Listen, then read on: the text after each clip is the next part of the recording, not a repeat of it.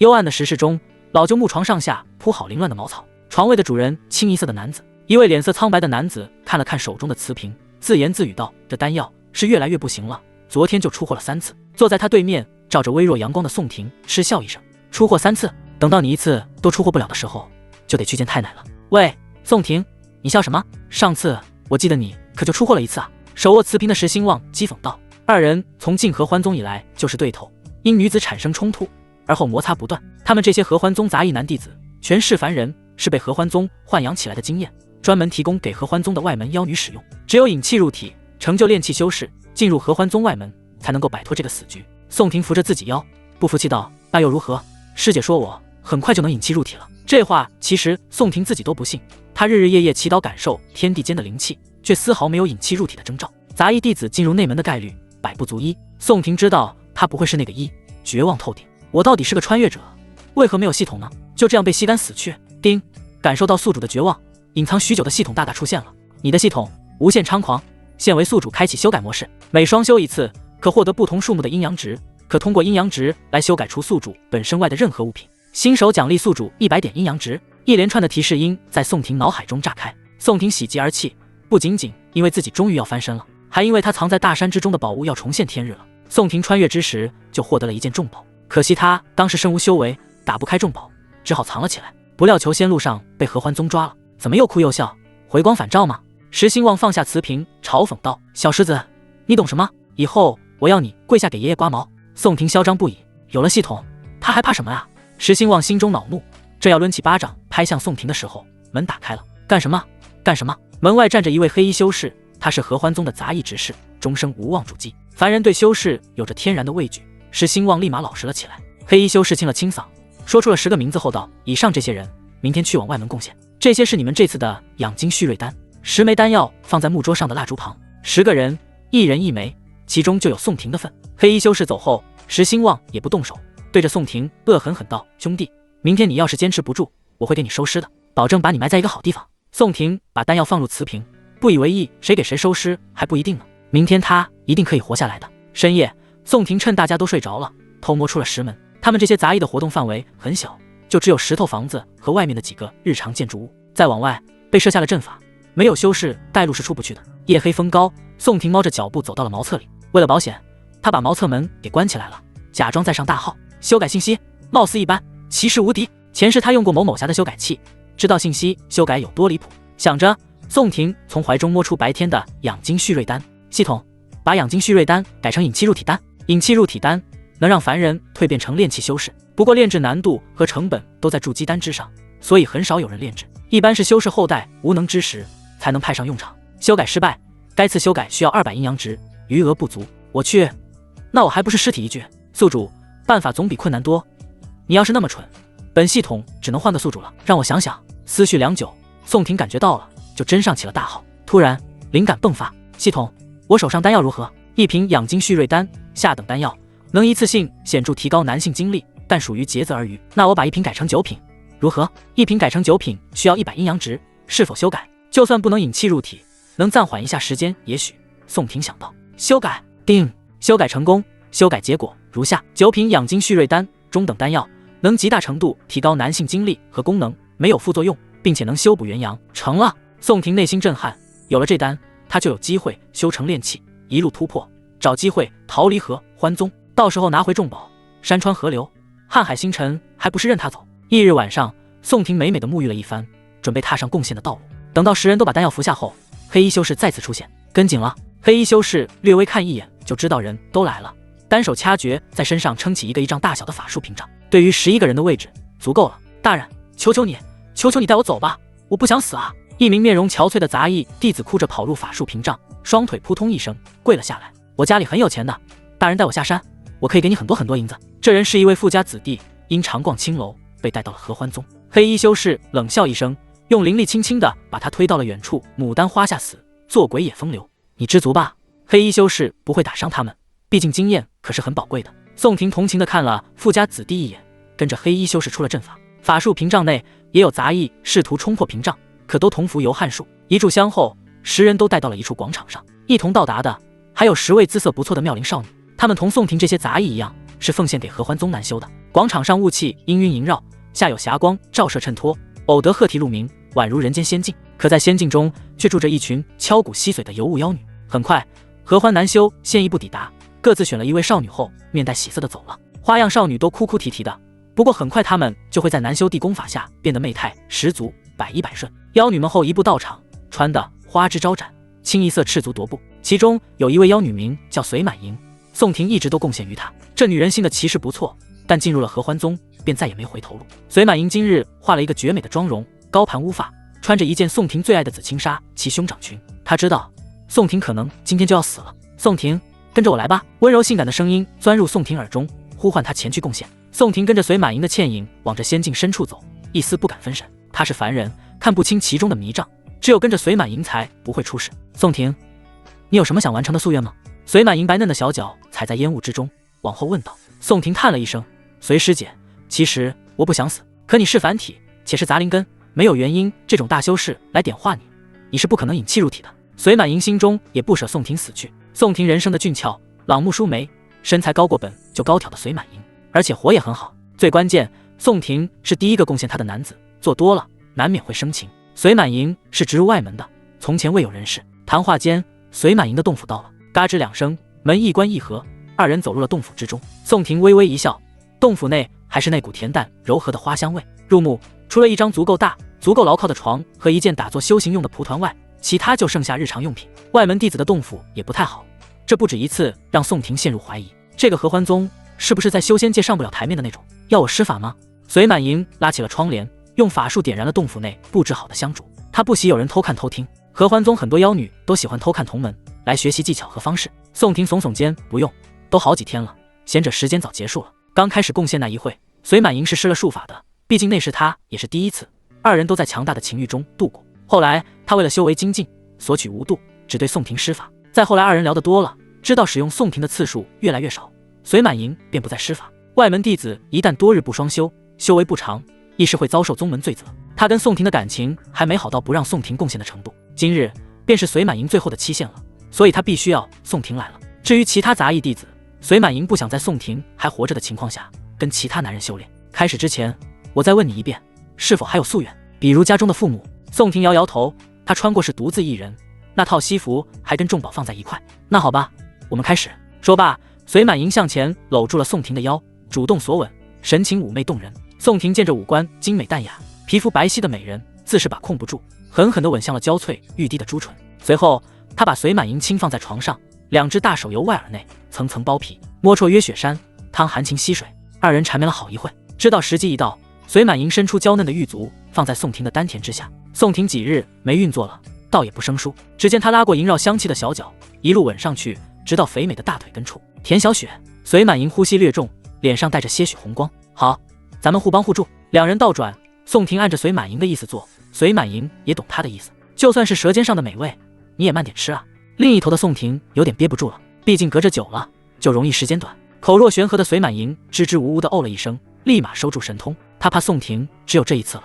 而后她擦了擦小嘴，从床上的衣物中翻出一颗丹药，放入宋婷的嘴中。忘记给你吃这个丹药了。这是什么？宋婷来不及吐出，丹药就化了。隋满莹笑呵呵道：“这是长长久久丸，让你一次尽兴。”宋婷哦了一声，摁住隋满莹，略开玩笑道：“看见，我要斩下你这躲在一线天里的妖女。”隋满莹被逗得咯咯笑，敞开门户欢迎宋婷的到来。她没有选择加到欢迎，怕宋婷死得太快了。哪知她多虑了，宋婷的攻势一波比一波强，一波比一波快。隋满莹控制不住地收缩了空间。宋婷，你不要命了？怎么，知道投降了吗？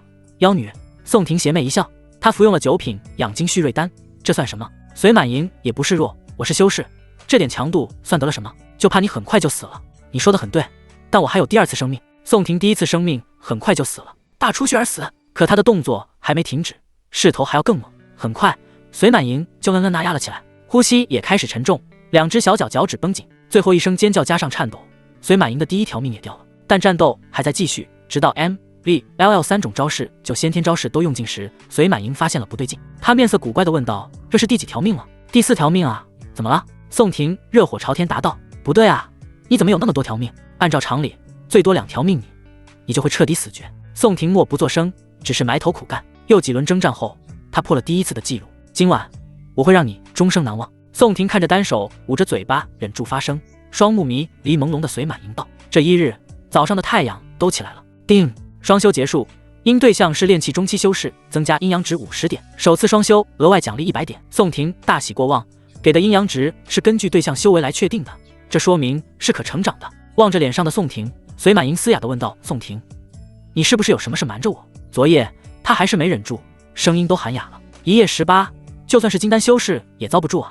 宋婷，一个凡人做到了，这让隋满银心中充满了惊讶与疑惑。没什么，师姐你好好休息和消化吧。宋婷把衣服穿了起来，给自己和隋满银各倒了一杯茶。隋满银狐疑地盯着宋婷，感受了体内的阳刚之气。这么多，你好厉害！合欢宗的双修之术并非一次吸走，而是留下吸收的，能长多少修为？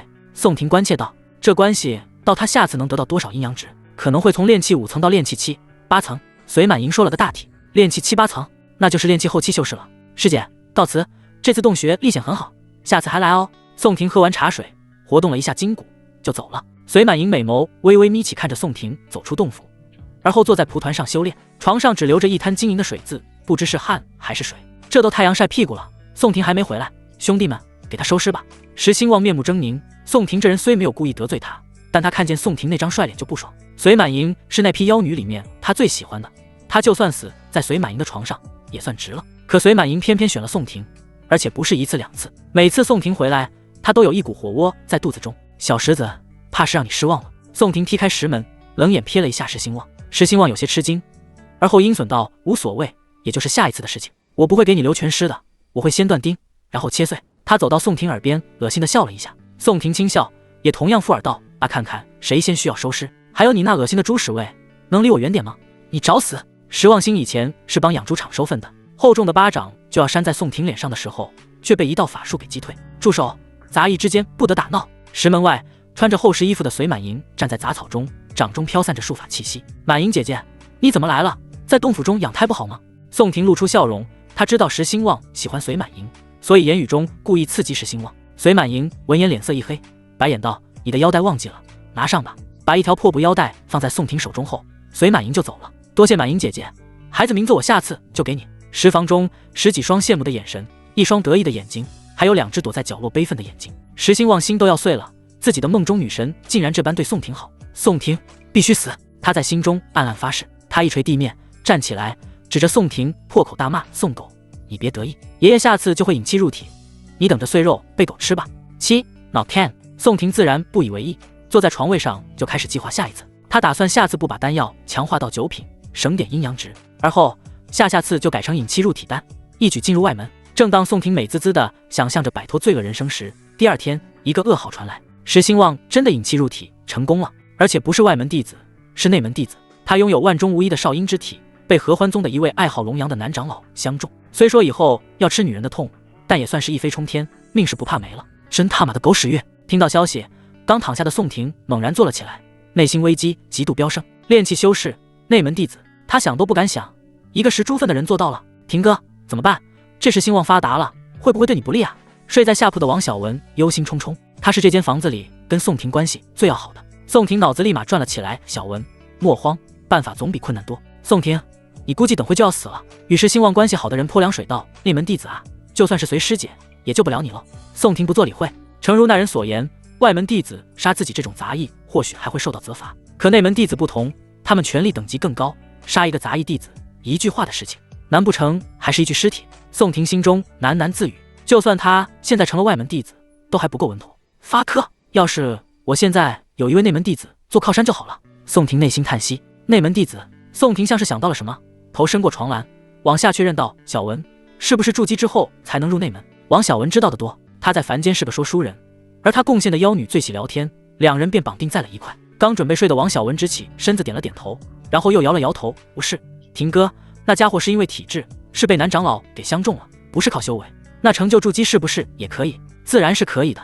好，宋婷得到这个消息后稍稍安心了，他有了一个计谋，只要这几天时兴旺腾不出时间来杀自己，他就10拿9稳了。而此时此刻，合欢宗的深处灵气浓郁，摆设布局惊绝的大洞府里，一名赤裸上身露出爆炸肌肉的中年男子坐在一把纯金打造的椅子上，椅子上雕刻着云雨欢腾中的鸟兽，让人看得不禁脸红。他戴着一副黄金面具，欣赏地看着下方跪在暖石上的石兴旺。小子，你运气不错，一个杂役弟子竟身怀少婴之体，难道老夫有生之年还能成就元婴吗？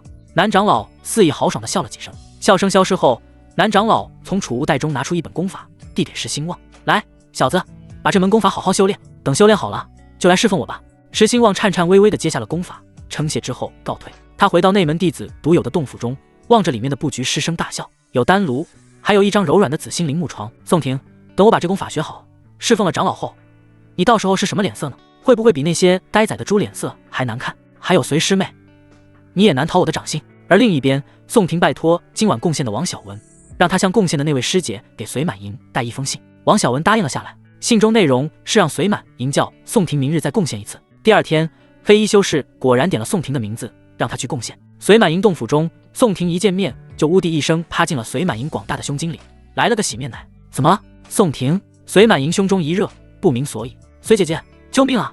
宋婷一边悲痛，一边诉说了石兴旺的事情。隋满莹整日宅在洞府，还未曾听说这事，倒是有些麻烦，我怕是帮不了你。隋满莹带有几分歉意。不，师姐，你可以的。宋婷笃定道。师姐，你什么境界了？运气好，练气8层了。怎么了？要是跟几日前一样，我给你很多。你几次有把握能到筑基？隋满莹小嘴微张，大概猜到了宋婷的计谋，应该2、3回就够了。不过你一定得有18次，保证18次。现在开始吧。宋婷，你那方面那么强，阵法外，黑衣杂役也忍不住开口询问。包含今天，宋婷已经是连续3天贡献了，次数太过频繁了。宋婷摸了摸鼻子，颇为不好意思道：“阿人，我好像在双修中感受到灵气的存在了，可能不久就会引气入体了。”杂役略有所思地点了点头。充斥花香的洞府内，隋满莹早已沐浴好了，躺在床上，用被子裹住娇躯，只留青丝如瀑和粉红如玉的脚底在外头。她如今越来越喜欢宋婷了，又能享乐，修为又长得快，谁能拒绝这种顶炉？炼气圆满了吗？宋婷急切地问道。隋满莹点了点头，被子一掀，风光大放道：“估计这次过后就能突破筑基了。明天我就去求姑姑赐下筑基丹。”隋满莹的姑姑是合欢宗的内门弟子，金丹修士，也是因为这层关系，在凡间孤独无依的隋满莹才来到了合欢宗。可惜这个姑姑对隋满莹不管不问，就连她受欺负也没出过手。宋婷靠近隋满莹，贴在她充满弹性不失肉感的胸部，如此甚好。隋姐姐，我总觉得你今天好香啊。讨厌。隋满莹俏脸一红，任由宋婷啃食。5个时辰后，宋婷大汗淋漓地收起了银枪，练枪结束。丁，双修结束，因对象是炼气圆满修士，增加阴阳值100。他迄今共获得520点阴阳值，包括新手的100，第一次双修赠送的100，一共4次双修，50、80、9万零100，除去4次强化丹药的400，还剩下120点。系统余额多少？宋婷心中确认一番。宿主算术不会，阴阳值120。宋婷心里呵呵，她怕这不正经的系统吞掉阴阳值。隋姐姐如何？能突破筑基吗？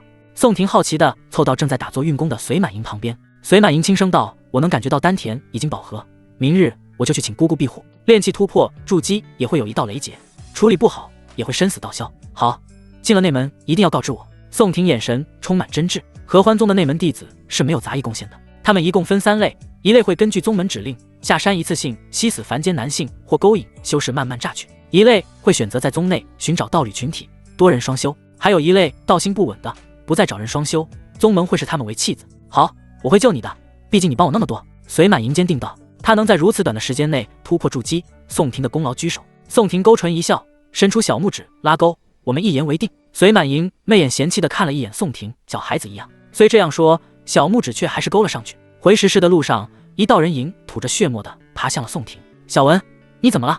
是谁？宋婷健步冲上前去，他大抵猜到了何人所为。石兴旺的动作好快。婷哥，是石兴旺。不过你不用怕，他走了。我说可有种他一个一个杀啊。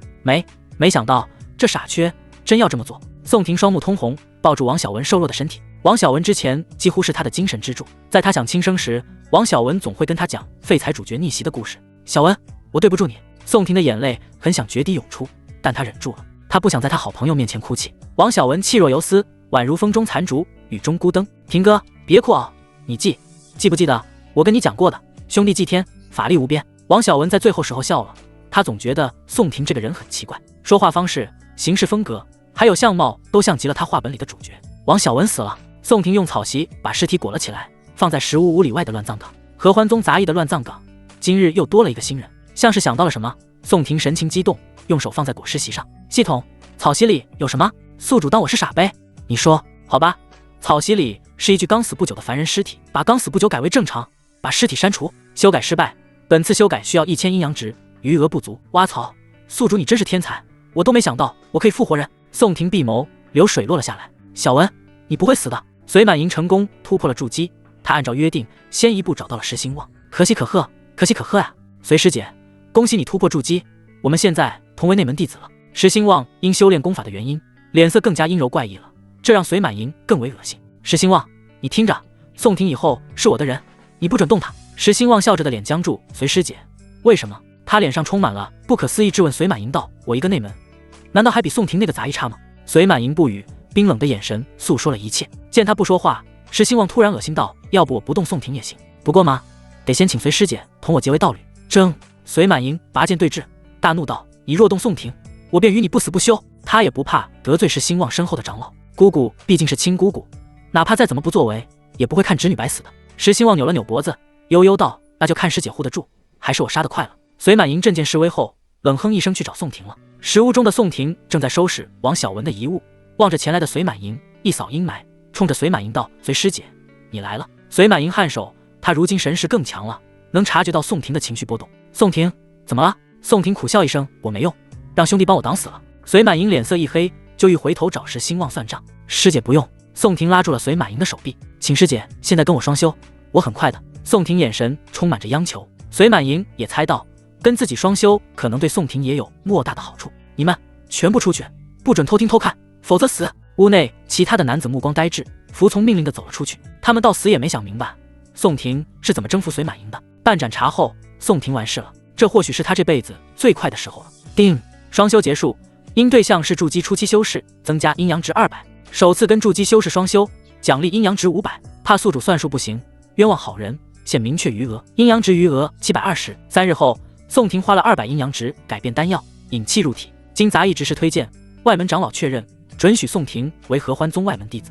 内门石兴旺洞府处，没想到宋婷也引气入体了，可惜他只不过是个外门。石兴旺站在椅子旁边，单手撑扶着椅把子思索，没有坐下。做这个姿势会让他屁股发出剧痛。该死的长老，力气那么大，电都要脱了。石兴旺神情气愤又无奈，他那块局部火辣，时不时还来一阵痛感。不过这些是值得的。宋婷、隋满银，你们这两个贱人，狗男女，我想要的都会得到。宋婷，下次下山掠夺时，就是你的死期。隋师姐，等长老突破元婴后，看我怎么玩弄你。他对隋满银的警告还是有所忌惮，所以石兴旺打算在宗外动手。长老的双修功法是双方受益的，现如今石兴旺已是炼气3层修为了。阳峰外门男弟子洞府聚集处，穿过层层迷雾，宋婷步履摇晃，背着草席卷来到了宗门分配给他的洞府里。吱嘎，单手出示令牌后，洞府大门缓缓打开，里面的布局不变，熟悉的大床、蒲团和一些杂乱无人收拾的生活设施。宋婷先把草席卷放在角落，收拾一通后，关上了大门，坐在蒲团上，他感受自蒲团上传来的静心感，从怀中拿出了合欢宗外门功法采阴补阳术。双修之时，按此术法运转体内周天脉络，催动元阳，吸收元阴至体内。宋婷合上功法蹙眉，这功法太过狠毒，他如今是修士，能感觉到自身被隋满银采补的元阳还没有恢复如初。若对凡尘女子运转此等功法，基本上运转一次后，女子就会夭寿。全力运转数次后，元阴会被吸食殆尽。系统，这功法如何？采阴补阳术，下等功法，损得岁命之术。提示：此术出世之时，天公恼怒，降下雷罚，创始者当场横死。能否把下等改为中等？功法按照强弱大致分为下等、中等、上等、极品、绝世以及传说中的仙术。本次修改需要300阴阳值，是否修改？是。宋婷毫不犹豫，他不想伤害那些无辜的女孩。叮，修改成功。修改结果如下：阴阳交汇术，中等功法，正统双修之术，主导之人会获得修为而不损害双修对象，阴阳值余额220。修改成功后，宋婷手中地功法忽然发出阵阵金光，树叶无风快速翻动，无数文字飞入空中，如春雪消融，而又再度新生，千变万化。3个呼吸后，再度放眼查看，功法内容已然不同。不错。宋婷看完之后会心一笑，开始修炼功法。此时洞府丈许外，几人阴恻恻地见笑道：好俊俏的小师弟啊！是啊是啊，要是能把他弄来去野外欢快，真是人生一大妙事。不错，你们都查仔细了吗？师兄，绝对没问题，他就是个杂灵根，是从杂役升上来的，没有背景靠山。那位被称为师兄的男子沉吟了一会，杂役升上来，毅力不一般的，做事的时候还是要谨慎，知道吗？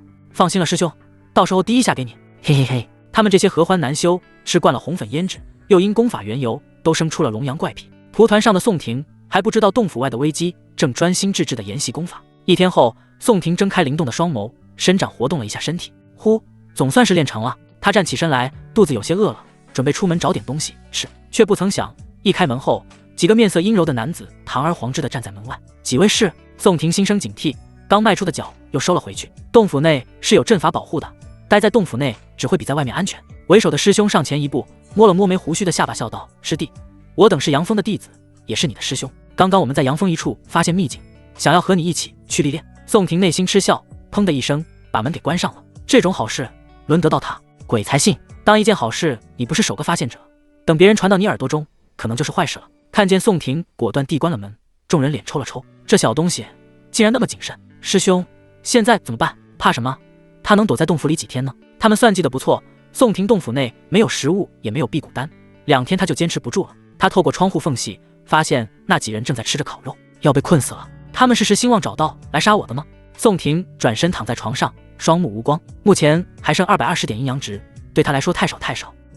门被推开，无精打采的宋婷出了洞府。外面的众人眼中闪过一抹金光，放下烤肉，围上了宋婷。宋师弟，你总算出来了，走吧，咱们一起去探索那处秘境吧。其中一位男子伸出手抓住了宋婷的手腕，宋婷身体猛地一抖，他在这人的眼神看出了欲望，而不是杀意，看来并不是要杀我的。宋婷如释重负，他猜对了，在窗口观察时，这些人身上没有携带刀枪，应该不是杀人。外门弟子没有储物袋，不可能隐藏武器。而后他在心底发问：系统检视结果如下：合欢宗男性修士，炼气6层，有龙阳之好。提示：一杀龙阳或魔境修士会获得阴阳值。宋婷心底一咯噔，一股杀意从心中升腾。这些人缠他的身子，他却缠这些人的命。可惜他现在太弱小，又是在宗门内，不好出手。检视完之后，宋婷甩开了那张粗糙的手。那人也不恼，嘻嘻一笑后道：宋弟弟好有个性。几人步行了一段时间后，来到一块密林处。密林中没有任何鸟兽，只有在深处偶尔发出惨绝人寰的尖叫。宋婷不时还能瞥见落叶中一些蜡烛、腥臭的塞子和沾染血迹的鞭子。合欢宗妖男比妖女变态多了呀！他眼神冷冽，只觉背脊生寒。几人停在一处空地前，转身背靠大树，笑眯眯地审视宋婷的身子。密林中的宋婷被这些邪恶的眼神看得头皮发麻。忽然，他举起了外门弟子的牌子，道：几位师兄，不好意思，执事传令于我，让我去完成任务。外门弟子每月必须完成1次任务，而令牌就是执事跟弟子交流的媒体。背靠树木的妖男各自对视，互通心意后，开玩笑道：宋弟弟，是什么任务啊？需不需要师兄们帮助？宋婷慢慢后退，轻笑道：师兄们，这个任务你们可完成不了，执事命我去贡献随长老。随长老？其人性格古怪，是最难以捉摸的内门长老。几人表情变化，不知宋婷话语真假。其中一人传音道：好像内门的随满营跟这人关系不错。混蛋，你不是说探查清楚了吗？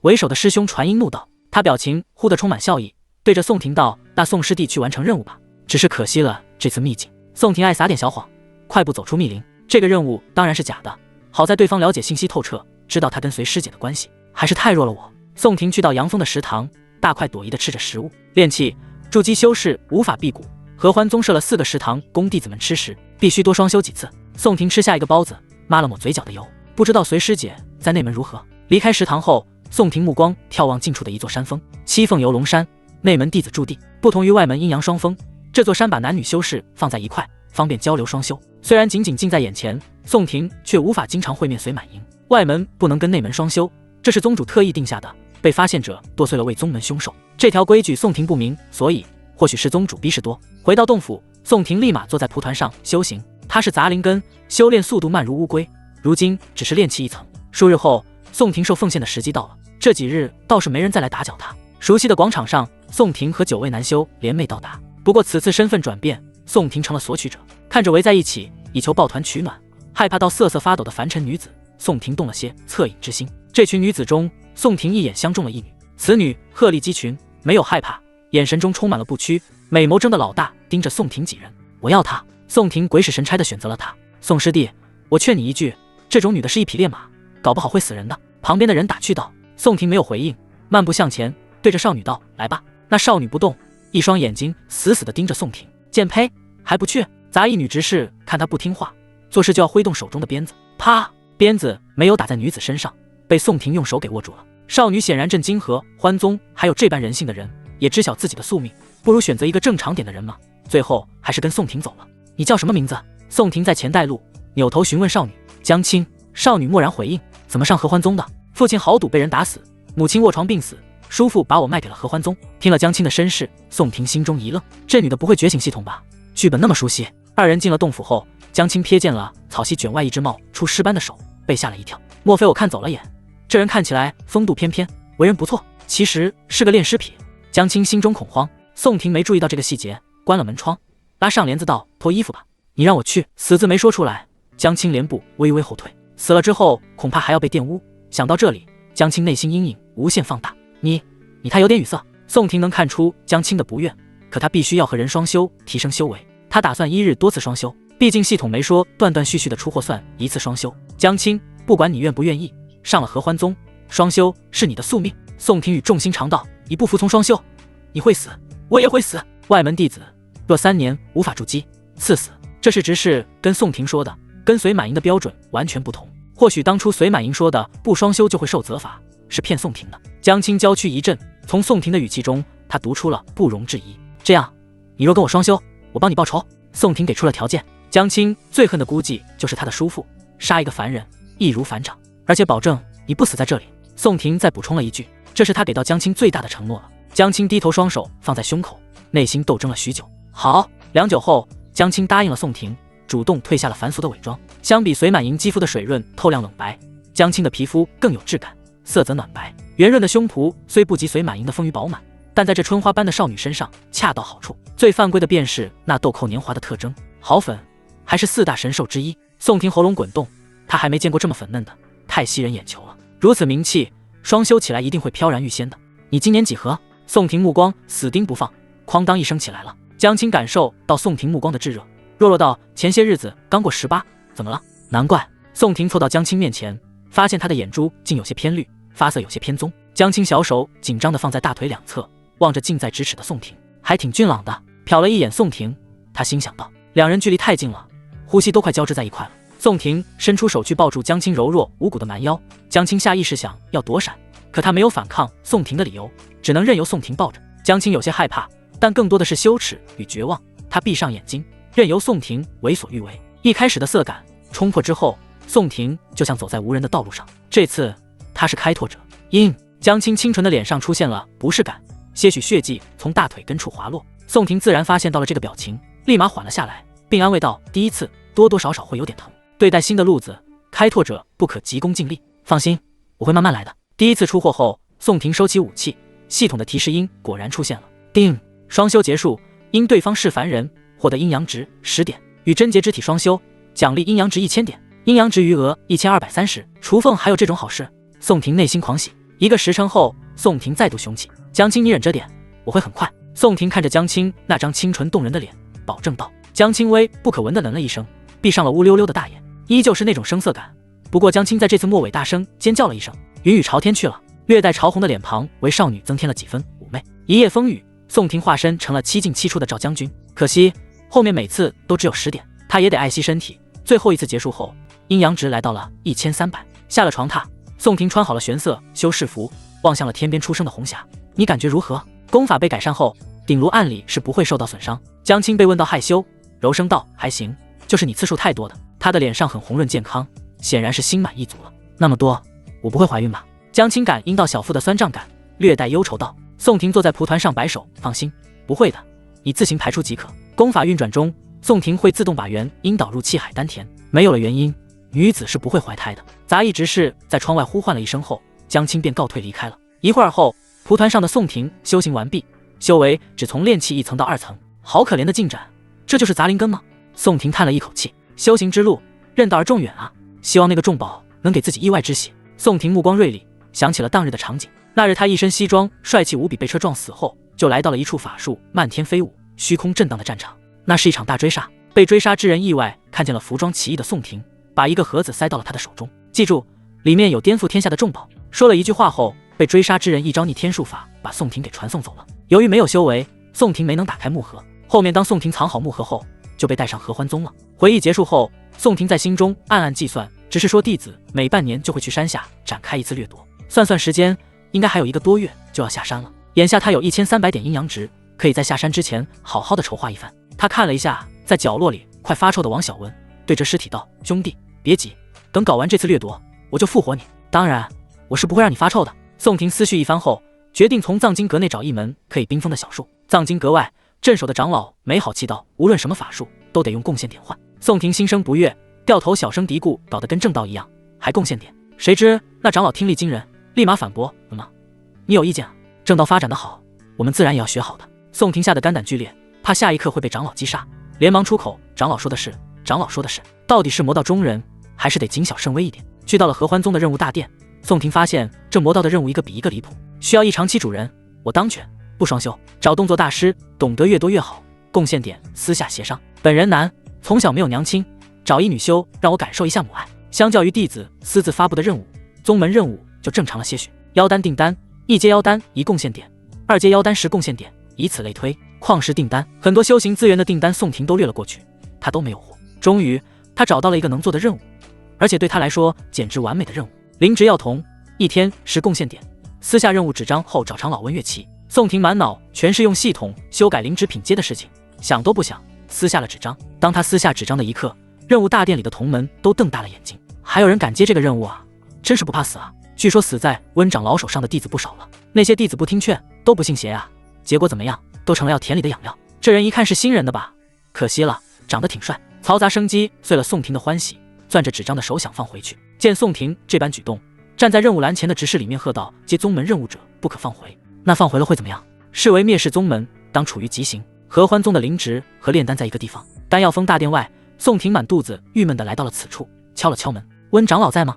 我是接了任务的药童。”“哦，门没锁，进来吧。”里面传来一个软糯糯而又呆呆的声音。不过宋婷可没把这个温长老当善茬，恭敬的应了一声后，轻轻的推开了大门。大殿里面打扫得很干净，但宋婷却闻到一股奶味。“温长老，你在哪呢？”宋婷也没敢胡乱走动，东张西望了一会：“我在炼丹房里面。”那个呆萌的声音再度传来。宋婷顺着声音来源，看见了在大殿里侧面炼丹房3个大字。他走了过去，炼丹房的门没关，在外面就能感应到一股炙热的气息，让人忍不住想褪去衣物。丹炉的火光映照在一位目光呆萌、喝着牛奶的少女脸上，或许称之少女还不准确。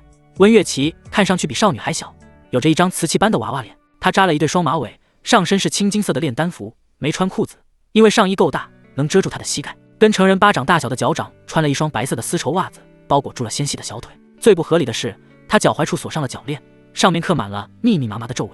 温月琪察觉到有人来到，扭头看向宋婷，放下了奶罐子，从怀中摸出1粒丹药。“新来的，把这枚丹药试一下，看看药效如何。”宋婷看向温月琪沾满炉灰的小手，稍稍犹豫了一下，拿起了丹药。拿起丹药的宋婷立马检测了起来，不知名丹药，药效未知。宋婷内心一颤，未知的才是最恐怖的。她怀疑死去的那些药童都是试药时出事的。在温月琪审视的软萌目光下，宋婷还是把丹药放入了嘴中。系统把不知名丹药修改成糖果，本次修改需要10点阴阳值，是否修改？含着丹药的宋婷迅速确认，口中的丹药变成了糖果。咕隆一声，宋婷把糖果吞入了腹中。温月琪拖着脚镣，好奇地走了过来，弱弱地问道：“感觉如何？”宋婷实话实说：“没啥感觉，就跟吃了个糖果一样。”“哦，是吗？”炼丹又出岔子了。明明上一次那药童吃完之后会口吐白沫，不断抽搐，然后神魂开始膨胀的。好在你没死，还可以再用一次，希望能出效果。宋婷无法想象这样伤人的话语是从一个娇小呆萌的女孩嘴中平淡地陈述出来。温月琪看起来人畜无害的，实则让宋婷心寒。“哦，对了，后院的灵田也需要你去除草浇水，你现在去吧，等待太阳落山后，你再来找我，我会把贡献值给你的。”说完这些之后，温月琪又翘起个2郎腿，抱住奶罐，坐在同他一样大小的丹炉前面观察火势。宋婷领命，他巴不得从炼丹房出来，远离试丹这一行为。炼丹房往后再走几里路，就到了药田。药田很大，以宋婷现在的目力还望不尽边际。田埂的前方有一眼灵泉，里面灵气雾化腾腾升起，比外门弟子洞府的灵气浓度至少高上数十倍。灵泉旁边有一些专门用于除草、施肥、灌溉的灵农具。宋婷走到灵泉旁蹲下，用手轻轻点了一下水面，顿觉全身舒坦无比。要是能在这里修行就好了，他感慨一声，随即拿起灵泉旁边的灵气，开始辛勤的劳作。太阳快落山之时，宋婷已摸清灵田内一半的作物信息，最有价值的便是灵田深处的那株青灵桃树。灵植共分4个等级：灵、圣、仙、道，而灵药又分为天灵药、地灵药、普通灵药，各分1到9阶。青灵桃果属于9阶天灵药，年份老的可以算半部圣药，也不怕我偷摘一颗。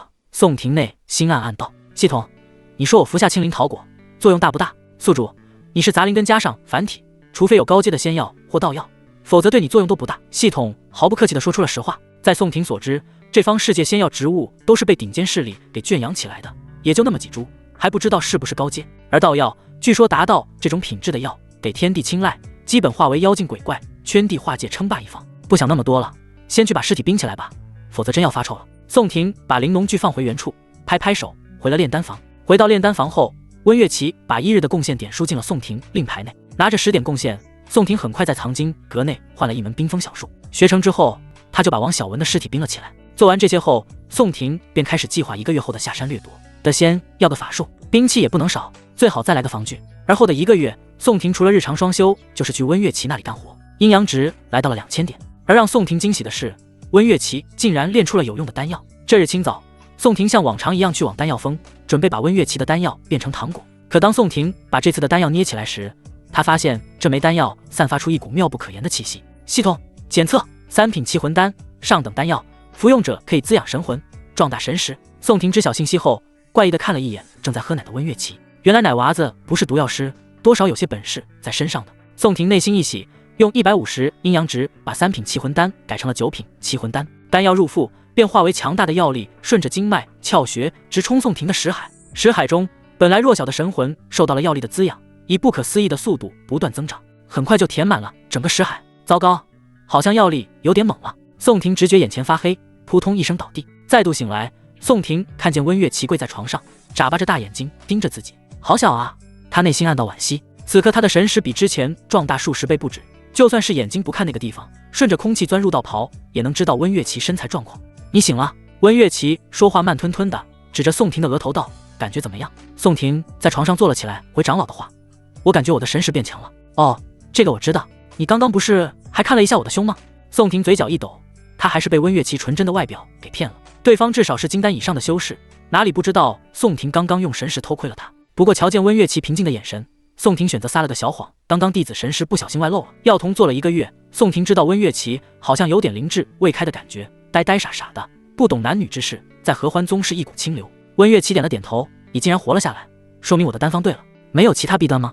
温月琪再次确认。宋婷摇了摇头，她现在极大放大神识，坐在这里都能看见灵田深处的青灵桃果，这种程度怕是不比寻常筑基修士的神识低。温月琪若有所思的缓缓点头后，跳下床又去炼丹房忙活去了。有了强大的神识，宋婷操作起灵农具来更加得心应手。正午时分，他就把今天需要的灵药全部收割了回来，领到了这次的贡献点。除去冰封小树那次花的10点，宋婷手上还有290点贡献点。他用这些贡献点去藏经阁中兑换了一门以功法著称的法术，继而又去炼器房内兑换了一件武器和防具。看着自己辛苦1个月买回来的东西，宋婷眉头一挑，打算用阴阳值强化。还有几日就要下山了，石兴旺还有那几个龙阳师兄，别让我遇到你们。功法是一门剑诀，名叫狂风剑诀，属于中等功法里的4品剑诀，上手简单。宋婷本只想换一部下等功法，但由于神魂的壮大，让他拥有了驾驭中等剑诀的能力。系统4品修改成9品，定修改成功，修改结果如下：9品狂风剑诀，中上等功法，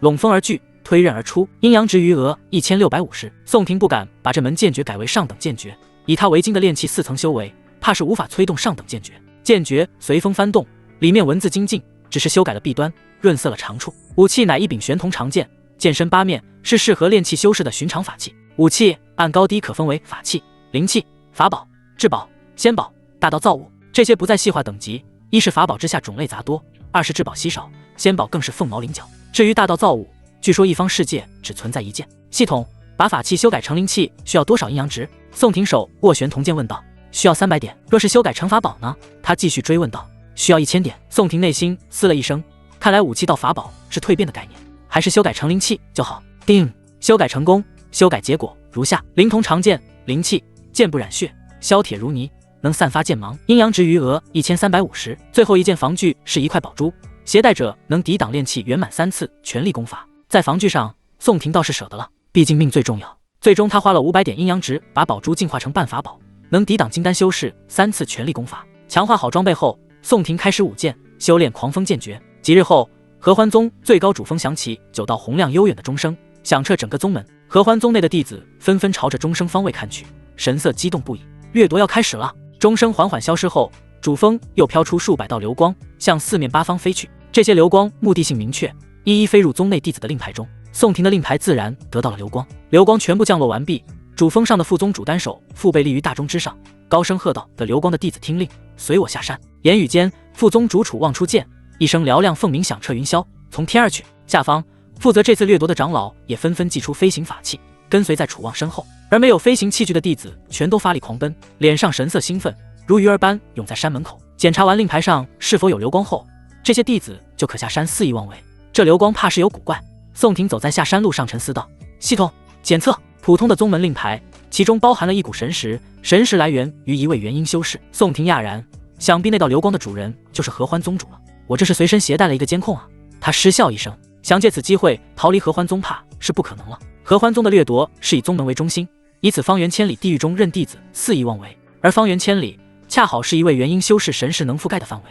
若是弟子逃离了这个范围，那可就不妙了。反观楚望等合欢宗核心成员，他们会去方圆千里之外的地方抢夺修行资源，他们已跟合欢宗共存亡了，自然是不会逃走的。此时合欢宗3000里之外的一个小国，楚望人未到，剑却先到，凤鸣高亢，剑气如火骄纵，一剑便破开了一个修仙家族的护族法阵。不知是哪位前辈驾临。晚辈一位中年大腹便便的男子现身，弯腰低眉，可话还没说完就被楚望一掌打成肉泥。楚望杀了中年男子后，顺步到一名面容姣好的少妇身边：“刚刚死的是你主家吧？他太废物了，一个筑基在这里可以做足长，但还是护不了你周全是不是？”少妇被吓得骨颤肉惊，泪流不止，只顾着频频点头。楚望摸上少妇流着泪的面庞，猛然捏起白玉峰道：“你以后跟着我，知不知道？”少妇连连点头，识趣地钻入楚望的怀中：“真没骨气啊！哈哈哈哈！你的男人刚刚可死在我手上啊！”楚望大笑几声，手掌猛地往少妇身下一掏，顷刻间就把少妇的元婴吸食殆尽了。少妇如遭雷击，尿了出来嘛，而后身下血水狂流不止，扑通一声倒地，再起不能。半炷香后，一个小修行家族覆灭。有时命运就是那么突然，你有成为仙族的梦，可楚望来了。山下的宋廷不知道远方发生了那么凄惨的事情，只顾着去寻找那件重宝。往哪里走来着？宋廷有些忘记来时的路了。他到合欢宗几个月了，记忆有些模糊。就在宋廷迷路之时，一个熟悉的身影出现了。石兴旺从一条羊肠小道中显现身形，阴翳的目光盯着宋廷。宋廷好兄弟，好久没见啊！他张开手，假装要拥抱宋廷一样。宋廷转身看见缓缓上前的石兴旺，笑了笑：“我说怎么有股猪屎味？原来是小狮子来了。”石兴旺脸色一顿，忍住怒气，笑道：“纵狗，我掏猪粪总比你卖兄弟的人好啊！”宋廷也忍住怒气，指着石兴旺的脸道：“你怎么变得那么娘了？哦，对了，长老的棍棒教育如何啊？屁股不舒服吧？”石兴旺听到这面色涨红，拳头恨不得把指甲插入肉里。宋廷，这里可没随师姐护着你，你靠不了女人的。隋满营并不在这次掠夺的队伍里，合欢宗会留一半弟子守护宗内，防止内部中空。宋廷望着已经动怒的石兴旺，拔剑指着他道：“我宋廷可以用女人，但绝对不会靠女人。敢用剑指着内门弟子、外门弟子宋廷，你好大的胆子！”石兴旺从背后抽出一柄长剑，二人对峙，两人都知道水火不容，同时出剑杀向对方。宋廷，你知道吗？我每天晚上做梦都会杀你一遍，就像这样，我们互相出剑，可死的只能是你。剑修若全力厮杀，一招便会出胜负，10招之内定生死。宋廷手中灵瞳八面剑威风凛凛，剑齿上有缕缕清风吞吐不定，破空迎着石兴旺斩出。石兴旺冷笑，手中长剑划破空气，发出尖锐的笑声，与宋廷的灵瞳八面剑碰撞在一起，两剑相交，发出金铁交鸣的声音，震得周围树叶簌簌而落。宋廷眼中闪过一丝惊诧，他没料到石兴旺手中的剑也不差，竟然能与自己抗衡，俨然也是一把灵气。两人身影交错，快如闪电，剑光闪烁，令人目不暇接。凭借强大的神识，在宋廷的眼中，石兴旺的动作很慢，能被他预先知晓。宋廷，他竟然修出了剑芒，好在我修为比他高些，否则怕是会饮恨在此。石兴旺心中冷战连连，剑修的成长分为修剑芒、使剑气、悟剑意、小剑运，最后是成剑仙，每一关都是龙门，关关难如上青天。他自是不知宋廷练成了的是9品狂风剑诀，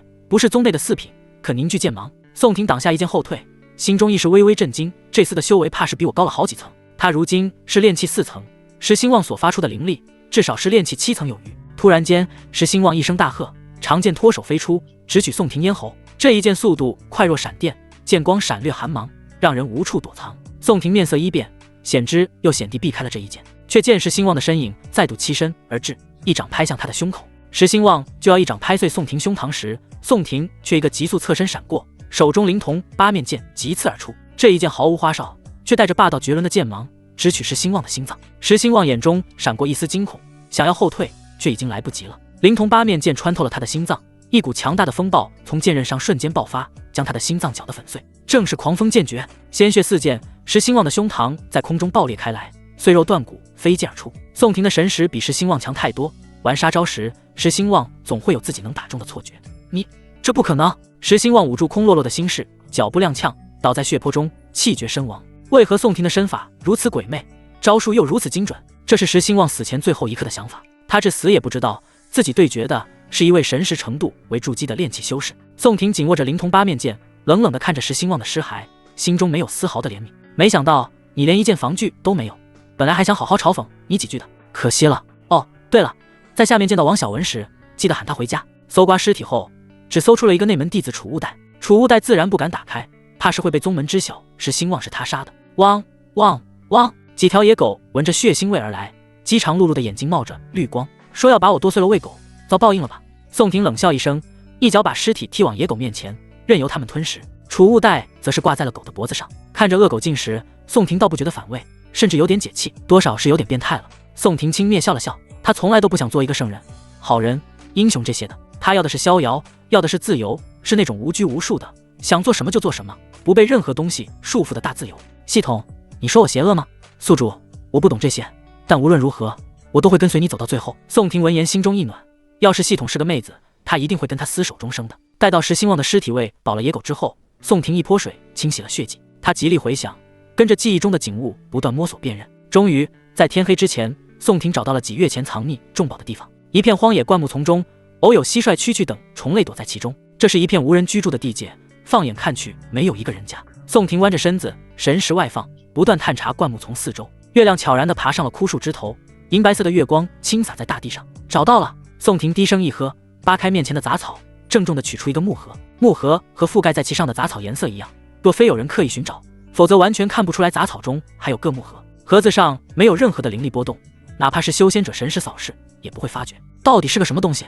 宋婷双手托着木盒，没有打开。她脑海中想起了被追杀大修士的话语，记住，里面有颠覆天下的重宝。想到这里，宋婷立刻让系统检视木盒。绝息木盒，一宝，能隐藏木盒里面的东西。不出所料，宋婷的神识也穿不透木盒。保险起见，她在荒野中寻到一处无人的山洞，钻入其中。抵达山洞最底部，宋婷没有点绕任何光照物，以防别人发现。筑基修士的神识可以做到黑暗中视物。宋婷缓缓坐下，手中凝聚灵气放在绝息木盒上，咔嚓一声，木盒顶部出现几条规整统一的纹路，皲裂开来。盒内的空间呈现在宋婷的神识中，一本泛黄的兽皮纸，一块背面朝上的东西。宋婷手伸进绝息木盒，从中先拿出兽皮纸。兽皮纸的最左边赫然写着著作语：天下修士为灵根少仙而喜，素有天灵根、仙灵根等天眷之根，此等灵根崛起之快，强于寻常灵根100倍不止。无罪验此等人，也愿天道不公，乃苦心演算推化，呕心沥血数千载，得此功法，欲传世人，以灵根之弱，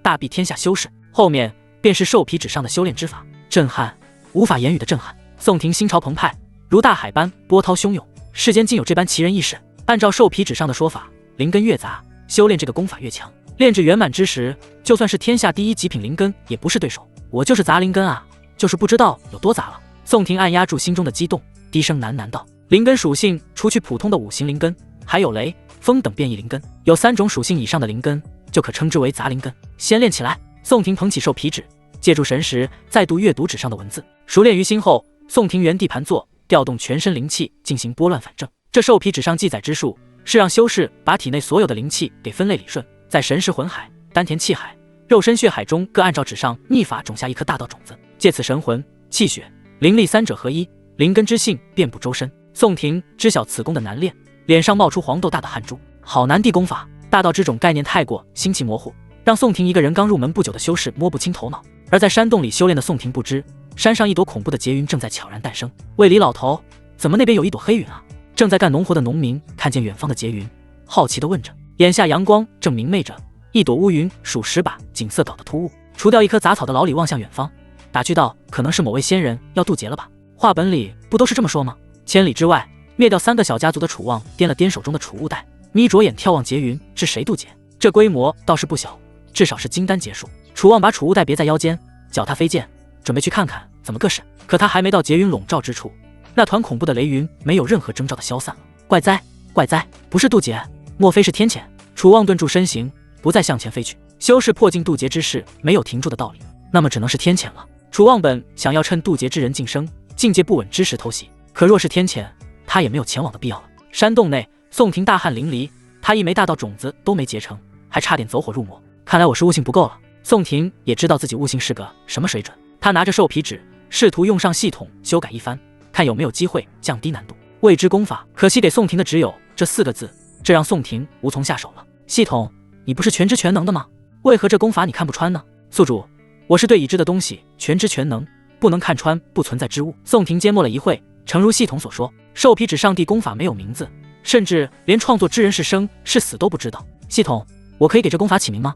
宿主，给功法起名就得承受功法所带来的因果。宋婷顿时打消了这个念头，他还没忘记创造彩阴补阳术之人惨死的事情。对了，还有一个东西。宋婷把兽皮纸放在怀中，从决心木盒中拿出了另外一件东西。这是个什么物件？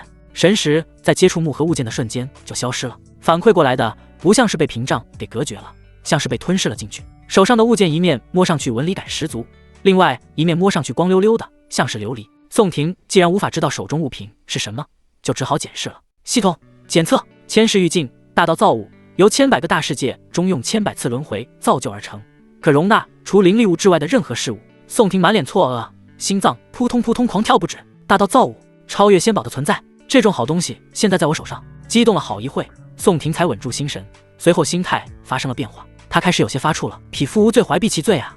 那个被追杀的修士到底是什么身份？为何要把这么重要的2件物品交给自己？身怀2件如此重宝，宋婷真怀疑他是大罗神仙之列，自己要是被追杀的人查到了，必死无疑。想到这里，宋婷默默地把兽皮纸放在千世玉镜上，悄然无声的玉镜便把兽皮纸给吸了进去。不对，我要怎么取出来呢？宋婷犯浑了，也急了，他只好从山洞中出来，适应了外面刺目的阳光后，观察了一番这件大道造物。镜面是一块湛蓝的美玉，打磨得很精致，可以当普通镜子使用，而背面材质天青，不知是何等晶莹铸成的。天青镜被刻了许多晦涩难懂、极具鳌牙的铭文，还有一些羽兽虫鱼，都是宋婷不认识的。宋婷试着用灵力为媒介使用千世玉镜，不出意外，玉镜没有任何反应，如同一块死物。系统，怎么打开千世玉镜？宿主，看没看过画本？滴血认主不会吗？宋婷纳闷，你是说这大道造物还是个无主之气？是的。宋婷心花怒放，刺破指尖向镜子背面滴入一点鲜血，果真千世玉镜的背面像是活了过来，羽兽虫鱼争相啼鸣，铭文也发出圈圈神息，荡漾四周空间。这种情况一会就消失了。再度用灵气接触后，千世玉镜瞬间发出青蓝色息光。宋婷的神识这次如入无人之境，轻而易举地进入了玉镜世界。玉镜内空荡无垠，里面除了一张兽皮纸，就是宋婷之前被吞噬的神识。2股神识交汇在一起，他心念一动，兽皮纸就出现在玉镜的上空。拿到兽皮纸后，宋婷打算冒着危险继续修行上面地功法，不能暴殄天物啊！况且追杀的人那么久都没追过来，宋婷准备换一个地方再好好修炼功法。狡兔都有3窟，何况宋婷是人。寻到一处破庙，确保神识范围没人时，宋婷着手修炼。就在他入定着手调顺灵气时，劫云悄无声息地开始在他头顶聚集。宋婷心有所感，结束修炼，抬头望去，却见漆黑如墨的劫云消散了。要打雷下雨吗？宋婷心中嘀咕了一句，再度入定。劫云也随着宋婷的修炼，在他头顶再次聚拢。如此反复，宋婷这才知道顶上乌云是为自己而生的。修炼这功法就会被雷劈啊！宋婷心底忌惮，可又对功法趋之若鹜。对了，我不是有镜子吗？而且有了这朵劫云，料那些心怀鬼胎之辈不敢靠近。这般想到后，宋婷把千世玉镜放在身前，坐在破庙神像下的积灰蒲团上，继续修炼兽皮纸上地功法。3日后，一团比整个破庙还大的劫云笼罩在宋婷头顶。宋婷此时却不敢有丝毫的分神，他到了关键的时刻，一粒大道种子正在他的丹田气海处显现雏形，很快就要完全栽种下去。又过了半天之后，一粒七彩的大道种子扎根在宋婷的丹田气海之内，成了。宋婷脸色舒缓，停止功法的运转，用手抹去了额头上的汗珠。这劫云怎么还不消散呢？难道是要降下雷霆？宋婷把千世玉镜举在头顶，生怕下一刻雷劫会应声降下。结果半晌后，天上仍然没有什么动静。他试着往庙宇外走去，那劫云果然跟上，形影不离。莫非是要3枚种子全部种下后才会降下雷劫？宋婷心中猜测，他不可能说顶着劫云回纥欢宗啊，也只能试一下了。宋婷硬着头皮坐下，开始打坐调息，筹备种下另外2枚大道种子。3枚大道种子分别代表肉身气血、魂海神识、丹田灵力。太难了。破庙中的宋婷睁开双目，从怀中拿出一粒辟谷丹吞下。他从温月琪那里没少顺辟谷丹，修行兽皮纸上地功法已经7日，进展还是只种下了丹田中的那一枚。宋婷翻开兽皮纸，试图在上面理解出更多的意思，尝试更多的可能。魂海大道种子，托无常，入虚清，融灵根之魂，观想若目，一阵头大。宋婷真怀疑他前世的文化水平，在这个世界都不如修仙界里的志同。丹田内的大道种子种下，纯粹是因为他还算学习了系统的炼气知识，可神魂、肉身之事，宋婷是一点不懂。要是有个什么翻译器就好了。宋婷躺在地面上，仰头透过庙宇破瓦能看见乌黑的劫云。掠夺会持续1个月，1个月后弟子还没回宗门，合欢宗会派人去寻找。忘记时间的弟子还好，回宗责罚一番便是，而叛离宗门的直接处死。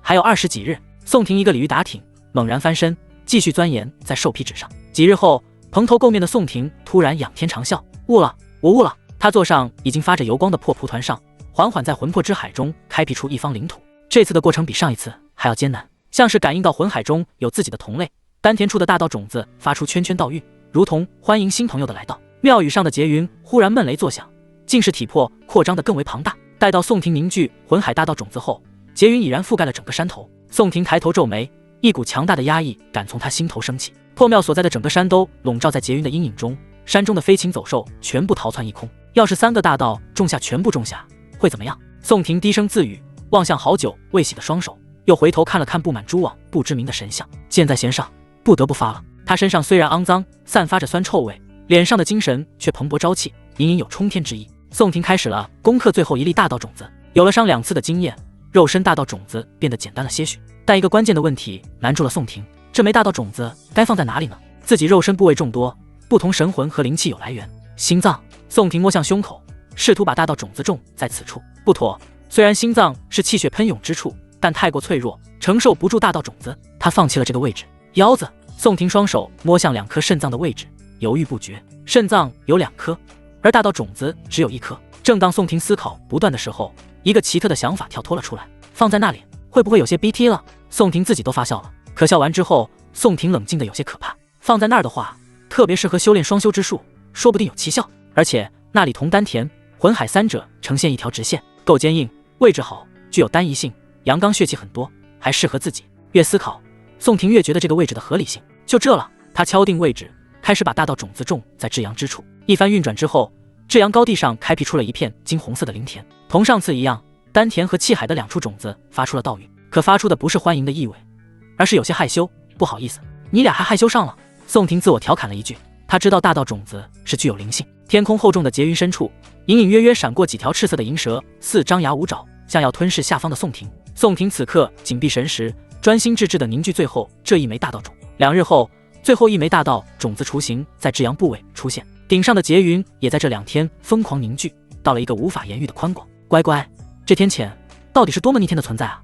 楚王抱剑躲在远处，凝重地看着那朵劫云。方圆10里，这种程度的劫云亘古未闻，而且还有变大的意思。他当年金丹进元婴之时，所成劫云也不过方圆100丈。破庙周边的村民全都迁移了出去，就连一座城池怕那朵劫云还会扩张，都暂时遣散了城内百姓。楚望猜得不错，劫云还在变大。待到宋婷至阳上的大道种子快完全栽种下时，劫云达到了方圆几10里，此等广袤，已把周边的好几座山头覆盖在下了。附近的城池也都紧急疏离百姓了。我再拖一会儿吧，等凡人全部走光。宋婷坐在蒲团上，他种下魂海道种后，神识已可扩散100里之远。他看见远方的城池还有凡人在仓皇逃离。宋婷现在无法移动，没能预料到天劫有如此大的规模。虽说玉镜能抵挡雷霆，但宋婷怕劫云远不止那么简单。到底是哪位大能寡头啊？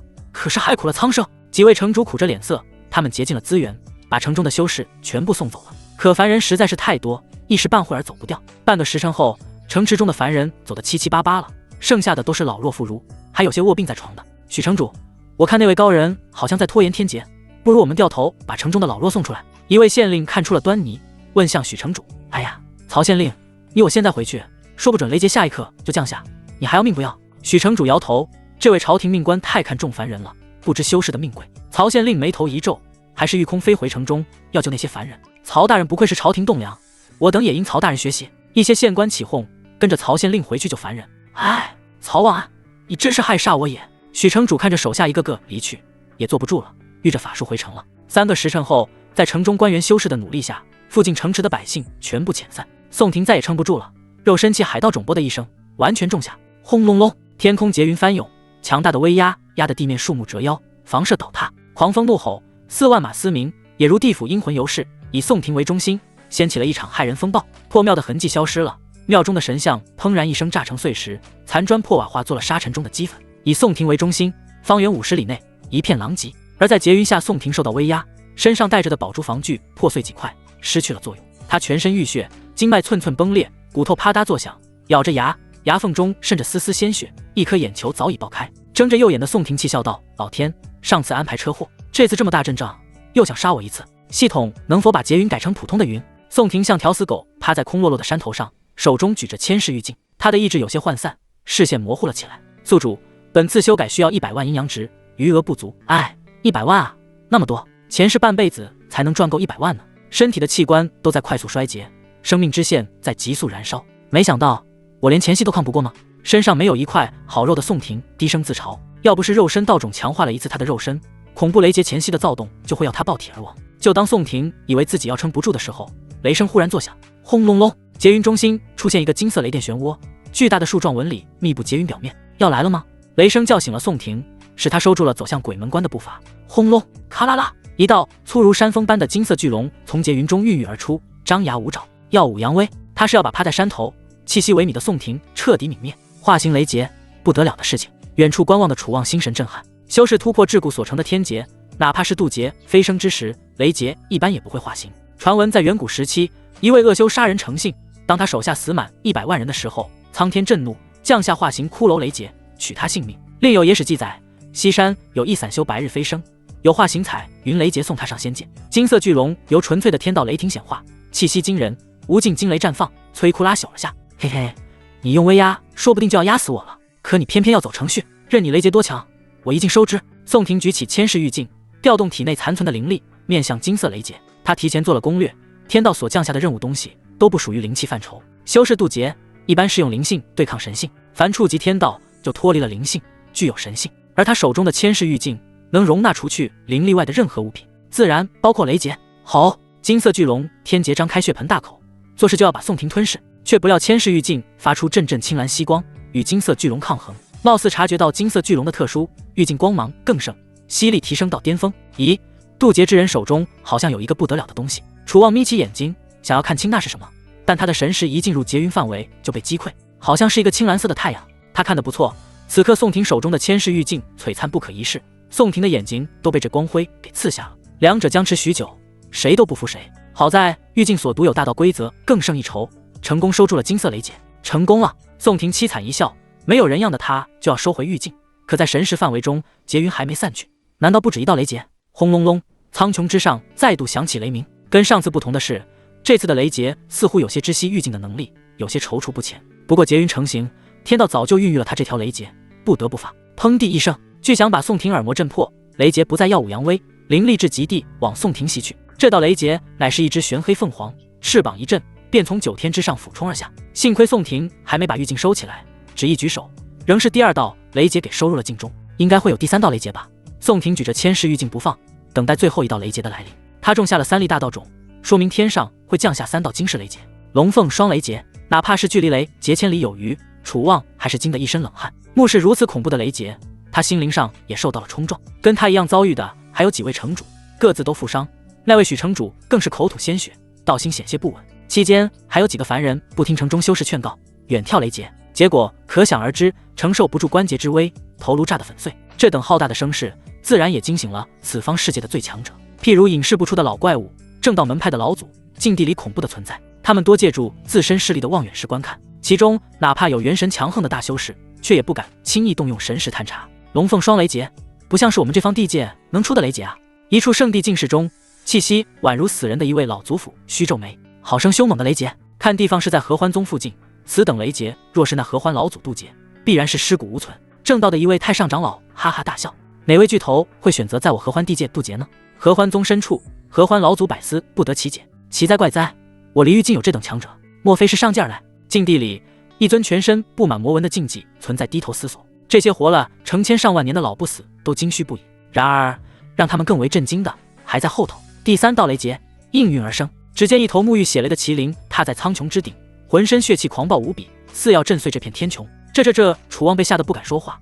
他听都没听过3道化形雷劫的事迹，其他的老怪物也都倒吸一口冷气。要知道，这3道雷劫随便拿出1道来，他们加在一起都不够死的。现在，在他们的世界中，有位不知名的存在，一次性召唤了3道龙凤麒麟3雷劫，闻所未闻，闻所未闻啊！圣地老祖失声大叫，合欢老祖呆愣在原地，久久不语。正道太上长老也不敢再笑。若是此人是魔道巨擘，那么整个离域的正道势力将会有灭顶之灾。渡劫若是魔道，早早劈死就好；要是个正道修士，就活下了好了，一举攻破魔道。境地存在默不作声，他颤抖的手拿出一件至宝，试图联系上界势力。血色麒麟吸取了前2道雷劫的教训，在快要降在宋婷头上的时候，突然掉了个头。他躲过千世玉镜辐射的区域，冲宋婷背后来了。我眼瞎，不是心瞎。宋婷冷冷一笑，头顶上的玉镜伸到脖子后面，光芒大作。血色麒麟雷劫最终也没躲过，进入了玉镜之中。雷后便是雨，天空一扫之前的阴沉恐怖，而变得绚丽多彩了起来。一朵五光十色的庆云代替了劫云的位置，下起了流金般的绵绵细雨。锦星、金乌、鹰兔等异象浮现在天际。宋婷的脚边长出诸如白莲、玄翅灵芝等祥瑞之物，沐浴在金雨中。宋婷原本的伤势肉眼般的愈合了，骨肉重生，眼前恢复了光明，耳畔也响起了哗啦哗啦的声音。可怖的场景变得充满仙韵，3个道种也趁此机会汲取金鱼的神力，开始长出根须。宋婷感受到体内传来的力量，隔空一拳打出，砰地一声，前方出现音爆声，在金雨灵力中打出了拳印。我现在的招式可以蕴含了气血、灵力、神魂3层力量，也就是说，无论我对上谁，只要对方3者有一点弱点，就会被我击败。宋婷内是3粒生了根的大道种子，微微一笑，它是杂道不能再杂的灵根，7种属性的灵根，兽皮纸上帝功法对他来说再适合不过了。现在的他体内是没有灵根的，对，无根之人。他的灵根分化成了3个大道种子。奇怪，兽皮纸上并无说明修炼此法后一身灵根不显啊。这一场雨把天空洗得很澄澈，如同一面明镜。有人来了，神识范围内数道身影从不同的方向飞来，几个呼吸后就会到来。宋婷躲了起来。来人若是知道渡劫之人只是个炼气修士后，说不准会动什么歪脑筋。正道太上长老第一个到，在下武圣门罗素剑，敢问是哪方的高人在此渡劫？若不嫌弃，可来我武圣门做客。罗素剑对着山头微微鞠躬，邀着等大人物，你武圣门怕是没资格吧？小子玉仆圣地程非礼，拜见前辈高人。程非礼态度很低，对着宋婷之前站立的地方深深一拜。接踵而至的是境地存在各门派的老祖。境地存在联系过上界，最近并没有强者下界，这让他更为胆颤。若是本界之人渡劫成功，那么今后的这些势力都会进行大洗牌，甚至可能会出现一家独大的情况。他张开刻有魔纹的嘴唇表态，不知阁下是何方神圣，若不与境的为敌，境地会一直跟随你。在场的老祖都纷纷表示友好，到后面甚至连朝廷都来了一位王爷对宋婷示好。离域巅峰势力的发言人齐聚在荒野的小山包上，可惜他们等到最后也没有把宋婷等出来，而始作俑者宋婷早就下山了。那些大修士很多不敢外放神识探查，怕惹恼了渡劫存在，就算是有人神识外放，也只会在山头上查看，所以他们口中尊敬的巨擘宋婷不会出现在他们面前。这一事件最后以闹剧结尾，大家都不欢而散，也都忧心忡忡。宋婷弄了几只野味打牙祭、生火、烤肉，一气呵成。还有几天就要回宗门了，他一边吃着冒着香油的烤肉，一边思索，是时候把令牌拿回来了。宋婷在着手修炼兽皮纸功法之时，就把令牌放在了外界，以防合欢中人透过令牌监视自己。明月高悬，宋婷来到丢弃令牌的地方，却发现令牌被一人拿在手中。这人腰间别着赤凤宝剑，披头散发，浓墨夜色中那双狼豹般的双眼让人见着芒刺在背。外门弟子宋婷何故把令牌抛弃此处？楚望质疑道：你可知道，令牌在，人就在；令牌不在，人可得死。宋婷停在远处，没有靠近楚望。当日下山之时，他曾看见楚望遇见的神通，必然是金丹之上的修士。弟子不慎把令牌遗落此处，后知后觉，这才返途寻找，还望楚宗主宽宏大量，归还令牌。宋婷的语气很恭敬，怕得罪这位合欢副宗主。可楚望倒是没有刁难宋婷，他也没理由刁难一个外门弟子。令牌飞入宋婷手中，楚望提醒了一句：身为我宗门弟子，下次外出一定要令牌随身，若是遇到了正道魔头的追杀，令牌可救你性命。出乎意料的，楚望没有责怪宋婷，反倒像一个长辈一样告诫宋婷。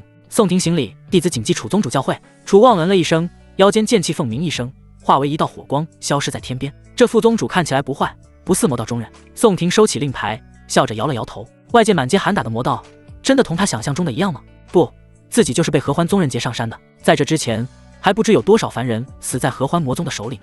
晚间，宋婷以天为被，以地喂入草地睡了一晚。第二日清晨，一条山间的野蛇爬上了宋婷的手臂，冰凉的触感惊醒了宋婷。哟，白娘子吗？可惜我前世不是许仙。宋婷摸了摸白蛇的头颅，咧嘴一笑，把它放回了树上。还有一件事没做，她摸了摸背上的铜剑，望向了远处。宗内某些男弟子缠她的身子，被人当作猎物的感觉可不好。死寂般的村庄，没有杂草的主干道上流淌着鲜血，一只断手搭在鸡笼上，地上的凡人眼睛始终合不起来，凄惨无比。100多户的人家经过惨绝人寰的屠戮，只剩下了村头的寡妇一家。仙人，求求你们不要对我的孩子动手，我可以给你们泄火的，我保养的不错。之前很多村里打光棍的都缠我的身子。村头一名身材丰腴、24、25岁出头的妇女跪在灰败地上，发疯般哀求着。称作仙人的男子丝毫不理会妇人的哀求，手背一挥，妇人便摔落在地上，额头破开冒血。娘！一个6、7岁出头的男童哭得稀里哗啦，蹲在妇人身边，伤心至极。小妮子，你懂什么？仙爷在山上玩女人玩腻了，换换口味，玩下你儿子。你应该庆幸，要不是你有个俊俏的儿子，早就被我杀了。说罢，南修当着母亲的面，魔鬼般的手就往男童身上抓去，隔着衣物变态至极地抚摸了起来。志同的身子薄弱，被摸得身躯颤抖，眼神惶恐。他心中害怕，他怕跟村里其他人一样不明不白地死去，他怕抚养自己多年含辛茹苦的娘亲含恨而终。除了恐惧，他脑中也很混乱。为什么原本宁静的村庄会这样？邻里的死相凄惨，是他们惹到谁了吗？还是上天在惩罚他们？嘿嘿，南修撕开洗到褪色的衣服，就要解开腰带。师兄，你口味好独特啊！谁合欢？南修身子一抖，突如其来的声音吓他一哆嗦。人在做欢乐之事时，受人打扰，难免会出现应激反应。原来是宋师弟，上次让你跑了，怎么这次主动送上门了？宋婷站在村头冷笑一声，从背上拔出8面铜剑，剑身上反射如血的残阳映在宋婷坚毅刀削的脸庞上。他从找了好几天，终于让他找到了当日堵在他洞府门口的其中一人。是啊，师兄，我送你吃刀子。话语一个字比一个字重。宋婷缓缓迈步走来，南修被宋婷身上的气势吓到，退了几步，撑起胆子道：宋婷，我劝你不要多管闲事。妇人见有人相救，立马朝宋婷跪下：仙师救命啊！宋婷朝着妇人孩童点了点头，继而面对南修：我既要多管闲事，也要杀你。闻言，南修不禁失笑：杀我？凭你那可怜的炼气4层修为吗？宋婷不语，一抹杀意从他眼底闪过，丹田之下的气血道种鼓动，全身气血。嗖，他的腿部肌肉爆发出惊人的力量，在地面上留下一个小坑。南修的视野中，宋婷好像消失了一般，哪怕他充分调用神识，仍是捕风捉影。再次反应过来，宋婷的剑已经到了。呲啦，鲜红的血溅起3尺高，染红了他的胸口，一道深可见骨的伤口毫无征兆地出现在南修身上。不可能，你只是炼气4层，怎么会那么快？妇人也一脸呆滞，面前的仙师好像比这变态仙师强上许多。南修跌倒在地面上，不断向后退去。在这样的情况下嘛，他生不起丝毫反抗的意志，哪怕在他面对内门弟子的时候，都没有像面对宋婷时的压力大。如果要说当日他堵门时的宋婷是一只人畜无害的小白兔，那么现在持剑的宋婷就是一匹凶狠无比的猛虎。你一定有什么奇遇。南修笃定无比，从袖口拿出令牌，就要往里输入灵力。同门相残，哪怕是魔道也是不允许的。呲啦，清风剑芒掠过，握住令牌的手掌飙向空中，而后摔落在地面上，抖动了几下。啊！南修面色痛苦，另一只手盖在断腕流血之处，想以此指助血流。宋婷，你我是同门，饶了我吧。宋婷拖着长剑走到他的身前，求饶的事情你最熟悉了吧？你杀的那么多人，他们死前是不是也求过你？你饶过了他们吗？知道求饶没用，南修面色一狠，口中吐出奇特的污血，污血出口成雾，遮蔽了宋婷的视野。趁着这个间隙，南修拔腿就跑，头也不敢回。有趣，真是有趣。宋婷闭上了双眼，防止被污血感染。南修在追避宋婷视野时，竟然选择不出手反击，而是逃跑。可惜他不能御空飞行，逃不了宋婷的神识范围。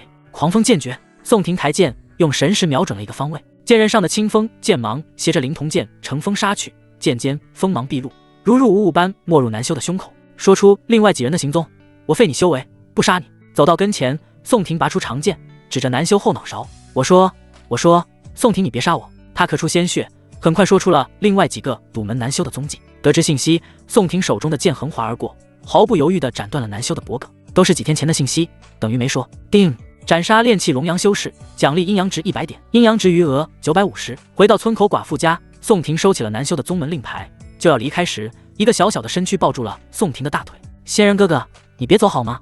村子里的人都死了，我好害怕。宋婷低头看着那双无辜的眼睛，摸了摸男童的头，对不起，哥哥也身不由己，帮不了你。仙人，你救了我们母子的命，再怎么说留下来吃顿饭吧。妇人脸色凄美，额头的血还没止住。夕阳沉下了山谷，天地间最后一抹红霞也消失不见。宋婷点头答应留下吃饭，却不料刚露出微笑的妇人嘴唇发白，突然倒在了地上。娘！男孩扑了上去，急忙抱住母亲的身躯。仙人，我娘怎么样？木屋内的床榻上，宋婷输送了一些气血给妇人，没有生命危险，只是失血过多，过一会就会醒来。男孩乖乖地点了点头，冲着宋婷一笑：仙人哥哥，我去准备饭菜。说罢，男孩就跑出屋外去。宋婷口中正欲阻止，背后2团柔软之物贴了上来。妇人醒了，仙师，你救了我和孩子的命，一顿饭菜自然是不够的，趁着孩子去厨房，我去洗洗，还请仙人不嫌弃奴家仆柳之资，就请享用一番吧。说罢，妇人就去了后面打来了清水，沐浴更衣。宋婷全程脑子都是混乱的，原来真有救人一命以身相报的故事，为什么轮到自己头上的时候是个寡妇？转念一想，寡妇才合情合理，毕竟多年没那个了。将身上的血污清洗干净，少妇白净的脸庞吸引了宋婷的注意。少妇年轻貌美，身姿诱人，皮肤好似没有毛孔一般。此刻的她酥胸半露，湿发披在身后，恰好盖住生完孩子更加成熟的蜜桃。仙人，来吧。少妇很主动，款步走到床上，笔直的双腿放在宋婷的背上，往下一勾，跟宋婷面对面。宋婷离少妇不到1尺，能闻到成熟妇女独有的淡雅气息，胸口一片滑腻白皙如牛奶，激起了纯阳之火。到底了禁欲了20余天，宋婷也有些憋不住。你可能吃不住我。宋婷还是放弃了做同道中人的想法，她怕把控不住，冲撞过头伤了美人。对了，你丈夫是怎么没的？少妇一滞，知晓自己无福享受仙人的恩赐，叹气道：孩子没出生，那死鬼就死了，整日饮酒作恶，在赌场被人乱刀砍死。宋婷安慰了一下少妇，就要下床，却见少妇拉住宋婷的手：仙人，我给你做道口水鸡吧，我厨艺不错的。说着，少妇的脸红得像天边的云霞。宋婷也懂其中意思，松开了腰带。仙人，我们母子无依无靠，若是您可以留下什么东西就好了。寡妇声音含糊，为自己的将来打算道。宋婷也明白吃人嘴短，更何况这道口水鸡真的很美味，那得看看你家儿子有没有这份运气了。兽皮纸上的最后一句便是修炼此功者，功成之时当有义务推广此功，那天下福分。哦，对了，鸡汤是大补品，可以延年益寿。宋婷手拿2轮明月道。少妇呜呜了几声，继续大费口舌。灶房里正在长着火候的男孩铲上来一个菜，扯着嗓子问道。屋内少妇口齿不清地回应道：小五，娘没事了，你快烧菜吧。听到少妇的回应，男孩悬着的心终于放下，只是他有点搞不清，为何娘亲说话不太利索，莫非是失血过多，伤到咽喉了？宋婷在几次慷慨解囊后，为少妇加了几年寿命。待到几人吃上热乎的饭菜时，少妇只稍微吃了几个不用咀嚼的菜。晚饭过后，宋婷前去山林深处，把死去令牌挂在了一只野狼身上后，留在了村口木屋过夜。他不是那种只自以为索取不奉献的人。夜晚，趁着孩子睡着了，宋婷悄悄来到少妇旁边。孤身多年，一定寂寞如雪吧？少妇翻身，看见宋婷那张深邃英气的脸，神情激动不已。第2日清晨，宋婷端详着起皱泛白的剑指，扬了扬眉，到底是多年未经人事，泉眼一直冒水。少妇在厨房做着早饭，她的气血比昨天要好太多，一边切菜边一哼着小曲。3人用过早膳，宋婷履行昨天的承诺，一只手指点在男孩天灵上，为其检测灵根。站在身侧的少妇紧张地咬住了朱唇，生怕自家的崽不是修仙的料子。宋婷检查后勾唇一笑，男孩是有灵根的，但由于没有专门验灵根的法宝，就不知是否为杂灵根了。他认真地看着小男孩道：你叫什么名字？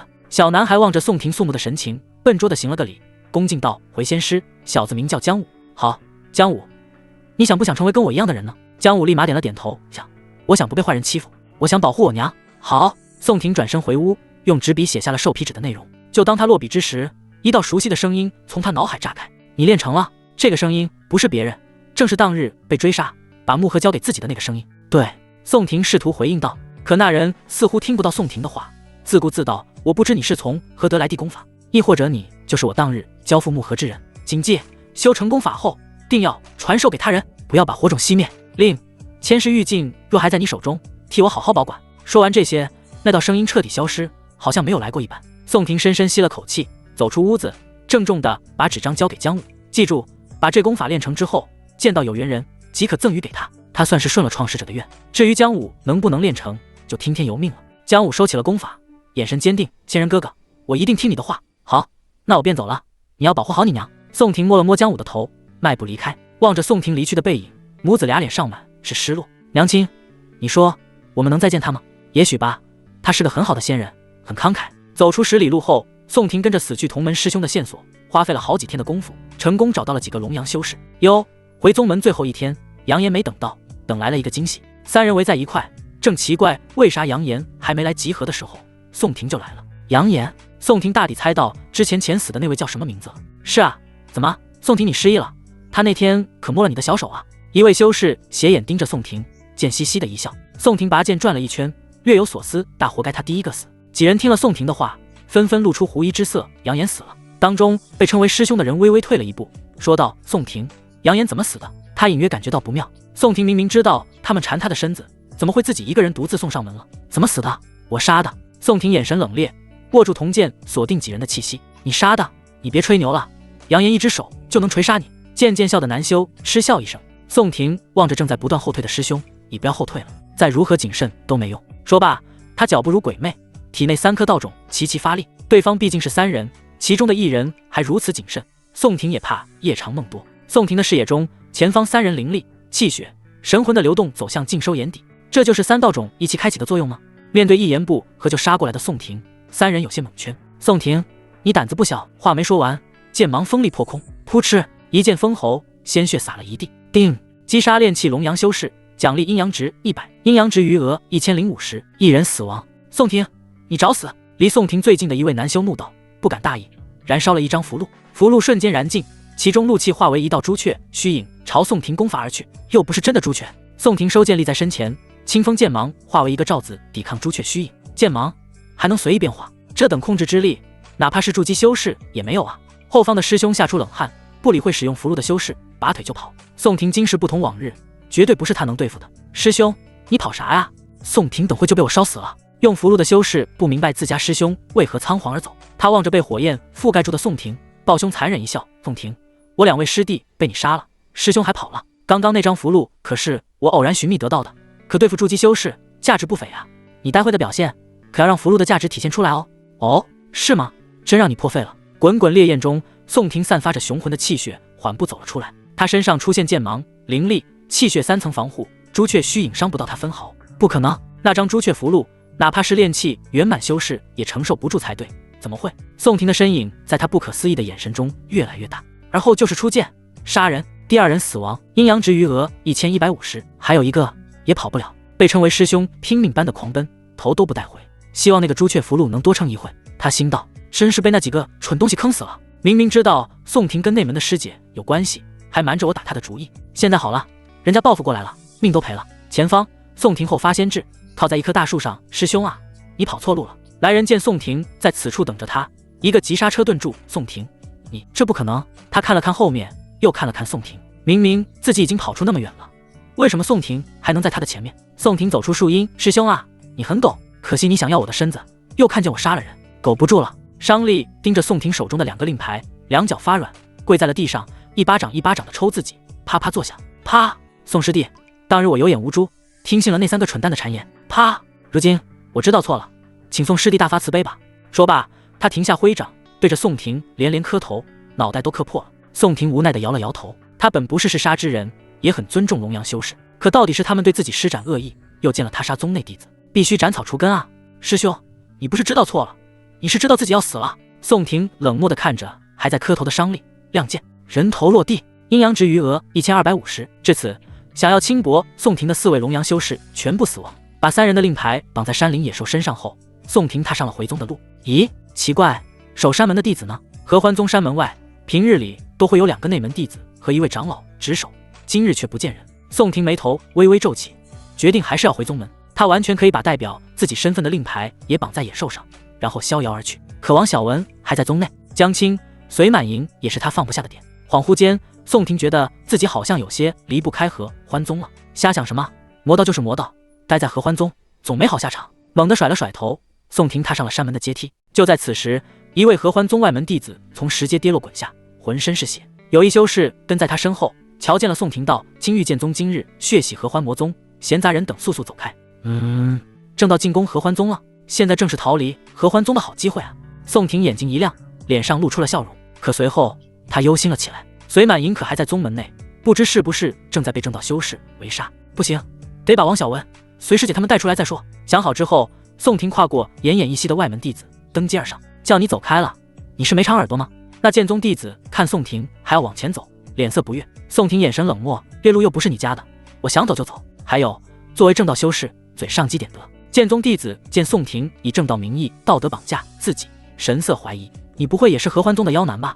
他双手持剑，严阵以待地对着宋廷。宋廷面无惧色，正大光明地走到剑宗弟子的面前。他用手指摸了摸剑宗弟子手中的剑，剑芒都没修成。“你真是弱呀！”剑宗弟子闻言一怒，破口骂道：“以他娘才弱！”这会他才不管宋廷是不是合欢宗的弟子，举起剑就劈去。青玉剑宗的剑因你能修？宋廷从背后抽剑，速度奇快，刚好跟对方的剑撞在一起，蹭，两剑相交。宋廷站在原地巍然不动，剑宗弟子却是摔倒在地，剑刃震动不已，虎口裂开淌血。你是筑基修士？他难以置信，也心中后悔。为了感受猎人追杀猎物的快乐，他故意把合欢弟子追杀至山门之处。谁曾想山门外来了个筑基修士。不，你别瞎说，我只是小小的炼气修士。说话间，宋廷气息爆发，委实只有炼气4层的修为，可他的灵力给人一种无法看透的感觉，似乎其中蕴含了某种至高无上的法则。剑宗弟子张口结舌，失声道：“不对，你一定是隐藏了修为。”宋廷失笑，双指一抹铜剑，徐徐清风随指间萦绕在剑刃上。剑芒，你不仅是筑基修士，还是剑道天才。剑宗弟子失心疯般的苦笑，手中捏了一个玉佩，狠狠道：“魔头，你莫要杀我！我师父乃是青玉剑宗的紫阳真人，你若敢杀我，我师父定会把你粉饰碎骨。”宋廷看了眼玉佩，我本来还想找个理由杀你，现在有了，我这人最讨厌别人威胁我了。宋廷心中默念剑诀，一剑递出，叮，清脆的响声从剑宗弟子上发出，一道白光抵住了长剑的进攻。显然他带了一剑防具，这一剑没能刺死他。哈哈哈，原来你果然只是个炼气修士，我这防具没有筑基修为破不了。那剑宗弟子狰狞大笑，耻笑宋廷只是个炼气修士，谁说没有筑基就杀不死你了？宋廷收起灵童八面剑，右手双指成剑，魂海大道种子发出幽光，剑指点在那人头上，神魂攻击。剑宗弟子木讷，他感觉到了意识慢慢消散，不多久，双目暗淡，神魂破灭。神魂术法一般只有元婴以上的修士才能修炼，法宝等级以下的防具都不会保护神魂。宋廷掉头检查了一眼宗内弟子，合上了他的双眼：“我帮你报仇了，安息吧。”他手上并无疗伤的丹药，救不了人。一路登阶梯，宋廷看见不少外门修士死在路上，其中还有一些凡人，这些凡人都是合欢宗的杂役弟子。仙人，我们是被拐上合欢宗的凡人，不是合欢宗的魔修啊！大老远的，宋廷就听见了江青怨恨、充满质疑的声音：“管你是谁，只要在合欢宗内就是魔头，就要一杀为快。”说话之人面色狠厉，一剑把江青旁边的凡俗女子腰斩，赃物肠子流了一地，滚烫的鲜血洒在江青如花似玉的脸上。他有些呆滞，正道修士也是这般蛮横无理吗？你等上了合欢宗，都不是什么好鸟。杀了一人的修士斗落剑上的血迹，举剑指向江青。江青美眸愠怒，可我们什么都没做错，为何要对我痛下杀手？合欢宗为期1个月的掠夺，杂役的侍奉停止，让江青的世界安宁了片刻。今日来自正道修士的屠杀，打破了这份安宁。世上本就没对错，你在这合欢宗内，我就要杀你，就是这回事。持剑之人眼中近乎狂热，丝毫不把江青这些凡人的命当命。好个正义凛然！宋廷一边鼓掌，一边讥讽道：“你现在不也在合欢宗内吗？难道你要杀你自己？”那人转身看了一眼宋廷：“你是谁？”他深吸了一口气，颇为好奇道：“你从山门外上来，而秦飞拔却没回来，你杀了他。”他指的秦飞拔就是死在台阶上丢了神魂的剑宗子弟。宋廷耸耸肩，双手一摊：“不知道你说的谁？”秦震摸向腰间令牌，试图呼唤自己的弟弟，结果可想而知，那边没有回应。宋廷站在原地，放任秦震使用令牌。青玉剑宗偷袭合欢宗，高级别战力都是分配好的。空中，金丹修士对战金丹修士，元婴对战元婴。有过一面之缘的楚望手持凤剑，正竭力对付2位元婴。这些大修士们自是分不出神来帮助秦震去对付宋廷的。大帝，不是他们的战场。果然，我弟被你杀了。秦震面色涨红，不管江青，朝着宋廷冲去。宋廷有些惊讶道：“原来那个沙比是你弟弟，你比他聪明了一点，可惜也得死。”说罢，两人冲刺，各过一招。交锋中，一道细线闪过，宋廷急速避去，手腕处的经脉还是被细线挑断，血涌而出。宋廷，你没事吧？江青跑了上来，撕下裙角的一块布料包住宋廷的手腕。无妨。刚刚二人交战，宋廷趁机跟秦震换了个位置，来到了江青的附近。你就在我身后，哪也别去。他谨慎地观望四周，杀喊声、凄惨的叫声遍布宗门，其中周围有几个剑宗修士饶有兴趣的观战。这人还想英雄救命，怕是不知道秦震手上那根线的厉害。是说啊，在那根线上可是连筑基修士都吃过亏的，没什么好看的。那个叫宋廷的必死无疑，我们走吧。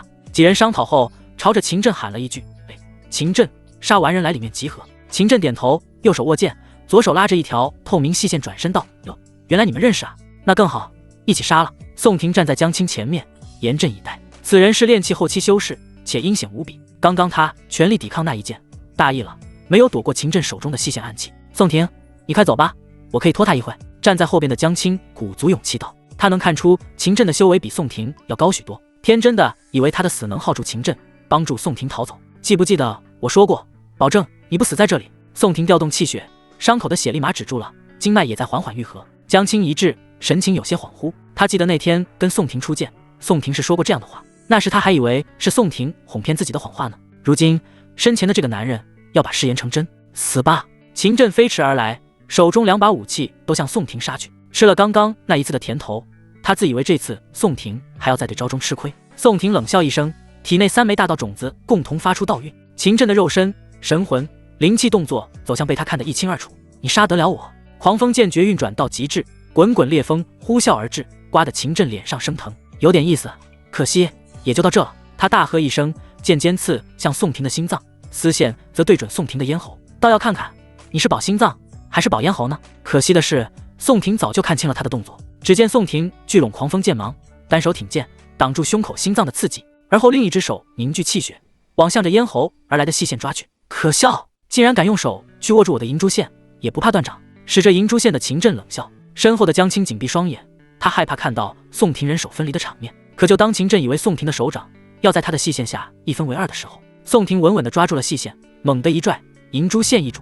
怎么可能？秦震望着被手掌握住的细线，瞳孔微缩。他的这根银珠线乃是金丹期的妖兽所产，论坚韧锋利程度，可以轻易切开寻常的灵气。然而刚刚宋婷给他抓住了，哪怕是金丹修士的肉体，也会被分割为二才对啊！秦震脸色茫然，失去银珠线的他不知所措地掉头鼠窜。身前之人不可敌，难道他是一位体修？离域有一句俗语：田里的杂草，修士的气修；鸡群的凤凰，修士的体修。相比于寻常的气修，体修更吃得苦，也更为难练。体修门槛很高，必须先天有炼体的体质，入门还要有如山似海般的修行资源砸下去。同样的，体修战斗力也非常恐怖。同境界的剑修对比，炼体的剑修能杀数十名炼气的剑修。不对，哪怕他是体修，炼气期也不可能有那么夸张的肉身。宋婷从手掌的肉中夹出银珠线来，放入了怀中。刚刚他利用气血大道种子，把全身的气血都凝聚在了手掌上，却还是被这银珠线给伤到了。这份东西算是战利品吧。宋婷长舒一口气，盯着秦震逃跑远去的身影。我去就回，你在这里等我。他看了江青一眼，心中有些不放心。不过相比这个，杀死秦震更为重要。宋婷发力狂奔，不会御空，御物飞行的修士根本跑不过他。他在山下杀那4个龙阳修士就试过了，让秦震先跑一炷香的时间，他也快不过宋婷。而秦震受制在合欢宗战场，不敢使用飞行法器，空中是金丹以上修士的战场，筑基御空无异于找死。很快，宋婷就跟上了秦震。秦震看着在他前方的宋婷，就像看见鬼一样，再度掉头。秦道友，你弟弟死在我手里，作为正道修士，一个男人不帮弟弟报仇，婊的！秦震全身灵力会在腿上，想借此拉开距离。你说是婊的，我不信，让我验验你们的血誓不是亲的。秦震哪怕激发了自身逃跑的潜力，脚磨破了皮，也难以拉开跟宋婷的距离。宋婷种下了气血道种，身下气血雄浑无比，强于正常炼气修士数倍有余。为防止万一，他3枚道种齐开，眼中秦震逃窜的身形一帧一帧的出现。难兄难弟啊！宋婷举剑预判，猛地往秦震后背一刺，吃坑！铜剑击碎秦震的脊椎，由后至前贯穿，给他整个人串了起来。秦震低头痛苦地看了眼胸前的剑尖，意识慢慢模糊。他怎么好像知道我的动作一样？抽剑，血溅半空。青玉剑宗秦家兄弟死亡。杀完秦震之后，宋婷返回原地，看见江青魂在尸体中安然无恙后，宋婷松了一口气。主战场已经不在他站在的地界上，而是往合欢宗深处推去了。宋婷，他们都死了。江青望着满地的女尸，心头绞痛，把一声吐了出来。他们跟自己是一批进来的凡人杂役，也算是互帮互助过，而今惨死在自己面前，江青不由得心酸难过。宋婷拍了拍江青的背部，安慰道：没事，我帮他们报仇了。江青点了点头，吐完之后再也忍不住泪水，呜的一声钻入宋婷怀中痛哭。他一个凡人，面对如此惨烈的场景，哪怕是心理素质再强大，也会忍受不住的。宋婷伸手不断安抚江青，轻声道：没事了，没事了。他有些不知所措，不懂得怎么安慰女人。好在江青识趣，没哭多久就好了。他带着些许哭腔柔声道：宋婷，我是不是太脆弱了？这样脆弱的人是不是很讨厌啊？不会，作为一个凡人女子，你已经很不错了。宋婷连忙安慰道。江青略带疑惑的目光纯真无比。真的吗？宋婷重重地点了点头。真的，况且你身世那么凄惨，大仇未报，不能妄自菲薄。江青闻言脑海中出现那个可憎的叔父，眼泪一抹。那我现在怎么办？他提出一个实际的问题。宋婷略微思考，还是将江青带着身边。虽说不怕强大的对手，就怕羸弱的队友，但为了保护这位清纯少女的安危，宋婷带着明显的弱点走入阳峰。王小文还躺在洞府里面呢，奇怪，阳峰怎么会没有人呢？走入阳峰，里面没有丝毫血迹，没有一具尸体。宋婷快步走向自家洞府，江青逐步跟进。宋师兄，我感觉好像有一双眼睛盯着我。身后的江青一阵发毛，那种被野兽盯上的危机感刻在人的骨子里。宋婷回头，神识扩散，并无察觉到任何存在。没有人啊，你跟紧一点。好的。江青紧紧地跟着宋婷，两人之间保持几尺的距离。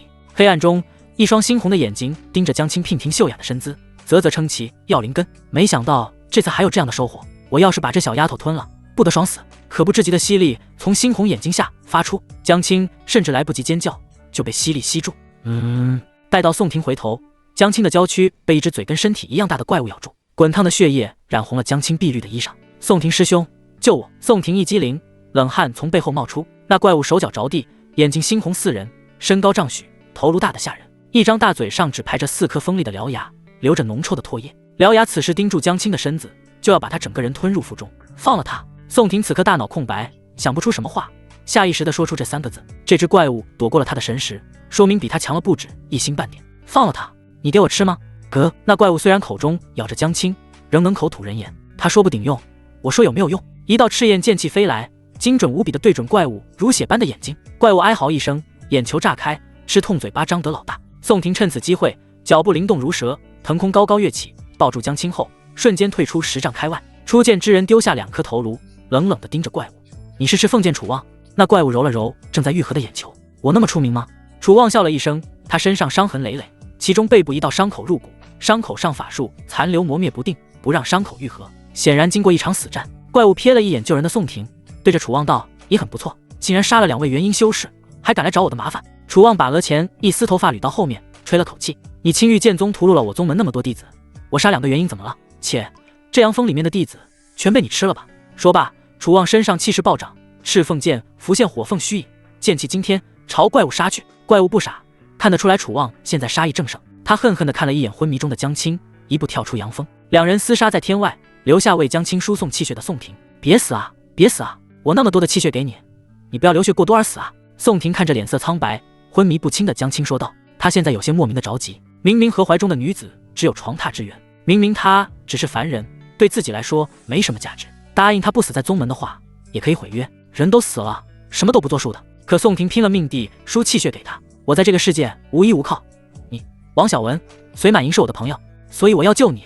宋婷给自己找了个理由。人生当中有时会做出很多莫名其妙的事情。江青身上的伤口稳定了下来，不再流血，苍白的脸上也恢复些血色。系统检测昏迷中的妙龄少女。听到系统的声音，宋婷悬着的心安稳了下来。她背着江青步行1刻钟后，单手唤出令牌，走入洞府，把江青放到床上后，宋婷来到了冰着的果实草席旁。王小文，我来救你了。灵力化为一团火焰，将冰块融化成水。宋婷解开草席，望着平静躺在草席里的王小文，系统把死人改成活人。宿主确定要饶死人安息吗？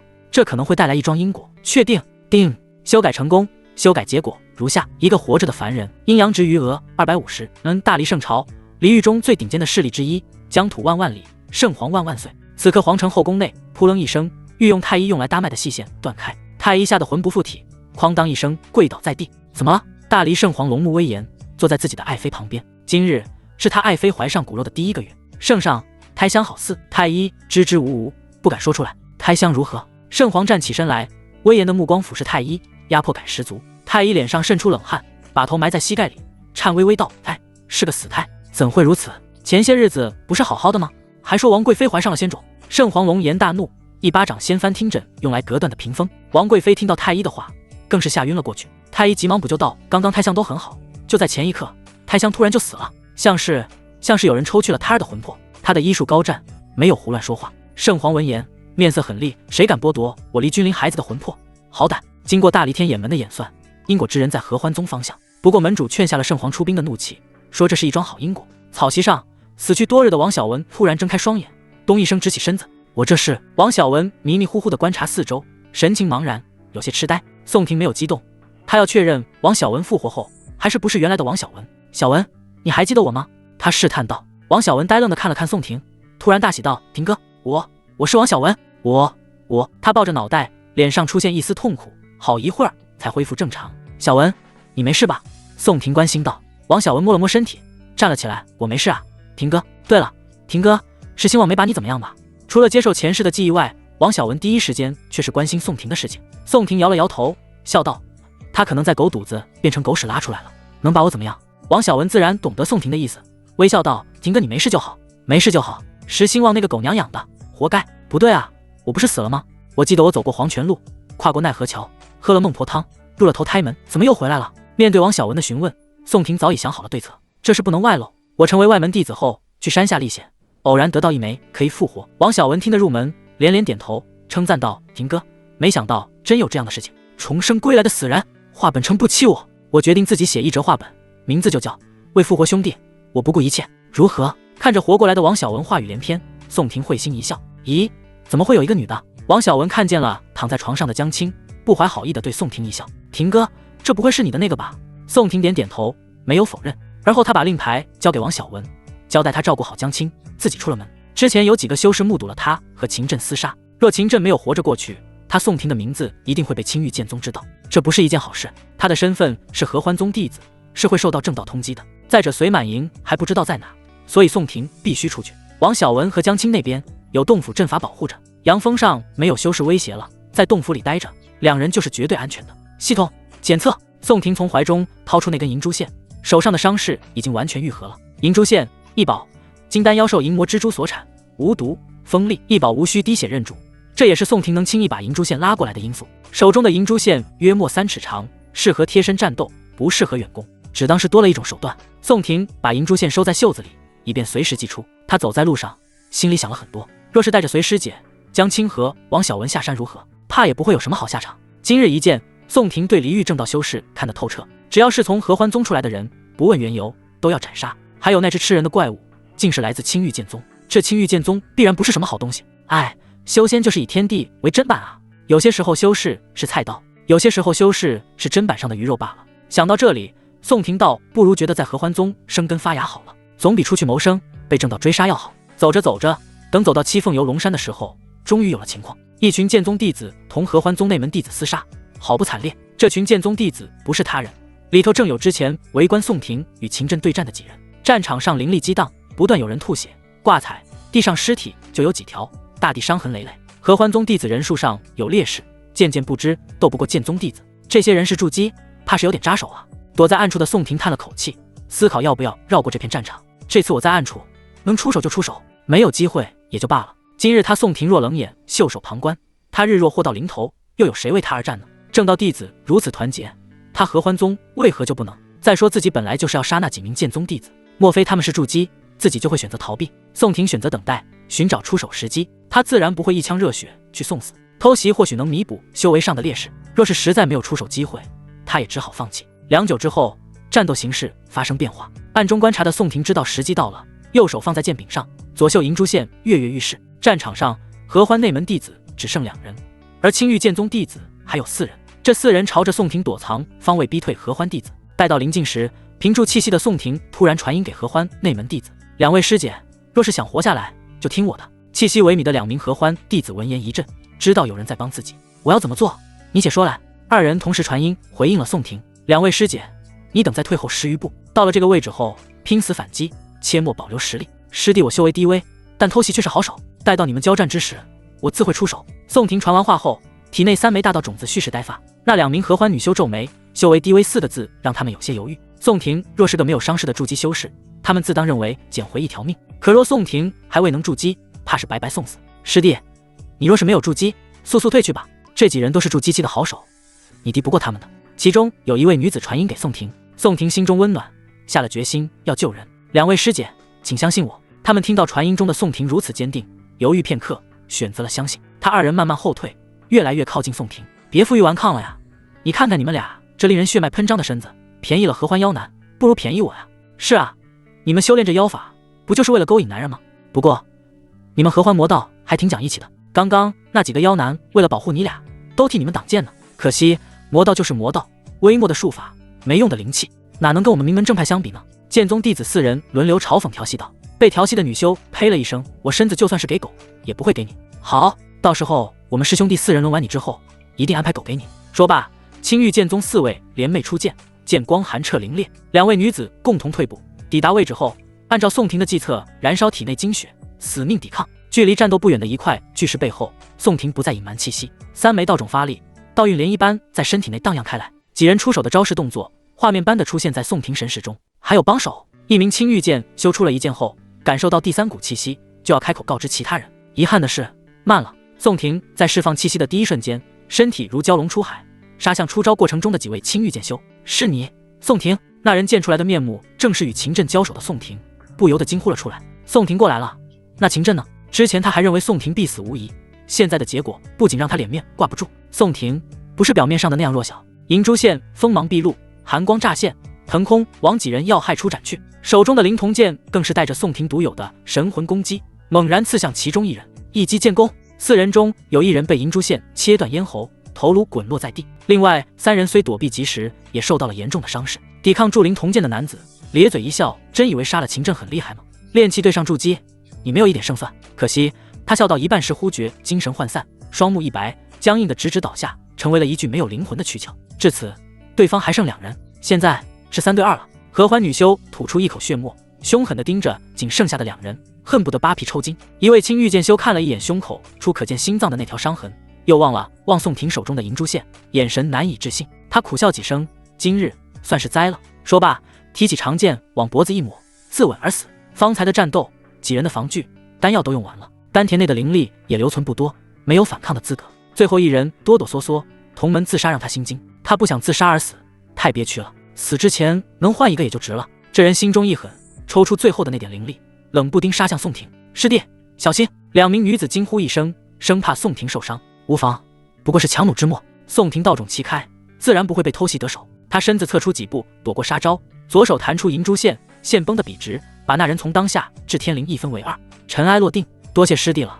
还不知道师弟你叫什么名字？宋婷。宋婷报上名讳后，停止了道种的运转。道种运转非常消耗宋婷的气血、灵力和神识，3人也没多话，原地打坐了起来。一阵沉默，2位女修疗伤，宋婷则调息恢复。片刻之后，宋婷恢复完毕。2位师姐，不知你们可知随满盈师姐现在何处？宋婷询问道。那2位女子回道：随妹妹吗？开战之后，她便被她姑姑带走了，估没在合欢海内。合欢宗区域不小，杂役住在无名山，外门分男女，分别在阳峰和阴峰。内门驻地就是3人所在的七凤游龙山，而合欢海则是合欢宗真正的腹地，长老和宗主在此处修行。说是海，其实只是一个广袤无垠的湖泊而已。宋婷辞别2位师姐，就要前往合欢海。宋师弟，你要是别去了，合欢海那边都是金丹以上的修士在对战，你过去一个不小心便会被术法碎片给抹杀掉的。2位女修好心劝说，宋婷摇摇头，微笑道：多谢师姐好意，可合欢海我必须得去。女修不再挽留，望着宋婷前去的背景，感慨万分。若是有人同宋师弟一般深情，哪怕舍去这身修为，去凡尘丝奔我也愿意。哎，真是羡慕随妹妹命好，难怪她不同其他内门双修。合欢海是一片巍然壮阔、晴光潋滟的碧绿色湖泊，湖泊上有10几个小岛屿，如同星斗点缀其间。目光由下往上，4座小型桌山上各有一片建筑群浮在湖泊上空，散发着氤氲霞光，好生奇特。此刻桌山上方、岛屿中间各有修士大展拳脚，法术冲天绚丽，杀得天昏地暗。宋婷走在合欢海的边沿处，再度打开3枚道种，穷尽目力地观察情况。与以往不同的是，这次他没能获得那种画面感。金丹元婴修士的出招神秘莫测，神通捉摸不透，境界限制了我。宋婷收回神识，不敢再探，只刚刚一眼，他的神识如同山洪激流一般倾泻消耗，神魂有些衰弱。果然，境界是不可跨过的鸿沟。宋婷心惊，在外围行走，试图发现随满盈的身影。空中现任合欢宗宗主陆玉之赤足立在空中，双手不断翻飞掐诀，白雪般的银发在脑后漫天飞舞。他似察觉到有人窥视，往下方看了一眼，砰！一记法术轰在他身侧，炸得他半身染血。魔头，跟我交手，还跟分神？与陆玉之交战之人战力不凡，乃是青玉剑宗的大长老。狗东西，宗内出了内奸，才让你这伪君子有了可乘之机。陆玉之银牙一咬，半身生机重现，血牙滋生，伤势很快就愈合了。他所修功法，每1月有一次虚弱，实力只有全盛时期的一半，加上这次宗门掠夺，楚望和一些长老第一时间来不及支援，否则怎会被一个正道2流宗门的大长老所牵制住？此时的陆玉之心底有些着急，相对于自己的处境来说，宗门的处境在他心中更为重要。下方岛屿上所居住的都是宗内长老，厮杀到现在，已经有长老阵亡了。无论对于哪个门派来说，金丹长老都是中流砥柱。话不多说，大长老一身青玉剑气绝顶，横夺虚空，大喝一声，剑影炫目。他手中的玉质长剑不俗，乃是一剑至宝。陆玉之娇喝一声，至瞳中瞳火燃烧，全身气息登峰造极，宛如天魔降世。伪君子，试试我这瞳术！大长老见对方施展压箱底的瞳术，周身剑气再长一分，不敢大意。同时他心中有些窃喜，陆玉之的瞳术是他压箱底的神通，用上了这个神通，说明他没有后手了。只要顺利地挡下了瞳术状态下的陆玉之，这场战斗就要分出生死了。他也可以借这次沙河欢女魔头之事，名扬整个离域。届时，本就是二流宗门里的佼佼者青玉剑宗，可拿着覆灭掉合欢宗的大功，以及消化合欢宗的修仙资源，跻身成为一流宗门。正当大长老浮想联翩的时候，下方的宋婷不知疲倦地绕着湖泊寻找，见不着随满盈的身影，他总觉得有些不自在。他姑姑为什么要带着他来这么危险的地方？宋婷踩在松软的泥土上，侧目扫视，没能在这块岛屿上发现人影。这湖泊也太大了，里头估计能孕育蛟龙之类的了。整个合欢海的面积估计不会小于凡人一座城池的大小。他手中握着千世玉镜，谨慎地观察四周。如果有不长眼的大修士要杀他这个小小的炼气修士，他不会介意把镜子里的雷劫放出来玩玩的。时间不断在行走，岸边的浪涨落不知多少回，天色暗了下来，一轮皓月高挂在桌山之上。忽地，天空中爆出恐怖的轰鸣声，一座桌山应声崩塌。草，又聋了！双耳流出鲜血的宋婷心中暗骂，这种声音的强度跟当时雷劫一样，能够炸穿宋婷的耳膜。炼气修士真如蝼蚁。宋婷又在心底骂了一句，自己只是过来找个人，山突然炸了，耳朵聋了。好在宋婷今非昔比，气血涌入耳中，很快恢复了听觉。炸开的那座桌山解体，分为100块巨石，从高空掉落，坠入水中，激起硕大的水花，砸死胡鱼儿一片。桌山爆开的烟尘被大长老凌厉一拍为净。他持剑的右手上，一团妖艳如血的火焰正在枯骨灼烧，烫得他面色发黑。女魔头，我看你还能折腾不？说罢，玉质长剑右手换左手，对准陆玉之的脑袋。赤瞳中已经熄火的陆玉之口吐鲜血，挂在脚踝上的铃铛至宝防具更是暗淡无光。折腾！我要让天下所谓的正道看看，合欢宗不是什么猫狗都能染指的。陆玉之瞥了一眼下方迷茫晃悠的宋婷，祭出一道符箓困住大长老后，朝下方飞驰而去。小子，本来我是要弃掉一位金丹男长老的，来到这里算是你命不好。宋婷心有所感，抬眼看向天边，哎，有人来了，真要欺负我这炼气修士。他握住袖口中的千世玉镜，以防万一。陆玉之看着戒备起来的宋婷，赤足踩在泥土上，铃声叮叮当当。他看了眼宋婷腰间的令牌，道：合欢弟子，我乃宗主陆玉之。宗主。宋婷放下玉镜，朝着陆玉之行了个礼。他没见过合欢宗宗主，今日一见，不愧是宗主之姿。陆玉之丹凤眼魅惑无限，赤瞳银发，琼鼻玉挺，嘴唇不薄不厚，只是略带苍白。他一袭残破的开叉红袍，叉口很高，直达浑圆，隐约看到青筋的大腿根。最为恐怖的是，陆玉之的身材比隋满盈还要大上1号，手掌难以拿捏，整体散发出性感妩媚的气质，甚至有点骚，真乃一个极品尤物。陆玉之对着行礼的宋婷嗯了一声，一双手放在宋婷的胸膛上。宗主，你这是？宋婷有种不好的预感。陆玉之笑盈盈道：当下宗门有难，你作为合欢宗的一份子，是不是也要尽一份力？宋婷点了点头，看向越来越近的陆玉之，有点紧张。按道理是这样的，他感觉陆玉之好像要吃掉自己。那你尽一份力吧。摸着宋婷的胸膛，陆玉之在宋婷耳边轻声道：莫慌，汝死后，汝家人无养之，真要吃掉自己。宋婷猛地想要转动身子，从袖中掏出玉镜，却发现怎么都动不了。陆玉之早在抚摸宋婷的时候就下了术法，一阵摸索后，他会心一笑，体内邪功运转，没想到还挺有气势嘛。可惜了。宋婷顿觉不妙，这宗主不是要吃自己，是要吸干自己，难道终究逃不过被吸干的命运吗？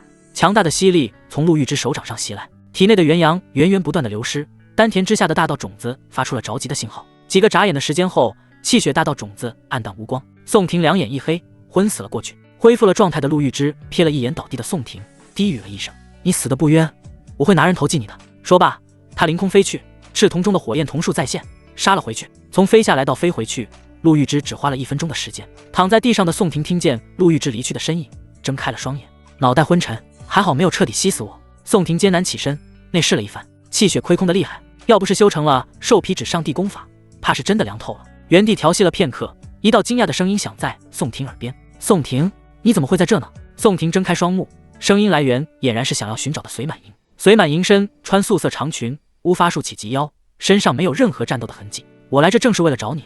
宋婷摇摇晃晃地站起身来，微笑说道：隋满银望着状况不对的宋婷，小跑至他身前：“你怎么了？是受伤了吗？”说着，他从储物袋中拿出一枚疗伤丹药。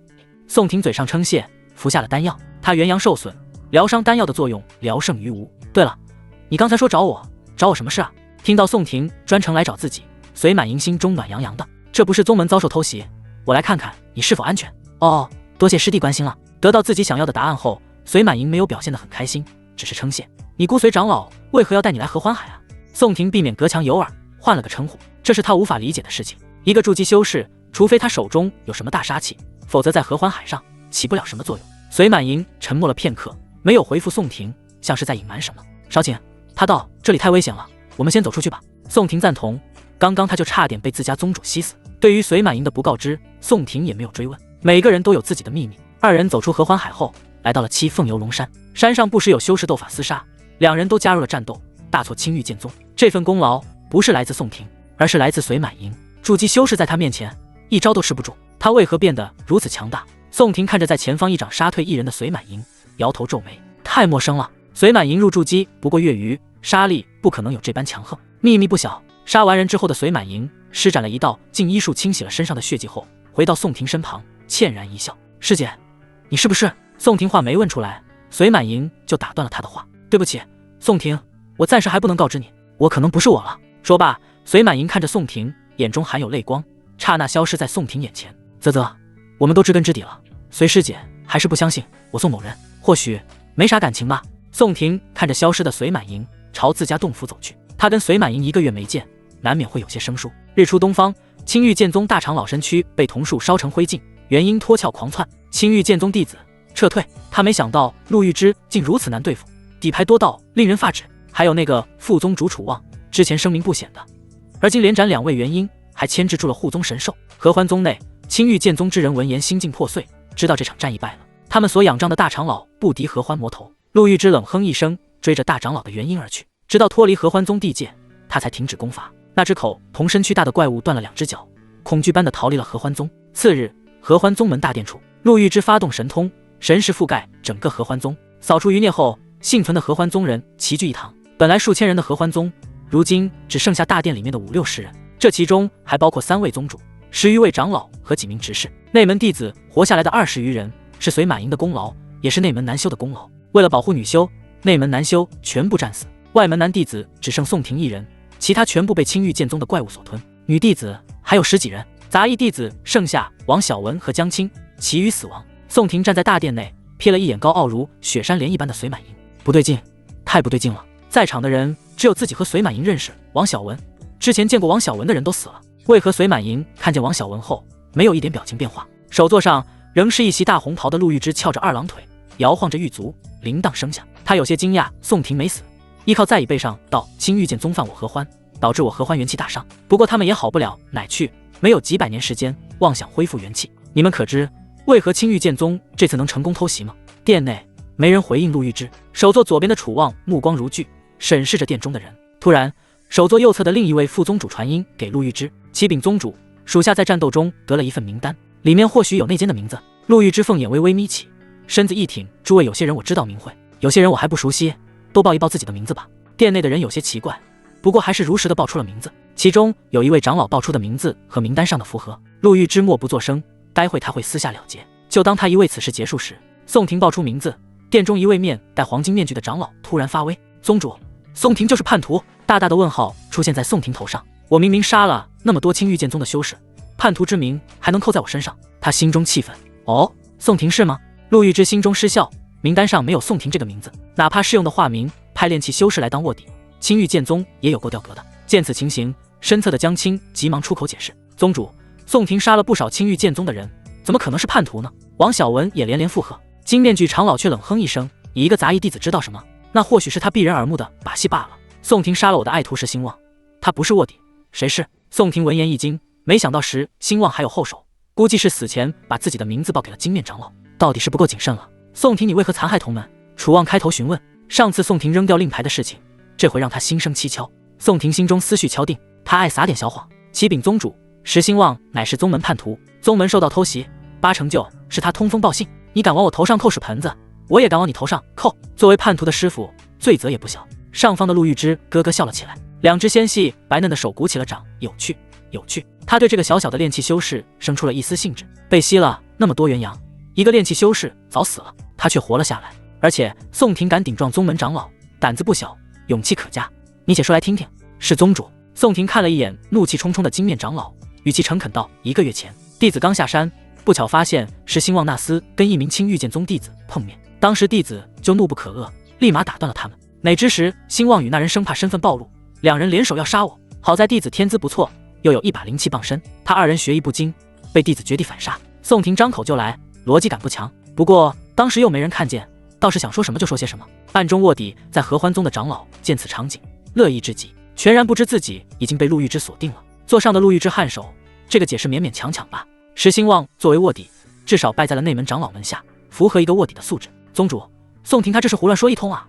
金面长老急了，宋婷是不是卧底，石兴旺是不是叛徒都不重要，石兴旺的死亡导致金面长老断了元婴的路，这才是最重要的。对于一个金丹圆满、终生难以突破元婴的修士来说，破了他的晋升之路比杀了他难受。若不是在大殿内有人盯着，金面长老现在就会将宋婷碎尸万段。宗主，我提议用搜魂术敲定宋婷是否卧底。见陆玉芝不说话，金面长老再次提议：搜魂术，穷凶极恶之术。此术创始之初，创始人的灵魂便由地府判官勾走，永世煎熬，不入轮回。未凝聚元婴的修士，在搜魂之下，轻则痴呆癫狂，重则魂飞魄散。金面长老明摆着必杀宋婷。宋婷心中腹诽，看来此人极其重视石兴旺，石兴旺也就只跟了他1个月，如此看重，必有隐情。陆玉芝挥了挥手，此事在意。殿内的人，除了真正的卧底，他一个都不想杀。能在如此惨烈混战中活下来的人，多多少少有点本事在身上。合欢宗本就元气大伤，还要杀人寒心就不妥了。如今之计，不宜在内部起冲突。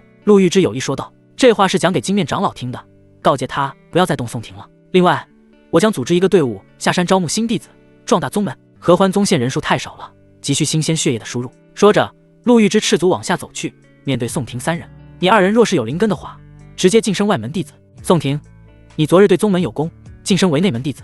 陆玉芝示意一位长老检测灵根。长老走到江青、王小文近前，从储物袋中拿出检测灵根的法器。江青按照长老的指示，把手放在法器上，只听嗡的一声，法器发出耀眼温和的绿光，生机盎然，沁人心脾的药香弥漫大殿。是木灵根吗？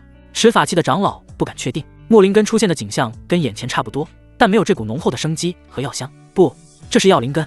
躲在角落的温月奇道，他乃是木药双灵根，对药灵根很熟悉，难怪当日那玩意选择吃江青，而不选择吃自己。宋婷心中暗道，玉芝姐姐，这个女娃就交给我吧。温月奇呆呆地朝着陆玉芝道。陆玉芝点头，那就依月奇妹妹的。江青有些茫然，他不懂修仙的知识，清澈的眼眸求助宋婷。宋婷微微点头。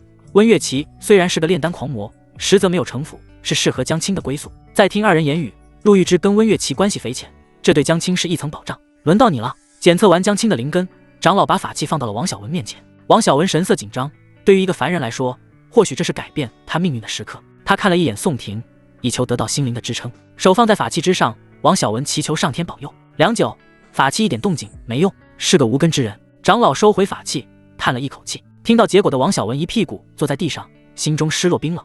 无根，比杂灵根还差劲的无根。宋婷拍了拍王小文的肩膀道：离世，天无绝人之路，不是还有引气入体丹吗？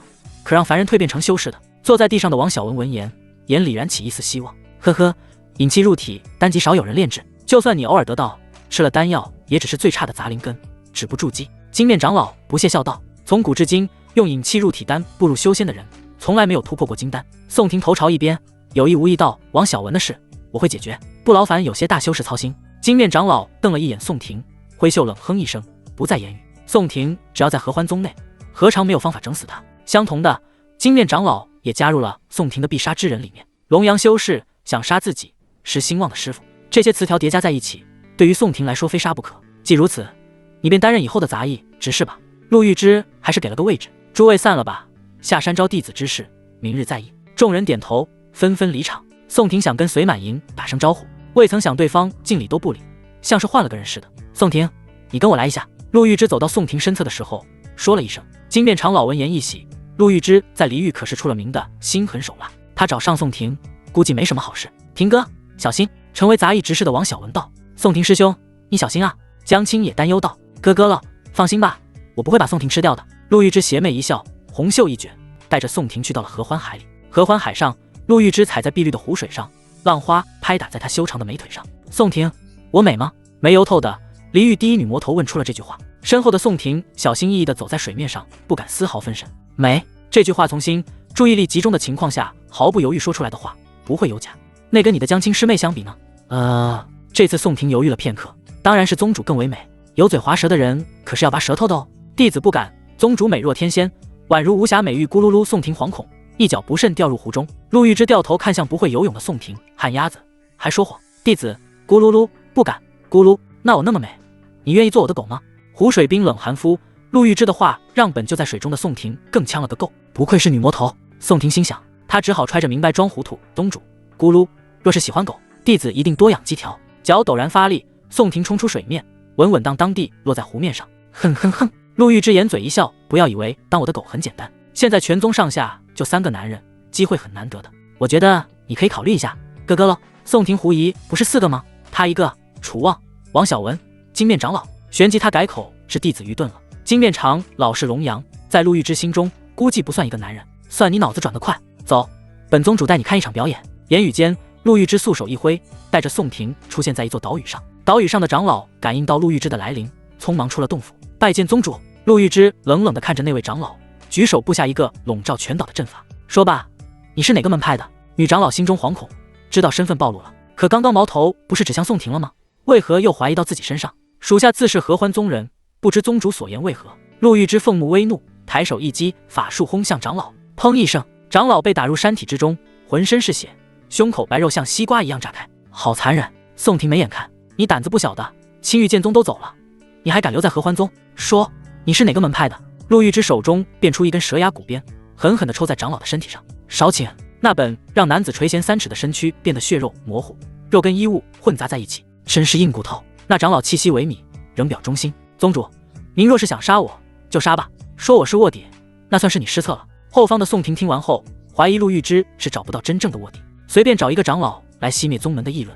你不是，那我这个合欢宗宗主也别当了。陆玉芝收起骨鞭，嘴中念出一段苍茫黑暗的咒术，搜魂术。女长老见陆玉芝使用此术，不再犹豫，嘴中喷出一口精血，自散魂魄而死。见状，正在念诀的陆玉芝停下，倒也是果断。宋婷，看见没？这就是卧底，不死到临头都不会承认。宋婷心里一咯噔，暗想：你怎么知道人家不是怕被你搜魂才自杀呢？好了，表演结束了，开始说正事了。陆玉芝随手一挥，岛屿上洞府的阵法自动解开。宋婷脸上露出疑惑的神情，难不成宗内所有的洞府阵法，她都可以随意解开？陆玉芝在前头走着，也好像很疑惑。若你当我的小狗的话，我可以告诉你想知道的东西。宋婷一阵无语，这宗主是对小狗有什么特殊的执念吗？啊，要不这样，你当我弟子兼小狗怎么样？这女人对宠物的执念那么深吗？宋婷思绪片刻，或许对于这种心理不正常的大修士来说，他们这些修为低微的人被当成宠物也无可厚非。见宋婷不说话，陆玉芝又抛出了一个诱惑的条件：你要是答应，我可以帮你筑基。此话一出，宋婷多多少少有些异动。她如今修为炼气5层，要想筑基，也要修炼一段时间。没有筑基丹，若是真如陆玉芝所言，她成为筑基修士就没有任何阻碍了。可是她为何会选择我呢？这是宋婷想不通的地方。抛开她是合欢宗内有灵根、最容易掌控的人不谈，她身上还有什么价值是值得陆玉芝投资的呢？我身体强壮，气血如牛。正当宋婷百思不得其解的时候，已经走到洞府门口的陆玉芝回头：别想了，我刚刚只不过是开个玩笑。闻言，宋婷松了一口气，原来陆玉芝只是逗自己玩啊。无论你同不同意，以后都是我的狗。陆玉芝自然是有她的算计，她选择宋婷最大程度是取决于宋婷体内的元阳。上次吸她1次没死，说明至少可以吸她2次。宋婷将会成为她出其不意的一张底牌，她只要好好培养，让宋婷快速成长起来，就等于她拥有了一个强大的后备元阳储存器。好生霸道！宋婷暗暗感慨，不答应的话，她还怎么在合欢宗里面混？现在是狗，不代表一辈子是狗。等个3年5载，我要让你成为我的狗呢。宋婷只好妥协了下来。好徒儿，快来师傅这里。陆玉芝笑逐颜开道。进入洞府，宋婷就站在陆玉芝身侧，能闻到陆玉芝身上自带的一股芳香，具体什么香味说不上口，比前世的那些香水要迷人太多。师傅是不是很美啊？你是不是想推倒师傅？陆玉芝听得见宋婷呼吸频率的变化，斜眼略带玩味。弟子不敢，只是师尊身上太香了。宋婷也是实话实说，她倒也不怕陆玉芝把自己怎么样。嘻嘻，坏徒儿，果然是禅师傅的身子。陆玉芝葱白如玉的手指从宋婷的胸间滑下，真是肮脏的想法呢。你去搜一下洞府，看看有什么发现。说着，他手指离开宋婷的要害，坐在一把椅子上玩弄银发。宋婷点头，在洞府里试图寻找长老奸细的证据。长老洞府不小，比外门弟子洞府要大好几倍。洞府里有一眼寸把大小的灵泉。好一会儿，宋婷还真找着了一个证据，原来他真是卧底。陆玉芝早知道了。宋婷看着手中信件，微微一愣：“师傅，您看。”陆玉芝玉足轻轻一挑，那信件自行飞到他的手里。信封的内容是那位长老写给武圣门的。武圣门是离域的顶尖势力，正道的领军人物。有意思，竟是武圣门的人。陆玉芝轻轻一笑，手中信封化为飞灰。这么看，是武圣门示意青玉剑宗来的。这是把青玉剑宗当成小白鼠了呀？来是探一下我吗？陆玉芝细细想到，眼下合欢宗战力断层严重，元婴修士包括他在内只有3人，这放在离域里都谈不上一流势力。宗内老祖不知在何处闭死关，这次存亡之战也没出现。走，徒儿，为师带你去筑基。合欢海上那座本已爆开的桌山，经过3位宗主搬山填海的伟力复原了。桌山宫殿处，陆玉芝挽起银发束簪，露出白净的脖子，又在偷看为师。他眼睛虽不长后面，但神识如眼，能看见宋婷正看着自己的脖子。师傅国色天香，没有人可以不动心的。宋婷表面恭敬道，心中却是不屑，这里面就你一个人，我不看你看谁？头发束好，陆玉芝不知从何处拿出一个发出暗红色的光团，他把光团托在宋婷面前道，这是由红芽玄果制成的假道基，吞下它，你就有了筑基实力。不过这个东西只能维持你3个月的筑基修为。我去，原来是假的，我还以为是真给我筑基。宋婷腹诽，他深吸一口气，接过这份假道基。系统检测，对于这种莫名的东西，检测一番较为保险。伪道基由6000年份的红芽玄果制作而成，吞服者可在一段时间内拥有筑基巅峰的实力，无副作用。能否把筑基巅峰改成金丹巅峰？宋婷心生尝试询问系统。此次修改需要3000点阴阳值，当前余额250，余额不足。宋婷早有心理准备，知晓修改的东西越离谱，需要的阴阳值越多。随师姐如今跟不认识我一样，阴阳值就只能从江青身上获取了。可江青最多是练其1层修为，获取的点数太少了。宋婷手中拿着伪道基，心里却是为阴阳值太少而着急。他看了一眼正凝视自己的陆玉芝，要是能跟他双修就好了。可目前显然是不可能，自己想要骑师灭祖，估计还早着。还等什么啊？还不吞下？好徒儿！陆玉芝媚眼如丝，脸上笑盈盈的。宋婷应了一声，把伪道基吞入了嘴中。少请。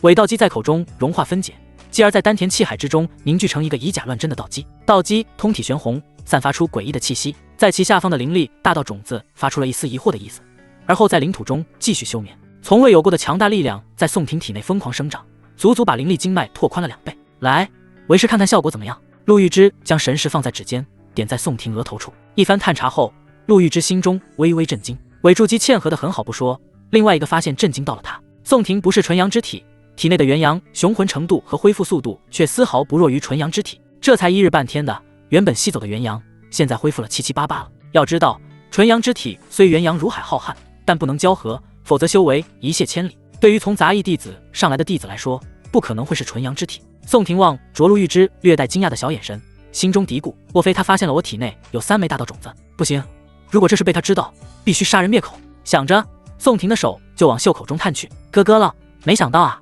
好徒儿，你的元阳竟如此雄厚，需不需要师傅帮你谢一谢啊？陆玉芝掩嘴一笑。宋婷暗吐一口气，看样子对方并没有察觉到大道种子的事情。如果师尊不嫌弃的话，弟子一定倾囊相授，跟陆玉芝双修，他求之不得呢。筑基修士一次双修就有200点阴阳值，陆玉芝身为元婴修士，阴阳值至少是过1000的。可惜陆玉芝是个只会说不会做的主。呸，臭徒弟，果然是垂涎师傅的美色。不过师傅还是奖励你一下。言语间，陆玉芝从储物袋中拿出一个印章，撤掉宋婷的腰带，吧唧一声把章盖在小腹上。宋婷呆滞了片刻，往下一看，玉芝想用4个朱红大字印在上面。坏徒儿，有了这个印章，你就不能把元阳给别的女人了。记住，你的元阳只有师傅可以享用。好了，为师乏了，明日再见吧。说完，陆玉芝不等宋婷提起裤子，就把她传到了七凤游龙山上。山间，宋婷脚一踩时，就把灵力凝聚水珠，想要洗掉印章字体，但无论她多么奋力，玉芝想用4个字印就是洗不干净。系统检测，无奈之下，宋婷只好用系统鉴定一下，由天山血残烙印的文字，谁洗火烧都无法清除干净。一般由于极品功法撰写，那有什么办法抹去吗？可以用我修改啊。那你把这4个字抹去。本次修改需要阴阳值4000，阴阳值余额250，余额不足。怎么那么多？抹去天山血残的烙印，难度不亚于抹去一部极品功法。好吧，宋婷接受了这一现状，提起裤子。他跟王小文、江青报了平安后，来到了新的洞府。内门弟子洞府比外门洞府高了不止一个档次。坐在散发玄机的蒲团上，宋婷缓缓运转周天，内观身体，3枚道种都已经扎根在各自的领域内，隐隐有发芽的趋势。兽皮纸上说，道种发芽后，修炼速度会赶上一般的双灵根，发芽成道树后，速度就会等同于单灵根的天才。树成开道花，便是不世之才，对标极品灵根。最后道花结道果，天赋将会超过世间所有灵根。可惜上面并没有写如何培育道种。宋婷遗憾地叹了口气，这个问题得问那个人了。那人是来不及写上，还是自己也没想出来呢？就在宋婷打坐修炼，脑中不断乱想时，外面有人敲门。何人？宋婷结束打坐，小心问道。金殿长老应该不会那么蠢，选择在宗内动手。那会是谁？宋婷，是我。门外传来的声音是隋满盈。隋师姐。宋婷心中满是疑惑，但还是打开了门扉。隋满盈亭亭玉立站在门口，画了一个精致的妆容，一改白日的冷漠孤傲。隋满盈神情羞愧，像是做错事的媳妇。师姐，这么晚了，何事？宋婷开口。隋满盈声音细若蚊虫，宋师弟，对不起。说着，隋满盈走进洞府之中，俏声声地站在宋婷对面。没事，师姐，我看得出来你有难言之隐，不能说的话便不说就是了。宋婷表现得很宽容，对隋满盈不告知的态度无所谓。不，师弟，这次我来就是为了告诉你。师姐，不妨先坐下，慢慢说。宋婷轻笑一声，注意到了隋满盈脸上神情扭捏。隋满盈点头，屈膝收裙坐在床榻上。宋婷，你喜欢我吗？冷不丁，隋满盈说出了合欢宗最不能说的话。合欢宗双修昌盛不错，但抵制夫妻相爱。早年间，合欢宗一位老祖因身为宗内长老的妻子死去，郁郁寡欢，荒废修为。这位老祖百年未在双修，整整跌了一个大境界，最后外出游历时被仇人一剑斩杀。从此以后，合欢宗谁人都不敢谈情说爱，更不敢结为夫妻。师姐莫要说笑，合欢宗内可没有情爱这一说法。宋婷沉默了许久，答道：他心中有没有隋满盈，他自己也不清楚。身体的愉悦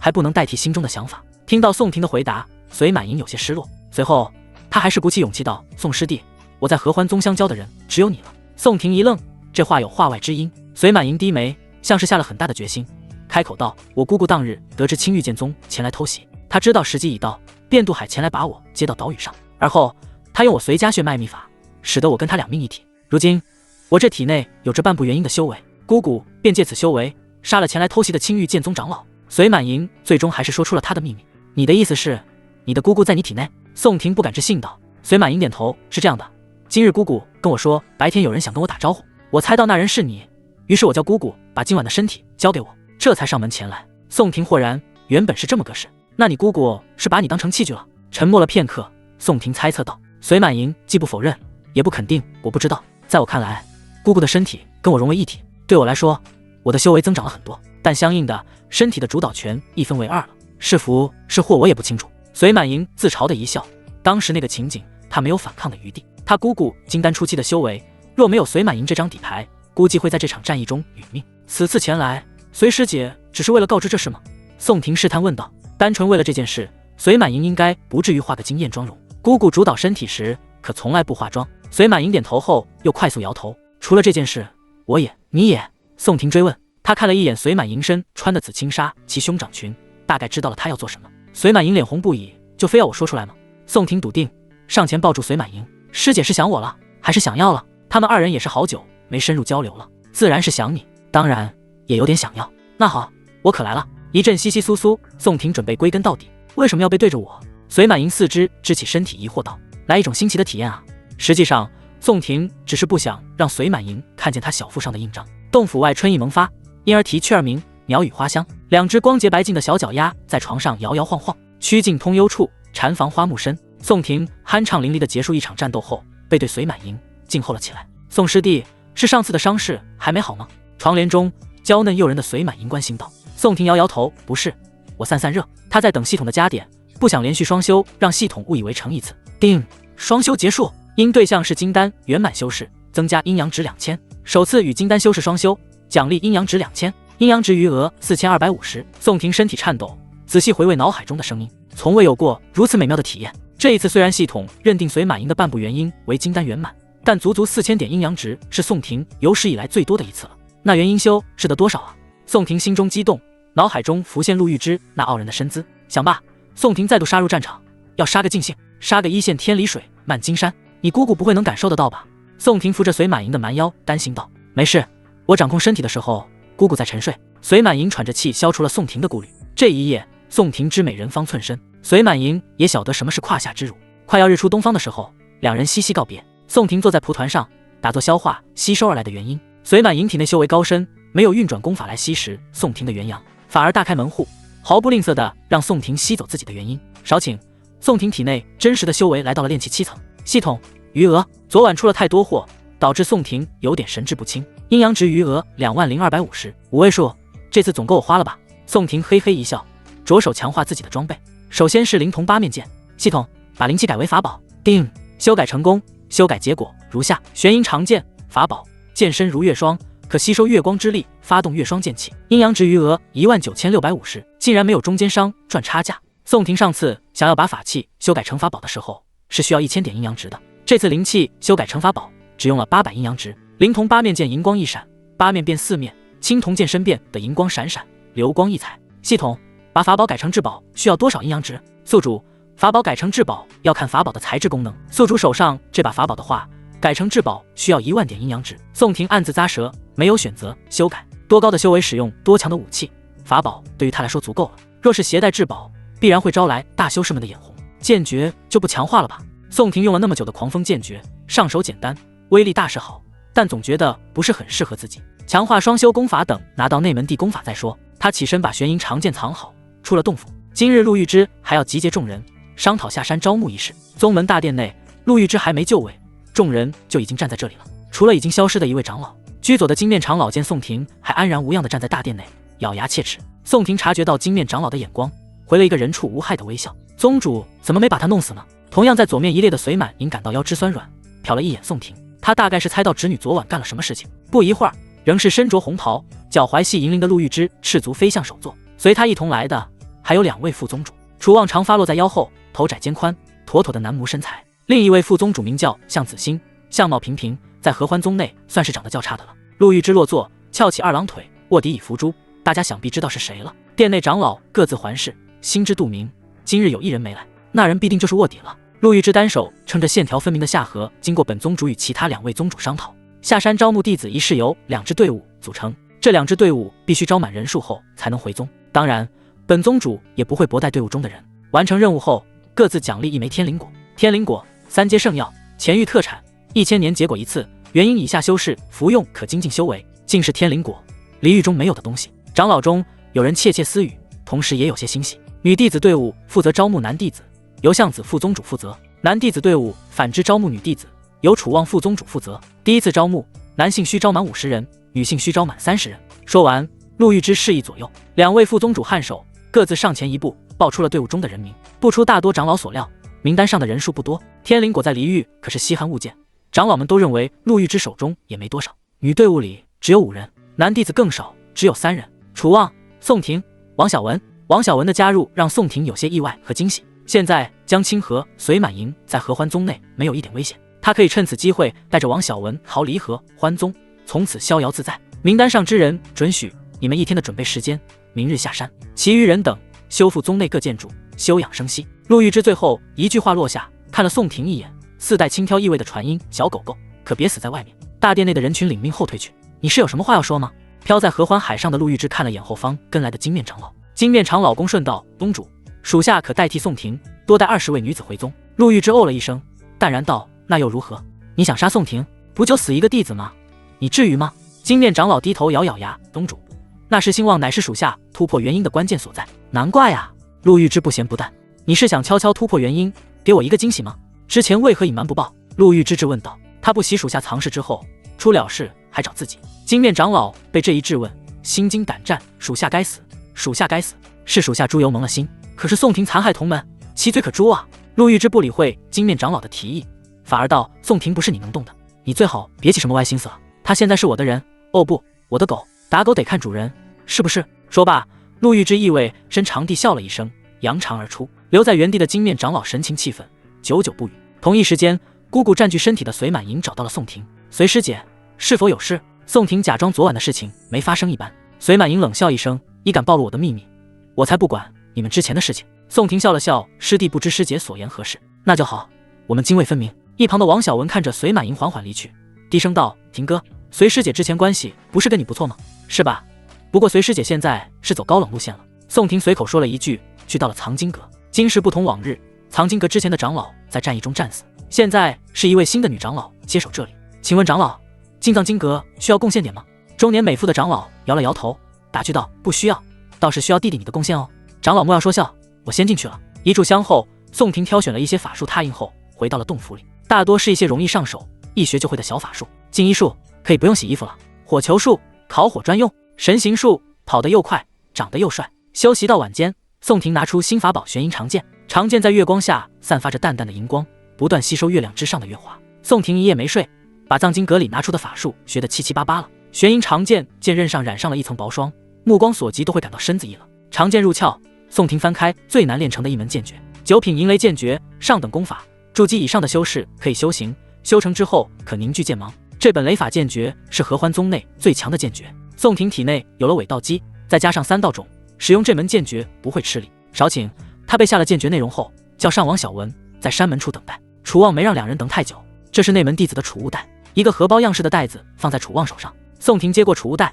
欢喜道：“多谢楚宗主，我终于有了储物袋。”最顶级的储物袋，千世玉镜就在宋婷身上，但宋婷还是假装很开心，这才符合修士第一次拿到储物袋时的心情。不必多谢，这本是属于你的。楚望面无表情，他道：“我们3人，目标一共是30人。宋婷，你和王小文各找10个带有灵根的女子，灵根法器就放在储物袋里面。”说着，楚望拿出一个类似通讯器的法器，交在2人手上。这法器可供我们3人交流，上面安装了灵石，凡人也能使用。继而又交代了一些事情后，楚望使剑，宝剑迎风便掌，须臾在半空中，一声凤鸣，3人乘着赤凤剑下了山。剑柄喷火的凤鸣剑上，3人御剑乘风了一阵子后，来到了一处地界。楚望收剑归鞘，降落在一处郊外，这里属于大黎圣朝地界，叫做千水城。我们3人就在此处招募弟子。宋婷点头，和王小文跟在楚望屁股后面。他当日融合3枚道种的时候，就有这座城池避难逃离，其中一位曹县令深得人心。就这样，一行人来到了千水城的城门口。宗主，我们到底怎么招募弟子啊？好像城门口有士兵哎。一路上，本就话痨的王小文忍不住的发问。楚望哼哼一笑，想知道吗？当然想知道。王小文回得很快，楚望也不尴尬，直接道：其实我也没招募过弟子，不过在这千水城中，我有一位老友，到时候请他帮个忙就好了。宋婷点头，合着你这公事私办。站住，有没有文牒？千水城的守城士兵举起手掌，拦住3人。楚望皱眉，没有文牒者不能擅自进入郡中。士兵冷眼看着楚望，趾高气昂，认为这3人不过是附近的流民，原因无他，3人都穿着朴素的衣服。王小文生怕楚望出手杀人，向前一步道：君爷，是否可以通融一下？说着，他手里变出一块银闪闪的东西，做事就要递给守城士兵。守城士兵看见白花花的银子，大怒道：你敢贿赂我，真是瞧不起人！我现在就有缘由怀疑你们就是杀害郡守老爷的帮凶。说着，他抽出佩刀，身上若隐若现散发出灵力，炼气修士。后面的宋婷一眼辨别出了守城士兵的修为，道德感很高，修为不高。楚望听见杀害郡守老爷的事情后，脸色一黑，怎会如此？看来我们得武力解决了。他道：为何？宗主不是在城中有老友吗？王小文小心翼翼地问道。他心里善良，不想见血死人。我的老友就是千水城城主。楚望边说边走着，强大的威压释放出来，压得守城士兵气都缓不出来。看来黎玉要出大事情了。3人再无任何阻碍地走进了千水城中。老友的死亡让楚望很是悲愤，无视了大黎王朝城池不可飞行的规矩，带着宋婷2人来到了郡守尸体处。是谁？停尸房的人听见风声，开启了防护法阵。赤凤见楚望，来见老友。高空上，楚望低喝一声，守着尸体的人闻言关闭了法阵。其中有一位美妇人神情憔悴，大步走出来，她脸上泪痕未干，痛心道：楚兄啊，你可得为老许报仇啊！楚望点头，自是要的。夫人不必伤心，很快凶手就会被绳之以法的，还请夫人先带我去看看尸骨。城主夫人抽泣2声，这2位是？他们是我的徒弟。城主夫人颔首，那就请诸位来吧。说着又哭了起来。3人来到停尸房，楚望心中不忍，踌躇片刻后，还是掀开了遮尸布。白布下面躺着的人，宋婷在渡劫当日也见过。许怀，千水城城主，金丹修士，隶属于大黎圣朝官员，当日抢救凡人，有他一份。对于这样人物的死去，宋婷也暗道一声可惜。凑上前去，只见许怀的尸体撕裂感很重，身躯几乎快要散架，碎骨烂肉混在一起。楚望往下一探，尸体丹田一空，灵力早就消散，金丹也消失了。许城主是什么时候发现的？他朝着在旁的仵作问道。仵作战兢兢道：是昨儿夜间。金丹是你等取走了，还是我等发现许城主尸体的时候，金丹就不在了？问了一些话后，几人离开了停尸房，在千水城的一家客栈住了下来。楚宗主，我们现在是要……宋婷走在楚望后面询问道。我要为老友报仇，你们照旧招募弟子。楚王面无表情，进入了安排好的房间。宋婷哦了一声，也进了房间。由于资金问题，宋婷和王小文住在一个房间。婷哥，这千水城不安全吧？城主都死了，还是金丹修士，我看我们还是早点完成任务。王小文颇为抱怨，头一回下山就遇到这种霉头。那我们要去哪里招募弟子？宋婷反问了一句。而今千水城人心惶惶，戒备森严，要是没有楚王带着他们，是出不了城门的。婷哥，我觉得有一处地方符合招募弟子的条件。天香楼，千水城著名的烟柳之地，1到4楼各有继子拉客，丝毫没受到许怀之死的影响。来玩啊，公子！今晚奴家的脚想采蘑菇了。公子，奴家今天还没接客呢，东西还是新鲜的。宋婷白了一眼王小文，你说符合招募弟子的地方是这？王小文若有其事道，婷哥，难道不是吗？这里面大有失足落魄之人，甚至还有强买强卖的行为。这些如花似玉的姑娘，与其在这受罪，不如上山修仙，博得一线机会。宋婷眉头一挑，看着王小文的眼神多了几分赞许。你这脑袋，有时候还真能想出些奇奇怪怪的东西。不过，你说的也有些道理。这些女子在这烟柳之地生活困苦，若是能有机会修仙，也未尝不是一件好事。如今的合欢宗今时不同往日，第一批所招募的弟子，只要有灵根，不会沦为杂役，任人鱼肉。那婷哥你是同意了？王小文眼睛一亮，急切地问道。宋婷点了点头，既然如此，我们便去试试吧。两人商议完毕，便朝着天香楼走去。宋婷和王小文两人进入天香楼的大门，一股脂粉气扑面而来。楼内灯火通明，各色女子莺莺燕燕，笑声和调情声不绝于耳。妈妈，有新客人领路的继子声音，娇媚。老鸨刚忙活完一单，把银子揣在怀里，笑容满面的朝着宋婷二人走来。哟，两位公子第一次来吗？宋婷没做声，地方是第一次来，事情可不是第一次做。宋婷用手肘戳了戳王小文的腰。王小文会意了，你就给我们安排最有灵性的姑娘吧。他也不知道怎么说，灵性的姑娘最有可能拥有灵根吧。王小文是这样认为的。公子你这说哪儿的话？我们这的姑娘个个都是有灵性的。老鸨眼睛眯成一道缝，大腹便便的，平日里没少吃好东西。蓦地，一位喝醉酒的汉子打了个酒嗝，撞向老鸨。哎呦，这位爷，你可悠着点！老鸨及时躲过，嘴上抱怨。宋婷却被这汉子给吸引住了。汉子不是别人，是千水城里附近的县官。当日就凡人，宋婷在神识视角见过他，是曹县令的属官。视线跟随醉酒的县官脚步晃悠悠的往5楼走去，之前看不像是嗜酒如命之人啊。宋婷心生怀疑。一旁的王小文跟老鸨正在理论，说书人口舌不比老鸨差。哎呦呦，这位公子，您就直接说要最好的姑娘呗，甭说什么灵性不灵性的了。来来来，我这就给您安排最水灵的姑娘。今天新到的还是个雏儿，很多客人想要呢，那个雏儿死活不肯啊。倘若公子有那个本事，便给你暖被子，当然东西不能少。老鸨一边嘴上跑火车一样，一边把手伸到王小文面前。王小文咳嗽一声，拉着宋婷后退。婷哥，带钱了吗？宋婷哪里来的钱？他上合欢宗连灵石都没看见一块，这凡俗的铜钱银子也没见着。没有。宋婷很干脆地回应了他。那坏事了，山上待久了，忘记做事情要钱了。王小文有点骑虎难下。老鸨看这两人嘀嘀咕咕，半天没个铜板。又见宋婷和王小文穿着朴素简单，感觉上当受骗了。我说二位，要是没钱，还进这天香楼销金库啊？老刘、老王、宋克。说完，坐在大门内侧的2名壮汉站起身来，走到宋婷二人旁边。二位，走吧，这地方不是有钱的主，是进不来的。身为凡人的王小文神色紧张，连忙嬉皮笑脸道：两位壮士，我们这就走。不走。宋婷沉着道。5楼房间的一扇门开了，那位县官进去了，一丝妖气飘落出来。若不是宋婷神魂敏教，寻常筑基修士也察觉不到这一丝妖气。天香楼里面可能有妖怪。不走，那你就拿钱叫姑娘啊。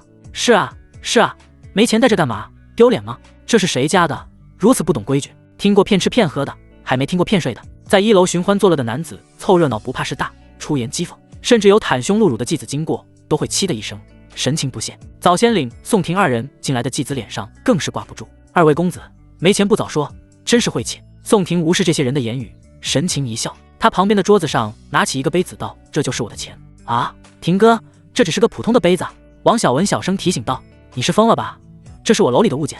老鸨气急而笑：你要是弄坏了，身上又没钱，可得帮我们这些姑娘们洗罗袜了。继子们一听乐了，掩嘴笑了起来。更有甚者，直接当着大众的面把罗袜脱下，扔在宋婷的面前。婷哥，我看我们还是走吧，我不想洗罗袜呀。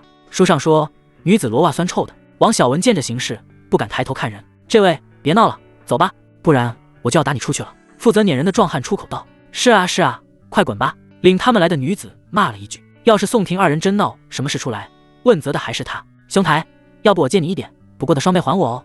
兄弟，我不用你还钱，只需你把这些姐姐们的罗袜肚都洗一遍就好了。看乐子的人们调侃，哈哈大笑。宋婷纹丝不动，嗤笑一声，他道：你们都想让我出这个门，我偏不。说完，他用了10点阴阳值，变戏法似的把手中的瓷杯变成了金杯。这个够不够？砰一声，宋婷把金杯子用力放在桌面上。离得最近的老刘汉子揉了揉眼睛，不敢相信刚刚发生了什么。众人更是目瞪口呆。你看我，我看你的，面面相觑。不是，婷哥你真会啊！王小文伸着脖子，不可思议地盯着桌子上的金杯子。画本又有题材了，这难道他是修士？其中一位有眼力见的男子小声呼道：不对啊，修士里也没有点石成金的法术啊。另一位男子呼吸急促，反驳道：要是有点石成金的法术，那金子在凡尘就不是什么稀罕物件了。会不会他是个江湖骗子？对，约莫是这样。片刻，就有人面子上过不去，说宋婷是江湖术士的障眼法，是不是唬人的把戏？是一试呗。宋婷勾唇一笑，拨开壮汉的手，径直来到了领他进来的继子身前。姐姐，你说是不是真金白银呢？宋婷冲着他来了一个自以为温暖的微笑。在这位叫红玉的继子眼中，这个微笑并不温暖，反而有些毛骨悚然。可能是吧，他吞吐地说道。后方，老鸨拿起杯子，用牙咬了咬，然后又用烛火烧了烧。是真的金子。哎呦，这位爷，你有这本事干嘛不早使出来？真是让我大开眼界了。小红，你刚刚怎么敢叫这位爷滚呢？说着，老鸨把金杯放入袖中，从地上捡起一只略微发黄的罗袜，他不管小红的挣扎，就往嘴里塞。老鸨对楼中的女子有天然的压制力，红玉只能忍着嘴中的酸臭，呜呜屈辱着。之前嘲讽宋婷的客人见状，急忙举起酒杯：这位公子，刚刚是在下的不对，在这里赔个不是了。其余人等也都有样学样，举酒谢罪。宋婷也没为难他们，有意无意地看向了5楼的那个房间。房间内，一位身着灰色道袍、脸戴灰白面具的男子抿了抿茶杯中的血。有趣，他好像发现我了。几位县官还在不断饮酒，里头就有千水城治下县的县令曹望安。宋婷瞥了高出5楼一眼，在老鸨热情的招待下，往里头走去。爷，这个姑娘可水灵，灵性的很呢。你们2位是要一起呢，还是再找一个姑娘？宋婷自然不想跟王小文做同道中人，再找一个水灵的姑娘吧。他道。老鸨了一声，将2人领到了2楼的一间雅间内。这雅间装饰的极为精致，轻纱幔帐，软榻玉枕，桌上还摆着一壶清酒和几碟精致的糕点。王小文有些紧张，双手紧握，显然是对这种场合有些不适应。宋婷则是一脸淡定，等待老鸨把人领进来。婷哥，先把法器拿出来吧。王小文见气氛有些僵硬道。宋婷哦了一声，从储物袋中拿出检测灵根的法器。少请。老鸨领着2位女子进来，迈一不迈身。右边身材窈窕，眉如翠羽的女子竟门板着脸，左边的姑娘俏皮可爱，会来事，抢到她不卖我卖。老鸨没好气地瞪了一眼右边的姑娘，旋即对着宋婷笑了一笑。爷，人我可领过来了，可得好好疼惜啊。说罢，老鸨轻轻把门扉给合上。宋婷拿出法器，目光在2名女子身上扫过，她感觉到左边的女子身上有一种淡淡的灵气波动，而右边的女子则显得更为内敛，灵根显现，却没人捞她。宋婷一眼看出了左边女子身具灵根，这烟柳之地虽说名门正派来的少，散修却不少来。那些散修即使看见了有姑娘身具灵根，也不叫她修行。她微微一笑，将法器递向左边的女子。姑娘，能否请你将手放在这法器上？女子眼中闪过一丝好奇，心想对方怎么不抱她上床。不过她还是顺从客人的话，一言将手放在法器上。宋婷眼中闪过一丝金光，调动灵力，只见法器上3色光芒闪烁，显示出女子具有3灵根。王小文见状，心中一喜。宋婷脸上则是较为平淡。这是什么啊？测试出3灵根的姑娘懵懂道。王小文上前一步，诱导道：这是灵根检测法器，刚刚的光芒说明你身具灵根，可以修仙。姑娘嘴巴微张，惊讶道：真的吗？你们真的是仙人啊！王小文冷一声，跟他讲起修仙怎样好。宋婷又转向右边的女子：姑娘，能否也请你试试？右边的女子似乎有些犹豫，但还是缓缓将手放在了法器上。这一次，法器上白色的光芒更加耀眼，甚至带有些许天道的威严。宋婷眼中闪过一丝震惊，光辉夺目，蕴含天威，这是天灵根才有的景象。你，王小文结结巴巴地说，你的灵根竟然是传说中的天灵根。迈一不迈身的姑娘愣住了，她从王小文的反应中看出自己好像有什么不得了的东西。天灵根吗？宋婷低语，把法器收入了储物袋中。你叫什么名字？苏初锦。迈一不迈身的女子道。我叫柳华。另一位女子不问自答。宋婷点了点头，以2人可否愿意入仙门。苏初锦问出了他想问的，入了仙门是否可以帮我们赎身？自然是可以，刚刚这位爷可以点石成金呢。柳华兴高采烈，我愿入。苏初锦没有犹豫，相比于天香楼这种时刻守着贞洁的日子，他更想去修仙，只是他还不知道自己要入的是合欢宗。宋婷心中有一丝犹豫不决，柳华儿的性格在合欢宗是没有问题的，可是苏初锦这种卖艺不卖身的，在合欢宗可能就不太好。好在苏初锦是天灵根，宗内应该会把他当成宝。心中决定了后，宋婷把老鸨喊了过来，用40点阴阳值把一个枕头变成黄金后，帮二女赎了身。哎呀，这位爷，您可真是谪仙转世啊！你们两个以后好好伺候呀。老鸨欣喜地抱住金枕头，内心美滋滋的。还有一件事麻烦你，我想见一见其他姑娘。宋婷是想看看这栋楼中是否还有灵根女子。老鸨迟疑片刻，还是答应了下来。这个时间点，很多姑娘还未接客。可惜的是，一阵检测后，没有再发现有身具灵根的。这老鸨真是眼光毒辣呀！唯二的灵根都被他找出来了。宋婷心道，说要找灵性的姑娘，一下就给找来了俩。爷，要是没事，我就先走了。折腾了许久，老鸨想歇歇了。慢着！宋婷喊住老鸨。老鸨顿住脚步，强颜欢笑：“还有啥要吩咐的吗？我想问问，5楼是干嘛的？”天香楼一共5层，1楼大厅喝酒玩乐、招客调情，2、3、4楼都是房间，用来做一些不可描述的事情。唯独5楼，没有人饮酒作乐，也没有入股就输得精光的买卖。5楼今天是被关老爷给包圆了。老鸨实话实说。宋婷追问：“这些关老爷以前来这玩吗？”老鸨皱起川字眉：“之前从来没来过，可能是城主大人昨儿。”他没有继续说下去，纯属猜测，纯属猜测。宋婷挥手让他下去，回了房间。苏初锦在房内抚琴焚香，一旁的柳华儿则百无聊赖地玩着手指头。呀，公子你回来了，需不需要奴家帮你沐浴啊？柳华儿见宋婷回来，眼前一亮，主动请缨。他看得出来宋婷和王小文中谁是主事的。婷哥怎么样？王小文闻言起身问道。多一个有灵根的，他们就离出危机四伏的千水城近一步。宋婷摇头，一个也没有。你们仨先在这待一会儿。交代了一些事情后，他出了房门，径直往5楼走去。这期间他气息内敛，脚步轻盈的一层一层爬楼。肉眼不看的话，只觉宋婷此时是团空气。很快，宋婷走到了5楼，离那间房间只有几十步的距离。在这种距离中，宋婷嗅到了淡淡的血腥味，果然是妖魔。他心中笃定，合欢宗虽是魔道，但作为人跟正道一样，对妖魔鬼怪都有天生的憎恶。进了之后，透过半遮半掩的木门，里面的场景隐约可见，4、5个官服模样的人在无休止饮酒。在县官的对面，有一位戴着面具的道人。道人的面具很独特，上面有6个小横口，整体灰败破损。他品着鲜红的茶水，酒桌盘中有着数枚修饰的金丹，其中一个血迹未干。好奇心害死猫啊！宋婷心中一悸，缓缓转动身子，想要往下走去。上楼容易下楼难啊！这里面的道人十有8、9是杀害许怀许城主的凶手啊！既然道友来了，就是缘分，何不来我这喝一杯酒？5楼的房门无风自行打开，灰袍道士声线邪魅，不男不女，让人耳朵听得很不舒适。宋婷挤出笑容：“道兄，我这人不喜喝酒。”叨扰了道兄的雅兴，这就离去。灰袍道士不想那么轻易放过宋婷，他举起茶杯又道：“既然道友不爱饮酒，那品茶呢？”茶盏中还在冒泡的血液，更让宋婷不适。化形妖怪看着不像啊，他的妖气很重。化形的妖怪练的人体妖气很轻才对。多谢道兄，这茶我也喝不来。宋婷抱拳，手中已经摸索出联系楚望的法器了。楚望不是要报仇吗？仇人就在这里。哈哈哈哈！道友说笑了，世间哪有茶酒不沾的人呢？除非你不是人。说着，灰袍道士身形忽地拔高，体内传出噼里啪啦的声响，头顶着天花板，宽大的袖子中伸出一条蟒蛇粗细的触手，向宋婷抽来。麻烦！宋婷身形一动，勉强躲过触手，借力往1楼坠去。啧，小蝼蚁，跑挺快的。灰袍道士撑破房间，身上冒出10几条血淋淋的触手，上面挂满了倒刺。双脚着地后，宋婷仓促地从储物袋中拿出玄银长剑，不等他拔剑，那触手再度袭来，轰！宋婷原本站立的地方被拍成一个大窟窿，有几人惨死其中，成了肉泥。天香楼的嫖客和姑娘们惊慌失措，尖叫声连天。触手在动，带着毁灭性的力量捶打而来。臭章鱼！宋婷低喝一声，拔剑猛然斩出一道皎洁如滑的剑气。月霜剑气发动，呲啦！清冷寒凉的剑气打在触手之上，使得其上覆盖了一层冰霜，砍不断。宋婷吃惊，同样吃惊的还有灰袍道士。有趣的玩意，年纪轻轻掌握了剑气吗？还是说是那把剑的作用呢？触手震碎薄冰，再度挥舞，直直挥下。宋婷脚跟发力，3道种一同运转，借助触手的反震力跳脱出了天香楼。有意思，这是有意思。一个尾筑基，速度还能那么快？灰袍道士仰头一笑，身形飘逸，也出了天香楼。喂，宋婷，什么事？法器那边传来了楚望的声音。喂，宗主，我这风太大了，听不清。杀害你老友的东西就在我这天香楼。宋婷喊了几句，把法器一扔，一头钻入天香楼旁的湖泊里。啊呀呀！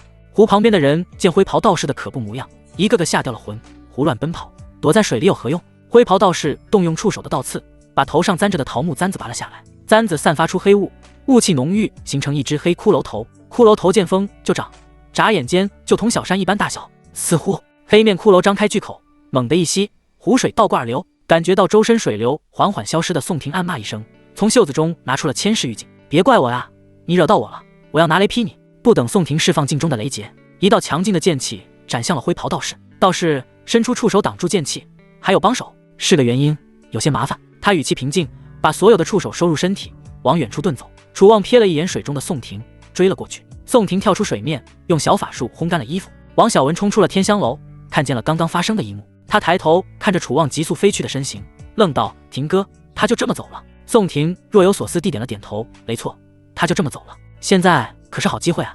小文，我们逃离合欢宗如何？”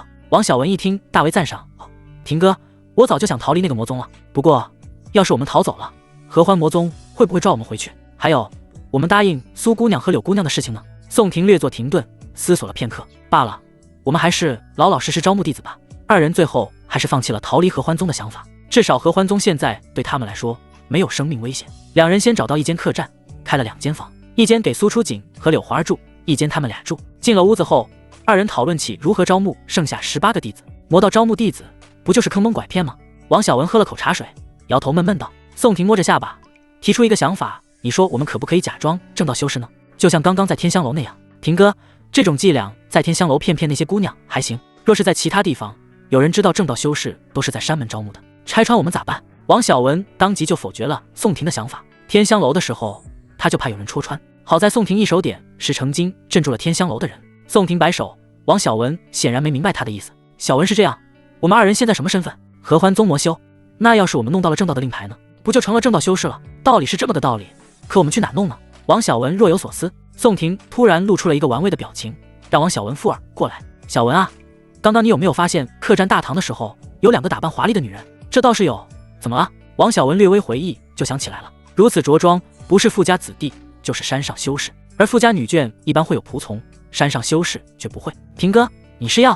嘿嘿，对了。午夜，千水城的夜晚陷入了一片宁静之中。宋婷和王小文放慢脚步，缓缓靠近一间客房。记住，我们先蹲房门，打听一下消息，若是修为高深，咱们就撤；要是修为不比我高，你就拿着这根线围住门口。宋婷边走边小声道，把银珠线交给了王小文。王小文严肃地点了点头，而后犹豫道：“婷哥，我们这样做是不是不好？我们本来就是魔道，有啥不好的？你不要是到临头变卦啊！”王小文压下心中的道德感，跟在宋婷身后。少请。二人蹲在了目标人物的房门角上，房内传来细微的声音：“师姐，我们这番穿着没事吧？”房间里头传出一个稚嫩女声：“他们二人是订了一间双人客房，所以住在一块。师妹，这你倒是提醒了我，我们确实穿得太华丽了些，这样可能会惹到一些没必要的麻烦。”门外，宋婷听到这些言论，有些想笑。他们发现的也太晚了。师姐你怎么那么大，好羡慕啊！傻师妹，你以后也会跟师姐一样的，羡慕啥啊？这什么虎狼之词？宋婷眨了眨眼，一阵窸窸窣窣的声音后，房内2位女子换好了衣服。哎，师姐身材就是好，就算这般朴素的衣服，在师姐身上也同华冠丽服。身为师妹的修士又羡慕了起来。师妹你也不差呀，圆圆小脸很可人。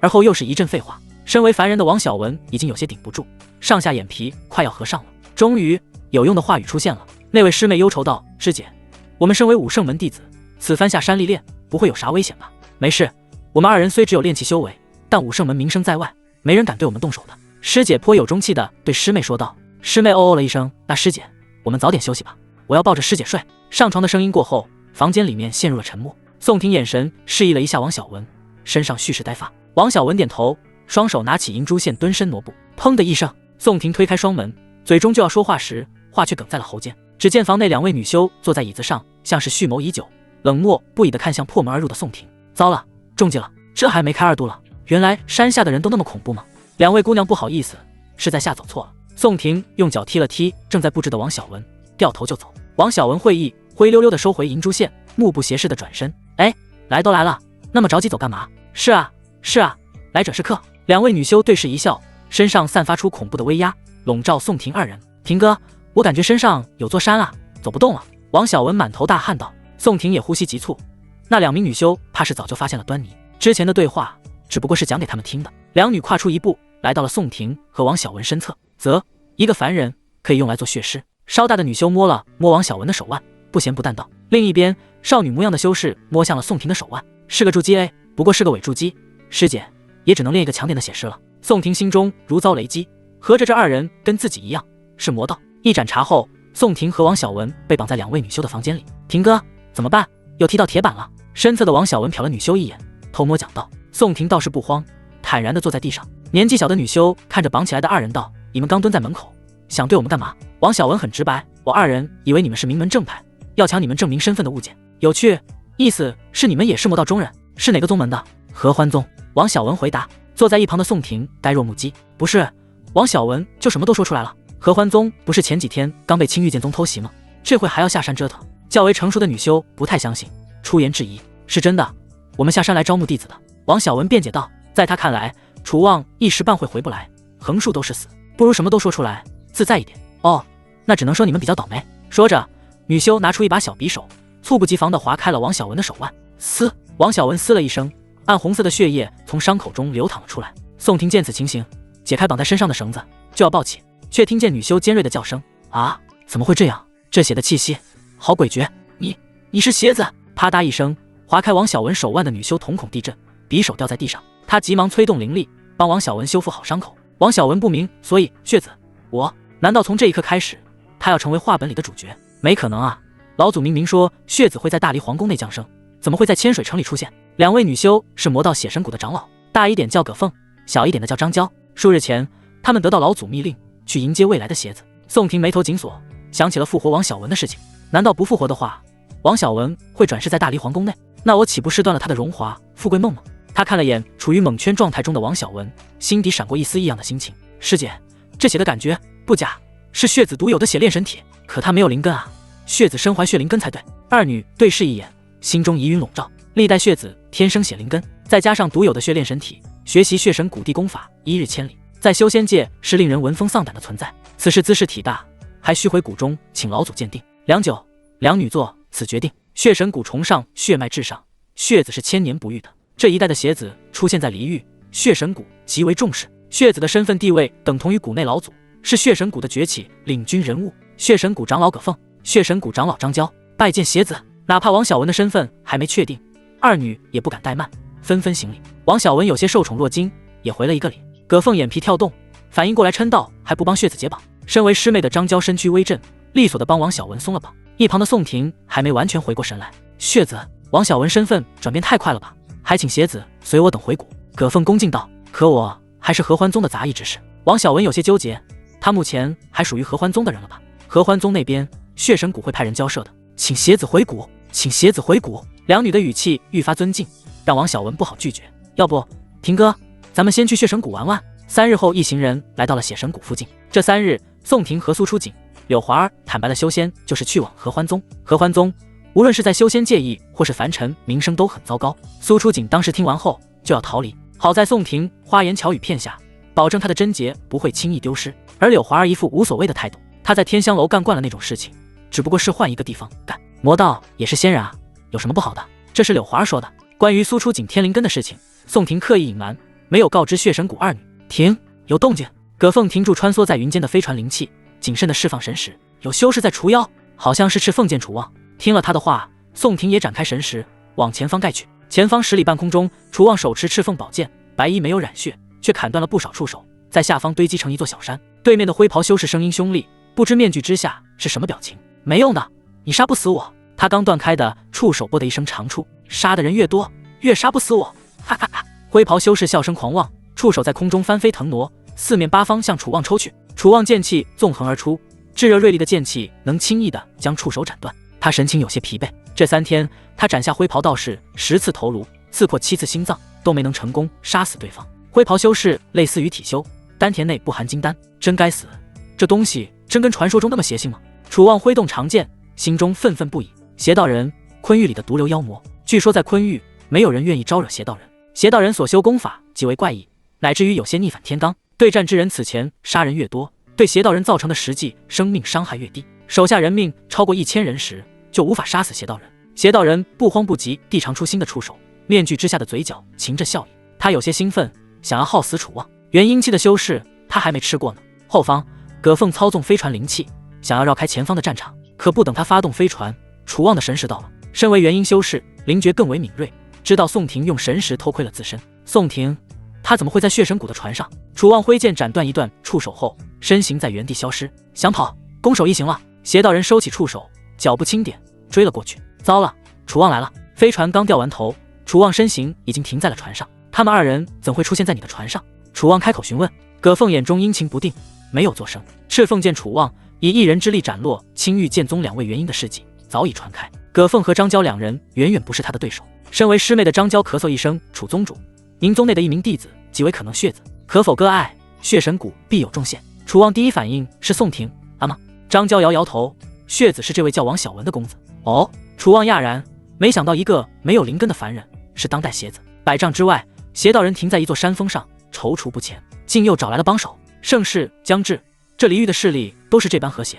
飞船上，楚望没有拒绝张娇，也没有同意。他道：“若2位能助我斩杀邪道人，王小文就给血神谷了。”张娇2人蹙起眉头，我们手下人命不少，怕是无法杀死邪道人。楚望心中一汗，既如此，那2位送我一程如何？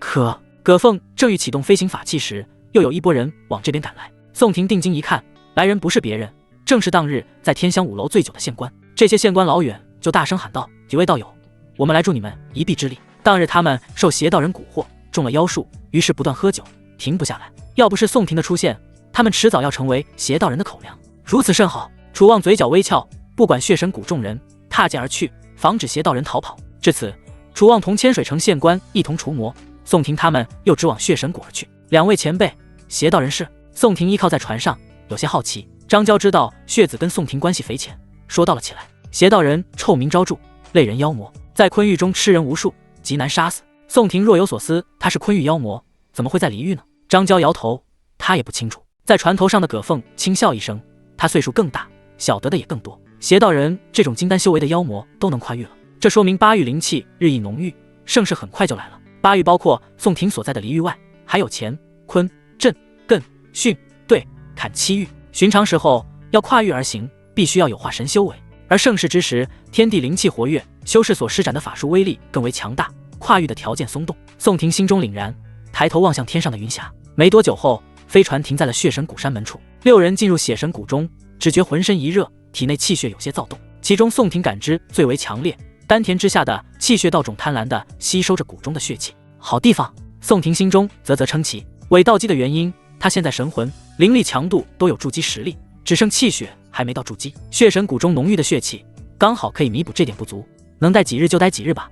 血神谷跟合欢宗一样，四季如春，鸟语花香，宛如仙境一般。这怎么看也不像魔道啊！走在后方的柳华闻着花香，追着蝴蝶嬉戏，脸上笑意盈盈。不过蝴蝶好似更青睐苏初锦，成群结队地围在他身旁。苏初锦一路无话，表情淡漠。血神谷的如其名，坐落在山谷之中，四面都是山壁，山壁之上有很多洞穴，偶尔有修士进出。最大的建筑物在洞穴群的中间，如众星拱月一般。那是一栋足有100层高的楼，楼层占地面积广袤，肉眼无法丈量，每一层都有成千上万个房间。血神谷3个大字竖挂在楼阁前方，字迹雄诡。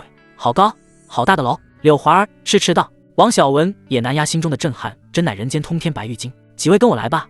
楼中走出一个血神谷弟子，对着宋婷3人说道。而王小文则跟葛凤、张娇2人前去楼阁最顶端。血神谷主楼内部，谷中弟子为3人安排了住宿。楼阁中的房间繁若天上的星斗，3人各自都安排了一间房。走在楼道上，宋婷瞥见两边房间的门是用铁浇筑而成的，极为厚重，每一个房间都有主人。这些人听到脚步声，纷纷趴在铁窗上往外看去，好奇、绝望、幸灾乐祸的目光扫在几人身上。又有新人来了。是啊，又有人要吃红枣和猪肝了。房间在7楼，错综复杂，不熟悉楼层结构的人在这里会找不着北。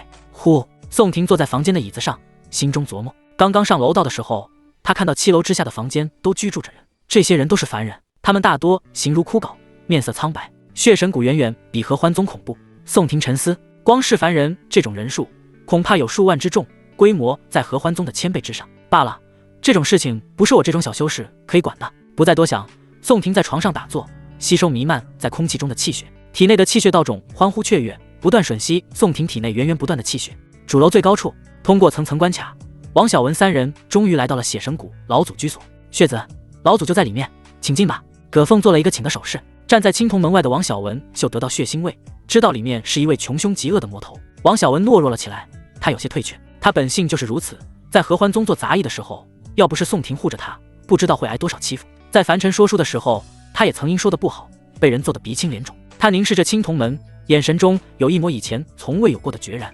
心中狠下了决心。平哥如今是修士，我若不成为修士，怎能跟他一路同行呢？他为我做的太多，这条命都是他给的，我怎能如此胆怯？修仙本就是优胜劣汰，逆天而行。凡人在修仙者面前就是猪狗，我不想当猪狗了。或许成为血神古血子是我的宿命吧。青铜门缓缓推开，厚重的机械运转声隆隆作响，一股令人作呕的血腥味扑鼻而来，充斥肆虐着王小文的肺。哦，胃中污秽不受控制的从喉咙中涌出，吐了一地。血子，没事吧？张娇连忙上前拍了拍王小文的背部，脸上憋着笑。是邪子来了。青铜房间内部，血神谷老祖从足以容纳一个水潭的血池中起身，血池内侧的铜壁上有铁质兽头不断往池子中灌入新鲜的血液，使得血池中的血保持流动。拜见老祖。葛凤和张娇扑通一声跪下，中间的王小文不知所措，也要跪下。血子不必多礼了。老祖身形修长，用灵力拖住想跪下的王小文。他有着一双乌黑的眼瞳，眼眶中余白很少。你们两个可以退下了。血子进来。葛凤二人没有退下，仍然跪在原地。是还有事吗？老祖默然问道。是。血子好像没有灵根。葛凤把头埋得很低，轻声说道。此言一出，老祖双目圆睁，大手一握，将王小文吸至身前。果真没有无根血子。检测完后，老祖放下了王小文。王小文坠入血池中，扑棱了几下，双目一白，昏死了过去。你们俩防止血子溺死，我去推演一番。是。夜晚，大离国师一人独自来到血神谷上空。大离国师前来血神谷拜访血魔老祖。你们大离怎要来我血神谷这鬼地方？一片血雾中，血魔老祖缓缓显形。大离国师鹤发童颜，手上拎着个暗红色的东西。大离要跟阁下做个交易。血魔老祖嘴角微微翘起，你拿个这东西干嘛？我血神谷只用血修炼，不用死去的婴孩修炼。大离国师摇摇头，神秘兮兮道：此言差矣，没有任何东西能跟在下手中之物相比的。有话快说。血魔老祖是个急性子，他觉得对方的话有点多了。大离国师也不愠怒，这死因是组成邪子的关键。我大离天眼门算过，圣皇有一子会是当代邪子，却不料有个大人物用了逆天手笔，抽去了皇子的灵魂，导致邪子不够完整。若我没猜错，谷中的邪子没有灵根的吧？血魔老祖呼吸急促，双目微眯。这个大人物倒是帮了大离圣朝的忙。若是血子真的降生在皇宫内部，离君临自然是不肯把自己的亲生骨肉交给血神谷，那个时候就会有一场血战。现在血子一分为二，离君临不用理会负弃子的舆论，全当是贵妃流产。你要什么？说吧。大离国师轻笑一声，老祖，我大离的代价很低，跟血神谷结盟，让血子拜圣皇陛下为义父。血魔老祖诧异，大离跟魔道勾结，不怕正道的伪君子们打杀你们的门庭吗？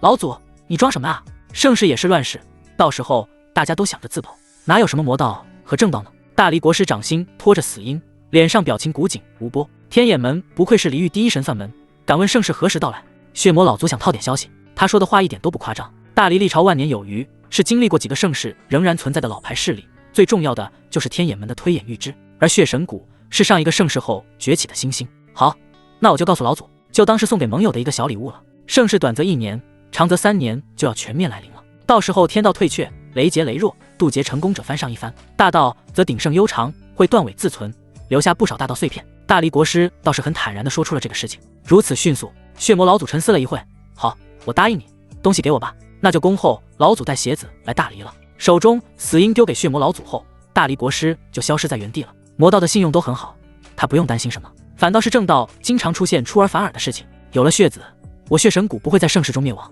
3日后，王小文容貌大变，气质邪魅，皮肤白皙，身体竟是长高了些许。他来到宋婷的房间内，拿了一部经书给宋婷。小文，你没事吧？宋婷看着王小文的状态，有些担心，他有些后悔带王小文来这里了。婷哥，我现在感觉浑身充满了力量，没啥事啊。倒是这本书，你好好收着，这是血神谷的秘密，可能对你有用。王小文露出笑容，拍了拍宋婷的肩膀，书上写着血魔经3个大字，血魔经。宋婷念出了经书的名字。王小文道，不错，这本书在血神谷，只有长老以上的人物才能修炼，我身为血子，自然也可以修炼血魔经。宋婷没敢收经书，反倒你这是把血神谷的秘法传给他人，不怕血神谷惩罚你？王小文摇头笑道，我身为血子，血神谷没人会责罚我。这3天来，王小文的身体发生了质的飞跃，说是鲤鱼跃龙门也毫不为过。婷哥，你就安心收下吧，对你或许有帮助。王小文好心劝解，拍了拍宋婷的手掌。对了，婷哥，血神谷会帮我们找到18位女子，找到之后就会送你回合欢宗。宋婷惊讶，看来王小文在血神谷地位超然。那你呢？他发问道。王小文咧嘴傻笑，婷哥，我身为血子，自然是要留在血神谷，等我修炼有成之时，一定会去找你的。诺，这个令牌给你，在血神谷可畅行无阻，这段时间你就当来游玩吧。言语间，王小文从怀中拿出一枚暗红鎏金的令牌，放在宋婷手上。我就先走了。脚步越来越远，王小文离开了房间。宋婷紧锁眉头，吃惊于王小文的变化。系统检测血神骨令牌为最高等级，由血暗矿。收下令牌，宋婷又把手放在血魔晶上。检测残缺血仙宝典，本为一品绝世功法，因宝典残缺，列为4品极品功法。竟然是本绝世功法，哪怕只是最低品级的也不了得。宋婷扬了扬眉，喉咙滚动。能否把血仙宝典修复完整？本次修复需要18000点阴阳值，是否修改？是。宋婷没有任何犹豫，她不是那种只懂索取不懂回报的人。修改成功，修改结果如下：血仙宝典一品绝世功法，血炼成仙，神鬼退避，阴阳值余额1600。手中的血魔竟由于只是个踏本，没有什么惊天的异象出现，只不过书中的文字变化了许多，书的厚度也增加了不少。宋婷沉下心思，翻开阅览血仙宝典。良久，宋婷倒吸一口凉气。这血仙宝典并非是什么魔道功法，怕是有人得到了残本之后魔化改写，才有了这血魔经。好厉害的功法！若是修炼大成乃至圆满，一身气血如海般浩瀚，取之不尽用之不竭。何况这宝典内还有诸多神异的法术神通，只要学会，不愁没有法术可用。宋婷暗暗心惊，血仙宝典要是出世，绝对会引起一场恐怖的抢夺战争。没多想，按照宋婷的领悟天赋，没有1年半载是无法学会血仙宝典全篇的。之前在合欢宗拿的银雷剑诀，到现在宋婷只入了门，还未小成。他找来了笔墨，把宝典中的内容抄了一遍。做完之后，他开始试图运转血仙宝典的周天经脉路线。1夜过去了，宋婷没有一次能够完全运行周天，要是有什么能增加悟性的药就好了。宋婷郁闷，筑基的神魂强度还是不够用，自己悟性不高。又是一个白天，宋婷终于把血仙宝典的周天给运转成功了。他不知道的是，当初修炼血仙宝典的寻常修士，没有个10天半个月是无法摸到周天运行门槛的。宋婷的悟性不说是顶尖，也算在修士中的一流水平了。一个周天运转过后，宋婷能明显感觉到房间内稀薄的气血一扫而空，看来在这里无法满足我了。停止周天的运转，他开始学习血仙宝典中的法术神通。2天后，宋婷出了门，神识扫过隔壁2个房间，苏初锦和柳华早已入睡，两人睡相天差地别，一个睡容甜美，另一个打着呼噜，手脚四叉。宋婷拿着王小文给他的令牌，出了大楼。学了血仙宝典后，气血道种反应强烈，其中对2个方位很是渴望。一个是大楼顶端，大楼顶端是血神谷老祖的居所，宋婷选择不去冒险。另一个就是山壁中的一处洞穴，洞穴看起来普普通通的，莫非里面有什么秘密吗？今晚的夜无风，云遮住了月亮。宋婷凭借伪道基的筑基修为，不太熟练的御着玄阴剑朝洞穴飞去。招募弟子前，宋婷在合欢宗内学会了普通的御剑术。洞穴外空地处，玄阴长剑停剑落地。走到这里时，道种的渴望更加猛烈，新生的希望极其强烈。难道是有发芽的预兆？宋婷缓步前行，听见了洞内有人说话：“师兄，我们背着长老偷了10几年的灵血了，还要弄多久啊？不急，再有个几月就好了。这些灵血还不足以让你我成为金丹修士。里面有2位血神谷弟子在密谋。”宋婷暗自咂舌，血神谷防范那么低的吗？谷中弟子偷了那么多年的资源，还未东窗事发，古怪。宋婷心道，脚步放轻，走到洞穴内部去。一扇木门横在前面，宋婷敛起气息，他把手放在木门上，利用系统检测，绝息木门一宝，能够防止神识探查。难怪这2人得此一宝，才能在洞穴中偷游10几年。不过今日我来了，就当是提前帮小文清理门户。五指握拳砸去，咚的一声，木门应声裂成鸡块。谁？洞穴中的血神谷弟子心跳到嗓子眼上，生怕事情败露。等他见来人是个生面孔时，杀意从心底升起。他2人没有任何言语，各自欺身而来，施展法术，倒是干脆。宋婷心中称赞，双掌凝聚灵力，迎上2人。之前的话语中，2人提及还未成金丹，又有绝息木门隔绝神识，不会出现上次偷鸡不成18米的情况。4掌相对，灵力激荡，血神谷弟子发觉绝力不过，另一只手捏出法诀，血雾笼罩手掌。血火，2人齐喝一声，手中血雾焚烧成火，妖异的血色火焰裹着手掌，往宋婷头颅拍去。哼，不过是残缺术法。宋婷冷哼一声，2掌陡然发力，震退2人。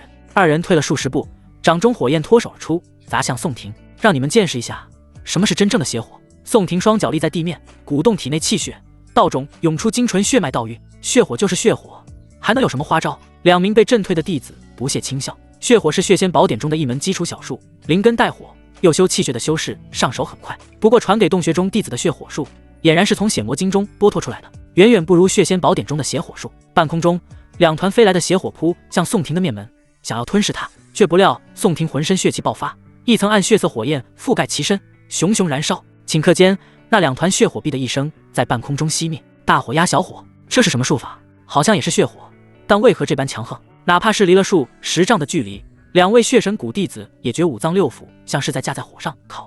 你是谁？为何会这般精妙的邪火？一人颤颤巍巍地问道。今日东窗事发，他怕是难逃其咎，只求知道到底是何人坏了他的好事，当代血子。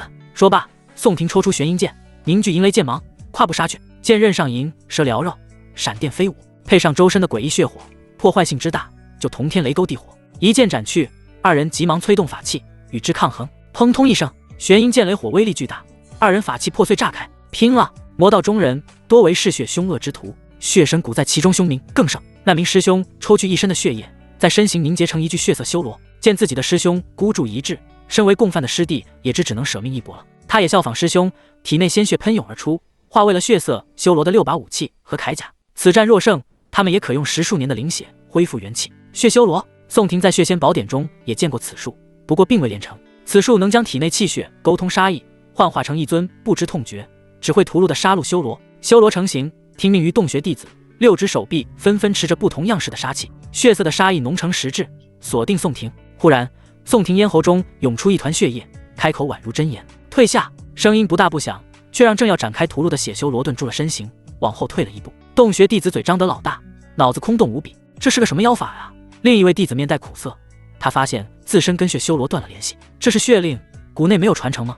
宋廷目光平静，血令也是血仙宝典中的法术，对使用者气血程度要求极高，它可以号令血尸。此法在血魔经中也有记载，看来血神谷没有把此法传给下面的弟子。血修罗便是血尸中的一种，只不过更为强大。你二人偷谷中资源10余年，我身为血子，邪令诛杀尔等。宋廷举起王小文的令牌，大声呵斥。两位弟子看见令牌，心灰意冷，接受了这个事实。噗嗤，血修罗拿着手中的血杵和血枪刺入了二人的心口中，两人气绝，血修罗也化为一滩血水。宋廷收回目光，往洞穴深处走去。洞穴很大，深入山体不知几里。走了一段时间后，一扇石门出现在视野中。进入石门后，并未发现里面有灵血之类的东西。房间里看起来是刚刚死去两人的居所。搜索了一番，没发现什么有用的宝物，看来灵血存在其他的地方啊。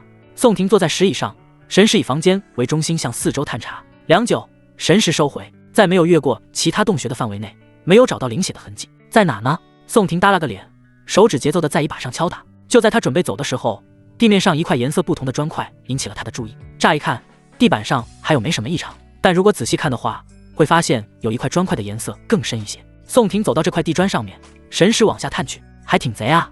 他啧了一声，一脚蹬碎地砖，跳了进去。下面是一个隐蔽的小空间，环视一周，只发现了有一个空着的水池。水池方寸不大，刚好能容纳两人的空间，多一人就会略显拥挤。池壁上几尊兽头挂在侧面，不知是什么妖兽。宋廷蹲在身子，拨动了兽头上的开头，铁质兽头张口，涓涓鲜血从中流入水池中，血的腥臭味扑鼻而来。宋廷立刻闭紧了嗅觉，他虽看着眼前的场景不适应，可体内气血道种却很是激动，就像是多日没吃上东西的乞儿，望见了满汉全席。一炷香后，兽头停止了灌血，显然是储存的灵血耗完了。水池中没有蓄满，大约还剩1/10的位置空着。系统检测。宋廷指头伸进血池之中，心中祈祷里面不是人血，多种血液混杂在一块，加以数十种药材泡发，没说有人血，那就是没有。心中安慰自己片刻，望着平静猩红的水面，宋廷还是下去了。坐在水池之中，宋廷立马屏蔽了外在的五感。血仙宝典中的周天开始运转，感应到体外有着大补之物，气血道种发出蒙蒙的红光，如龙息鲸吞般采取体内的气血。体内的气血一少，外部血池中的气血就补充进去，周而复始，直至血池干涸。丹田之下的领土上，气血道种比之前更为饱满大个，根须也更加深入领土之中，但依旧没有发芽的趋势。宋廷心中微动，一拳朝身前的兽头打出，咚一声，铁质兽头凹进去一个拳头，里面灵剑飙了出来。这一拳没有任何气血灵力的加持，单凭肉身，而且只用了一半的气力。我变强了。他摸了摸头发，但没变秃。气血道种带来的不只是气血雄浑的变化，还有肉体的变化。不知道我能不能称得上是一名体修？体修重气血，更重肉身，可惜没有体修炼体地功法。宋廷惋惜一声，出了洞穴。走之前，他顺便把那扇绝息木门给收进了储物袋中。这种异宝很稀有，在外界有时无价。回到大楼里，宋廷询问了苏初锦，才知道自己已经在消失了1天2晚。爷，这段时间你去哪里了呀？两女都在宋廷的房间内待着，他们的依靠就是宋廷。宋廷不在的时间里，他们都待在宋廷的房间里。宋廷没有回答柳华儿的问题。这段时间有人找我吗？苏初锦平静道：没有，你失踪之后，我们就待在你的房间里，没有人找你。我们也没有跟别人说。宋婷露出一抹赞赏之色，你做得很好，各自回房吧。苏初锦点了点头，走出了房间。柳华儿则是没动，一个人好无聊，我在你这睡好不好？宋婷审视眼前的姑娘，虽不及江青的清纯，随满盈的温柔之性，也不如苏初锦的甜美恬然，但柳华儿是3点都有一些，加上一点古灵奇怪。在相貌上，她拥有一双如柳叶般细长的眼睛，灵动闪烁，仿佛能说话一般。在凡尘俗世中的女子中，这样的容貌亦堪称上佳，如同春风拂过的柳枝，既有柔美又不失生机。见宋婷久久不语，柳华儿自圆其说，也不是你想的那样。我知道我身份低微，又是奴籍，配不上你，但我可以给爷暖被窝呀。啊，不对，仙人是不需要暖被窝的，我可以给爷洗脚擦脸的。柳华儿喋喋不休，说错话后又立马改口。宋婷倒也不为人所难，那你就在这住下吧。谢谢爷。柳华儿脸上笑意十足，找了条凳子坐下。爷，你会下棋吗？我在天香楼百日不接客的时候，就会一个人下棋玩，为什么不跟楼中的姑娘一起呢？宋婷侧目询问。我跟他们合不来。这句话中包含着一丝寂寞孤独，搞得宋婷正要安慰一番，却没想到柳华儿下一句就道，这可能就是差别吧，我会成为仙人，他们却只能在楼里接客。嘻嘻，爷，我们下棋吧。宋婷轻点下颌，同柳华儿下起了棋，屡战屡败，屡败屡战。柳华儿在棋局上宛如一条前渊蛟龙，时而冲渊而起，时而前渊不动，夕阳西下。宋婷一局没赢，再来再来。他是个不服输的人。柳华儿却摆了摆手，我饿了，要不先吃点东西？行吧，那你要吃些什么？我去东边拿去。第7层的东面有食堂，专供住在7层里面的人吃食。不多久，柳华儿拿着一些食物过来，大快朵颐了起来。晚餐过后，又是棋盘上的恶战。柳华儿把宋婷杀得没脾气了，这才消停。这女的莫非是棋圣转世？宋婷愈加好奇，自己前世在围棋一道上也是在全国业余大赛上出过成绩，业余6段的存在。收拾好棋盘后，柳华儿去到了房间后面，她捧着一个木盆，里面灌满了热水。不等宋婷询问，柳华儿保养极好的双手抓住宋婷的小腿上，脱下了靴子。你这是？宋婷明知故问。我帮爷洗脚啊。柳华儿露出奇怪的眼神，之前不是跟他说过吗？棋艺不好，难道记性也不好吗？柔滑的触感从脚底上传到宋婷脑部，舒爽不已。前世很少去足浴店，在美人膝下洗脚却是1等1的美事。柳华儿手中的力度不大不小，按摩的穴位像是研究过一样，那双如柳絮般轻柔的玉手在水中与脚掌轻舞飞扬，灵动地按摩着每一个穴位，手指纤细如柳，轻轻拂过，刺激着宋婷每一根神经，让血液在身体内流淌得更加顺畅。宋婷只觉神经放松，心情愉悦。好了，我帮你擦擦脚。柳华儿甩了甩手上的水渍，从怀中掏出一个手帕。柳华儿，你不怕我脚脏吗？不会啊，仙人的脚怎么会脏？再说爷你是我的恩人，大不了我换个手帕就是了。好，以后你别叫我爷了，那叫爷什么啊？叫我师兄吧，以后我们都是同门。师兄不好听，要不我叫你公子也行。床铺上，宋婷在床上打坐修行，修为隐隐有突破的迹象。柳华儿躺在他的旁边，托腮盯着宋婷。你在看什么？感觉到了柳华儿的眼光，宋婷闭目问道。在看你啊。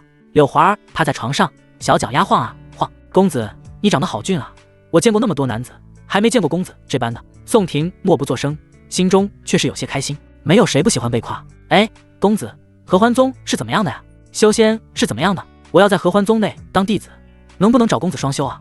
柳华儿的问题很多，宋婷能回答的都回答了，不能回答的只是说回宗里他便什么都知道了。一夜修行结束后，修为水到渠成，到了炼气8层。随后的几天，3人都待在房间里。苏初锦偶尔也过来一起下棋，两人一起上阵都对弈不过柳华儿。嘟嘟嘟，敲门声响起，宋婷应了一声，门没锁。一位红衣修士进来，见3人在下棋，几位倒友好雅兴。18位女子已经找好了。血神谷外，一根绳索法器绑住串起18名女子的手，这是血神谷数百弟子10天内找到身怀灵根的女子，里边环肥燕瘦，有长相清秀的，也有相貌平平。王小文呢？宋婷侧目询问。红衣修士道：血子正在修炼，就不方便送您了。行吧。宋婷带着两女出了门，走到了血神谷外。把他们松绑吧，我又不是人贩子。这不太好吧？你们是怎么把他们招募来的？宋婷眼中闪过一丝愠怒。身前的这些女子们神情凄惨，面容憔悴，有些更是衣服破烂，春光乍现，还有几人甚至有伤痕在身上。柳华儿，你去帮他们松绑。红衣修士心里呸了一声，都是魔道中人，在这装什么君子？这以后都是我合欢宗弟子，你们也不善待。宋婷的语气带有些许质问，这让红衣修士有些不舒服。他在血神谷也算核心弟子，受了长老的命令，这才出去带领其余弟子帮合欢招募弟子。若换做平常的时候，他才不会为宋婷这样的人做事。不就是有邪子护着你吗？他小声嘀咕了一句。宋婷听后垂眸道：同样的话我也送给你。不就是有邪子护着你吗？要不是对方是王小文的同门，这般虐待女子，宋婷不建议好好教训一下他。前世受母亲教育，宋婷偏向保护女性、呵护女性，当然，她也讨厌女权主义，主张男女平等。红衣弟子瞥见那双毫无温度的眼眸，心中猛地一颤。他微微躬身，低声道歉：“望道有海涵，在下多有得罪，都是底下的人不懂事。你，快给几位仙子赔罪，上药。”他随便点了几人，那几人哦了一声，屈服于淫威，不情不愿地拿着疗伤药走去。不用你，我自己来。这些女子本就有骨气，又是被人抢了来的，自是拒绝了血神谷弟子的亲手擦药。给他们都披上衣服吧。宋婷面无表情道。红衣修士脸色不悦，但还是按照宋婷的意思，派弟子为姑娘们披上了衣服。那就多谢道友了。宋婷微微抱拳，露出一个人畜无害的笑容。他回头望向血神谷中，血仙宝典目前怕是没机会交给小文了，等之后再给吧。柳华儿，跟他们讲讲我们要去哪里。好嘞，公子。柳华儿按照事前吩咐的，同18位姑娘说起了要去的地方。合欢宗，这是什么魔道？好像是双修魔门。我不想成为浪女啊！真是的，人家都还没有那种事情啊，怎么去得了合欢宗？这群女子中有谈之色变的，有好奇的，也有羞涩的。姐妹们，听我说一下，合欢宗不是你们想的那样，合欢宗也是仙门，可以修仙问道的，在宗内绝对保证诸位的安全，只要姐妹们不存心找死。另外，姐妹们也可以在宗内寻找适合自己喜爱的男弟子双修啊，这岂不是美事一桩？柳华儿的传销能力不差，很快就让众女们稍稍安心了。那我们走吧。一行人从血神谷出发。由于之前在天香楼外，宋婷把联系楚望的法器给弄丢了，导致无法快速回到合欢宗，而血神谷只有一架大型飞船法宝，舍不得给宋婷。路上20位姑娘也算相处融洽。饿了的时候，宋婷会去野外弄些野味，诸如豪猪、猎鹿、角羊之类的。姑娘们渴了，宋婷便会使出凝水诀，凝出清澈的纯水，引得姑娘们哇哇称奇。有不方便的时候，宋婷也会亲自站岗，防止有人偷窥。就这样，数十日之后，一行人来到了一家修士船行。修士船行可日行万里，适合那些无法长途飞行的修士。一人5块灵石。哟，好家伙，道友你这是玉女宗啊！船行售票处，牙商暗自咂舌。宋婷不做理会，大手一挥，摆出10块中品灵石。一般来讲，修士所说的灵石就是下品灵石，1块中品灵石可换得10块下品灵石。这10块中品灵石是宋婷在路途中杀了一些筑基妖兽换来的。由于人数多，牙商优惠了5块灵石。上了飞船后，说剩下的房间只有10间了，需要2两一间。宋婷皱眉，但听说下一趟飞船要等3天后，还是答应下来。自然而然的，柳华儿主动要跟宋婷一个房间。飞船上的房间很小，不到血神谷大楼房间的一半，内部只有1桌1椅1床。好在房间是靠边的，宋婷能从窗外看大山河流的风景。这趟飞行要有个2天能到达合欢宗地界，待久了难免会生出气闷的感觉。宋婷出了房门，柳华儿也跟着出去。她来到了船舱外的大厅处，往后回头：“你跟着我干嘛？”“公子去啊，我就去哪呀？”柳华儿眼珠转动，双手背在身后，嘻嘻一笑。宋婷无可奈何，只能让他跟着。听说了吗？神魔擂台要开启了。不会吧？神魔擂台都几百年没开启了，你还不知道盛世要来临了呀？大厅内，一群修士坐在一块聊天，兴致高亢。宋婷停止脚步，靠在一根木柱上，侧耳倾听。盛世，这是他第2次听到这个说法了。之前在葛凤口中听到时，他没细问。神魔擂台是什么？还请前辈细说。修士中有一后生好奇，作为前辈的修士也不吝啬，娓娓道来。神魔擂台据说是古早之时，人族还没执掌8域，诸天神魔拿来斗法的地方。说是擂台，其实那是一片古战场。以往的时候，神魔擂台正道魔道都会参加，双方各自派出炼虚、化神、元婴、金丹、筑基5个境界的修士，其中炼虚修士双方只派出1人，1局决胜；化神修士双方各出5人，5局3胜；元婴以下修士双方则是13人，13局7胜。这样5个境界的结果是5局3胜。宋婷听得迷糊，直到那群修士散完了，也没听到为什么要开神魔擂台这个东西，还是回宗内问下路预知吧。他心道：3天转瞬即逝，飞船停在了合欢宗地界。宋婷等21人下了飞船，又经过几天的跋涉，终于来到了合欢宗山门。山门处，姑娘们叫喊连天，抱怨不已。凡人脚力很差，饶有身具灵根者，也好不上哪去。这段苦日子，也是这群女子毕生没体会过的。劳烦师姐通报一声，就说内门弟子宋婷完成任务。山门外的2位女修各自颔首，其中1人回宗内通报：“宋师弟，你怎么一个人回来呢？”另一位女修诧异，宋婷只好解释了来龙去脉。这名女修听完宋婷的话后，怔怔出神，倒是什么怪事都让宋师弟碰上了。不过王小文成为血子，理当跟我合欢宗知会一声才是。宋婷没谈这个话题，楚宗主还未回宗吗？女修摇摇头，未曾。向宗主倒是安排第2批招募弟子的队伍了。2人又闲聊了几句，宗内来人了。来者不是别人，正是合欢宗宗主陆玉之。他怎么亲自来了？宋婷心中纳闷。陆玉之银发轻挽，一袭红裙飘逸，宛如烈火中的凤凰，傲然独立。她赤足踏于虚空，步履轻盈，看起来步伐不快，却有种缩地成寸的神通。哎呀，看看是谁回来了，原来是我的好徒儿啊！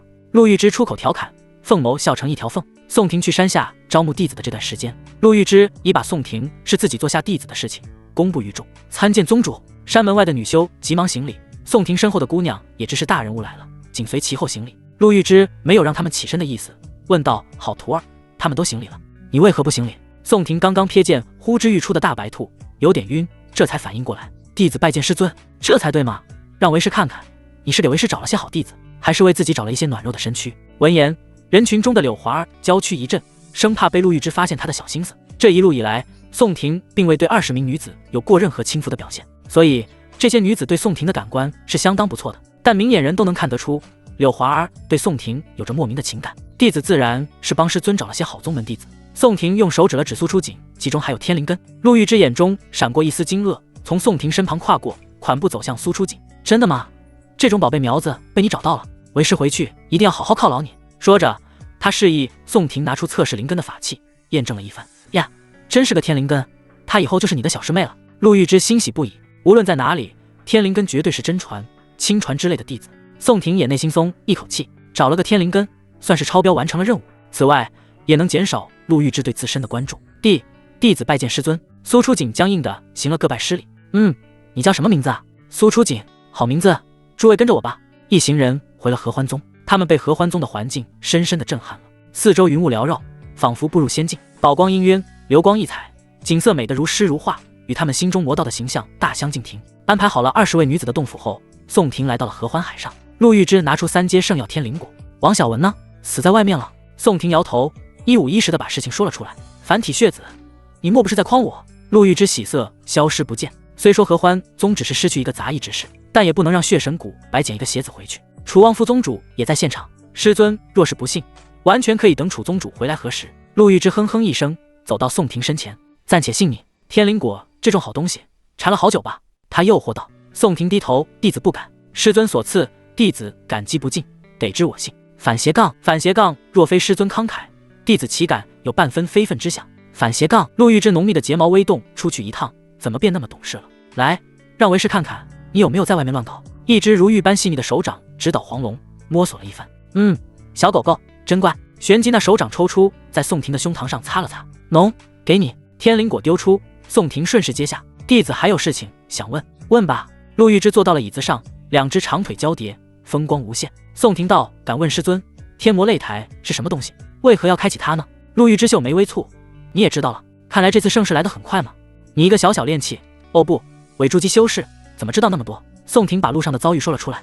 你在邪道人的手下没死，莫非真有什么保命的大神通？上次他在青玉剑宗的事情中没有身死，陆玉芝就有所怀疑，这次又在金丹不可敌的邪道人手中逃脱，让人很难不怀疑。全凭侥幸。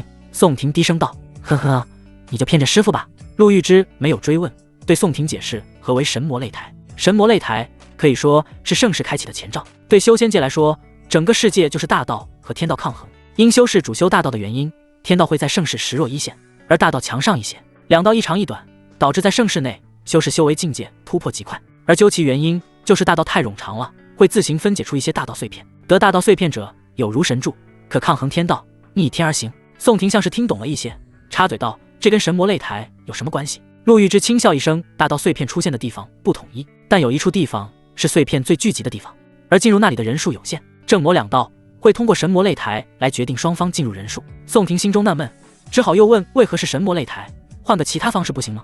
他听飞船修士说，神魔擂台是上古战场，进入其中展开擂台战，必须要献祭生命。陆玉芝神色略微不悦，是真多你。参与神魔擂台，胜者可得一种限期的神魔赐福，到时候进入碎片聚集地时，自有一份保障。甚至可以说，很多天之骄子就是借着神魔擂台的赐福来领先同代人。听完之后，宋婷大概知道是怎么一回事了，随即告退，回到久别的洞府内。他舒了一口气，大道碎片是否可以让我的道种发芽呢？兽皮纸上明确说明了，是灵根化为大道种子，不知道这两者也没有什么联系。有机会必定要去参加一下。想定之后，宋婷拿出天灵果检测。天灵果3阶圣药，由天灵树上结果，蕴含灵力充沛，原因以下修士服用可以精进修为，能够把3阶改为4阶。宋婷试探问道。眼下他手中阴阳值还有1600点，能增强一点修为就增强一点修为，毕竟没有筑基修为是不能参与神魔擂台的。本次修改需要200点阴阳值，是否修改？看来圣药境1阶需要的阴阳值不是很多啊。宋婷再问，把3阶修改成9阶需要多少阴阳值？本次修改需要1200点阴阳值，是否修改？果然，圣药每进1阶需要200点阴阳值。修改成功。修改结果如下：成熟的天灵果王9阶圣药，阴阳值余额400。在一阵金光闪耀之后，天灵果缓缓散发出诱人的果香，香味醇厚，果肉的体积也显著增大，比先前的模样更为饱满肥硕。宋婷闻到香味，食指大动，一口咬了下去，果肉的汁水爆了出来，果香浓郁，沁人心脾。果然，这种东西还是生吃带感。感慨了一句后，天灵果肉悉数入肚，体内的灵气随着药力的发挥，浓郁暴涨开来。宋婷赶忙坐在蒲团上，开始打坐吸收。1日后，丹田气海中的道种根须遍布领土，修为来到了炼气圆满。9阶圣药果然是个好东西。丹田气海中的灵气虽然满了，但药力还没结束，看来可以借此机会一举突破筑基。宋婷下了决定，用气血先压制住体内的天灵果药力。出了洞府，他去寻找一处渡劫的地方。宋师弟要突破筑基了吗？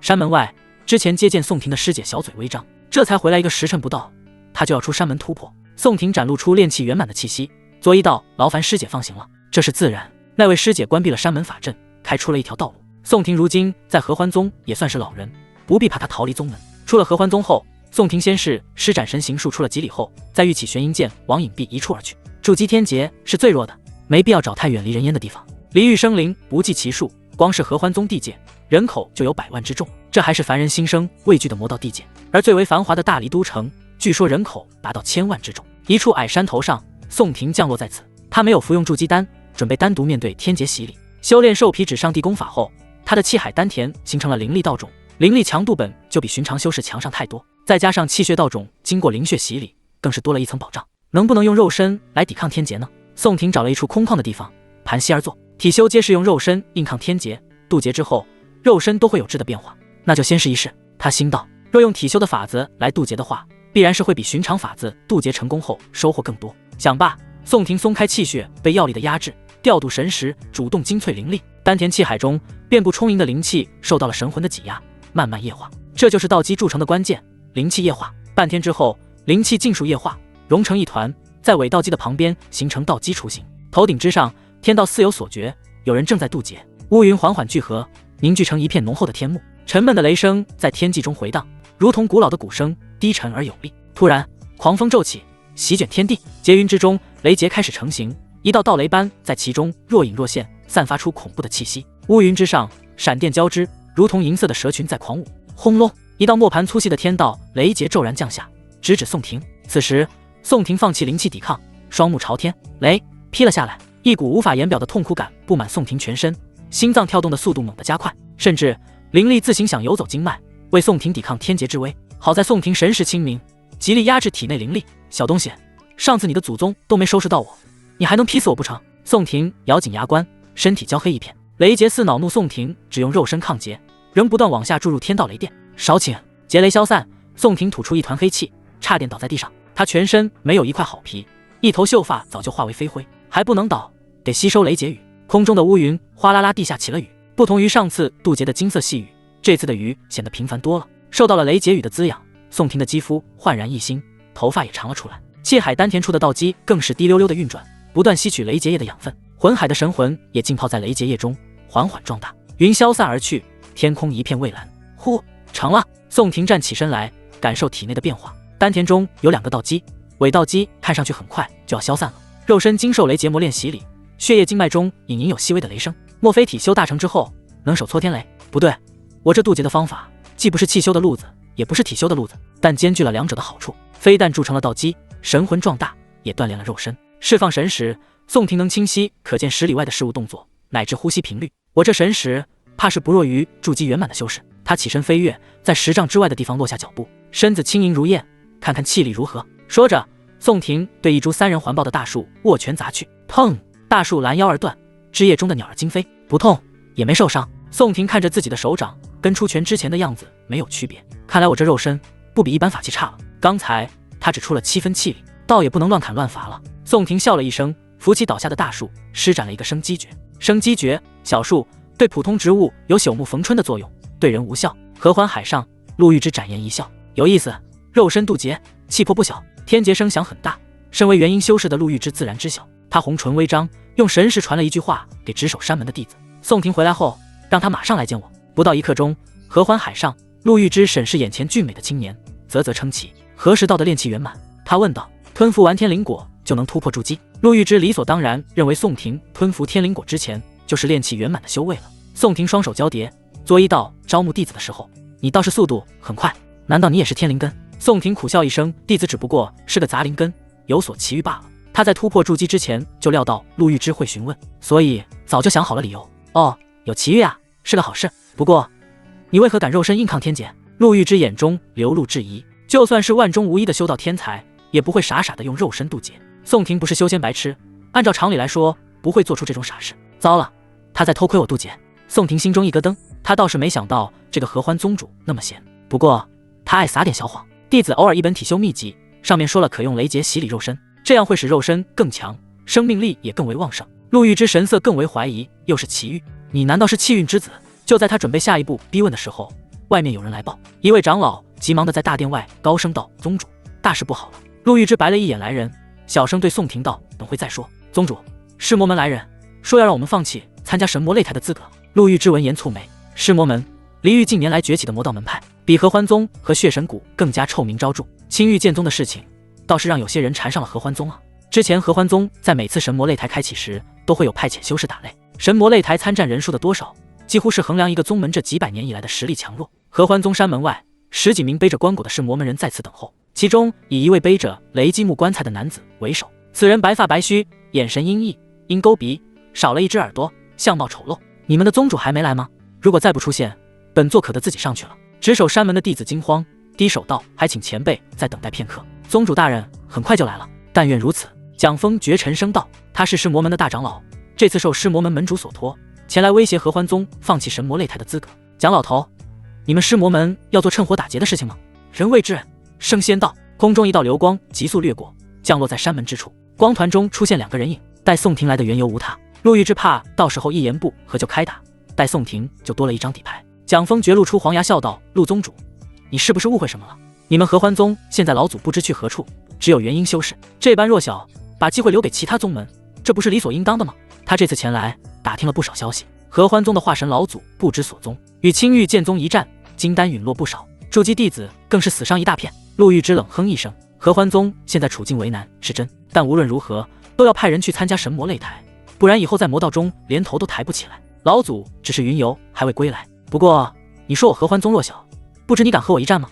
说完，陆玉之身上的气息节节攀升，衣袖作响，元婴威压铺天盖地而去，压得尸魔门一方的弟子直不起腰。面对威压，蒋风觉只好释放修为，帮门内弟子缓解压力。陆玉之虽只有元婴中期修为，但凭借他那瞳术神通，让很多元婴后期修士都不敢一战。蒋风绝也不想出这个眉头，他道：陆宗主，这不是尸魔门一个门派的意思，而是整个离域魔道的意思。陆玉之冷意更盛，既是整个魔道的意思，那就让整个魔道来吧。蒋风觉面色阴沉，有点下不来台。说是说整个魔道的意思不错，可大家都还没有明面上说，他尸魔门要跳出来名牌，不拿出点东西出来，自是贿赂了下风。陆宗主，你们合欢宗化神没人，就算派了元婴修士参战又如何？金丹、筑基的修士都无法参战，一个境界参战，倒不如把这个机会让给别人。据他所知，合欢宗当下是青黄不接，金丹、筑基2境修士没有一个能拿出手的。陆玉之奇怪地哦了一声，带有不解。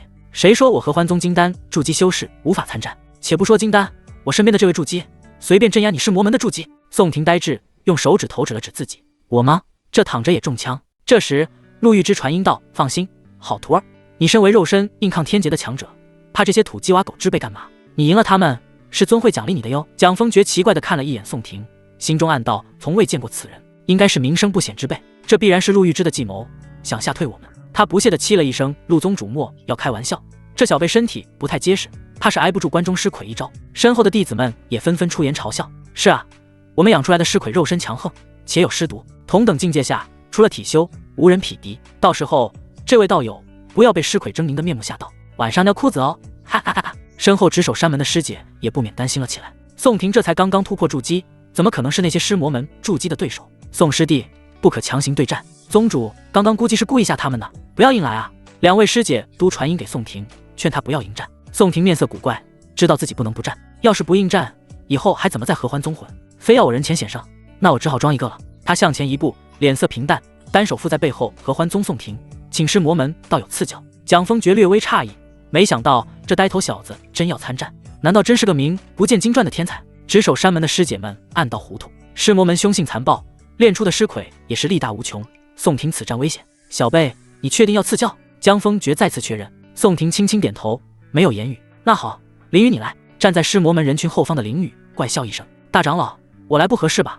会死人的。无妨，本长老心中有数。蒋风觉为了不出现意外，特地找了筑基后期的林宇。林宇哎了一声，背着厚重的铜铁棺材跳步向前。宋庭观察了一番，想到那口棺材怎么也有个700-800斤，看样子师魔门的人多少会修炼一下肉身。林宇背着棺材站在宋庭10丈外，嘿嘿笑道：宋道友，可别怪我没提醒你，我这尸魁几十头水牛都拉不住，可开路破石。蒋风觉就像是看到了胜局，内心暗喜。林宇是师魔门的骄子，他这具尸魁生前是位筑基巅峰修士，死后虽没有之前那般强悍，但经过炼尸之后，实力也不可小觑。不必多言，林道友只管出招。宋庭脸上露出笑容，说：那么多逼话干嘛？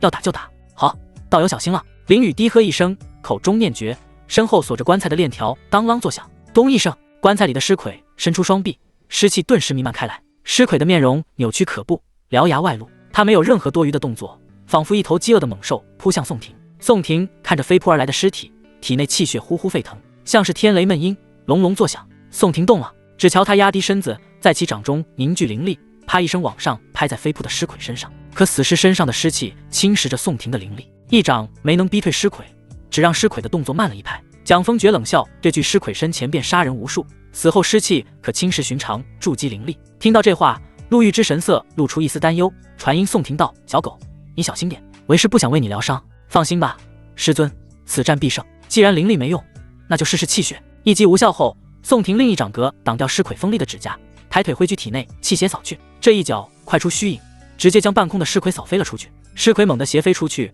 如狂风中的残叶一般，将一棵大树瞬间拦腰折断。天呐！宋师弟肉身一脚踹飞了尸魁。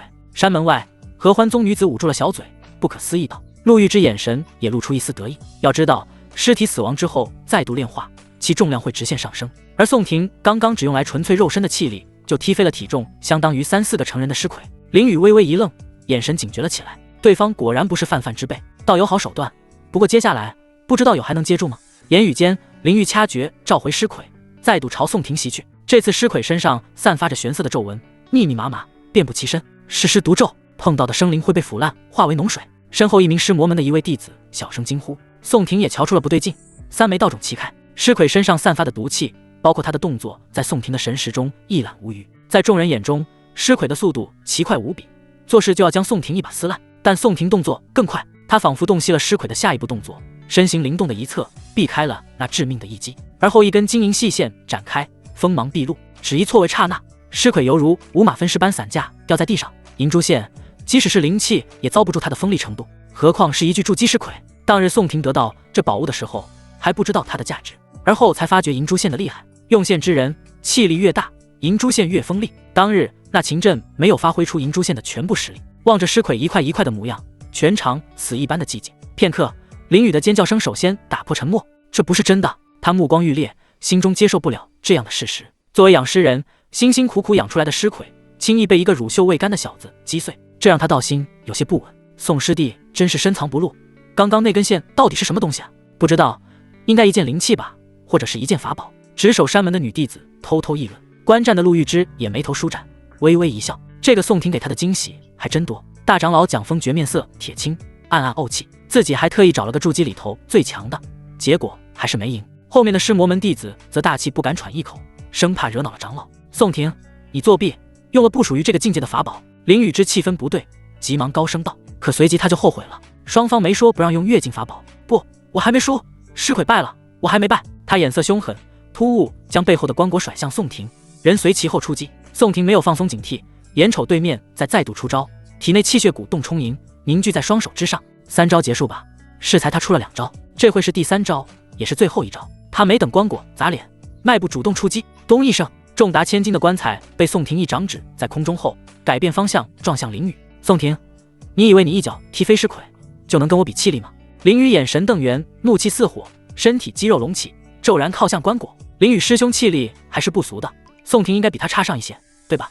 他还想3招决胜负，哼，真是痴人做梦。尸魔门有一个与林宇关系不错的弟子默默道，其他人则是一副不敢苟同的模样。这一看就是林宇乱了心智，还要跟别人比气力。谁知道刚刚宋婷踢飞狮魁用了几分力道，明眼人陆玉之双手抱胸，一副准备看乐子的模样，跟宋婷比肉身，开玩笑，你也身抗天劫？结果不出所料，两人以棺材为中心角力，不到一个眨眼的时间，林宇这边便节节败退。承受着棺椁对面来的压力，林宇顿觉似乎有一堵墙向自己横推过来，不能呼吸，脚步不断浮虚，一个不稳竟直接被宋婷推着倒退。为何他的力气如此之大？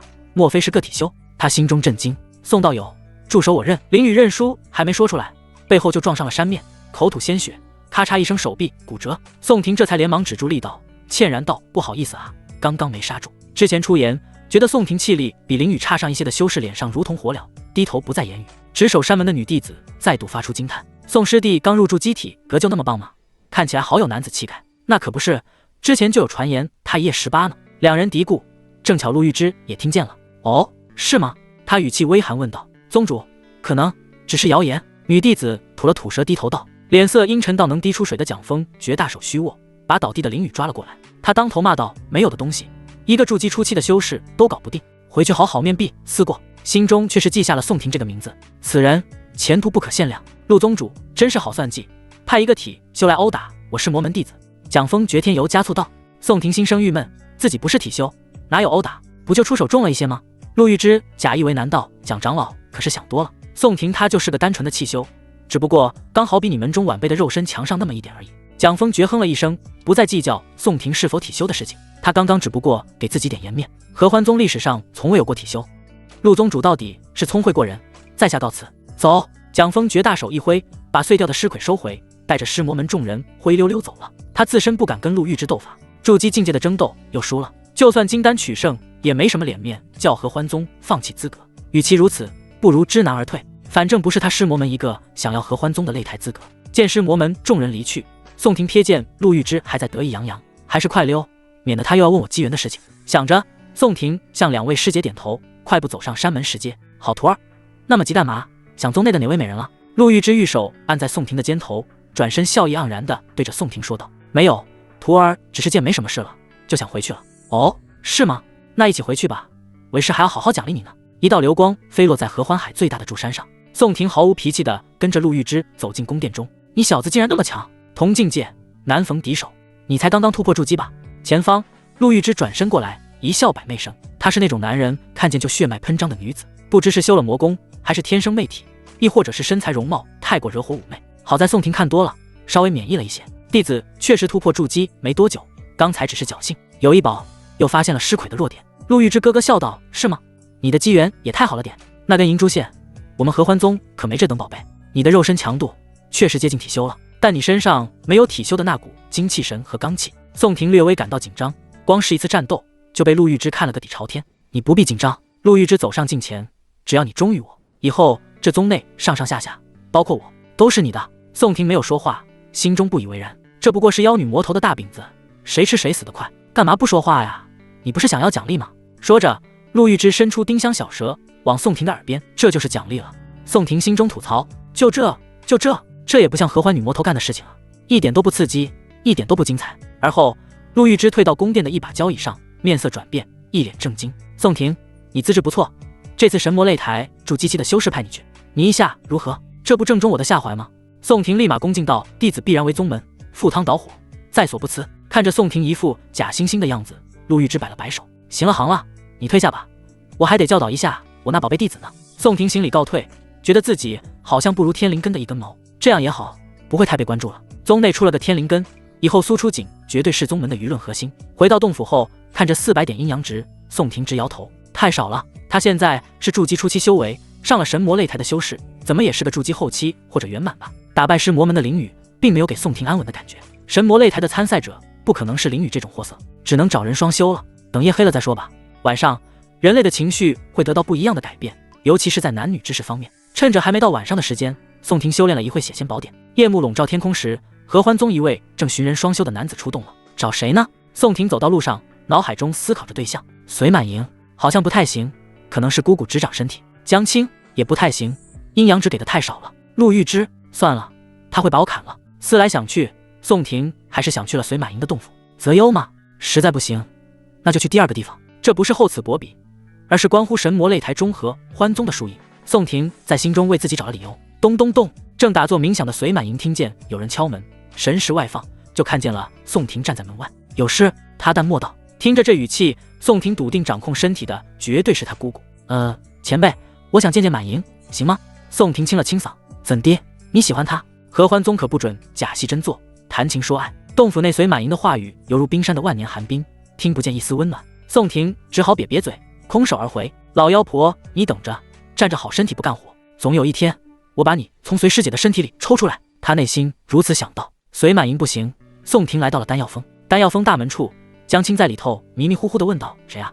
为了炼丹，他不问外事，已经好几夜没睡了，连宋婷回来的消息他都不知道。是我，江师妹。听到是宋婷的声音，江青原本萎靡的神情一变，站起身就想跑过去。不行，我得矜持点，不能让他知道我很想他。一旁的温月琪很迷惑，为啥自家徒弟情绪变化那么激烈啊？是宋师兄来丹药峰有什么事吗？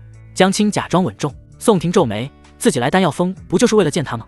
难不成又会想不通来这里是要的？自然是为了看看师妹。闻言，江青再也忍不住了，一路小跑过去，帮宋婷开了门。江师妹，好久不见。月光洒在宋婷颀长的身影上，微风拂过，细发飘舞。是啊，好久不见。比宋婷矮上半个头的江青露出清纯的笑容，抬头盯着宋婷。师兄，外门黑，进来吧。多谢师妹。两人走进丹药峰大殿，步伐很慢。师兄，山门外招募的事情还顺利吗？江青睫毛扑闪问道。宋婷没有隐瞒江青，把路途中发生的事情说了出来，除去血仙宝典和灵血的事情。哇，如此凶险啊！师兄你没有受伤吧？江青看向宋婷，小脸露出担忧之色。宋婷微微一笑，调侃道：放心吧，我的体魄你还不清楚吗？想必是多日不见，你忘记了玉仙玉死的感觉。师兄这就带你回味一下。面对江青时，宋婷总是很放松。这话说完，江青俏脸微红，娇嗔道：师兄，长老还在呢，不要说这种话。宋婷心中一笑，温月琪是什么样的人，他最清楚了。年岁不小，心态志同一般。一只强有力的手臂搂住江青的细腰，江青顿感脸上火辣辣的。他虽跟宋婷有过夫妻之事，可当时是有些强加被迫的。后来的双修又都是欲望的加持，感情方面是微弱的。少女春心荡漾，先性后爱的故事在他心中萌发。师兄，要不你先等我一会儿，行不行？江青小声含羞道。宋婷欣然答应。正事要紧，房事也要紧，快一点哦。师兄，我会快一点的。这是我房间的令牌，在左边第3间，师兄你在那里等我。宋婷接下令牌，朝着江青的房间走去。夜幕低垂，月华如练，一抹娇小的身影静静地伫立在路的前方，仿佛一幅水墨画。宋婷神色疑惑，定睛一看，温长老站在路中间的人正是温月琪。果然，大境界的差距难以逾越。宋婷心中凛然。温月琪的身形在宋婷肉眼察觉之前，没有丝毫的气息泄露。你来这里干嘛？温月琪依旧是脚踝带着脚镣，两只小手捧着一罐奶，神色呆呆的。这长老不会真未成年吧？弟子是来看看江师妹的。宋婷行礼道。他足足比温月琪高出一个头有余，行礼时要微微躬身。你是不是想上他？温月琪的话直截了当，戳破了宋婷的心思。宋婷笑容僵在脸上，解释道：长老，不是你想的如此邪恶，我同他双修是为了宗门的未来，是为了宗门在神魔擂台上。宋婷跟他说起了白天的事情，只不过他说的是显圣灵语，双修能保证在神魔擂台上合欢宗名声崛起。听他说完后，温月琪轻哼了一声，尸魔门未免太看不起我们合欢宗。宋婷，你一定要去神魔擂台上大显身手，让他们知道合欢宗不是好惹的。说着，他放下手中的奶罐，神色转变，小粉拳握得紧紧的，而后粉拳一松，又神色呆滞道：可如今是江青炼丹的重要时刻，你不得打扰他。我一直不明白，男女在床上打架的事情，为什么宗内人人都喜欢做？宋婷眨了眨，长老你没试过？温月琪神色平静，没有。那是什么感觉？宋婷面色古怪，具体感受我也说不出口，要不长老你试试。说到此处，宋婷脑海中想起前世一位大佬的名言：胆子大一点，比什么都强。顶撞长老，看着对方娇小单薄的身子，宋婷又有点于心不忍。温月琪眨着那双明亮而略显迷茫的大眼睛，轻声问道：我能试试吗？你可以帮我吗？卧槽，这可不是我主动的呀，这是长老主动的，我没罪，自是可以的。宋婷吞吞吐吐道：能跟金丹期的修士双修是最好不过的，金丹圆满能给到2000点阴阳值，这么一看，就算是金丹初期的阴阳值也不会少。温月琪颔首，那同我双修也能让你提升修为吗？若是长老出马，那此次神魔擂台我合欢宗会势如破竹。宋婷保证道：那太好，我一天到晚炼丹，估计对宗门作用不是很大。玉芝姐姐照顾我多年，也该轮到我为宗门做点事情了。那你跟我试过以后，就不能打扰青儿了。温月琪轻声道，带着宋婷深入药田深处，去的地方不是别处，正是药田后方的青灵桃树下。时节逢春，桃花开得正艳。站在青灵桃树下，温月琪见宋婷神色紧张，呆呆道：“我为修炼双修功法，你不用怕，我不会吸你的元阳。”宋婷嘴上称谢，心中却是对温月琪呆萌的长相有所顾忌。他问道：“敢问长老今天贵庚？”温月琪略作思考，玉芝姐姐带我来合欢宗的时候，这丹药风还只在种药，不炼丹，估计有100余个年头了。宋婷心里舒了一口气，对方岁数不似真面目，不过那么单纯，还能修炼至金丹，只能说合欢宗把他保护得很好。那长老，请赐教。怎么做？这样，长老只需伏在桃树上，背对着我就好。哦，温月琪很听话，转过身去，望着满树的桃花。接下来，长老不用动，全程交给我就行了。宋婷看着如此听话的温月琪，心中罪恶感萌生，自己这算是骗人吧？不，也算是助人了。毕竟他也想体验一下。我是为了宗门，长老对不住了。我本就是魔道，不是什么正人君子。我今日要了他，日后也会对他负起责任。宋婷心中争斗不断，站在原地迟迟没有动作。怎么了？不是要和我双修吗？扶着桃树的温月琪回头见宋婷表情挣扎，不禁好奇。长老，我内心有些芥蒂。宋婷叹了一口气，跟随满盈、江青双修是不得不的，而后的几次就是有感情的。山下的事情也是双方各取所需，而面对温月琪，自己可以选择不玷污这张白纸。无妨，这本是开天辟地后男女做了1000万次的事情，你只要是为了合欢宗，就是大义。温月琪平淡地说了一番话。宋婷顿觉之前小看了温月琪，多谢长老指点，我宋婷一定为合欢宗而战。想定之后，他再无顾虑，以月光为衣物，上前抱起了温月琪。桃花簌簌落下，洒了一地的花瓣。长老，双修是何感受？宋婷收着肚子问道。一种很奇怪的感觉，一片桃花刚好落在他的鼻尖上，他静静思考，仿佛沉浸在另一个世界。在这繁茂的花丛中，白江如同繁星点点，照亮了宋婷的前行之路。纵盈盈之声，美文气促。面对这位单纯无邪的长老，宋婷并未心慈手软，以求力达。定，双修结束，因对象是金丹中期修士，增加阴阳值1500，与贞洁之体双修，奖励1000点阴阳值，阴阳值余额4100。宋婷绷紧的神经放松，放下娇躯，他到房间里去了。你去叫他去炼丹。温月琪落地说道。宋婷应了一声，走向江青房屋中。他自然是不会傻傻的让美人白等的，谁说一牛耕不了2天？宋师兄，你怎么不在房间里等我？房中身着丹服的江青略带疑惑。宋婷挠挠头，江师妹，我刚才遇到了温长老，适才他说你现在是炼丹的关键时刻，不得耽误，我们快一点。江青眼中闪过一丝疑惑。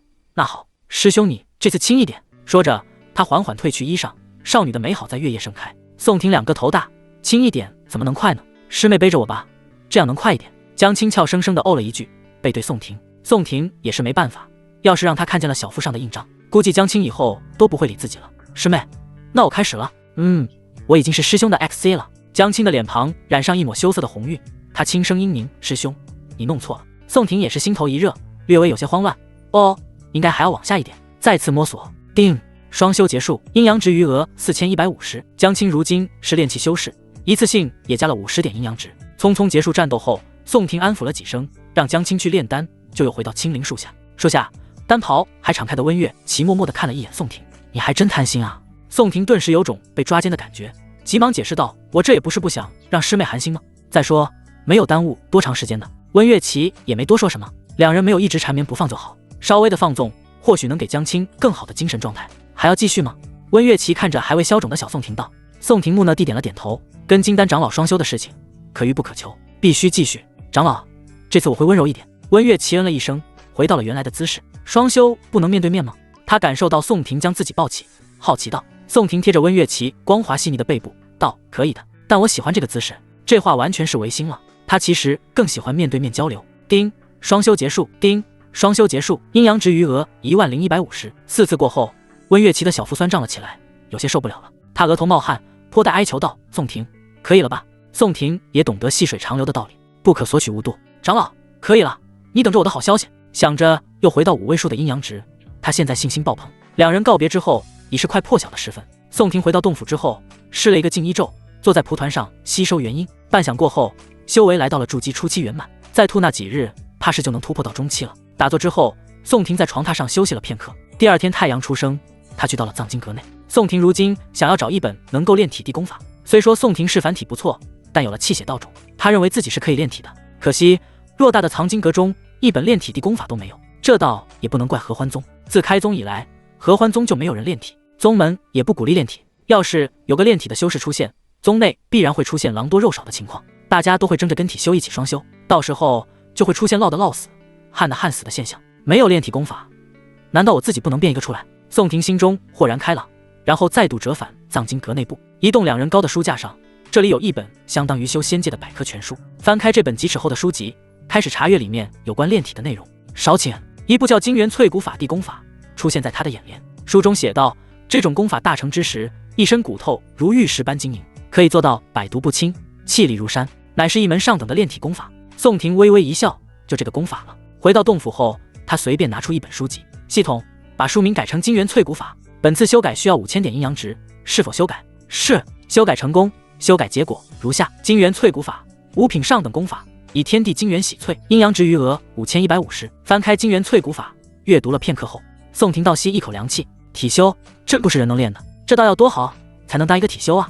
法门中写道，金元淬骨最低等是以自身精元来淬骨，往上就是妖兽精元，再往上就是圣药以上的药物精元，普通的灵药根本就用不了，先试试自身精元吧。宋廷扎起马步，按照法门所述摆动身形，开始引导炼体。半天过后，他只觉一身酸痛，体内有微不可察的罡气。炼气是引气入体为开始，而炼体则是自身罡气，一个向外，一个求内。半天之后，饥饿感遍布全身，这是一身精元耗尽的征兆。还未炼体成功，体修的境界很简单，跟炼气一样，无法就是在后面加一个体修2字，例如炼气体修、筑基体修。不同于炼气的境界，开辟丹田气海，体修入门需在体内形成一股罡气，游走在身中。好饿，寻点吃食吧。宋廷出了洞府，去食堂吃了一顿。炼体连饭量的见长了，他心中苦笑。体修的路子是万万不能避谷的，为了不向天地借气，体修们同凡人一样，需要吃喝，吃得越好，就练得越好。吃饱后，宋廷继续回到洞府修炼。而后的几天，他就在食堂和洞府之间来回，也没人打扰他。终于7日之后，一股刚劲之气游走在宋廷的筋骨上，炼体罡气成了。宋廷露出笑容，脸蛋上没有之前的那份书生气了，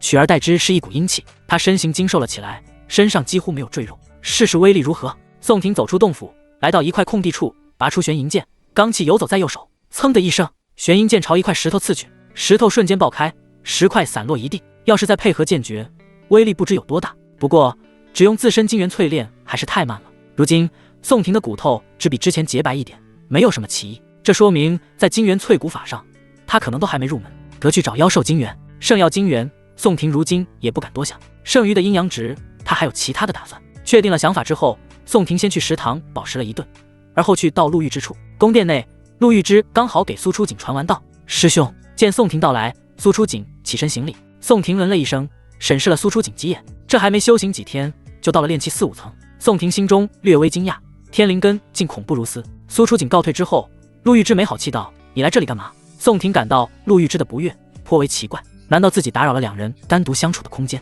不会吧，宗主应该不是魔镜之好啊，可能他就是单纯的心情不好。禀师尊，弟子想要下山历练一番。宋廷拱手，态度诚恳。陆玉之秀眉微蹙，这没几个月神魔擂台就要开了，你不会怯战了吧？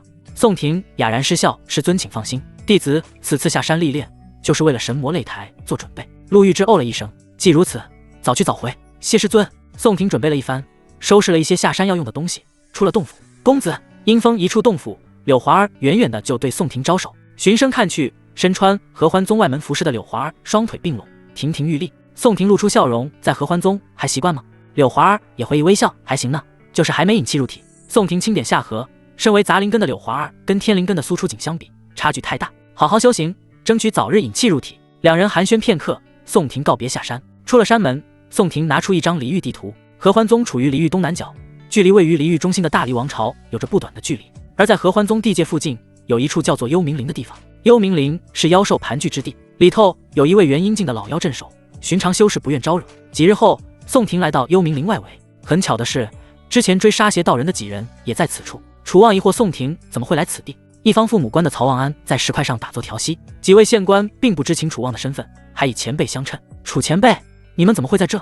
宋廷见有外人，换了个称呼。楚望面色复杂道：我们追杀那邪道人至此，不料那邪道人遁入幽冥林之中，同里头的老妖联手。另一位县官满脸不悦，握拳捶地道：这老妖能操控地形，我们一旦进入，就会被移除幽冥灵，这般无赖，怕是会让邪道人给跑了。许城主的大仇如何得报？楚望则出言安慰：无妨，我们就围住这幽冥灵，倒要看看他能不能一辈子待在幽冥灵中。倒是宋婷，你来这干嘛？宋婷道：前辈，我这次是要进幽冥灵，杀些妖兽。这次来到幽冥灵，能有楚望在外边，也能添一份保障。楚望略微诧异，神识在意感知，你筑基了？他心中吃惊，宋婷早些日子不过炼气7、8层修为，这就一段时间不见，已然筑基了。宋婷拱手侥幸而已。楚望点头，拿出一片玉块交给宋婷，进入之后不要深入，小心一些，如遇到不可敌的妖兽，捏碎玉块。宋婷称谢，对着各位县官也都行礼。幽冥灵，地如其名，茂密的林木在其中丛生，枝叶几乎覆盖了天空，使得外界的光线难以穿透。土地呈现出一种深邃的黑灰色，仿佛吞噬着一切生机。凡人一旦踏入，恐怕会如同陷入迷宫一般，难以寻觅出路。宋婷一边走着，一边在道路上放下路标，以免迷失方向。快要抵达外围边缘时，仍然没有收获。奇怪，不是说幽冥灵妖兽挺多的吗？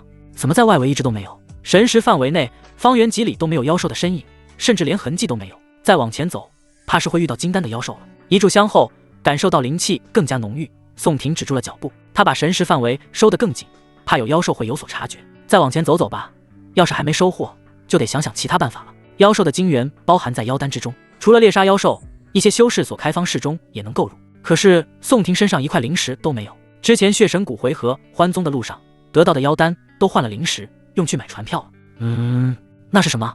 一棵老树盘根错杂，在其上方有团物体，冒着热气。宋婷走上前，定睛一看，是一坨妖兽粪便。系统检测一下。宋婷对妖兽的知识几乎为零，只能依靠宋婷的检测。宿主不接触的话，系统无法检测。那我可以手拿树枝，然后用树枝接触吗？可以。宋婷一副臭脸，从边上拿了一根树枝，戳了戳粪便。三尾焰魔狐的粪便刚拉不久，修为大概是筑基，粪便很新鲜，说明这头三尾焰魔狐没走多久。神识扫过，果然在一处碎石群旁看见了一只正在酣睡中的三尾白色狐狸，应该就是它了。树枝一扔，宋婷腾挪不断，避开众多树木，急速掠去。他要趁此机会一击击毙三尾焰魔狐。毛发本来已经熄火的三尾焰魔狐正做着美梦，忽觉杀机旺盛，睁开了狐狸眼。一位黑衣修士在他眼中不断放大，斜拎着银色长剑杀来。仙人饶命！魔狐一个躲闪，趴在地上求饶。他心道：好厉害的修士，明明境界跟我差不多，为何气势如此吓人？宋婷一剑杀在碎石群中，尘土石屑弥漫。会说话？他一惊，手中银雷剑芒更长一分。妖兽要炼化横骨才能口吐人言，能说话的至少是金丹妖兽才对。听见宋婷的问题，魔狐战兢兢道：小妖只不过是有机缘造化，这才炼化了横骨。宋婷哦了一声，提剑还是要斩杀三尾焰魔狐。这狐狸真蠢，什么话都往外说。看宋婷又要杀来，魔狐求饶声更大：仙人饶命啊，我从来没吃过人啊。宋婷闻言冷哼一声，稍稍收住锋芒。没吃过人，妖不是天生就要吃人吗？你这狐妖，休要乱说。他没出手，并非心有仁慈，好不容易遇见会说话的，得套点情报出来。魔狐委屈的快哭出来了：仙人，我从小胆子小，父母嫌我懦弱，把我抛弃了。我有神智后，都是吃山林野果，喝晨间清泉。看着三尾焰魔狐那负累人的表情，宋婷无语凝噎。这妖兽好像还真挺可怜的。他咳嗽一声，真没吃过人。魔狐一抹泪珠，肯定道：绝对没有，我以妖命担保。宋婷暂且相信，他也没必要在乎这一枚妖丹。要是发现此狐嗜血，再杀也不迟。那仙人有些事情想问你。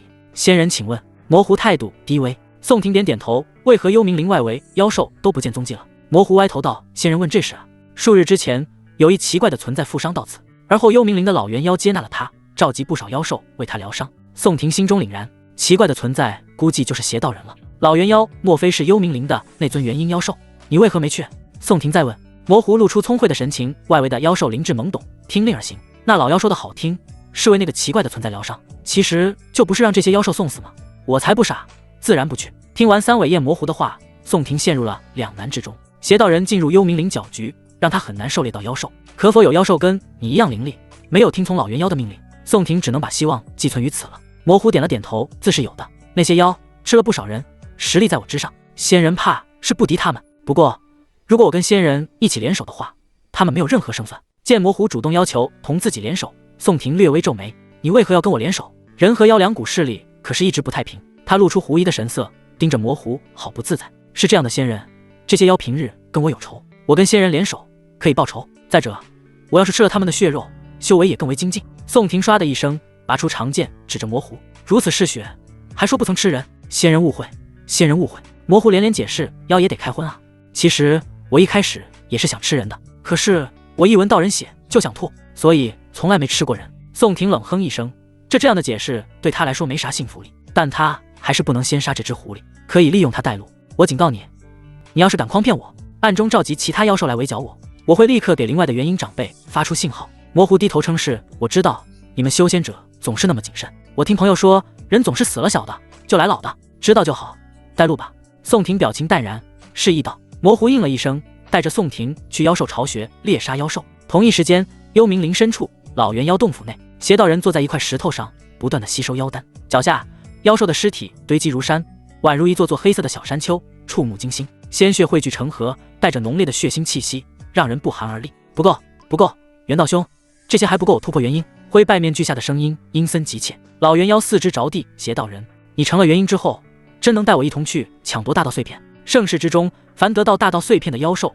无一例外都成为了一方大妖，哪怕是一片大道碎片。邪道人怪笑一声，袁道兄，你就放心吧，我要是突破元婴，寻常化神都杀不死我，到时候拿那么几片大道碎片，还不是探囊取物？老猿妖小山般的脑袋点了点头，旋即摇身一变，变成了一个中年汉子模样。林中未听从我号令的妖兽，估计都知道了我的意图，还请道友跟我一同出去觅食。邪道人欣然答应，跟着化为人形的老猿妖前去杀妖取丹。仙人，我不骗你吧，以我联手，搅他个天翻地覆。妖兽巢穴中，模糊吃着血肉，吧唧吧唧道。宋婷把尚有余温的2品妖丹放入储物袋中，这已经是第4头了，你吃不饱吗？他看了一眼还在进食的模糊，模糊的名字叫胡九，是他自己给自己取的。胡代表种族，九则代表级数，他认为是很好的寓意。胡九舔了舔爪子，仙人，这等血肉对我来说是大补之物，撑死也要吃完的。宋婷哦了一声，在原地打坐休息，调整状态。忽然，一股强大的气息从左边袭来，胡九立马停下了进食。宋婷也睁开了双眸，有惹不起的存在来了。一人一壶都是精明的主。宋婷施了一个水术，把鲜血洗干净。胡九则拎着妖兽尸体躲进了巢穴之中，好像是那头老猿妖。胡九伏地，小声嘀咕：“他怎么会来这块呢？”宋婷躲在胡九身后，只露出一双眸子。老猿妖，那还有一股气息呢？一人一壶没有动用神识，只是最基础的感知内有2股气息，可能是那个奇怪的道士。胡九揣测，屏蔽气息到极致。宋婷手中捏着楚望给他的玉块，却不敢捏碎。要是只有一头，他可以捏碎玉块求救，捏碎玉块必然会有灵力发散，很容易就被发觉。那2团气息离自己不到1000丈，怕是捏碎玉块，最佳反击时机就错过了。于是乎，宋婷收起玉块，拿出了千世玉镜。九狐看到了宋婷的小动作，鼻子翕动。他瞧见那青蓝色的玉镜，顿时有种汗毛炸起的感觉。这位仙人到底什么来历？这面玉镜给我很了不得的感觉。几百丈外，2道身影一前一后，往一人一狐方向掠去。那处山洞并无妖兽气息。袁道兄莫不是在跟我开玩笑？邪道人脚步停住，打趣道。老猿妖嗤的一笑，我怎会骗你？这山洞中有1/4角白鹿，灵智同人一般，他估计是知晓我俩来了，屏蔽了气息。邪道人歉然一笑，倒是在下笨拙了。2人一步便是数10丈，很快就来到了山洞外。老猿妖率先开口：“陆老弟，为何不听我这老兄的命令，前来助阵疗伤？”山洞内的胡九心中冷笑，这天杀的老猿妖还在那假惺惺。邪道人却不愿意大费口舌，直接绕过老猿妖，径直向山洞走去。猿妖也不阻挡，任凭邪道人走入山洞。胡九心中颤抖，知道自身是在劫难逃了。仙人，这不是我引过来的，他们也连我也要杀呢。胡九身后的宋婷说了一声知道后，轻轻举起千世玉镜，对准邪道人：“道友，天香楼的血茶，还有修士的金丹，味道好吗？”站在山洞口子处的邪道人一愣：“是你？”他记得宋婷的声音，或者说他现在这般境地就是宋婷所赐。你竟然在这里，真是天要你死！邪道人看了一眼洞内的路尸，又看了看旁边的胡九，这次你没有帮手了吧？受死吧！随着话语落下，邪道人手掌中猛地钻出一根猩红的触手，触手粘稠而血腥，散发着令人作呕的腥臭。这根触手以惊人的速度破空而出，直指宋婷的面门，仿佛要一举洞穿她的头颅。不巧，我还有帮手！宋婷心中一动，神念如波，千世玉镜顿时泛起淡淡的青蓝曦光，如梦似幻，美丽的令人窒息。糟糕，我杀心太盛，竟没看见他手中的镜子。邪道人暗道一声，触手在大衣圈，掉头转下，想要拍掉那面镜子，却不料镜面中发生可怖的扭曲，血色雷霆如蜘蛛网般在镜面中蔓延，绽放出血红的华光。天道威严，雷霆轰鸣，轰鸣声震天动地。千世玉镜之中，囚禁着的血色麒麟终于沐浴雷霆而出。他本是天道降下，为宋婷种下大道种子后的第3道雷劫，威力无穷，专坏肉身。此刻，麒麟的吼声如同洪中大雨，雷音滚滚而来，震耳欲聋。那原本要拍碎宋婷的触手，在这雷霆之威下，瞬间化为飞灰，消散在空气之中。邪道人惊恐万状，冷汗如瀑，心中颤栗不止。面对那血色雷麒麟的威压，他双腿发软，几乎无法站立，更别提逃跑了。你到底是什么存在？邪道人心生歇斯底里，却发不出任何声音。身后的老猿妖早就逃之夭夭，滚圆的眼中充满了恐惧。邪道人到底惹到什么人了？我这幽冥灵怕是保不住了。老猿的心头恐惧如潮水般翻涌，肝肠寸断，一步千里的远离宋庭。遗憾的是，他逃不了。只听一声震天动地的雷鸣，寂灭的气息愤然而生。宋庭眼前那幽暗深邃的幽冥灵，在猩红雷霆的怒吼下，如同脆弱的纸糊般被瞬间撕裂，化为无数细微的粉末，飘散在空气之中。围着幽冥灵的县官们早就心有所感，各自退出10里开外，唯独楚望最为谨慎，退出数十里外。这雷劫不是那日的吗？为何会出现在幽冥灵之中？渡劫之人是宋庭。他眉头紧锁，脑海之中浮现许多不可思议的想法。随即他摇了摇头，宋庭怎么可能是渡劫之人呢？真是自己多想了。在场的县官也都熟悉这道化形雷霆，他们心中大骇，当日渡劫之人竟然执掌天劫为自身所用，这简直匪夷所思。幽冥灵中，胡九匍匐在地上，双耳流血，身躯不断发抖。宋庭也大口大口地喘着气，手上的千世玉镜仍发着青蓝色的息光。血麒麟雷霆没有了天道意志，是会无差别攻击的。好在他在放出雷霆的瞬间，又开启了玉镜收纳能力，把能够威胁到自己的雷霆又收了起来，也算是2次利用了。雷劫余威消散，宋庭松了一口气，收起了千世玉镜。放眼望去，半片幽冥灵死气沉沉，大地成了一片焦土，灰烬在半空中漂浮。咦，这东西没坏。焦黑土地上，一件灰败面具落在地上。这面具是邪道人的，不知是什么材质，在如此恐怖的血雷下还没有损坏。宋庭回眸看了看还抱着头发抖的胡九，捡起了灰败面具。系统检测，如此抗造的东西，自然是要检测一番。不祥的面具一宝，戴上之后可以成为新的邪道人。宋庭一滞，顿觉手上的面具烫手。这么看来，邪道人不是某个个体，而是一种传承。这东西真得不祥。他想把面具丢掉，但不知道丢哪处好，最后还是收回了储物袋中。与其把面具丢弃，让有心之人得到，不如自己保管，也算是一种封印。仙爷，原来你那么强啊！胡九睁开一只眼睛，俯身恭敬道。宋庭斜着眸子看去，警告道：此事不要外露，你且继续带我去狩猎妖兽即可。胡九头像小鸡啄米一样频频点头，我懂。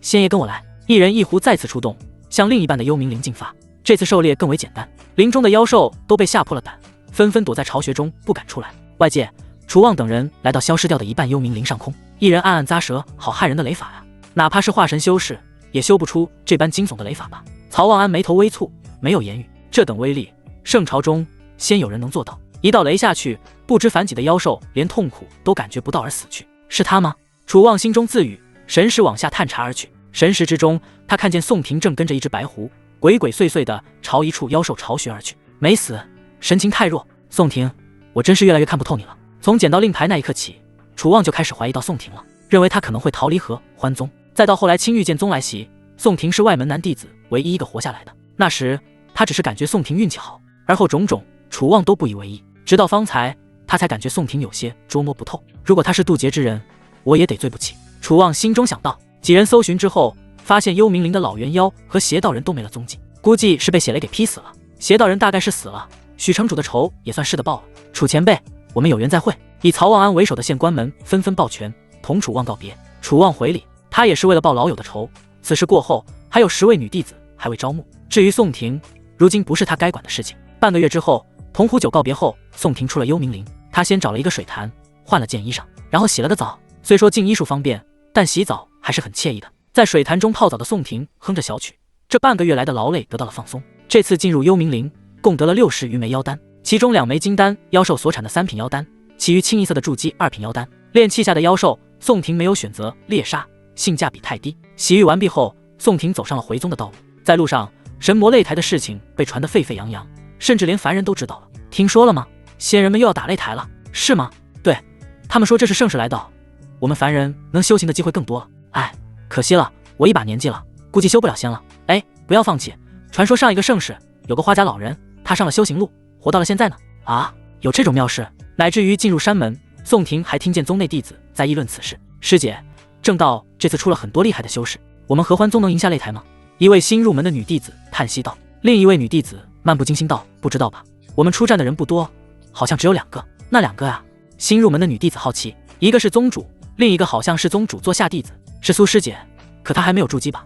两人是第二批招募上来的弟子，不认识宋婷，不是苏师姐，是一位姓宋的师兄，前些日子下山历练去了。宋婷从旁走过，略作思考，看来正道的天才不少。回到宗门后，按照礼数，宋婷还是先来到了陆玉芝的宫殿中。宋师兄，苏初锦正在大殿内修行，见宋婷来了，急忙起身行礼。宋婷拱手回礼，稍稍探查，心中略微震惊。面前这位甜美恬然的女子，修为已然来到了炼气7层，好快，不愧是天灵根，怕是今年年底就要到筑基。按照她这个速度，过几年岂不是要反超我了？她压下心中的讶然，问道：“苏师妹，师傅呢？”师傅正在后殿内休息。宋婷点头，朝后殿走去。回来了。还未到后殿，慵懒的声音从殿内传来。陆玉芝身着轻薄如蝉翼的里衣，侧卧于床榻，一头银发如瀑布般倾泻，静静流淌在枕畔。宋婷看见后殿中干净整齐的寝具，让她对陆玉芝有了一丝不一样的看法。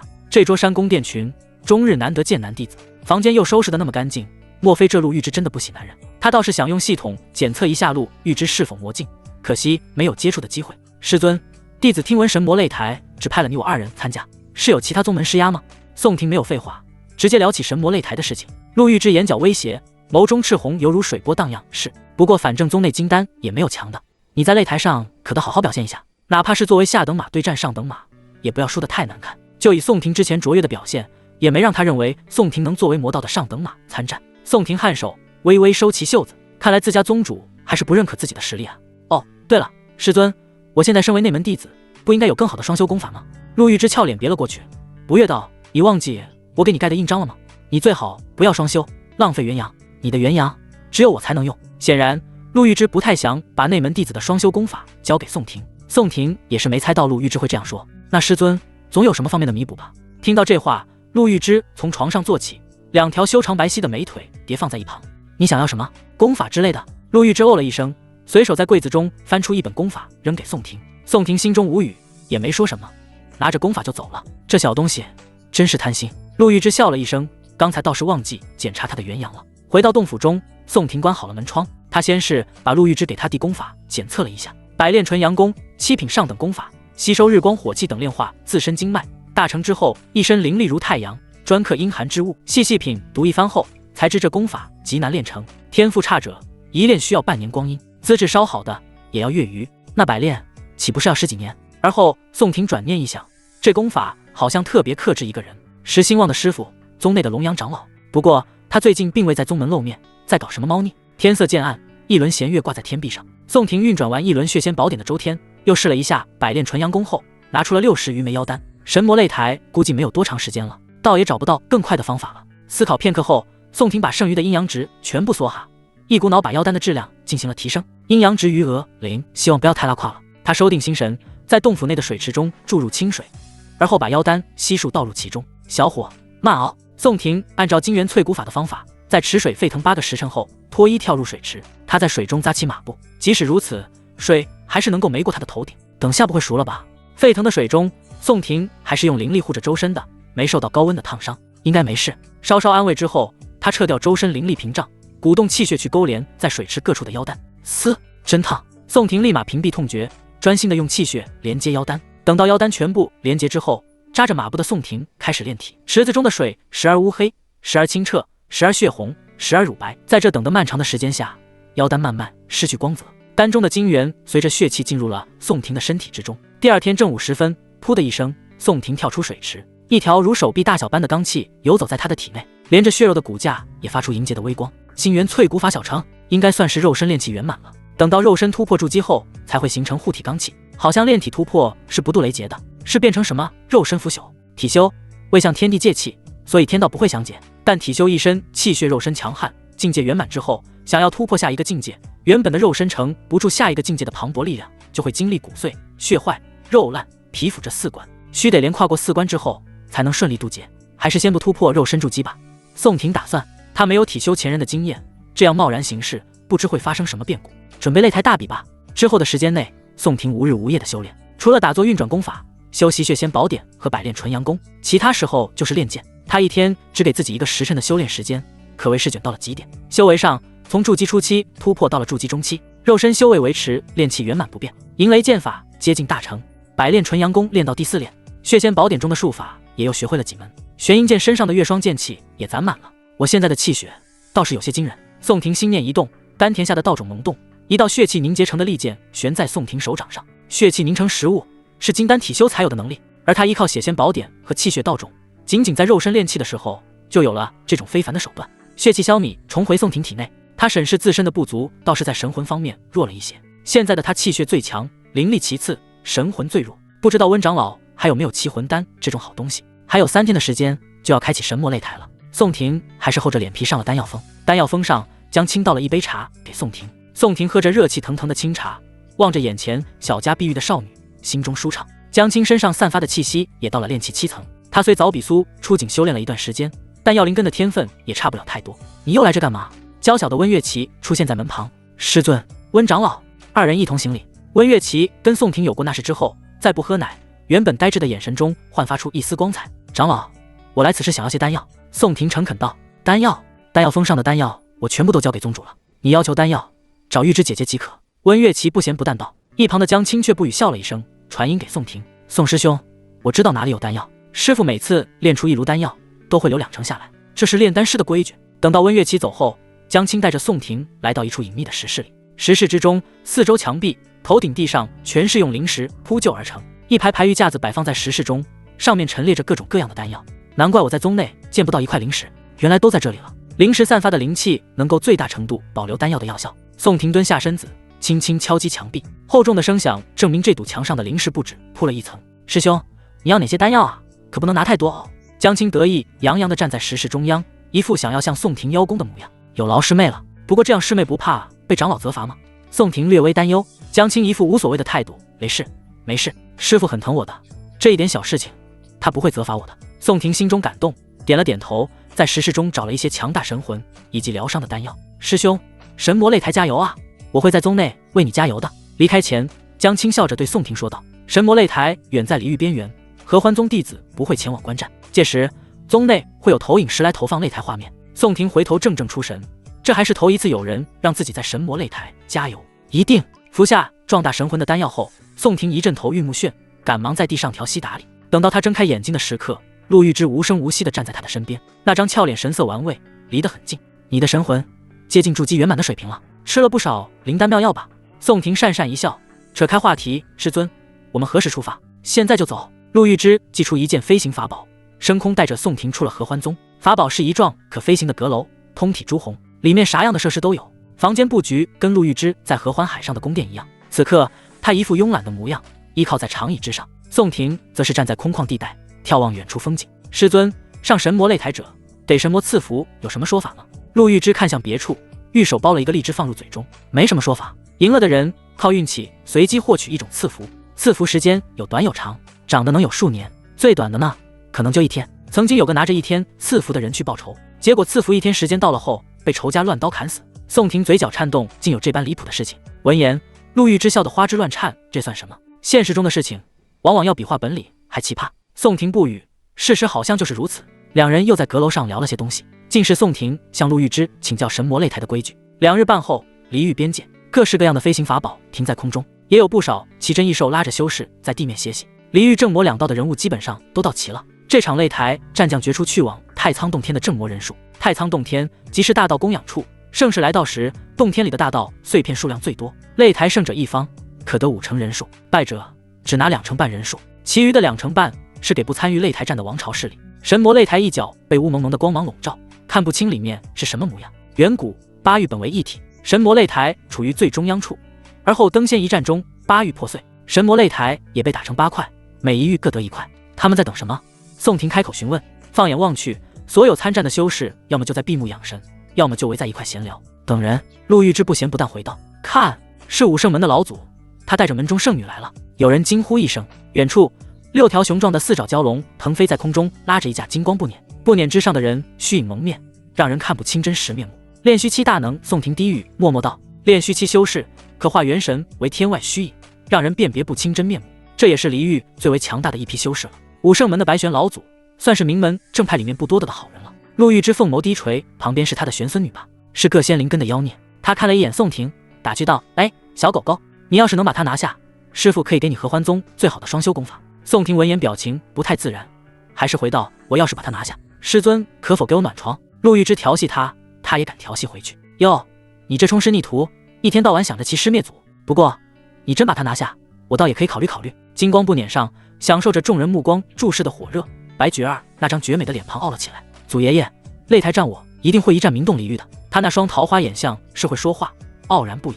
一旁的白玄板着脸告诫道：“你且不可如此骄傲，你这才不到金丹，就如此狂傲，看来是罗素剑对你管教不严了。回去祖爷爷可得好好拷打他。”一听自家师傅要被拷打，白菊儿立马撒起娇了：“祖爷爷不要嘛，大长老师傅对我很好的，菊儿再也不骄傲了。”哼，最好是如此。6条蛟龙悬在空中，二人下了不撵。白老兄，好久不见。同一时间，天空中符文涌动，魔气冲天，魔道一方的炼虚修士出现，来者正是魔道一方魁首禁地之主。禁地之主也同白玄一样，让人看不清他的真实面目。不同的是，白玄是有一股虚影笼罩在面目之上，而禁地之主面目上是犹如蚊虫一般繁多的魔纹。白玄颇为客气道：“禁地之主，咱们也不耽误时辰了，一同合力开启擂台。”禁地之主点头，这擂台早打完打也得打，早点打完早点回家。他手臂魔纹显现，晦涩无比的咒语宛如诸天神魔在吟唱，一道洞口大小的光柱倏然砸向神魔擂台。地面上的打擂修士没有大惊小怪，只是静静的观摩，他们都是见过世面的人。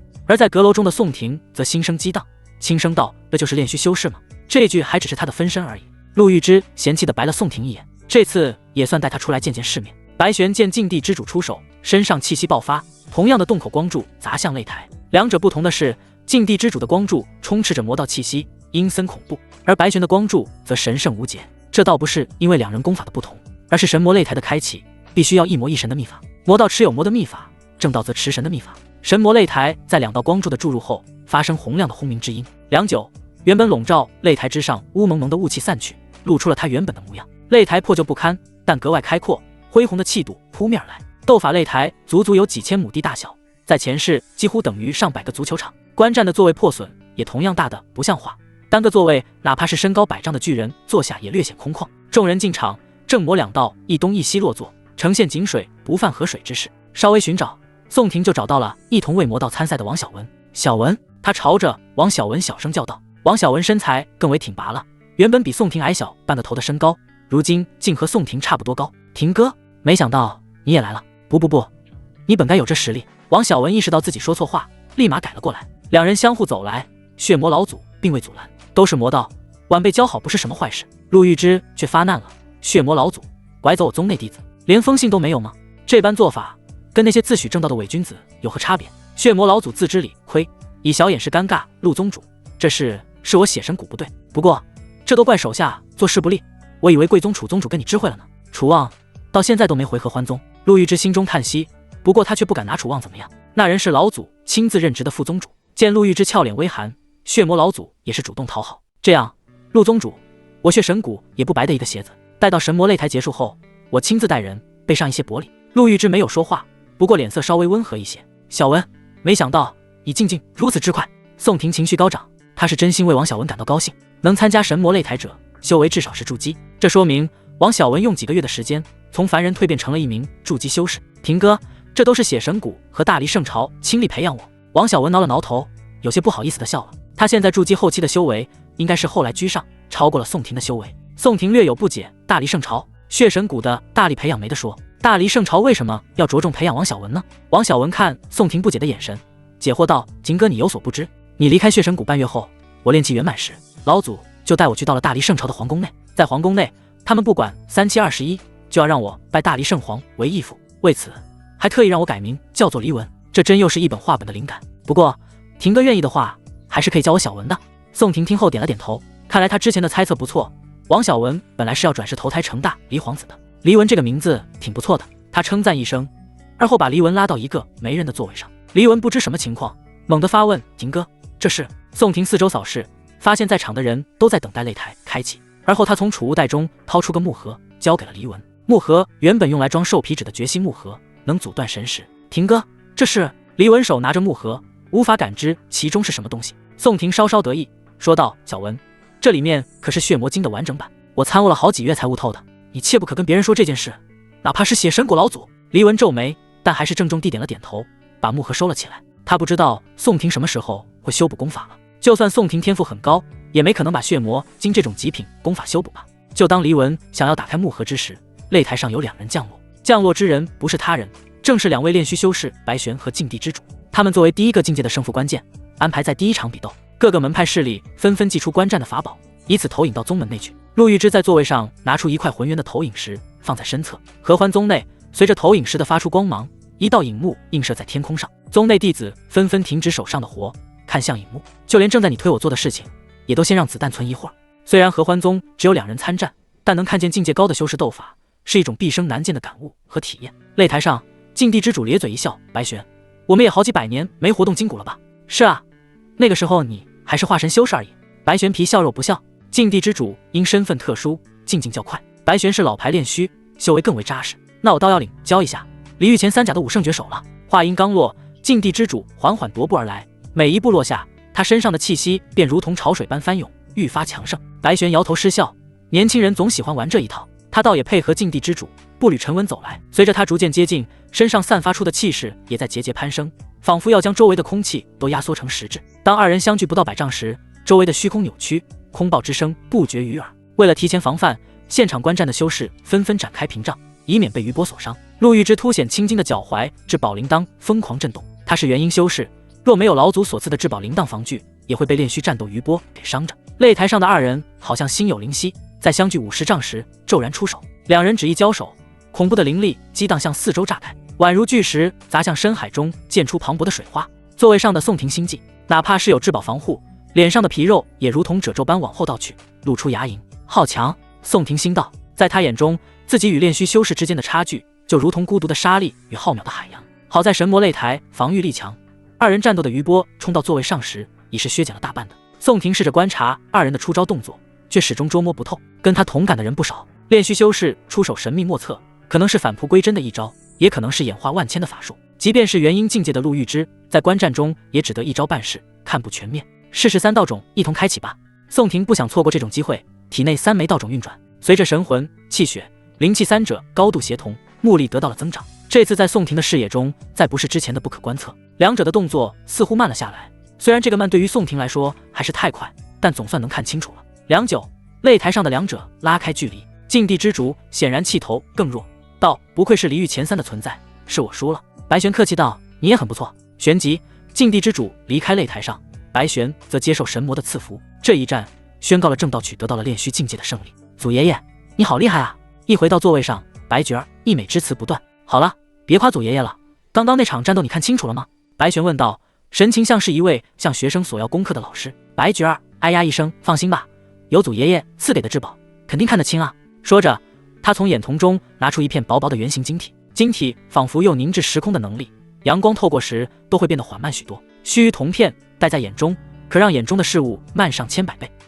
不错。白玄亲昵地摸了摸玄孙女的头，而后就是化神修士的比试。双方强者陆续出场，都是一流势力的老祖，或者是顶尖势力的宗主。化神期修士战斗大多施展了法天象地，法相巍峨，动辄就是100丈千丈的元神法相互打，让观战者饱得眼福。可惜的是，魔道这一局又输了，2胜3负，惜败。至此，魔道前2局全负，要是剩下的3局有1局输掉，那么正道就会取得这次擂台的胜利。宋婷环顾了一下四周，发现平静的不像话。师尊，为什么我们输了2大场，没有一点感觉啊？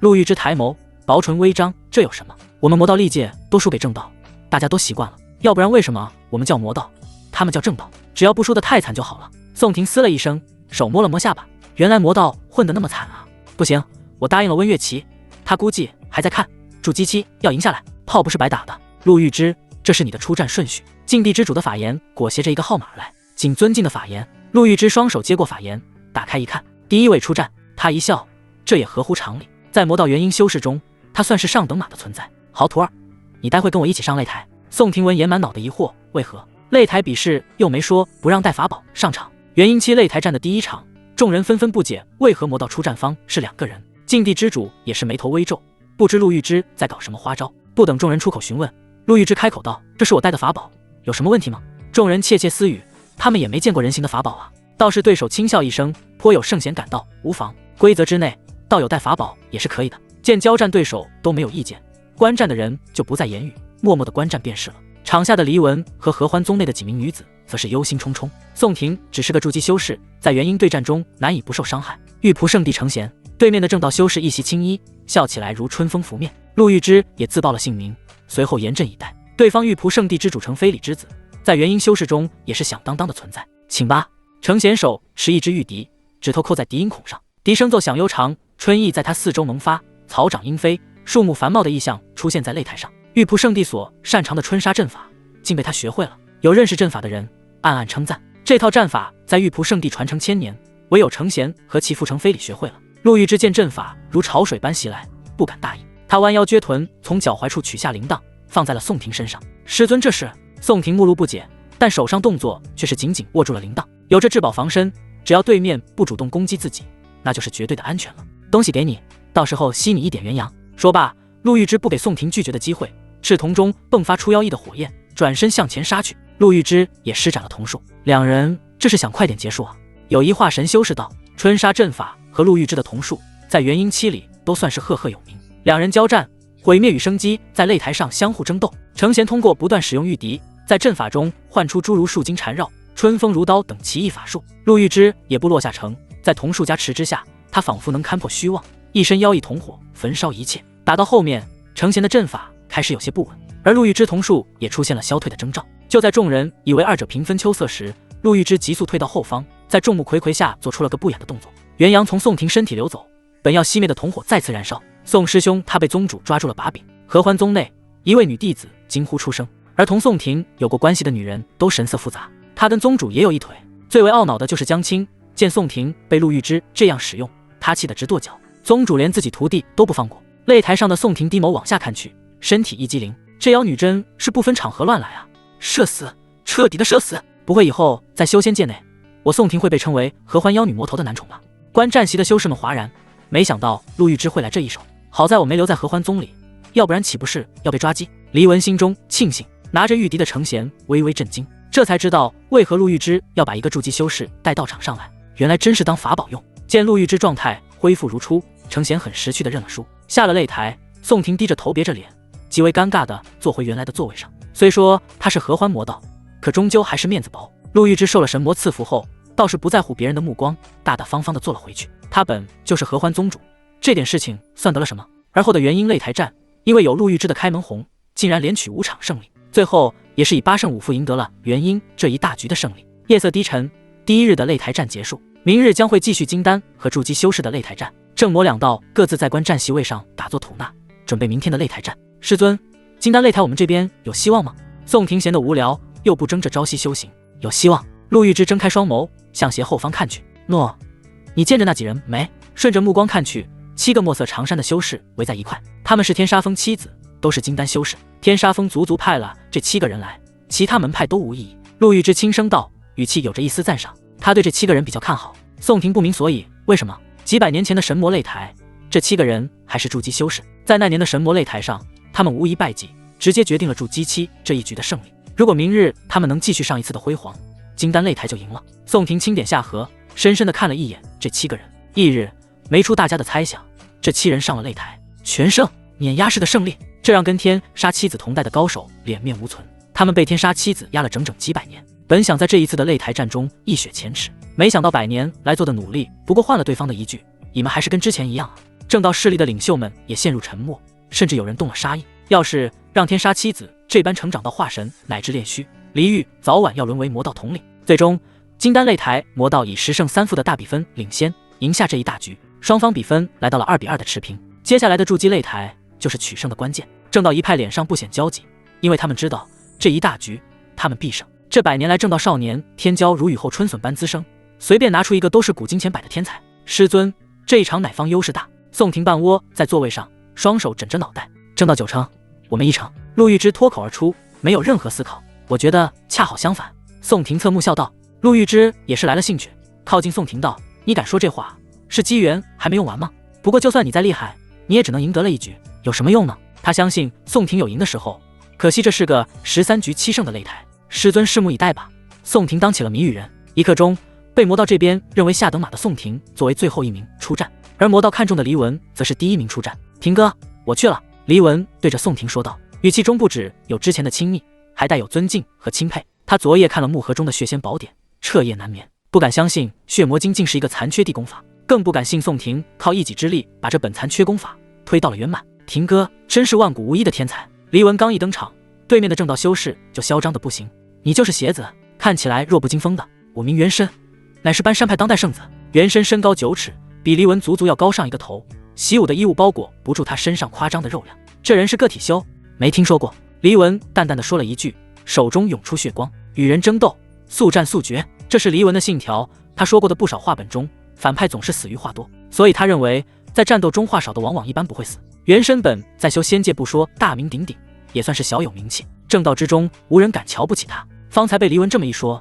脸色立马阴沉了下来。今天你就会知道了。说罢，他小铁塔般的身形冲撞而来，右手罡气环绕，朝黎文劈砍而去。咻的一声，一支血箭射在袁深体表，血箭使威力本可以在树上凿一个洞，但在袁深的身体上什么都没留下。体修大多皮糙肉厚，练成护体罡气后更是防御力惊人，果然有狂傲的资本。观战的宋婷喃喃道：“这样的肉身强度，也正是他想要的。”黎文用血箭试探了一下袁深，心中有了底数，有些难对付，不过问题不大。他双手捏法诀，一身气血如怒江滚动咆哮，一霎时，以黎文为中心的一圈范围内变成了猩红的世界。袁深被这阵仗镇住了，冲击的势头止住，站在猩红边界外有些犹豫不决。什么老石子？他停在原地，双脚沉在地面，忽有大山虚影在其身后。只见袁深呼吸变得沉重起来，仿佛胸口积压着无尽的狂风，右手蓄力向黎文原先站立之处一拳轰出，是搬山派的绝学搬山拳。这拳下去，哪怕他是血子，恐怕也要吃上苦头。有人惊叹一声，也有人担心袁深呢。这位搬山派圣子对上的可是血子，怕是吃不到什么好果子。确实，每代血子都强得离谱。魔道血子是众所周知的强，但搬山拳的名气也不小。轰的一声，拳风砸入血色结界中，犹如泥牛入海，一去不回。座位上的血魔老祖突然眼冒金光，这血界好像有些不一样，难道是邪子改良了？有胆出来啊！连出数拳都没效果后，袁深心急如焚，他不想筑基擂台，第一战就搞得不体面，这就出来。黎文嘴角压不住的笑，血界解开，里头的场景把袁深给惊呆了。只见黎文周身站着数十个凶神恶煞的血修罗，每一个都足有1丈高。这些血修罗们眼神犀利地盯着袁深，就像是在看猎物时的眼神。好家伙，这还怎么打呀？这分明是群殴！原来邪子是躲在结界中造血修罗了呀！啧，体修就是没什么脑子，要是我，肯定长驱直入，打断正在召唤血修罗的血子，不就赢了吗？有马后炮笑道。结果不出意外，哪怕袁深全力对战，也独木难支。筑基第一小场，魔道获胜。不过连后的几场就是兵败如山倒，连输了11场。魔道这边来到了1胜11负的惨状，尤其是第4场武圣门的白角，一剑就结束了战斗。最后一场，大家都没了兴致，估计又是输吧。好徒儿，你倒是赢给我看啊！陆玉之黛眉微蹙，叹了一声气。输的结果是必然的，可惜就是输得太难看了。宋婷嗯了一声，迈上了擂台。虽说没有了悬念，众人也还是秉着坚持到底。看完最后一场，合欢宗、宋婷、飞剑宗、蓝碧行擂台上最后一场的2人各报姓名后，没有多言。宋婷发起了进攻，弦音乐脱壳而出，雪白冰寒的剑气直斩向蓝碧行，竟然是剑气！有人倒吸一口气，筑基期的修士修成剑气的少之又少，众人难免不认真看了起来。不，好像是他手中剑的作用。有懂行的人看了出来，好像他手中的剑乃是一件法宝啊！筑基期用上法宝，可以说是毫无人性。有些2、3流门派的宗主也只用得上法宝。蓝碧行剑剑气攻伐而来，也不慌乱，背后剑匣中飞出术把飞剑挡住了剑气。飞剑宗最擅长飞剑，人人都带有一个剑匣，飞剑颇为吃力的击散剑气，在空中流转不停，对着宋婷身躯飞驰而去，实力不咋样。宋婷把玄阴剑收入剑鞘中，双袖一摆，他放弃使用剑。刚刚的试探中，蓝碧行连击散他的剑气都有些费力，让宋婷知道对方不是个难对付的。他在干嘛？为何这个时候收剑？观众颇为不解，他们以为宋婷出手就是剑气，理当是一位剑修才对。可见修收剑，这是什么意思？束手就擒吗？正在观战的合欢宗弟子也一脸懵逼，为何宋婷这个时候收剑？道友未免太有些瞧不起人了。蓝碧行有些恼怒，飞剑速度更快，想要把宋婷捅出几个窟窿。他本就不待见魔道，宋婷这般戏弄他，让他出了真火。宋婷，你又在搞什么花招？陆玉之凤眸微眯，搞不懂宋婷的用意。只见擂台上的宋婷在飞剑即将刺来时，仍是巍然不动，这是找死！观众上有人气笑了，见过不长脑的，没见过不带脑的。宗内投影石上见宋婷还没有什么动作，将清和柳华儿同时闭上了双眼，他们不想看见宋婷血剑当场。飞剑毫无意外地打中了宋婷，可出乎众人意料的是，飞剑并没有刺进去，哪怕是1毫1厘都没有。之前气笑的人面色如土灰，不再评论什么。蓝碧行表情就像见到鬼一样，这怎么感觉好像刺在了数百层牛皮上？宋婷瞥了一眼仍在奋力的飞剑，轻笑了一声。果然，在气血道种的加成下，调动气血凝结在表皮之下，肉身坚韧强度不惧普通法器。他的气血几乎是金丹水准，一个筑基期的飞剑如何破他的防？有意思，这人也是个体修吗？打了败仗的元身提起了兴致。陆玉之表情复杂，宋婷的肉身已经练到这种程度了吗？难怪可以肉身渡劫。宗内的江青樱桃小嘴微微张开，宋师兄还真是喜欢给人意外呢。观战的修士纷纷露出疑惑的神情。宋婷是用了什么护体宝术吗？我不信。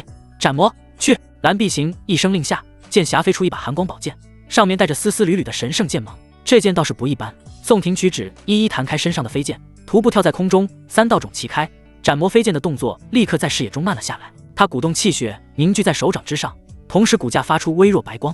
嗡的一声，宋婷双手夹住了斩魔飞剑，全场震惊，讨论之声鼎沸。这空手接白刃，不是，这宋婷为何能把角度距离掌控的那么精细？哇，这人有点东西。就连一向傲气的白菊儿也默默点了点头。菊儿，看见没？这代能人还是不少的。在一旁的白玄道，其余观战大能也都小声赞赏，甚至有人说宋婷这样的修仙种子再磨到真是可惜了。不等他们继续讨论，宋婷把斩魔飞剑扔向擂台场外，而后一个瞬步，刹那间欺身而至，剑指对在蓝碧行喉咙前半寸。蓝碧行还没反应过来，这场擂台就输了。你输了。宋婷的剑指没放下，以防蓝碧行还想反抗。哼，我输了又怎么样？你们魔道就是不如我们正道。蓝碧行喉咙滚动，一滴冷汗从他的额头顺落下来。宋婷把指头又进1了分，输了就下去，别说话。一股无形的威严压在蓝碧行身上，迫使着他走下擂台。最后一局是魔道赢了，可这还没结束。就当白玄准备说上类似于闭幕词的时候，宋婷高声道：“诸位，我要守擂。”原本起身欲走的修士面面相觑，守擂是什么？他还要再打吗？没有听说过守擂是什么意思。金丹以下的修士都不明白守擂是什么意思，元婴修士却是知道守擂这个规则。陆玉之立马开口阻止，胸前波涛汹涌：“宋婷，你疯了，快滚回来！守擂可不是闹着玩的事情。”他真没想到之前随口跟宋婷提到的一个规则，宋婷还真想用。守擂是神魔擂台的古老规则，但从神魔擂台发掘至今天，8玉数万来的擂台战上就出过一次守擂。小子，你确定要守擂？你可知守擂规则？白玄好奇问道。宋婷没有理会陆玉之，一笑道：“晚辈知晓，守擂者需独自迎战对立方参加擂台的每一人，其中没有休息的时间。一旦守擂开始，擂台上允许挑战者杀死守擂之人，不许守擂者打死挑战者。就是因为这些规则对守擂者无益优势，所以万年来只有一例守擂战。相应的，守擂成功，筑基擂台这一局算作守擂之人那一方胜出。远在合欢宗观看的宗内弟子也都大声讨论了起来。宋师兄是要干嘛啊？不应该站在擂台上接受神魔赐福就好了吗？投影时是没有声音的，弄得众弟子都看不明现在是什么情况。神魔擂台，不少正道修士凝视着眼前这位少年，看起来长得颇为俊俏，脑子也正常，为何想要守擂呢？他不会认为胜了蓝碧行这个下等马就有守擂的资本了吧？这种已经大败的情况下为魔道守擂，无异于送死。正道绝对不会放一点儿水给宋婷。神魔擂台上他们本来就是赢了，宋婷这提出的守擂就是横插一脚。你是叫宋婷是吧？白玄强憋笑，他不该在这种场合上笑出声的。可一个籍籍无名之辈要守擂，想打正道年轻天骄的脸吗？刚刚那场战斗实属精彩，可守擂不是闹着玩的。宋婷看了一眼强忍笑意的白玄，正色道：“正是。好，宋婷，老夫且问你，你是否真的要守擂？”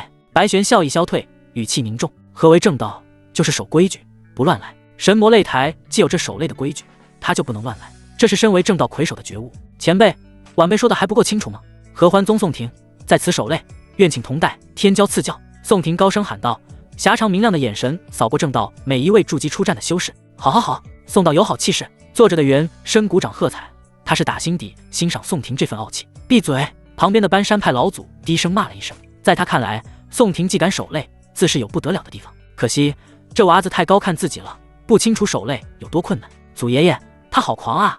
看菊儿一剑斩了他的狗头。白菊儿哼了一声，不爽宋婷这般出风头的行径。如若这次神魔擂台正常结束，他一定会成为话题中心人物。不料这宋婷跳了出来，抢了他的风头。陆玉之和黎文不再劝宋婷回来，他们看出了宋婷的决心，心中只希望宋婷不要在擂台上被打伤。白玄了一声，双手负背，沉声道：“哦，既然你执意如此，便开始守擂吧。不知禁地之主有何异议？”神魔擂台是双方炼虚修士主持，有人提出了古规矩守擂，白玄得走个流程询问禁地之主的意见。禁地之主一副无所谓的模样，双手一摊，没有异议。宋婷输了对他来说没什么关系，赢了就是一个天大的惊喜和好处，他没有理由不同意。我先来。元身早就摩拳擦掌，跃跃欲试，大喝一声，从座位跳向擂台上。他要看看肉身相比宋婷跟他孰强孰弱。擂台感受又站上了人，没有赐下赐福给宋婷。搬山派原身，请赐教。合欢宗宋婷赐教。话音一落，宋婷率先出动，体内的气血犹如翻涌的江河，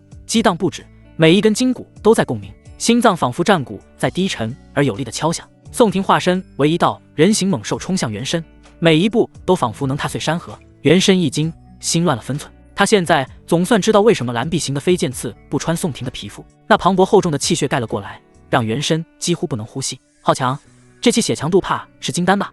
原身心生震撼，紧咬牙关，大山的虚影出现在其身后。体修可输不可退。观战的修士也是发现了端倪。之前宋婷把气血藏在皮下，还难以发觉宋婷恐怖的气血，这次他没选择藏拙，一身气血同雄浑大江滚滚袭来。这小子是怎么修的气血？原身怕是不敌，竟然是个气体双修的天才。有人惊呼出声。上一场飞剑没有刺破宋婷的防御，众人还认为宋婷是修了一门护体宝术，目前看来宋婷乃是气体双修啊。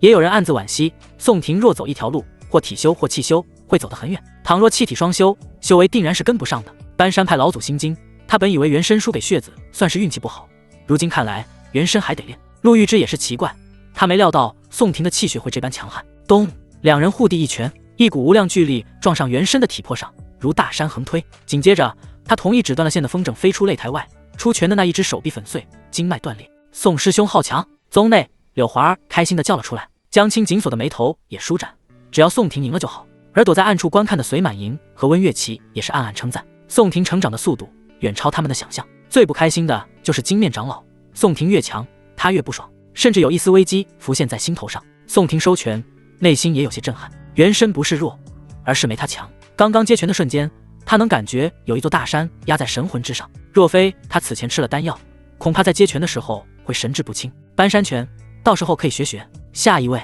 宋婷收回气血，静候第二位对手。祖爷爷，他欺人太甚，我来。白菊儿桃花眼晕目，就要上场，却被白玄挡了下来。别急，让那些人先跟宋婷打打，要不然他们还不知道自己几斤几两。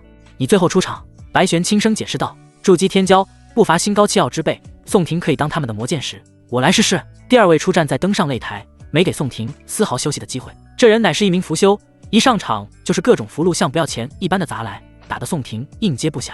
宋婷身法如风，灵动而诡异，却也难以在这疯狂的攻势下保持完好无损。这就是灵石多到令人发指的打法吗？如果说体修最好灵石，那符修就是第二号灵石的。每一张符箓所用的灵墨、符纸都颇为昂贵，成路的概率也因人而异。只见那人还在不断祭出符箓，又是火术，又是雷法，又是剑气。离域拥有灵矿最多的钱家公子果然名不虚传，那不是真正的以钱服人。据说钱家一家的灵石储存量抵得上大黎圣朝的国库呢，真正的富可敌国。站在擂台上的钱浩面目狰狞，仍在不停地对宋婷输出。魔道小子，也还有几千张符箓呢。观战席上钱浩的师傅微感头疼，他这弟子什么都好，就是太有钱了。宋婷躲过一记冰刺后，在3道种齐开的情况下，终于找到了一丝突破的机会。哼，也该结束了。他左移数10丈后，猛然抽出玄银剑，剑气寒霜凝结空气，以一种极其刁钻的角度击打在钱浩身上。啵的一声，钱浩身上的防具亮起，而就是这么一下，让钱浩使用符箓的动作停滞了下来。他的剑气怎么打到我的？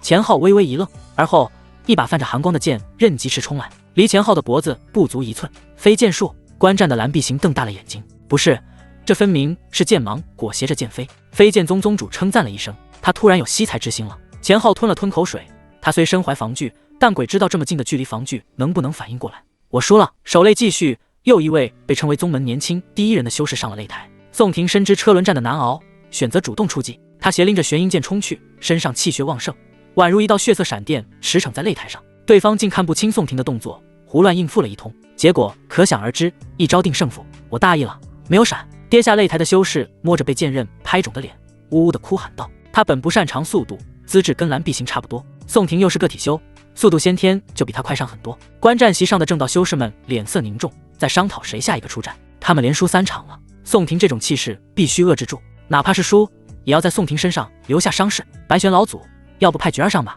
有门派主事人道。白菊儿竖起大拇指，露出小虎牙，对那人赞了赞。他身为离域正道年轻第一人，从修仙至今无疑败绩。宋婷在他眼中不过是一只更为顽强的蝼蚁，而蝼蚁就是蝼蚁，最后还是会被他踩在脚底。再让其他弟子试一试吧，最好是能试出宋婷的底牌。白玄内心还是犹豫，要是把白菊儿拿上擂台，赢了就万事大吉，输了就代表他们正道这次是真输了。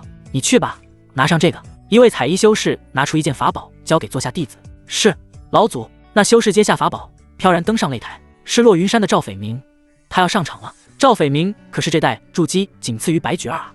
据说他在白菊儿手下过了100招之后才惜败。没错，他身怀天灵根，是个修道奇才。这宋廷也出足了风头。就到这了吧？众人见一袭羽衣的赵斐明上了擂台，认为这场闹剧该结束了。赵斐明白色羽衣飘然，剑眉星目，肤色白皙，整体给人一种不染尘埃的气质。他手中握着彩衣修士给的法宝，乃是一个印章，落云小印，是落云印的仿制品吧？有人认出了这印章的来历。落云印是落云山的立山之本，乃是一件半仙宝。落云山，赵斐明，请赐教。合欢宗，宋廷，请。擂台上，宋廷也知道那法宝的不凡，但还是选择了握拳主动出击。他不会再想重现前号用符箓砸自己的场景了。见宋廷如洪流决堤般冲来，赵斐明也不敢大意，直接祭出了落云小印。印章通体白玉，经过灵力的加持后熠熠生辉。落云小印滴溜溜旋转，犹如一粒小星辰，迎着宋廷砸去。一人一印相撞，声响轰鸣。落云小印倒飞回到赵斐明的手中，宋廷也倒退了几步，指缝渗出猩红。好强！赵斐明手中感到落云小印的震动，能知道宋廷气力多大。宋廷也暗暗吃惊，刚刚那一拳汇聚了半数的气血，却还是打了个平分秋色。宋廷这人气血太过夸张。落云山的彩衣修士呼吸有些急促，在他的想象中，倒飞出去的应该是宋廷才对，那不然他的气血只怕是金丹肉身标准。搬山派老祖摇头失笑。场上，赵斐明知晓宋廷的优势，内心挣扎。他身为离域的天才少年，心气高眉地说：“遇上宋廷这样蛮横的体修，他也不知如何抉择了。算了，赌上一把。”赵斐明怕会被宋廷磨死，主动调动丹田气海中全部灵气，一股脑蜂拥进入落云小印中。那印章旋转更快，张体大上几倍，白玉上的金色云纹发出刺目的耀光。他大喝一声：“去！”赵斐明太怕输了，这就不顾一切了，心气还是不够稳重。有元阴期的修士道：“诚然，这一招若不取胜，宋廷便是魔道筑基第1人。”落云小印锁定宋廷，凌空而出，嗡的一声砸向宋廷。最后一招了吗？宋廷不知对方那么忌惮自己，不过一招定胜负是他最乐意看到的场景。我也来一招。他体内3道肿起来，所学功法全部运转，玄阴剑上气血、雷光、清风、月霜4种色彩交错相加，痛的一声，剑与印章点在一块，光辉闪耀天地，灵力扩散出了擂台。这威力不弱于金丹修士斗法了。有人愕然道：“是啊，两人都是青年翘楚了，不过好像赵斐明输了。”光芒散去，赵斐明手持云纹暗淡的落云小印，喷出一口鲜血，惨笑道：“我输了。”另一边，宋廷收剑，气息也急促不平。“廷哥，好样的！”黎文站起身来，为宋廷喝彩道：“刚刚那一招，身为局外人的黎文可谓是心提到了嗓子眼上。还好宋廷赢了。”魔道这边的修士纷纷鼓掌，脸上露出笑容。禁地之主更是传音给陆玉之，合欢宗什么时候出了这么个妖孽？此事之后，把他带来禁地。陆玉之心中五味杂陈，有为宋廷高兴的，也有守不住宋廷而落寞的。不行，合欢宗的苗子不能让别人抢走，只要留住他的二弟，他能走哪里去？反观正道，清一色的沉默。魔道什么时候有了这么一号人物？白玄心中蹊跷，传音给禁地之主问道：“这宋廷莫非是上界的修道种子？”禁地之主心中嗤笑一声，回道：“白玄道兄，此人之前我也不知道有这等天赋，我也没这实力让上界禁地破界派弟子下来。”白玄静默，鼻尖翕动，深深的吸了一口气，这该如何是好？对啊，宋廷这般妖孽，连赵世直都输了，要不派白绝世直上场吧，不然我们正道这局怕是真要输。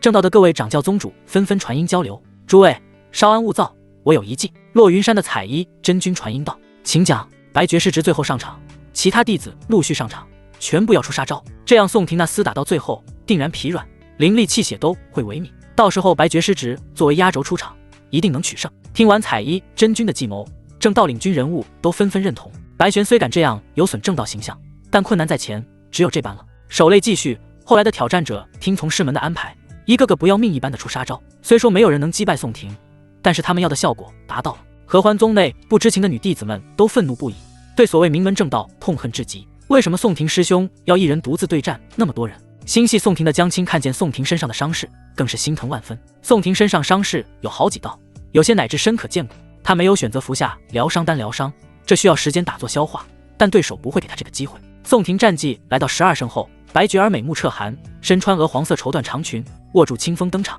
要不是白玄一直拦着他早就想下场狠狠揍一顿宋廷了。武圣门，白绝儿脚尖点在擂台上，怒目而视，噌的一声拔出3尺清风，剑刃上5行剑气缭绕在上。筑基修士修成剑气，难怪是正道第一天才。宋婷面色凝重，一同面色凝重的还有正道观战修士。这是最后一场了，要是白绝儿还是赢不了宋婷的话，正道的面子不知往哪搁了。魔道一方也是目不转睛地盯着擂台，这一战关乎改变几千年来正魔两道格局的开始。宋婷很有可能成为魔道的英雄。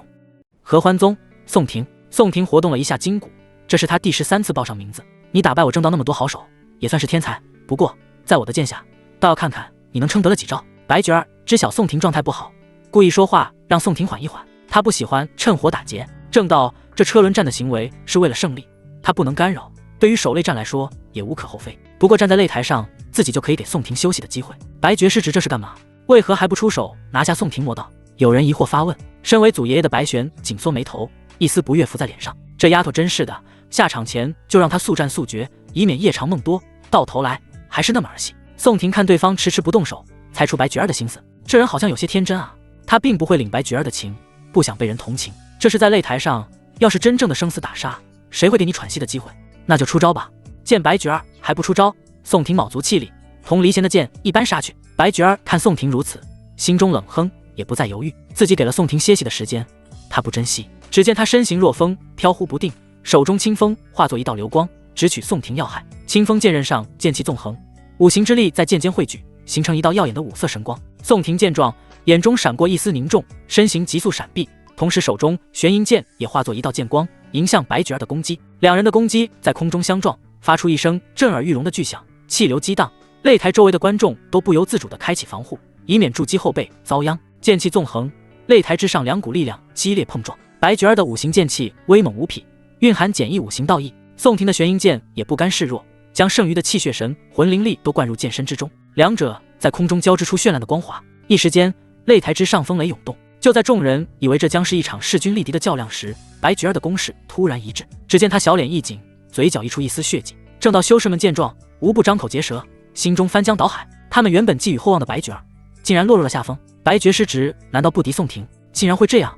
白绝仙子可是我辈第一眼啊！蓝碧行面色死灰，白绝儿是他的榜样，如今榜样落了下风，心中感受极为复杂。白玄老祖脸色僵硬，一句话说不出来。白绝儿是他亲玄孙女，他是看着她长大的，从小到大，他从没让自己失望过，什么都是第一。这次在擂台上，怕是要吃亏了。宋婷这人要成魔道巨擘呀！他心中感慨了一声，而魔道修士们则是欢呼雀跃。婷哥，好样的！宋婷这小辈，日后必定扛起我魔道大旗。陆宗主，我门下有几个修道胚子，是否能进合欢宗给宋婷做暖床丫头？擂台上，白绝儿奋力震剑，震退宋婷后，抹去了嘴角的血迹。他感到赤裸裸的耻辱。苦修20载，他每天几乎除了修行就没有其他事情，为何不如一个名声不显的魔道小子？不，我是正道天骄，是日后有望破解之人。白绝儿心中怒吼一声，拉开跟宋婷的距离，隔空施展剑气，跟宋婷近战，没有任何赢的可能。五行剑气强横无比，就算以宋婷现在的肉身，硬抗一剑也会留下血痕。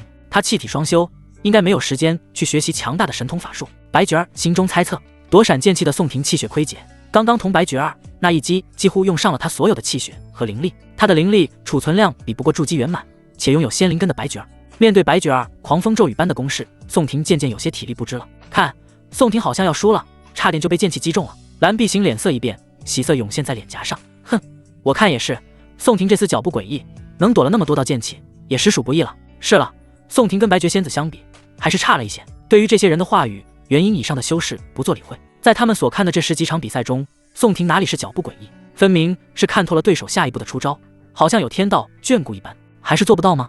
场上的宋婷神情疲惫，3道种同开的状态要维持不下去了。一旦3道种关闭任何一枚，宋婷都会立马被剑气击中，直接落败。管不了那么多了，这一战必须要赢。宋婷心中一狠，体内精血燃烧。血仙宝典中有一术，名曰血技术。跟血魔经的血迹他人之术不同的是，血仙宝典中的血技术是祭自己的血。精血燃烧之后，宋婷双目通红，一身气血宛如汪洋大海肆意而来。怎么回事？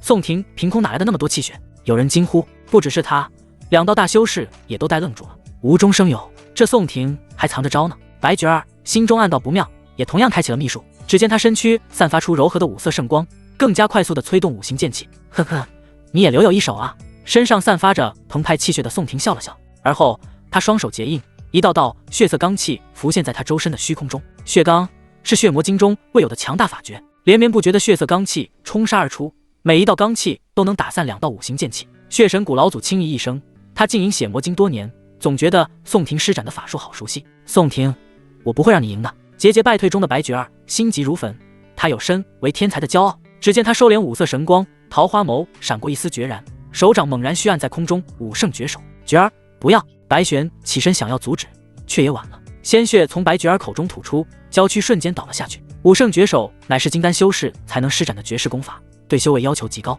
一道恐怖的5色手掌凝聚宋婷头顶，威势骇然，想要把掌下之人打入地狱。白玄眼角皱纹堆叠，看着躺在擂台上的白绝儿，焦急万分。他很想出手把白绝儿拉出擂台，可这么做的话，相当于宣告宋婷的胜利了。擂台上，宋婷抬眸眯，眼看向高空中从天而降的掌法，5圣绝手绝对是超越筑基期的力量。宋婷要死了吧？蓝碧行眼神冷漠，看了一眼躺在地上的白绝儿，又心中暗痛。婷哥，千万别出事啊！观战席的黎文心中默念。场边的陆玉之灵力游走在身内，浑圆的大腿离开座位，蓄势待发。一旦宋婷出现生命危险，他会出手救下宋婷，哪怕违反规矩。合欢宗内观战的人分为2批，一批睁大了眼睛，想看见宋婷出手挡下这最后一击，另一批则闭紧眼眸，生怕宋婷被这一掌打伤。白绝儿，你很不错。宋婷心头沉重，四周血色罡气如数朝天汹涌射去。然而这些罡气只能削弱1.5绝圣手的威力，如细沙入海，杯水车薪。威力骇人的5色巨掌还是落了下来，只闻轰隆一声，整个擂台震动了一下。场边本来要出手的陆玉之瞪着禁地之主，怒道：为何拦着我？你急什么？宋婷没事。白玄也无奈笑了一声，伸手把昏迷的白绝儿抓了回来。禁地之主说的没错，在炼虚修士神识中，宋婷神魂并无破碎。众修士都还没反应过来，他们认为宋婷必败，但场上没有鲜血飙出。宋婷颤巍巍地站在场上，手中拿着一副面具，面具整体灰败，上面有些老旧，正是邪道人的面具。这面具在血色麒麟雷劫下都没损坏，用来挡住部分的5绝圣手没有太大问题。加上他舍弃3道种运转，极力催动气血道种在身体表面形成了一件邪甲，这才在5绝圣手中活下来。宋婷，没事？不是吧？在5绝圣手活下来了？观战的筑基修士无一不震惊，难以置信眼前的场景。他手中是什么宝贝，竟能挡住5绝圣手？几场战斗下来，宋婷并没有出示任何的防具法宝，那串铃铛他也还给了陆玉之。这面具好像是邪道人的。有人认出了宋婷手中的面具，惊呼出声。邪道人的面具怎么会出现在宋婷手上？这个问题出现在每一位观战的人心底，而大概猜透其中事由的楚望还在山下招募女弟子。诸位，这次神魔擂台是我们赢了吧？哈哈哈！禁地之主浮在虚空中大笑出声，脸上的魔纹都在蠕动欢呼。爽，太爽了！正道嚣张了几千年，这次终于让他们吃瘪了。魔道势力主权人也都脸带笑意，对着宋婷就是一顿猛夸。此子真乃人中龙凤，日后离域就是他的天下了。我魔道得此麒麟子，还愁什么呀？他们正道不是喜欢搞什么圣子圣女吗？要我说，我们魔道就立宋婷为魔道魔子，专打正道圣子圣女。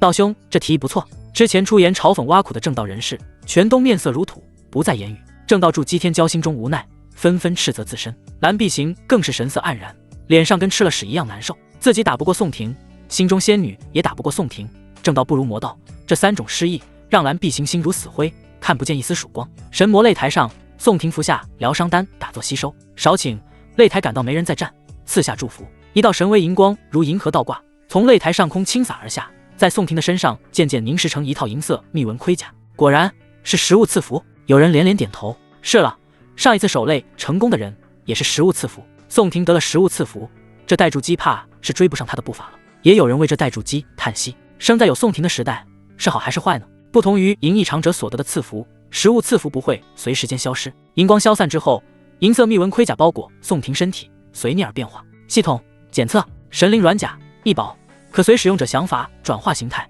能抵挡金丹修士攻击。宋婷得到答案后，心思一动，身上软甲如水一般流动汇聚在他掌心处，凝成一团银色圆球。见神魔赐福完毕，禁地之主和陆玉之站在宋婷身边，以防正道有心术不正之人要趁此机会铲除宋婷。陆宗主倒是对宗内弟子很是关心，站在宋婷左侧的禁地之主笑道：前辈，这是哪里的话？我合欢宗得此天骄，定是要保护好啊。陆玉之回以微笑，纤纤玉手却是握住了宋婷的手。这个小动作被所有人捕捉到了，包括在合欢宗的。咦，这宋婷果真是合欢女魔头的男宠，定是这样，要不然她怎么会如此强大？看来是卖身变强啊。这宋婷是元婴修士的顶炉，这般强大也合情合理。眼红之人不少，大多是输给宋婷为自己找借口。好徒儿，此地不宜久留，快随我回宗。陆玉之暗中传音道。禁地之主也传音给宋婷：宋小友，你天资极佳，在合欢宗怕是会浪费，来我禁地吧。归属之处，宋婷倒是没有犹豫，选择了合欢宗。前辈对不住了，我还是喜欢合欢宗。宋婷回音。回绝境的之主后，宋婷牵着陆玉之的香手，在众目睽睽之下，驾着飞行阁楼而去。白玄师兄，你为何阻挡我等？正道观战席上，有人不理解白玄为什么不让他们出手抹杀宋婷。白玄震袖，冷哼一声：“诸位莫不是想要正魔两道开战，想做魔道口中的伪君子？他最不耻以大欺小，修仙界要都是这样的人，哪来的后浪推前浪？”白玄道兄，你真是糊涂了。此次放宋婷回去，无异于放虎归山啊！唉，白玄不理会这些人的话语。直至宋婷离开一炷香后，他才放了对正道修士的威压。神魔擂台，修士们悉数退去，热闹了2天，迎来的又是几百上千年的孤寂。飞行阁楼上，陆玉之在里头捣鼓半天，让宋婷坐在床上疗伤。他这是在搞什么？宋婷听着里头传来沐浴水声，心中痒痒的。莫非他是想……无需宋婷再多做思考，背后的水声已然沉寂。陆玉之步履从容，缓缓走近，下身穿着一件赤色轻纱薄裙，轻薄的几乎透明，额前银发落下，巧妙地遮住上身重要部位，轻轻地贴上宋婷的身子。这一刻，温软加深，芳香入鼻。2团浩瀚柔软之物抵着宋婷背部，让她心中火焰燃烧。可她刚刚用完血迹，身体精血亏空，局部供血不足，怕会不举。这是趁人之危。身后的陆玉之气吐幽兰，狭长妩媚的凤眸盯着宋婷宽阔的肩膀。小狗狗，你不是一直想要为师吗？只要你答应为师条件，为师便从了你。听着陆玉之诱人的嗓子，话语中的信息立刻被消化了。跟元婴修士双修，他是求之不得呀，那得多少点阴阳值？什么条件？宋婷咳咳一声，双手就要往背后抓去。哎，那么急干嘛？陆玉之打掉宋婷的贼手，幽韵撩人道：“我要你助我修行，而且你不能跳到其他势力，要一直在合欢宗里。”说着，他从散落在床下的储物袋中拿出一本功法。诺，这本功法就是合欢宗最好的双修功法。这本功法交给宋婷，陆玉之除了瞳术，把底都交清了。宋婷风头正旺，擂台上的表现可谓是横推一代人。这让陆玉之对他的观感来了360度大转变。以前他只当是下一步贤棋，收宋婷为徒弟，纯粹是为了有个充电宝。而现在，宋婷表现的潜力远超之前他的预想，用身子能留住宋婷，不说是振兴宗门，最次也是为合欢宗留下了一根擎天巨柱。宋婷拿起功法，假装品鉴一番，系统检测。他心中道：大品云雨诀，极品功法，双修之法，需2人同时运转双修，根据双方相爱程度长修为。相爱程度？他跟陆玉之几乎没有感情啊，这功法有什么用？可，师尊，这功法你修炼过吗？宋婷转头跟陆玉之面对面试探询问。若是陆玉之修炼过，那他也应该有个深爱之人。好徒儿，你这说的什么话？我身为合欢宗主，这功法我当然是修炼过的呀。陆玉之眼神谢道：那是尊师有过深爱男子，何出此言？我合欢宗最不讲究情爱。宋婷假意哦了一声，大手猝不及防摸上他浑圆白皙、隐约可见青筋的大腿。你干嘛？陆玉之没有防备，面上浮现一抹绯红，比眼中赤铜色彩还要浓些。不是，宗主，你脸红个啥呀？刚刚都出水美人，凶香毕露的，现在摸个大腿还脸红？想着，宋婷用系统检测了眼前这丰腴程度大到手掌难以把控的尤物。合欢宗现任宗主，元婴圆满修为，完璧之身。他摸着光滑的大腿，抬眸盯着脸红低头的陆玉之，心中惊愕不已。合欢宗宗主，妖女，元婴修士，完璧之身。让谁都不敢相信，身前妖媚娇艳的合欢宗主，竟然还是厨子。这就好比逛了一辈子青楼的男子，回头跟朋友说自己还是厨儿。师尊，你没有跟人欢快过？宋婷眉间蹙起，微微侧手问道。陆玉之顺势拍掉大手，美眸瞪了宋婷一眼，沉默了片刻。他心中嘀咕：要是我说自己还是厨子，定然被这小子看不起。是了，我就说自己以前男宠无数。想完之后，陆玉之露出一个勾人的笑容：为师可是尝遍天下男子滋味，欢快的次数比你吃饭次数还多。宋婷侧目鄙夷，再度施展偷香魔爪。陆玉之突然嘤咛了一声，脸色瞬间嫣红如霞，手不要抓这个地方，太奇怪了。声音中带着一丝无法掩饰的慌乱和羞涩。方才对上宋婷鄙夷的表情时，他有些心虚。本来一个元婴修士哪会被筑基修士偷袭成功？奇怪，我倒是觉得很畅快。师尊，你不像是身经百战的女子啊。宋婷有意调侃，她展现出了极高的价值，倒是不怕陆玉之能把她怎么样。如今正道会对自己起杀意，魔道却把自己当成宝贝。胡说，我乃合欢宗宗主，自然是身经百战啊！那只手不要也来啊！陆玉之惊慌失措，鼻尖呼吸变得急促了起来。他是合欢宗的宗主，在外人面前他尽量表现的喜好男色，风骚一点。其实他在男女之事方面只是纸上谈兵而已，是吗？那徒儿来是师尊，我看路很准的，哪个道路从未开拓过，哪条道路人来人往，我一走便知。宋婷身体前倾，手中动作没停，看见了陆玉之赤瞳中的恐慌。她的脸很美，标准的鹅蛋脸，五官比例标致，银发赤瞳给她带来了妖异媚人的气质。陆玉芝贝齿轻咬红唇，感觉有液体从身间流出。我这是怎么了？怎么会流汗？难道是太热了？不对，我筑基以后从来都没出过汗啊！一定是宋婷这双狗爪搞的鬼。想着，陆玉芝爆发元婴威压，将宋婷震飞到墙上。不是，师尊，我拿下白举儿了呀！你怎么出尔反尔？宋婷吃疼摸着心口，嗷嗷道：“他在擂台上确实拿下了白举儿。”陆玉芝哼了一声，把床下衣物穿戴整齐，那也是考虑考虑。你先把这大品云雨诀练成了再说。场面一度尴尬，陆玉芝坐在交椅上，背对着宋婷，宋婷则从墙壁上滑落，悄悄地把床上的大品云雨诀拿走。他莫非不知道大品云雨诀是要看两人相爱程度的吗？是了，他都未曾有过。出了房间，在看完大品云雨诀全册后，宋婷心头豁然。大品云雨诀中没有提及功法是按照相爱的程度的。2日半后，空中楼阁稳稳当当地停在了合欢海上。这2日半来，两人都没有说话。宋婷是觉得不该打扰陆玉芝了，陆玉芝则认为自己有些食言，好像还被宋婷看透了什么。下了阁楼，苏初锦在宗主宫殿外候着，他笑容很甜美，对着2人道：“祝贺师尊，师兄凯旋而过。”宗内全部修士都把目光投在阁楼出口。合欢宗在神魔擂台可是全胜啊！陆玉芝瞅了瞅苏初锦，了一声后，步履不停地进了殿中。师兄，师尊他怎么有的不开心？苏初锦传音给宋婷，宋婷耸耸肩，表示自己也不知道为什么。出了合欢海，回到洞府后，很快就有人敲响了宋婷的门。柳华儿打扮的花枝招展，恬然地站在宋婷门口。枪公子，我可以进来坐坐吗？洞府外的柳华儿单指拨弄额前秀发，往内悠悠喊了一声。宋婷倒也不知道为何柳华儿要来见自己，不过她也不拒之门外。进来吧，谢公子。门外阵法消散，柳华儿放轻呼吸，轻轻推开房门，看见正在打坐调息的宋婷。师妹是有什么事吗？宋婷懂得待客之道，斟了一杯茶递给柳华儿。柳华儿双手稳稳接住茶杯，神情认真，生怕茶水会因为指尖的不稳洒出一滴。他抿了一口，赞叹道：“好茶。”宋婷奇怪地看了一眼柳华儿，没有揭穿他。茶叶是入住洞府之前就有的，不知搁置了多少年，就是凡间最普通的茶叶，甚至谈不上是名茶。公子啊，我看你在擂台上神挡杀神，佛挡杀佛，好威风啊！就是不知道你为何要打那么多场，其他人只打1场啊？柳华儿放下茶杯，双手托起香腮，柳叶眼中波光粼粼。宋婷自然不会跟他说，打赢这场擂台是为了自己能进入太仓洞天，寻找让大道种子发芽的机会。如若魔道不胜，去往洞天的人数只有2成半，自身又没展现出极高的价值，很可能会落选，与大道碎片失之交臂。魔道胜了，自身又为魔道年轻第1人，前往太仓洞天，怎么样都会有自己的份。我看他们不爽，想多打几场，他随便找了个理由搪塞了过去。柳华儿轻轻点头，察觉到气氛微妙，他起身将洞府的门轻轻合上，随即他深吸一口气，低垂着眼眸，神情带着一丝怯懦，不敢直视宋婷，像是酝酿了良久。柳华儿胸脯鼓起，吐气道：“公子，其实我前来是为了能和你双修。”说出了自己的目的，柳华儿顿觉压力减轻。他在宋婷回来的第一时间想要跟宋婷双修，其实有先下手为强的意思。擂台上陆玉芝和宋婷的种种，让柳华儿的心头危机很重。他不想在宋婷身边没有自己的位置。与我双修？宋婷脑中迷惑，眼前的女子修为不过才堪堪炼气1、2层，要跟自己双修，外门弟子不能与内门弟子双修，你不知道吗？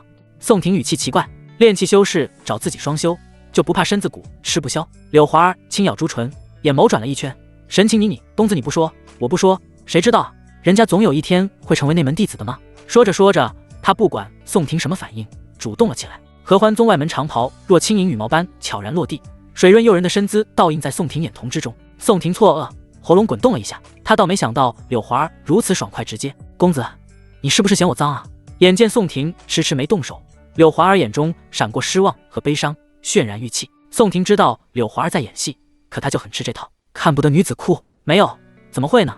你是我带上山的，我怎么会嫌弃你？宋婷急忙辩解。柳华儿鼻尖抽动，晶莹的泪水已经在眼眶里打转，仿佛随时都会溢出眼眶。内公子是嫌我浪荡，他指的是第一次见面，他的那句他不卖我卖和苏初锦的卖艺不卖身形成的对比。不会不会，宋婷也不知道如何安慰，连连摇头。公子，你要了我，以后华儿只伺候你一个人。柳华儿收住眼泪，一步冲上前抱住宋婷，开始扒拉宋婷。公子，我今天不想流出来的水是眼泪。在他的猛烈进攻下，衣物散落在一地。宋婷之前被陆玉芝挑逗，本就欲火在心，现在柳华儿又主动送上来，不肯把嘴边的美人给伤了心。师妹，不要下去。他用手指勾住柳华儿的下巴，不让其深入下去。天杀的陆玉芝，好端端的盖什么章？好在柳华儿乖巧，没有再继续下去，发现不了玉芝想用这4个字。师妹背对着我吧。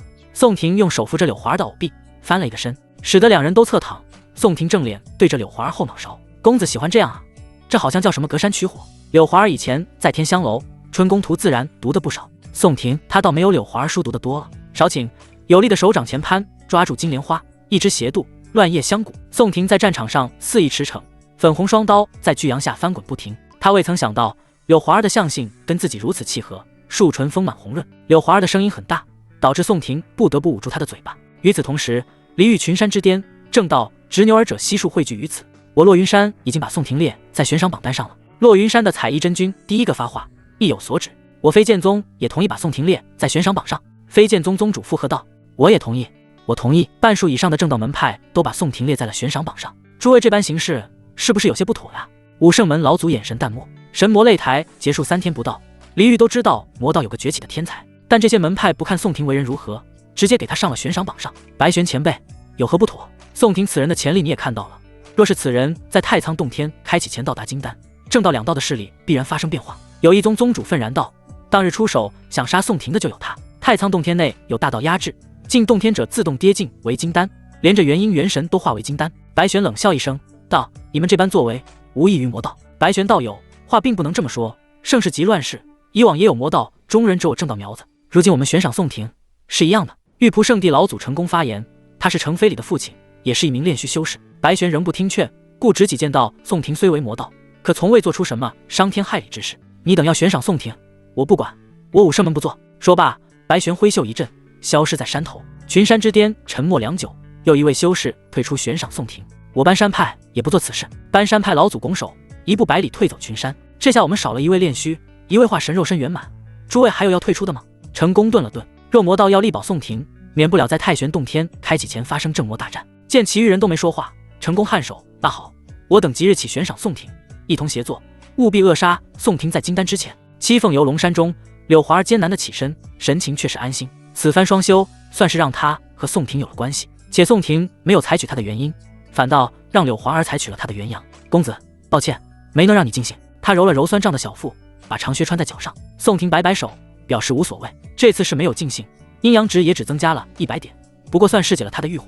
那妾身就先走了。柳华儿在宋婷脸颊点了一下，欢喜地扶着洞府墙出去，倒是真的用力过猛了。宋婷望着扶墙而出的柳华儿，心有不忍，上前御剑把他送回阴峰。送罢柳华儿，洞府外却又站着一位女子。宋师兄，你刚刚去哪里了？江青转身，清风震动青翠色的单袍和头前的碎发。游玩片刻，宋婷下了飞剑，露出一个灿烂的笑容。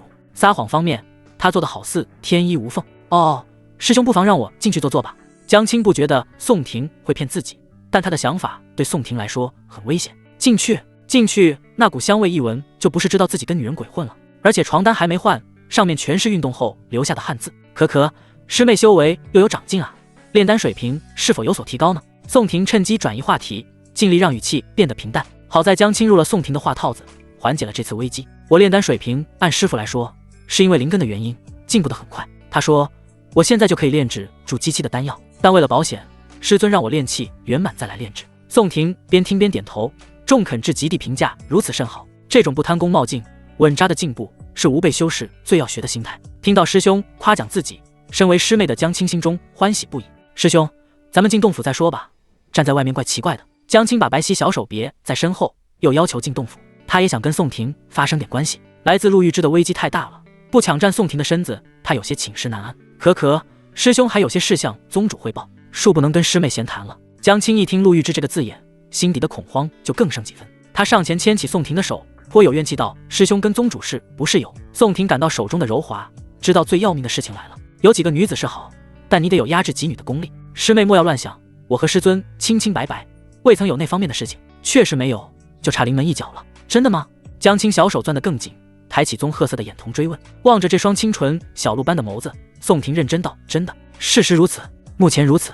宋婷连温月琪都有一腿，跟陆玉芝不过是时间问题。好的，我相信师兄。江青双手松开，娇嫩的双唇主动吻上宋婷。师兄别说话，吻我。吻过之后，江青娇羞像失精般的兔子逃走了。各位看够了没？宋婷言语深沉，投在此处的神识一一消散。神魔擂台一战后，宗内没有人敢把宋婷怎样，就算他此时大兴情爱，估计众人都是睁只眼闭只眼，事后还得做妥当险。洞府内，宋婷施展几个寻常小术，让屋内香迷的气息散去，床单也干净如初。就当他准备打坐休息的时候，一道法音传入宋婷耳中：“宋婷，速来合欢海见我。”他方才假意说要去见陆玉芝，却不料陆玉芝真的找来了。是，师尊。这道法音语气非常着急，宋婷也没耽误，御剑去往合欢海。没多久，宋婷就见到许多魔道强者，包括禁地之主聚集在宫殿中，众人气氛沉重，端坐在椅子上，纷纷把目光投在宋婷身上。禁地之主率先开口说道：“陆宗主，请你说一下情况吧。”陆玉芝黛眉紧紧皱起，语气沉重道：“宋婷，你已入了正道的必杀名单。”我。宋婷用手指头指了指自己，神色诧异：“正道至于吗？出一个风头就要杀自己，真是眼里容不下一粒沙子啊！自己还连一个正道天骄都没杀。”陆玉芝冷了一声，继续道：“正道本就是一群伪面君子，他们要杀你在情理之中，只是没想到他们会联合一起，实名悬赏你，拿你人头者可得100万灵石，断你4肢者可领一本极品功法。”宋婷听完后忽然嗤笑了一声道：“好好好，正道果然是好手段的。”看宋婷状态不对，禁地之主立马出言安慰道：“宋婷，正道要杀你，我们可以保你。”在座的魔道巨头各自点头，包括是魔门的门主。保我？宋婷扫视了一眼在场的各位，这些元婴以上的修士保自己，必然会让自己付出什么代价？代价是什么？宋婷眼神微眯，对禁地之主道。禁地之主跟在座的魔道巨擘相视一眼，轻笑道：“这是有代价。这其一，你把手中邪道人的面具借给我等，当然，我们与正道交战之后会还给你的。魔道要是一心保宋婷，自然少不了与正道争锋，乃至2道大战。邪道人若是有化神修士佩戴，威力不可小觑。其二，你许下天道誓言，是在座的宗门多为师门，兴我魔道，永世不做损害师门之事。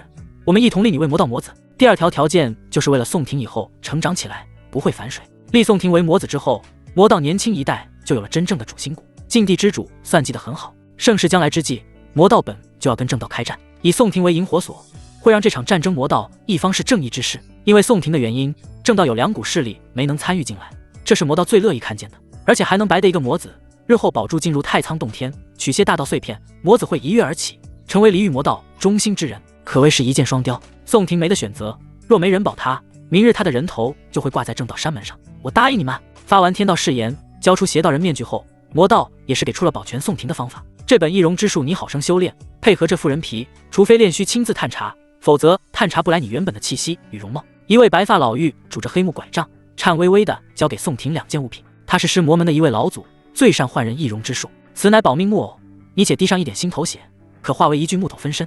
你将它放在一处僻静之地，就算你本体死了，也可在木偶之处重生。木偶老朽100年才能炼制出一具，若情况十分紧急，还请魔子不要滥用。又一位老者拿出2具面容诡异的木偶交给宋婷，一次交出2具保命木偶，饶是老者身为傀儡程城主也暗自心疼。血神谷老祖没有表示，他有一种莫名的感觉，觉得宋婷在血液法术这方面比自己还懂得多，毕竟是个筑基期就有金丹气血的天才。待各个能出东西的门派出完之后，禁地之主最后一个出手，他从身上扯下一道魔纹贴在宋婷额头上，魔纹在其皮肉上蠕动，片刻后掀开皮肤钻了进去。这是我的一个本命魔纹，若2道木偶都不能救你，魔纹会是你最后一道底牌，它会自动召唤禁地气息保护你，哪怕是炼虚也能抵挡一会时间。宋婷只顾点头，他听不懂，但大受震撼。反正就是他现在身上有很多保命手段，哪怕是炼虚修士难杀死自己。宋婷谢过诸位前辈，日后崛起之时，定不忘今日之恩。宋婷深深地鞠了一躬，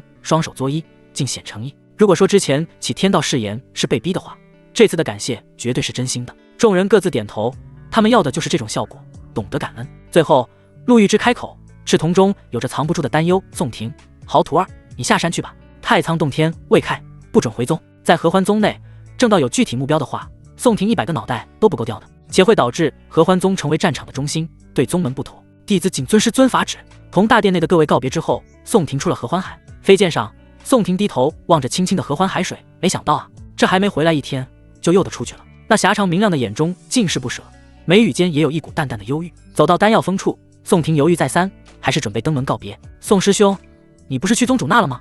回来了。刚吻过宋婷的江青有些糊涂，不知宋婷不让自己进洞府，现在又登门是为何？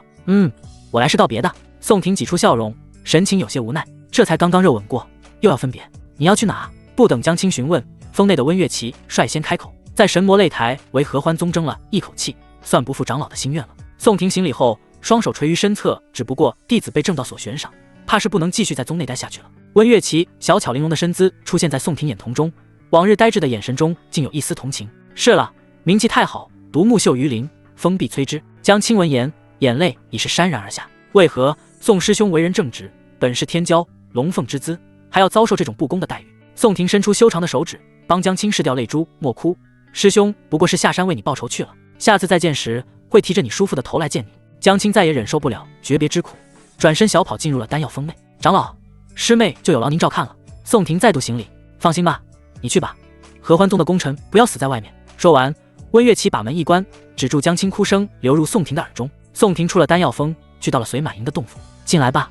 罕见的，隋满营竟然让宋婷进了洞府。洞府内，宋婷看见那一双冰冷的目光，知晓还是姑姑掌控身体。你在擂台上表现得很不错，来此何事？隋满营姑姑知道宋婷日后会一飞冲天，再拒人门外不好，没啥事，只是想要跟您这副身体告别。宋婷也不知道为何来这，明明知道这人不是真正的隋满营，但还是鬼使神差的跟隋满营姑姑说了告别的事情后，她也是长叹一口气。既是如此，就让你和他见个面吧。眼前的娇躯倒了过去，再次醒来，冰冷的眼神消失，换来的是宋婷熟悉的目光。宋婷，两人温存了片刻，隋满营留了一句我会等你回来的，就又把身体主导权交给姑姑了。最后一处，宋婷去到了柳华儿居所。公子。正在换衣的柳华儿有些惊喜，然后惊喜就变成了担忧。公子，你一定能成功的，正道都是一群有妈生没妈养的东西。柳华儿气愤不已，继续道，等我修炼有成，一定跟公子一起荡平正道。宋婷回了一个好字，摸了摸柳华儿柔顺毛绒的头。走到宗门外，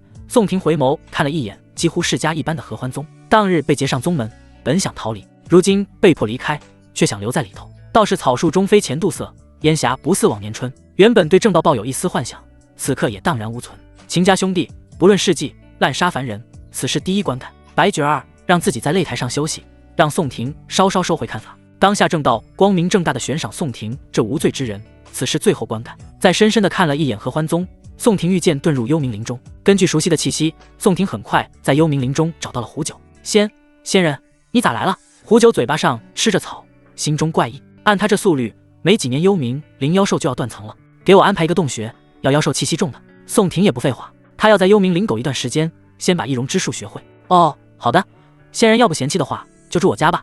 我家妖兽骨头多，气息够浓。胡九毛遂自荐，他吃了那么多妖兽，修为来到了筑基圆满，比宋婷还高些。也罢，带路。正道魁首得知魔道宗门立宋婷为魔子的事情后，心里暗道果然如此，明面上却佯装勃然大怒，让弟子们看见宗门长辈的愤怒。更有过者，列出了宋婷8大罪名：罪1，奸杀少女无数，为人淫乱；罪2，弑父杀母，人伦丧尽；罪3，残忍杀害青玉剑宗弟子，为非作歹。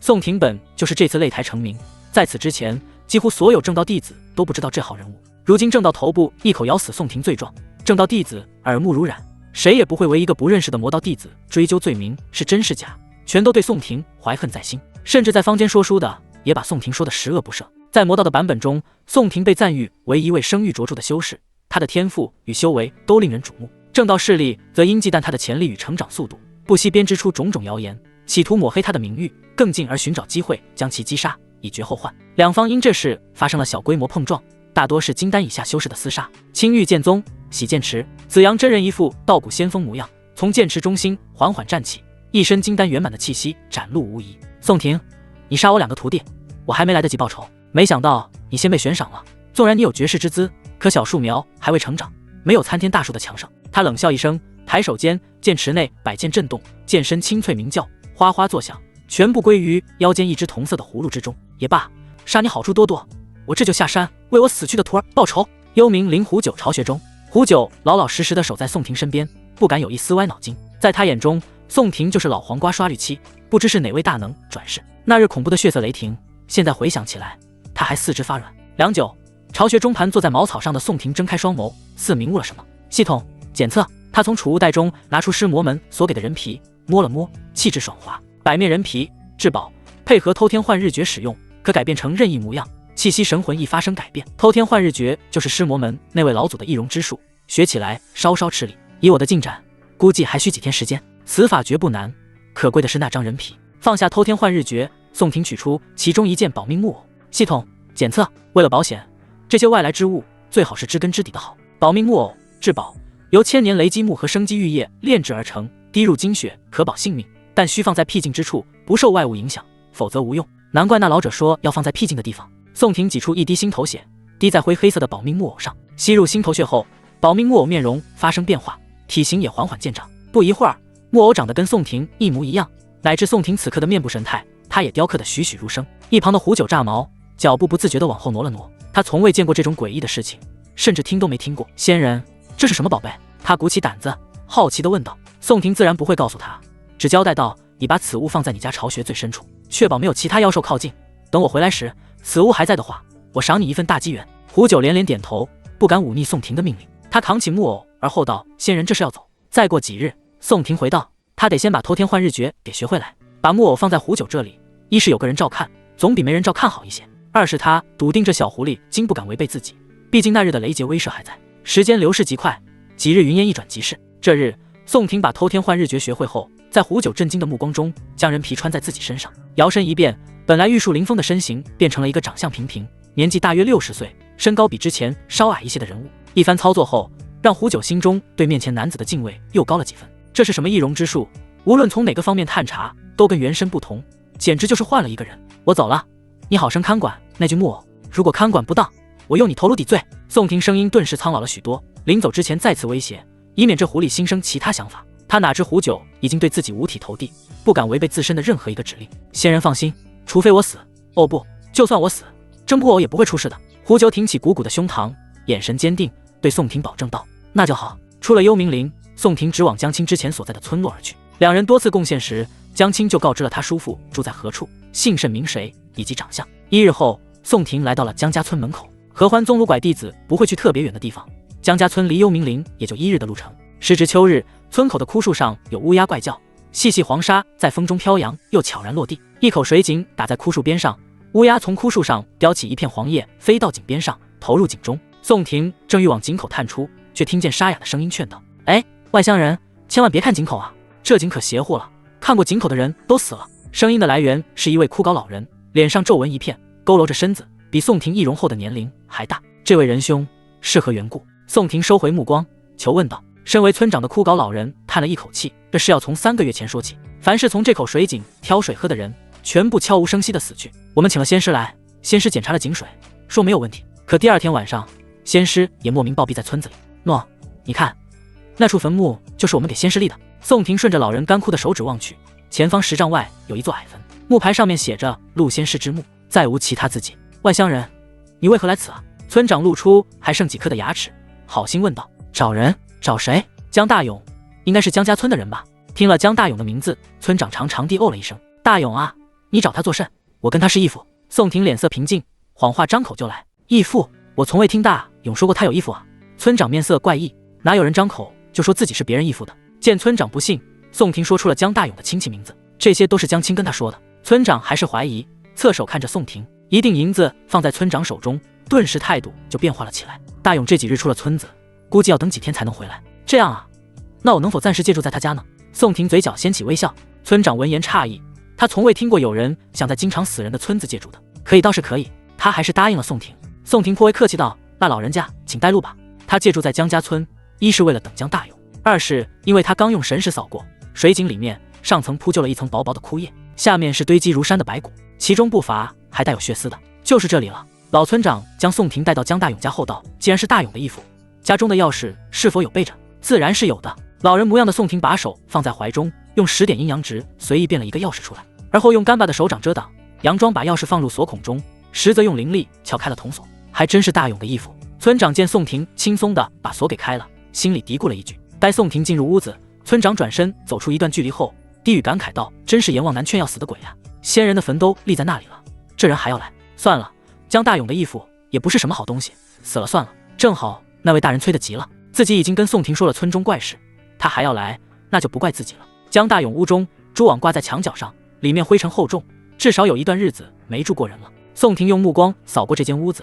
发现饭桌上还有一盘发霉的鱼肉，看来走得很仓促啊，连钱都没带走。木箱内，宋婷一道法术击碎铜锁，里面赫然还有些铜板和银票。江青父亲豪赌被人打死，还是因为江大勇的缘故。两人同时是赌之徒，钱都没带走，说明事发极其突然，乃至威胁性命。他也不会蠢到用神识扫视整个村落，要是触怒了什么不得了的玩意，不就白白少一个保命手段。一道法术清理了床铺上的灰尘，宋婷盘坐在上，修习一门魔道敛息诀。这门法术名为虚无空洞法，真挚化境，可屏蔽自身所有气息，仿若空气一般。盛世将来的缘故，哪怕是在江家村这样的地方，灵气也是有一些的，浓郁程度相当于在合欢宗杂役试试。月光如沙，一天时间很快过去，这点时间对于修仙者来说少得可怜。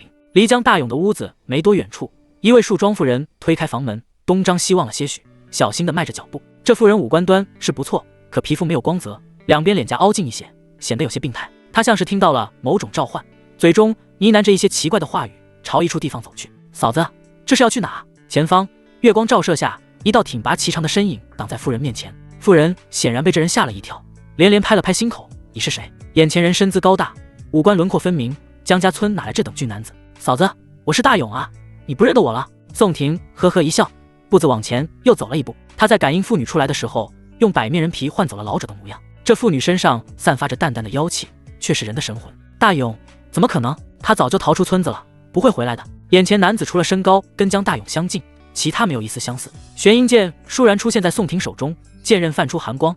他道：江大勇为什么逃出村子，而且不会回来？如果这个问题不好回答，那么江大勇逃哪去了？妇人被宋婷这阵势吓到，呼吸紊乱。这回他哪还不知道，对面这人分明是寻仇的。他要是欠你的钱，你砸了他的门进去，拿走值钱的东西就好了，千万不要在村子里待着了。妇人警告道，仿佛在劝宋婷远离村子。答非所问可不好。宋婷握着玄阴剑，剑尖点在妇人的胸膛上，手掌稍微一用力推进，剑刃就会穿心而过，像是受到应激反应。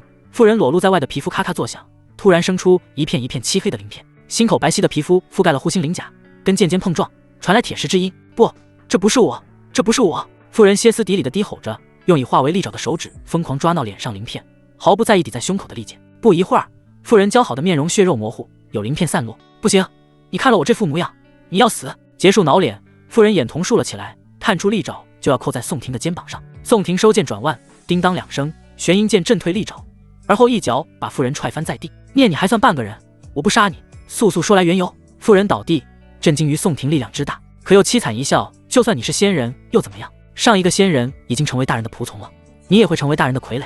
闻言，宋婷扯了扯衣领，剑架在妇人脖子上，忽觉后方有巨物奔袭而来。大人，他好像不是人吧？后方一尊2丈高，满嘴獠牙吐着信子，全身布满漆黑鳞甲的爬行妖兽两足站在沙路上，腥臭味伴随夜风吹来。宋婷皱了皱鼻子，呵呵，好久没人来了，那老头终于带了个人过来，还是个修士，之前那个修士可以吃掉了。妖兽身上鳞甲渗出臭液，树瞳在黑夜中发出血光，晚风呼啸，妖兽磨盘般的大爪向宋婷拍来，气势凶悍。正当他以为爪子很跟以往一样无坚不摧的时候，剑光一闪，妖兽爪子跟小臂脱节，血液在空中凝成霜，坠落在地面上。筑基妖兽也敢在我面前造次！宋婷回身挑剑，破开坚硬鳞甲，钻入血肉，一剑洞穿妖兽腹部，又扑哧一声拔出，前后透亮。我很好奇，你筑基怎么会说人话？难道跟那只狐狸一样，也是得了机缘？这也太巧了吧！形状像蜥蜴的妖兽五脏六腑被剑气搅碎，倒在地上呵呵吐血，眼瞳中满是恐惧。怎么会有大修士来这个地方？莫非是老祖宗被发现了？问你话呢！宋婷用脚踩住妖兽头颅，身上气血稳地压制，不让妖兽有发力的可能。我是受老祖宗指使，是老祖宗点化了我。妖兽艰难出声，咽喉中滚动着猩红。老祖宗？宋婷若有所思，妖兽的老祖宗可能是一方大妖，甚至是一尊妖王，自己现在惹不起。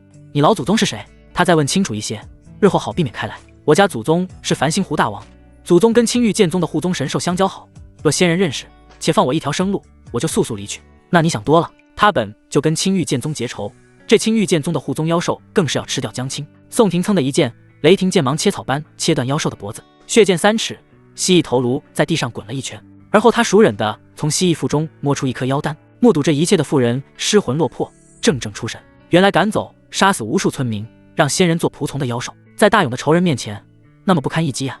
你说的那个成为仆从的仙人，他在哪？江家村背靠大山，那妖魔便在村外山壁上凿了洞，把此作为巢穴。仙人？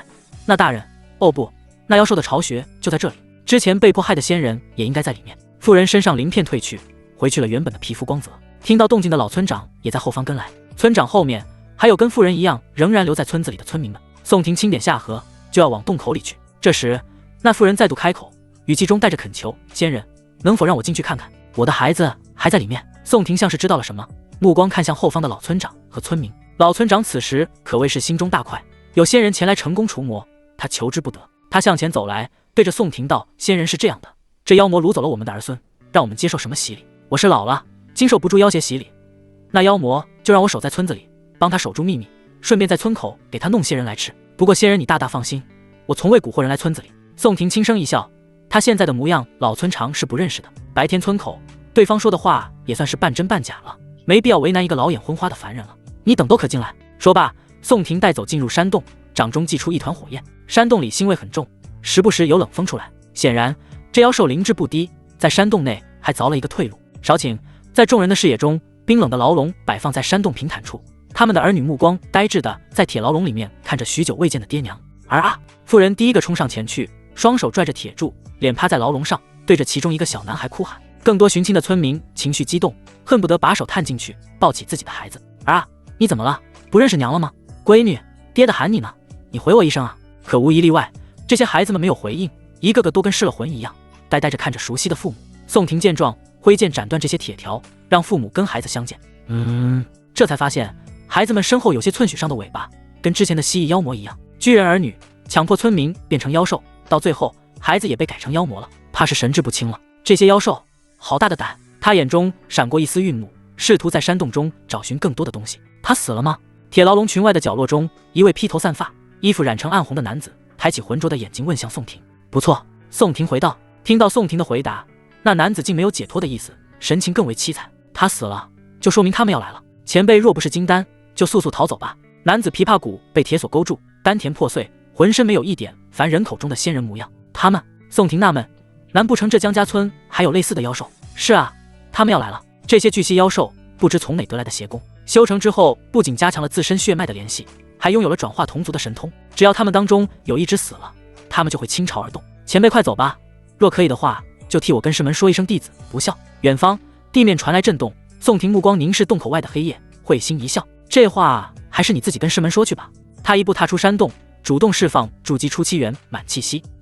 前辈你糊涂啊，这周边巨蜥少说都有大几十，现在恐怕有100余头。男子失望地摇了摇头，他看了一眼站在洞口外的宋婷，就好像看见了初来江家村的自己，也是这般胸怀大志，要除魔卫道，保护一方平安。结果呢，被几只妖魔摁在地上，做了妖兽的人仆。山间大地上100余头巨蜥兽感受到宋婷的气息，拱动着肌肉，吐了吐信子，朝着洞口那边涌去。我们小心点，能杀死多嘎的修士，至少是筑基后期的存在。1、2、3、4，宋婷神识释放，逐一扫过前来的巨蜥。不错，数量足够，也没有金丹妖兽。他正愁金元淬体法没有妖丹可用，不等巨蜥们冲上前来，宋婷先发制人，单手持着玄银剑，在水墨夜色中低空飞行，月爽剑气纵横，作为先锋出战，让宋婷进入兽群如入无人之境。呲啦呲啦，兽群中只一眨眼的瞬间，便有几只巨蜥头颅高高飞去，又重重落地。众多巨蜥立马意识不对劲，围而不攻。其中一只筑基后期的巨蜥口突然言道：“也很不错，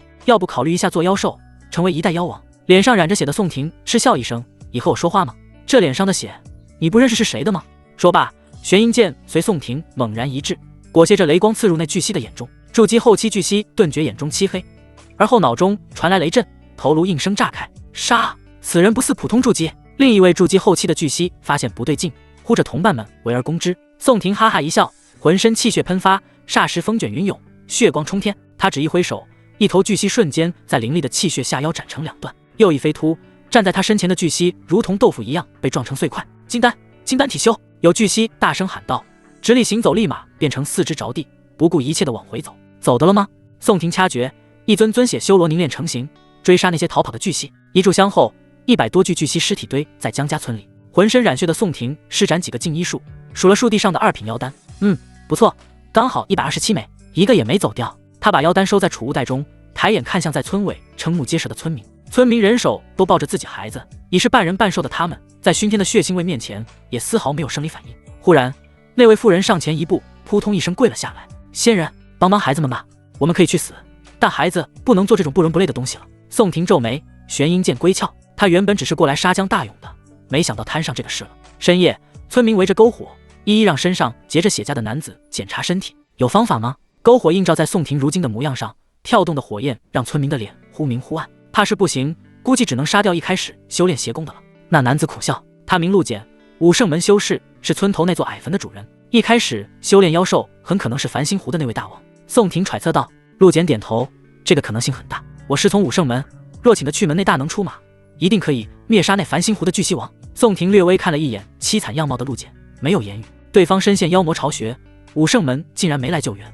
身上的丹田气海破碎，要医治好不知要花费多少天才地宝。武圣门又是否会愿意花这笔钱去救陆简呢？哦，对了，说了那么多，还未问前辈姓名。陆简起身行礼，脸上神色很恭敬。宋婷思考了一会，还是决定不告诉他自身的真实身份。山间一散修儿，无名无姓。陆简呆愣了一会，心中有些诧异。山上修士多看不起散修，可刚刚这位散修前辈斩杀了100余头筑基巨蜥，至少是金丹修士。那散修前辈，此间事了，你要去哪呢？面对突如其来的发问，宋婷一笑，我寻仇来的，自然是为了报仇，那就祝愿散修前辈大仇得报。一夜过去，今早的太阳有些温暖。江家村有熟悉江大勇的人告知了宋婷他最喜欢的地方。陆简和宋婷二人分道扬镳，村民们在村口前排着长队为宋婷送行。枯树上的乌鸦早已不知踪迹，矮坟也消失不见。那口传闻看一眼井口就会死的水井，也被村长连夜填掉了。一路走去10多里，宋婷寻到一处山间野泉，他催动灵力，将清香冷冽的泉水烧至沸腾冒泡，把妖丹全部放入泉水之中。按照之前的吸收妖丹精元的方法，宋婷下了泉水，开始运转精元淬体法。少顷，100多股细小的妖兽精华汇聚成一股大的精元，冲刷宋婷的骨骼。竟然有些痛。妖兽精元宛如一柄钻破骨头的锤头，无情地敲打宋婷的全身骨头，每一次撞击都仿佛要将她的骨头打得支离破碎。宋婷的额头细汗如珠，痛觉如潮水般汹涌。果然，体修不是那么简单的。不对，这不是精元淬骨法的原因，是我要突破了。宋婷急忙内视而去，果然龙骨已经有裂缝出现，其他骨头更是裂开的厉害。这是肉身腐朽，第一步骨碎，真是不妙。我还未曾知道什么炼体经验罢了，专心应对便是了。好在修炼了精元淬骨法的缘故，度过骨碎节只不过是水磨功夫，咬牙就过去了。3个时辰后，宋婷全身骨骼不再有裂开的迹象，且慢慢愈合，骨碎这一关算是渡了过去。而后就是血坏。宋婷本身气血充足，又有气血道种这等奇异之物加持，气血一败坏，磅礴的气血又涌了上来，周而复始，血坏很轻松的度过。而后2关倒是要小心。泡在沸腾泉水中的宋婷暗道，肉烂和皮肤2关，他没有宝药来愈合，也没有修炼这2个部位地功法。所幸宋婷渡住积雷劫时是纯肉身抗劫，雷劫洗礼了他的肉身，肉身筑基的4个小劫对他造不成什么实质性的威胁。一晃1天过去后，温泉中的水恢复了之前的清冽，身体比之前小了1圈的宋婷从泉水中爬出，内视而观，骨骼闪烁着莹莹白光，已有玉石气的雏形了。精元淬骨法小成，肌肉虽比之前纤细了1圈，但力量更为凝聚，皮肤也更有韧性。体内的气血血汪洋如海，随意催动都有山呼海啸之声从体内传来。宋婷握了握手掌，掌中空气爆鸣，推掌而出，山间飞鸟惊落在地。他双目发出金光，现在的我哪怕是不靠气血也能击败搬山派的元神吧。倒是有些饿了。宋婷摸了摸长着腹肌却又干瘪的小腹，往江大勇所在的地方御剑而去。途中他看了好几批修士御物赶路，看服饰甚至不知是哪个门派。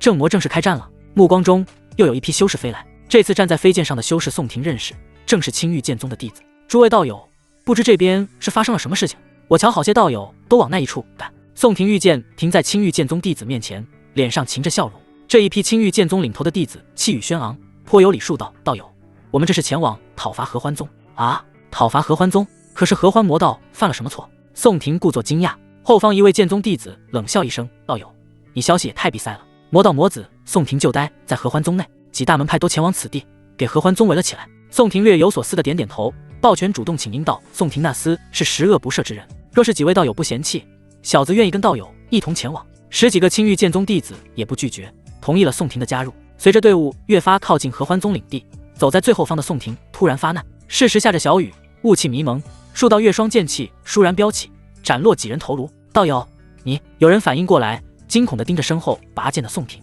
话尚未落地，一只雄壮的手掌闪电般袭来，狠狠地印在了他的天灵盖上。手掌五指如铁钳般紧扣，瞬间便将他半个头颅碾得粉碎。另外几人纷纷祭出法宝出手，却都不是宋婷的对手。我正愁没有好身份，现在有了。看着10几人的尸首，宋婷面不改色地取了他们储物袋中的东西。不出意外的，宋婷这具身份的气息被青玉剑宗给锁定。锁定了又有什么用？把储物袋的东西放到自身储物袋中，宋婷把百面人皮脱下，换了张脸，换了个气息。而后他扒下一副青玉剑宗的修士服，烧毁了尸首，远遁而去。等到青玉剑宗长老赶来的时候，现场已经没有一丝痕迹了。那人的气息记下了吗？剑宗长老问道，神色阴沉。竟然有金丹修士偷袭小辈，魔道真不要脸面。宋婷杀人之快，手段之狠毒，让他们以为是金丹修士所为。长老记下了，可根据玉牌显示，这人好像不在方圆千里之内。闻言，那名长老眉头皱起，嘴角胡子抖了抖。难道是元婴修士出手？否则怎么可能这么快退出千里之外？但元婴修士为何对筑基小辈出手呢？此事作罢，那几人就当是遭遇了妖兽，运气不好。长老率先回去，元婴修士不是他能招惹的。跟来的几名弟子只好趁势离开了原地。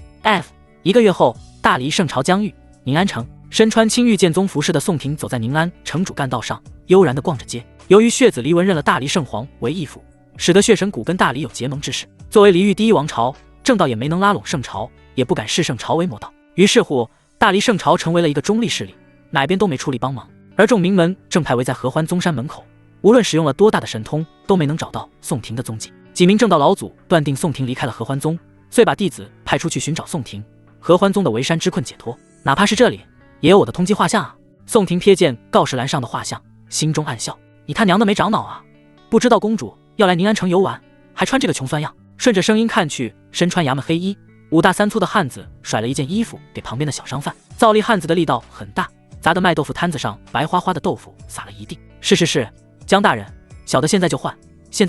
商贩胡乱的把豆腐给捡起来，又急忙把造力给的衣服套上外面。弄精神一点，公主下午就要来。江大勇凶狠地瞪了商贩一眼，手拿几套衣服，眼睛巡视，看看还有没有穿的穷酸的百姓，还混成了个造力，运气不错嘛。街道中的宋廷收敛气息，跟在江大勇的后面。身为造力的江大勇见街道上没啥需要换衣服的百姓后，径直走向一处赌坊。果然，狗改不了吃屎。宋廷冷哼一声，也进入了赌坊中。来，江兄啊，那块庄稼今天手气不好，你要不要去试一试？一走入赌坊，立马就有认识的赌徒上前招呼江大勇，让他去押钱，是吗？江大勇露出狐疑的神色，而后叹气一声：这赌坊等会我就不能来了，只能玩上一会了。怎么了，江兄？是公主的事情吗？一旁的赌徒猜测道。不错，公主下午可能就要到城中，我等中午便得集合过去。先不说了，玩上几盘先。望着赌坊里面的各色物件，江大勇凝重的神色一扫，掏出一罐铜钱，挤开人群下了注。大，真是大，我收钱了呀！江大勇看见下注赢钱后，满脸笑容，手伸出去就要将钱搂在怀中。这时，一道沉重的力量压在他的肩膀上，使他动弹不得。谁？他惊恐回头，发现一名剑眉星目、不染凡尘的男子笑眯眯地看着自己。敢问，这位兄台是有事找小弟吗？江大勇吞了吞口水，胸膛起伏不定。这人力气怎么生得如此之大？没事，我问你干嘛？宋廷收住笑容，抬眸看着其他赌徒。这些钱，你们分走。赌徒们面面相觑，有些不知所措。赌坊的管理人员发觉这边出了动静，马上有2名壮汉搭上了宋廷的肩膀。这位小兄弟，这个地方不是你闹事的哦，你们大可以试一下。宋廷没在意2人的警告，2人就要发力灌下宋廷。突然后方有人惊喝一声：住手！不，快松手！东家！这2个大汉愣了一下，赌坊主人脸色更为焦急道：快松手啊，还想不想活命了？见东家如此急躁，大汉连连脱离宋廷的肩膀，并且退出几步外。赌坊东家认得宋廷身上的服装乃是山上修士的衣服。这位仙人，不知江大人是犯了什么错吗？东家笑嘻嘻的上前，他跟江大勇也算是认识，有个官吏来自家赌坊，对于赌坊生意还是利好的。一动不动的江大勇喊冤：老板，我什么也没做啊！仙人，你有事就说啊，我的肩膀要断了。宋廷脸上不急不躁，轻轻地吐出了2个字：江青。听到这个名字，江大勇心中一咯噔，眼睛睁大。来人是为了江青，他那日把江青买给了人贩子，难道江青还活着？糟了，以前自己对江青拳打脚踢的，这人来定没什么好事啊！此刻懊恼悔恨的情绪涌上江大勇心头。你的命现在是我的了，不过我先不杀你。宋廷起初是想直接帮江青报仇，杀了江大勇，而后想想这种事情还是让江青自己来比较好。老板，这人我就先放在这里，若我再来的时候人逃走了的话，赌场就准备关门吧。松开压在江大勇身上的手掌后，宋廷拍了拍手，准备离开赌坊。赌坊东家闻言脸上难看，哎呦，仙人，我这哪敢关押官府的人啊！在场的各位，你们看见什么了吗？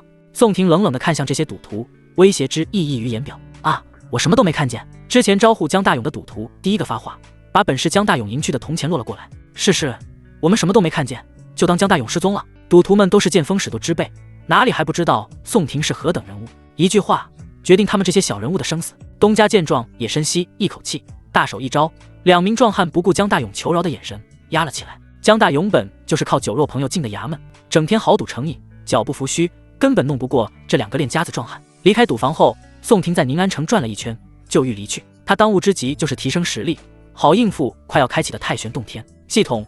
若得到一片大道碎片，是否能修复成完整的大道法则？坐在一间茶馆里，宋婷喝着热茶，询问系统：宿主，理论上来说，只要你的阴阳值够多就行。宋婷缄默，他身上只有80点阴阳值，还是不够花呀。他放下冒着热气的茶盏，摇头笑了笑。正当他心中忧愁的时候，系统的声音又出现在脑海中：检测附近有天凤之体，是否锁定？天凤之体是个特殊体质吗？天凤之体有什么作用？宋婷立即询问道。与天凤之体双修，会奖励一定数目的阴阳值，且能增进修为，给天凤真意。听上去让人心动啊！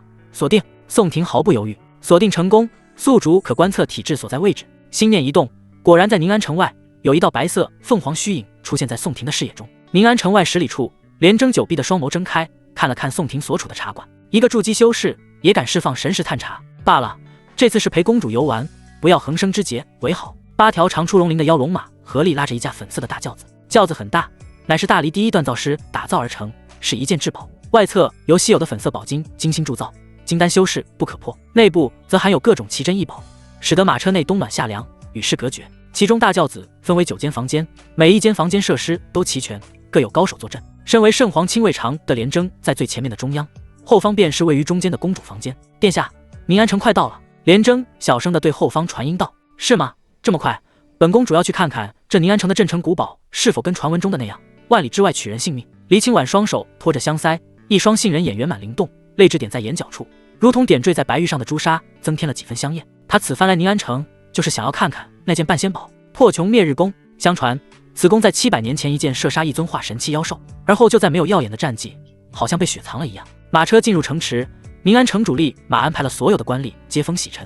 微臣拜见公主殿下。以宁安城主为头，后面清一色的官吏纷纷拜见行礼。大黎圣朝没有跪拜一说，大家都行鞠躬礼。只是衙门总头发现少了一个造吏，也不知道是去哪了。劳烦城主大人了，本公主来此主要是为了看看那把破琼灭日弓。黎清婉也不多说废话，直接了当地说出了来此地的目的。见公主如此任性的态度，宁安城官僚各自心中有谱。六公主黎清婉是圣朝公主里面长相最出众的，圣皇最宠爱的，这就避免不了黎清婉娇蛮任性的风格。宁安城主脸上挤出笑容，拱手道：公主，这破琼灭日弓现在是处于未复苏的状态，仙兵都有气灵，哪怕是半仙兵同样是有气灵的。城主接任的第一天就是想要看看那把神弓，却发现根本进不了藏弓的地方。什么意思？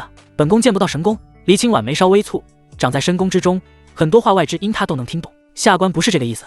宁安城主立马辩解，这破琼灭日弓出自1000年前的斩妖大修之手，我估计还需有大妖攻打宁安城，才能目睹神弓的风采。黎清婉听完之后，眼睛发出亮光。原本只是想看一看那把神弓，想不到还能目睹神弓射箭的风采。那你们还等什么？立马驱逐大妖来此！本公主要看一看破琼灭日弓的真实面目。在场的官僚微微一愣，对视几眼，都看见了对方眼中的震惊。这公主比传闻中的还要任性啊！为了看一眼破琼灭日弓，不惜以一城百姓性命为筹码吗？殿下，这恐怕不太好吧？身后的廉征低头劝道：父皇让你陪着我玩，你就是这样陪着我玩的吗？黎清婉刮了廉征一眼，不等众人回应，独自上了马车，留给众人一个难题。马车其他7个高手也表示无奈，他们的6公主就是那么蛮横无理。廉大人，这……宁安城主收回在粉金马车上的目光，请求指示。廉征咂舌，没脾气道：还能怎么样？驱逐大妖来宁安城吧。只是我等修为低微，怕是不足够啊。宁安城主欣然一笑：大黎圣朝城主修为都在金丹左右，告诉我离着最近大妖的位置，顺便派人传信去把云州刺史请过来。云州刺史是元婴修为，又掌刺史金令，加上连征元婴圆满的修为，驱逐一只大妖来宁安城不成问题。坐在茶馆里的宋婷听力惊人，听见了他们所说的话。好一个肆意妄为的天凤之体！最近的大妖好像就是繁星湖的那位吧？真是巧了。此般要是繁星湖的那尊巨蜥祖宗被神弓射死，也算是帮了江家村的忙。他叫小二结账后，运转虚无空洞法，屏蔽了自身的气息。虚无空洞法修炼了1月，虽无真智化境，也练了个大成。如今神识扫过，只会把宋婷当作一尊木胎泥塑。云州刺史周清府邸离宁安城不远，半个时辰后，身为元婴修士的周刺史便在城外凌空等候。廉亲卫，唤我来所为何事？廉征大步向前，立在半空中的周青降下身子，同他行礼。刺史大人，是这样。两人交流片刻，周青的脸色明显不太好看。公主这般儿戏，云州不知有多少地方需要他周青，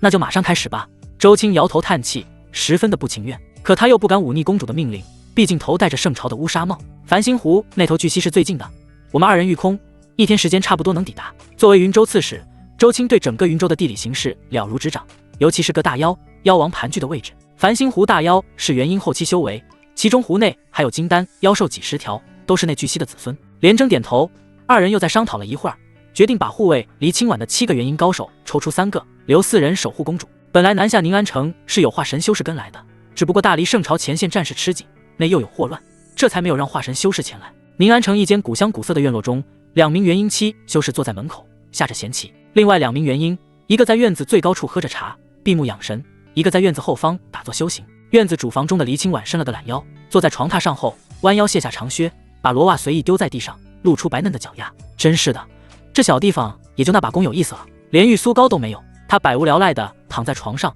从储物袋中拿出一本闲书看了起来。不一会儿，屋内时不时传来悦耳笑声。你说公主为什么总喜欢看那种画本闲书？门口执白旗的元婴修士好奇问道。执黑旗的修士做了个噤声的动作，少忘一添加的事情。他落下一个黑旗后，眉头一挑，不过那本画本确实还不错，我听闻是圣皇新任的义子早些年写的。繁星湖，巨蜥打了个饱嗝，从嘴中吐出一个铜色的葫芦。这是何物？巨蜥用爪子对了对铜葫芦，对着身侧的头大身子小的怪物问道。龙兄，此乃养剑壶，里面蕴含了不少飞剑，在剑修眼中是一件不可多得的好宝贝。怪物眼睛猩红似人，正是那日想要吞噬江青却被楚望追杀的青玉剑宗怪物。他所称的龙兄便是繁星湖的大王，身上携带少些真龙血脉的巨蜥大妖。巨蜥把养剑壶随意放在繁星湖的一株大树下，慵懒地挪了挪身子。这次倒要感谢吞兄送来的金丹人族了。头大身小的怪物名为吞山，跟巨蜥交好，是一尊半妖，身负一丝饕餮血脉。2只妖兽崛起于微末，全凭算计和稀薄的血脉才有今日的成就。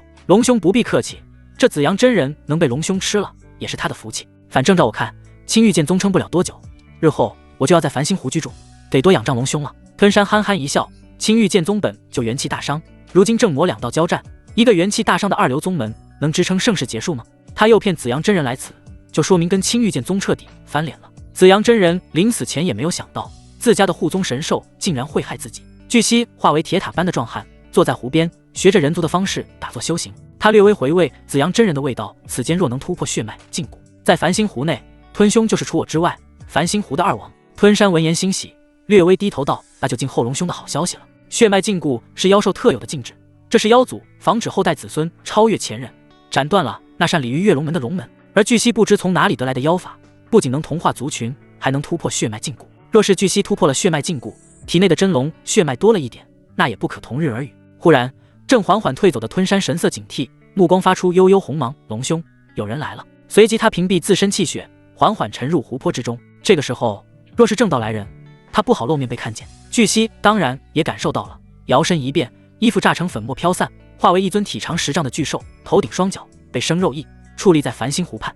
何人敢闯我繁星湖？他冲着湖外大吼一声，震得山风狂乱，大地微微颤抖。连征、周青几人离繁星湖不到10里地，各自祭出法宝，对着湖内就是一顿狂轰滥炸。灵力与法术交织成一片恐怖的天幕，疯狂地倾泻而下，湖面瞬间被炸裂，巨大的水花在湖泊中炸起。藏身在湖底的金丹期以下巨蜥纷纷在痛苦中翻滚挣扎，几人的攻击如同狂风暴雨般猛烈，毫无停歇之意，仿佛要将整个湖泊都掀翻过来。周青，你找死！巨蜥狂吼一声，震动遮天般的肉翼，挥出2道无形波澜，2道无形波澜无坚不摧，速度极快，斩在连征、周青几人原本虚立的位置。大地上出现2道深不见底的巨大沟壑，几人各自心惊，这妖兽怕是修为见长。诸位，我们且战且退，把他引进宁安城范围就好，切莫跟他死拼。妖兽的肉身极强，只有横炼淬体的体修才能与之较量。众人心意相同，再度催动法宝，凝练法术，不杀向其他地方，就往繁星湖内砸去。只要彻底激怒了巨蜥王，还怕他不追过来？望着自己的子孙被屠杀，巨蜥大妖心中大为盛怒，急速掠去几里地，高高飞越空中。后方的吞山怪物眼瞅如此情形，知道自己立功的时候到了。只见他4肢深深扎入地面上，血盆大口张开到了极致，与生俱来的吞噬神通毫无保留地释放出来。神通一出，以吞山为起点，前方几10里地处环境猛然扭曲，强大的吸力使得无数树木乱石飞入吞山腹中，恐怖绝伦的吸力也让连征几人身形略微一滞，仿佛被无形的力量所牵制住。几人各自暗道不妙，繁星湖内竟然还藏着一尊元婴大妖，而且是青玉剑宗的那位护宗神兽。这神兽最擅长吞噬，恐怖的吸力亦能影响同境界修士行动。他怎么反水了？一位元婴高手讶然，竭力躲开高空巨蜥大妖的掌劈，却还是失去了半截身体，血浆如雨水般挥洒而下。他是这里面最弱的，是圣朝用药堆出来的死士，只有元婴初期的修为。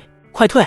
一旁有人大喊一声，提醒失了半截身体的元婴修士，可本就被吸力粘住的他，这回失去了半截身体，又无任何遮挡物，根本无处躲闪。不等他修复身躯，巨蜥大妖硬抗几道法术，连着元婴和肉身吞下了这名元婴修士。哈哈，原来你们是来送人头的！巨蜥大妖面目狰狞，吃下这尊元婴修士后，他感受到了体内血脉禁锢的松动，很快就要突破了。湖泊上的吞山大嘴也闭上了。身为半妖，他能感觉到巨蜥体内的情况，这些元婴不出意外都会死在这里。空中连征等人虽恼怒不已，却又畏手畏脚。如若在此斩杀巨蜥，就白来一趟了。公主是要看破穷灭日宫的神威，不是看一具大妖的尸首。诸位，我们退回去。连征当机立断，给其余几人传音道，他不想在此地方再折损元婴修士了。众人纷纷点头，出手刮下几片鳞甲后，朝宁安城方位飞去。只要进入宁安城的领土，破穷灭日宫就会苏醒。再不济，神宫若没苏醒，几人也会极力斩杀巨蜥，为死去的元婴强者复仇。哼，当我繁星湖是想来就来，想走就走的地方。巨蜥大妖冷冷一笑，又化为人形，手中掐出法诀，一方笼罩整个繁星湖地狱的法阵涌现出来，气势汹汹。这妖兽学会了阵法。几人碰壁，掉头惊讶地望着正在捏诀的人形巨蜥。阵法是那本邪法中衍生而来的，乃是取同族血脉之力变为一方大阵。一夜过后，距离清婉院落不到10里的地方，宋婷在屋中打坐修行。他睁开双眸，吐出一口浊气，筑基中期了。神色一动，望向远方。神识之中，出去的几名元婴修士还未回来。按照时间，这有些不对。一同着急的还有守着黎清婉的几名元婴，他们不能擅离职守，只能在心里暗暗担忧，希望那边不要有什么变数。真的发生变故了。宋婷直起身子，走到院门口，推门而出，摸着下巴静静思考。前去的元婴大修不能驱逐大妖入境，证明了繁星湖的那位实力强横。这个时候，那位任性的公主又会怎么样呢？他倒是有些好奇。繁星湖旁被围杀在大阵中的4位元婴，一夜时间又陨落了2位，剩下的连征和周青浑身浴血，气息紊乱，大大小小的伤势遍布全身。眼前的巨蜥大妖已突破血脉禁锢，一招一式间有细微的龙吟。没料到这畜生已经是元婴圆满，还修了妖法邪术，怕是要交代这里。对不住了，周刺史。连征嘴角掀起一抹惨笑。3个时辰前他们4人合力攻击阵法，却还未能逃离。来的5位元婴，唯独最先死去的那位精通阵法，真是天要他们死在这里。没什么对不住的，要怪就怪咱大黎朝出了个这般刁蛮的公主。周青自嘲地笑了笑，如今这副境地，他也无所谓说什么了。刺史金令在这座大阵下没有丝毫的反应，无法调动云州的气运之力，这是真正的绝望。要知道云州人口几千万，气运之力磅礴浩瀚，刺史金令可调动整个云州70%的气运，足以秒杀任何一只元婴妖兽。说话间，那尊突破血脉禁锢，身上长出龙宗的巨蜥大妖口中凝聚一团熊熊妖火，犹如流星般爆射而至。2人面色凝重，身上萎靡的气势再次雄起，合力抵御。好了，也该结束了。吞兄，助我一臂之力。巨蜥面色平淡，回头朝繁星湖中喊了一句。他身上妖力有限，阵法维持不了太久，短时间难以拿下对方2位元婴圆满。身子沉在水中的吞山早就跃跃欲试，从湖泊中跃起，灯笼似的眼睛阴晴不定。龙兄，我帮你牵制住2人，可够分1人血石给我？他试探性的询问。在他的感知中，突破血脉禁锢的巨蜥比之前不止强了一个档次。之前他还能跟巨蜥3气开，如今怕是零食。巨蜥大妖又是一发恐怖的火焰碾压过去，回道怕是不行，我感觉我快到化神的边缘了。闻言，吞山只得打消这个念头，老老实实当一个辅助。化神妖兽黎玉龙共没有双手之术，每一尊都可称之为真正的妖王。随着吞山的加入，局势瞬间呈现一边倒的趋势，大黎元婴全数陨落。正午时分，吃下5位元婴修士的巨蜥化为人形，打坐修炼，准备渡劫。又2天后，宁安城中看书看得烦躁的黎清婉大声嚷道：“他们几个怎么还没回来？”院落中的元婴修士此刻都没有闲心做其他的事情，额头皱成川字。殿下，怕是出现了意外。周青等人出去的时间已经3天了，本来按照角力时间，哪怕是失败了，没能驱逐那尊大妖，也该回来了。那你们出去看看什么情况？黎清婉颇为不悦道：“从小到大，没有什么是他得不到的东西，哪怕是在小时候想要天上的星星，圣皇都会命国师摘一颗暗淡的星辰下来送给他。”几位元婴为难道这不妥吧？殿下的安危是最重要的，叫你们去你们就去，哪那么多废话？本宫自有手段自保，何况这宁安城还有神宫在，你们怕什么？不去统革职，别想当皇室的供奉了。迫于黎清婉公主的身份，4位元婴决定留下1人看守。不用，你们全都去帮他们吧。黎清婉不愿留人在身旁，她太闲了，想一个人逛逛宁安城。这4名元婴表面上答应，暗地了还是留下了1名元婴在暗中保护黎清婉。眼见4名元婴全部飞走后，黎清婉勾唇一笑，欢欢乐乐地出了小院。一出院子，宋婷就察觉到了，他怎么出来了？这个时候不躲在元婴庇护下，还要出来？他对这个公主观感再下一层，娇慢任性，智商还堪忧。宋婷屏蔽气息，推开院门，正好对上黎清婉。她此时的面容极为俊俏，比原来的模样还要俊上几分，有一股阴柔的美。若不是身材肩宽，眉目中带着一股英气，会让人觉得是乔装男性的女子。好秀气的少年，脸跟我差不多白。黎清婉与宋婷四目相对，心中小鹿乱撞。这会儿他才知道话本里的一见钟情是什么意思。那个，你知道我是谁吗？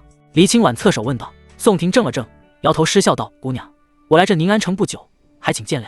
他不知道我的身份，那太好了。黎清婉心中一喜，清了清嗓子道：我名宋清婉，是边上的邻居，请问阁下姓名？宋婷心中暗笑，这人起名还能自己撞上，原来是宋姑娘，鄙人姓黎，单名一个婷字。这话一出，黎清婉脸上有些古怪，此人还跟自己一个姓，不会是父皇赐姓大臣的私生子吧？黎兄，我也是初到宁安城，还不知此地集市在何处，如若方便，不如一起去逛逛。宋婷先是表现得很诧异，而后欢笑道：能跟宋姑娘这样的美人出街，怕是羡煞旁人了。两人同行，起初相隔甚远，谈得越来越欢厚，距离越来越近，离得最近时仅有1尺。正当宋婷、黎清婉走入宁安集市中，城外忽然发出一道雷暴之音，二人同时转身，神识随风飘向繁星湖外围。城外3名元婴脸色难看，望着在繁星湖聚集的庞大雷云，忧心忡忡。连大人，不会。一位元婴犹豫说道。立马有人反驳道：不可能，周刺史携带刺史金令，怎么会折在繁星湖内呢？那这道化神劫云会是谁的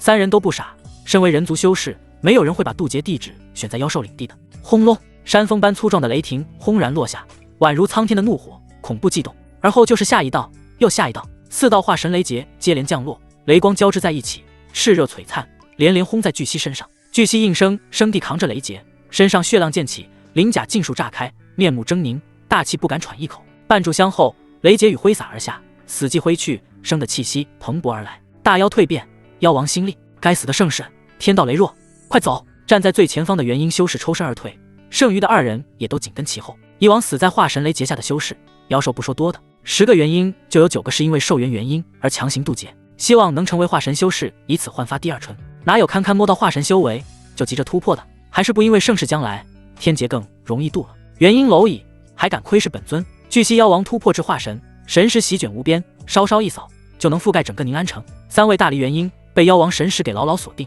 极力催动体内灵力，愤然向宁安城疾驰去。他妈的，一眼都看不了啊！落在最后面的元婴破口大骂，强烈的生死危机弥漫在他心头。扑哧，下一刻，一道玄色妖光径直洞穿了他的身体，血浆爆开，体内元婴小人逃逸奔走，却被身后突袭来的无底大口给含住了。龙兄，这人元婴我先替你保管一会儿。吞山不知何时到了近前，嘴中含着发着神韵的元婴小人。巨蜥平淡地看了他一眼，继续对剩下2名元婴追去。突破至化神妖王，在整个云州范围，谁敢惹他？宁安城中，宋婷心惊，手掌下意识地攥紧了些许。身侧的黎清婉更是瞳孔微缩，杏眼中充斥深深的惶恐与不安。城门外那只妖兽随意虐杀元婴，那连征和周青呢？已经惨遭妖兽的毒手了吗？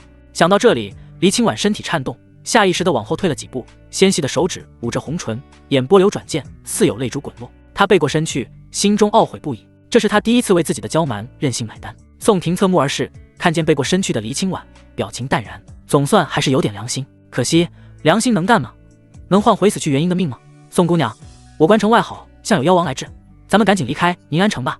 没事，宁安城内有一件镇城之宝，那妖兽赶来定然有去无回。黎清婉眼眶微红，神色却是狠厉，他一定要让那只妖兽付出生命的代价。外面在又折损了1位元婴的情况下，城外最后1名元婴成功进入了宁安城领域范围。巨蜥双翅停止晃动，驻足在这个范围内，树瞳中流露出警惕之色。他当然知道宁安城中有件不得了的神功，甚至猜想到那些元婴移过来为何不痛下杀手，估计就是想驱赶他来试试神功威力。哼哼，可惜如若一开始就全力攻本尊，本尊的妖丹怕是都拿去售卖了。人类总觉得自己很聪明，却忘记我妖族同样能修法术神通。他看了一眼仓皇逃窜至城门口的元婴，身躯缓缓变小，变回了铁塔壮汉模样。以人族的躯体施法，要比妖族躯体施法简单得多。化为人体的巨蜥口中念着法诀，身上妖光浑厚粘稠，夹杂了细细的龙吟之音。与此同时，在繁星湖地下的同族巨蜥，凡是身具真龙血脉，哪怕是1毫1厘的，都发出了嚎叫声。他们的血脉正在为老祖使用。什么邪法？调动血脉之力，突破血脉禁锢，至少是极品功法了，怎么会被一只妖兽得去？落在城墙上的元婴气喘吁吁，嘴角溢出鲜血。他是此批来除了连征以外最强的修士，又深入研究妖兽100年，这才侥幸活下一命。他要过来，城外百里外的妖王身披一件由妖光凝聚而成的重甲，缓缓踏步而来。700年前，他还是一只金丹妖兽的时候，曾经目睹过破穷灭日宫的风采。持功者只是为元婴体修，拉弓半月就一剑钉死了紫云金雕妖王，就是这一剑震慑了宁安城外妖族整整700年。如今也是时候重振妖族的威风了。巨蜥妖王的脚步不急不缓，他虽自信自己比当年的金雕妖王要强，可也不敢托大。只要一发现任何不对，他会退出宁安城范围内。如今这城中最强的也就是元婴气修，没人能杀我。随着脚步压近，一道冲霄之声响彻天际，城中百姓修士纷纷抬头望去，那是一柄光华璀璨、宝气四溢的神弓，金色的光泽在弓身上流转，宛如液态的阳光，璀璨夺目。弓身上精细绣绘的9轮落日，仿佛蕴含了无尽的炽热与力量，有破碎苍穹、凌驾于天地之意。弓弦自动绷紧，无声地颤动着，一股股宁安城的灵气如百川归海般被神弓疯狂吞噬，凝聚成一道庞大的金色灵力漩涡。龙兄会不会有些拖大了？后方数十里处，吞山担忧道。据悉此刻内心比吞山更为担忧，他被破穷灭日弓锁定住了，无法动弹。该死，这弓蕴含着某招法则吗？宋婷此时也紧盯空中，看见神弓缓缓拉动，这东西怎么感觉比千世玉镜还厉害？明明只是一件半仙宝。最终弓弦拉到半月，其上凝聚着一道绚丽璀璨、红到发紫的剑光。妖族擅闯宁安城者，伏诛！破穷灭日弓气灵没有表情地陈述着这一句话，随即咻的一声，剑光击穿虚空，直指巨蜥。剑矢映紫整个宁安城，携带贯穿天穹之势，轰天功鸣，更是让百姓短暂失聪。砰！紫光剑矢射在巨蜥身上，轻易的就撕碎了他的重甲，推着巨蜥连翻带滚，足足10里后才停下。地面上留下一条深不见底的沟壑，沟壑的尽头，妖王腹部空洞，鲜血如注，染红了大地，一副半死不活的模样。没死！城头上的元婴第一个发现不对劲，立马和护在公主身边的元婴汇合，二话不说带着黎清婉逃离。站在旁边的宋婷反应过来，神灵软甲覆盖身体，拿出了千世玉镜，还剩2道多一点雷劫。他本是准备送给正道化神以上的人物，如今看来的提前使用了。当初正道悬赏他的时候，就想过是否可以用玉镜中的雷劫震慑正道，而后一想，在幽冥森血麒麟天劫灭杀邪道人时，明显威力相较降雷时弱了不少，毕竟是少了天道意志的雷劫，搞不好打不死正道炼虚。况且雷劫只能释放几次，谁知道这些大修士有着什么样的保命手段？打死一只化神妖兽应该不成问题。空中破穷灭日弓丧失了光辉，没入了宁安城中。嘿，真杀不死我！妖王从深坑坐起，残忍一笑。现在整个宁安城乃至云州，在没人支援的情况下，都任由他尽食。巨蜥妖王撑起破碎的身躯，大口大口吭哧，本能的呼吸灵气来修补伤势。他调动神识，很快就发觉了正逃逸的2名元婴带着1名女子。天凤之体，难道是皇室血脉？突破了血脉禁锢后，他对体质血脉有很敏锐的直觉。有趣，要是能吃了天凤之体，本尊的血脉又可再进一步。想着，妖王低垂着眼帘，把四散的肢体拼接在身上，晃了晃脑袋，一步跨出。即便身负重伤，他也要尽快吃天凤之体，防止有化神修士前来阻止他。黎清婉还不知发生了什么情况，就被皇家2名元婴带着飞奔在半空中。这是神弓没杀死他，他心中骇然，连破穷灭日弓都没能射杀的妖兽，只怕不是一般的妖王了。2名元婴没有回应黎清婉，而是不断从丹田中抽取海量的灵气，带着公主向最近的化神修士飞去。云州隔壁的青州有好几尊化神修士，其中青州刺史为大黎朝廷老牌化神，也是黎清婉的叔叔，大黎的3王爷。察觉妖王从宁安城上空飞过，宋婷皱了皱眉。他身受重伤，要么就吞食凡人补补身子，要么就应该回繁星湖养伤啊，为何还要奔走？要干嘛？这个方位他盯上了公主。这个想法很快被宋婷笃定。黎清婉是天凤之体，或许妖王也觊觎他的身子。不行，他的身子是我的。宋婷转身，3道重启开，运转挪移之法，化为一道血光，朝妖王和黎清婉方向奔逸绝尘而去。此法名为血光挪移，是血仙宝典所记载的遁法，初窥空间大道，可瞬间移动1000丈。前方哪怕巨蜥妖王身受重伤，速度仍然不慢，身形快到无法捕捉，很快就将距离拉到了50里内。老李，你带公主先走，我拖她一会儿。眼见快要被妖王追上，其中一尊元婴咬牙，自然元婴暂时迈入半步化神，最后一人也不墨迹，哀了一声，不想让同袍白白牺牲，速度又快了几分。有趣，半步化神，你能当本尊多久呢？巨蜥妖王露出玩味的神情，身体倏然变大，2只房屋大的巴掌一东一西拍向元婴修士。等到宋婷御剑过来的时候，这里只留下了丝丝鲜血和战斗的痕迹。又死一个！宋婷微微一愣，不再停留，再次施展血光挪移向前。宁安城外千里的一处旷野上，巨蜥妖王当着黎清婉的面吃下最后1名元婴的头颅。他露出染血的森森獠牙，笑道：大黎的公主多么细皮嫩肉，不愧是娇生惯养出来的。本尊倒是想先蹂躏你一番，再把你吃掉。随即他化为人形模样，盯着黎清婉裸露在外的雪白脖子，兽欲大涨。黎清婉心口起伏不定，手中悄悄捏住一张符箓，这张符箓是他父皇交给他的，里面含有一道至高的遁术，催动之后可调动大黎圣朝的气运，形成一条直达京城的气运大道。符箓燃烧，尽在云州、青州的气运香火之力急速涌来。又来气运，你真不知道周青为何死在本尊手下吗？巨蜥妖王放声狂笑，笑声中充满了无尽的嘲讽与轻蔑。笑声刚落，他便以身躯为阵眼，再度催动那座致命法阵。法阵迅速扩张，铭文闪烁间，一个方圆10里的铭文屏障犹如一座坚固的囚笼，将黎清婉笼罩其中。这阵名为 J 天绝地阵，最是克制，需要借助外力的修士。在阵法之中，只能使用本身的东西，无法借助阵法之外的任何东西。黎清婉见一道浓厚的香火气运停留在外围，无法形成气运大道，只好又各自回去，心中彻底慌了神。这是什么怪阵法？他惊恐出声，饶是出身皇家，也没有见过能阻止香火气运的阵法。阵法告诉你也无妨，反正你也是个死人了。妖王露出淫笑，步步紧逼而来。这阵法乃是出自一份玉简，里面记载了一位妖圣的法术神通。说着，他便出一份暗红色的玉简，玉简上面有诸如蚂蚁般小的铭文，奥秘十足。妖圣，黎清婉眼皮跳动，心中不信，炼虚妖兽也只是称自己为妖皇，妖圣这种存在离域不应该有。你不信对吗？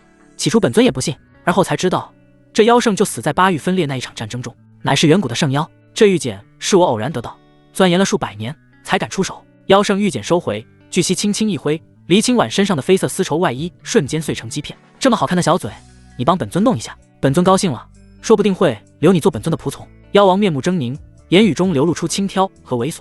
或者你也可以用身前的赘肉帮我。黎清婉眼神嫌弃，哦了一声，滚！你这种畜生，想碰本宫也不撒泡尿看看自己什么货色。青丝如瀑布散落，他用粉金簪子对准自己的咽喉，就要刺下去。别啊，本尊喜欢玩会叫的。无形威压飘过，那根粉金簪子咚的一声落地，黎清婉的四肢也被威压摁在了后方石壁上。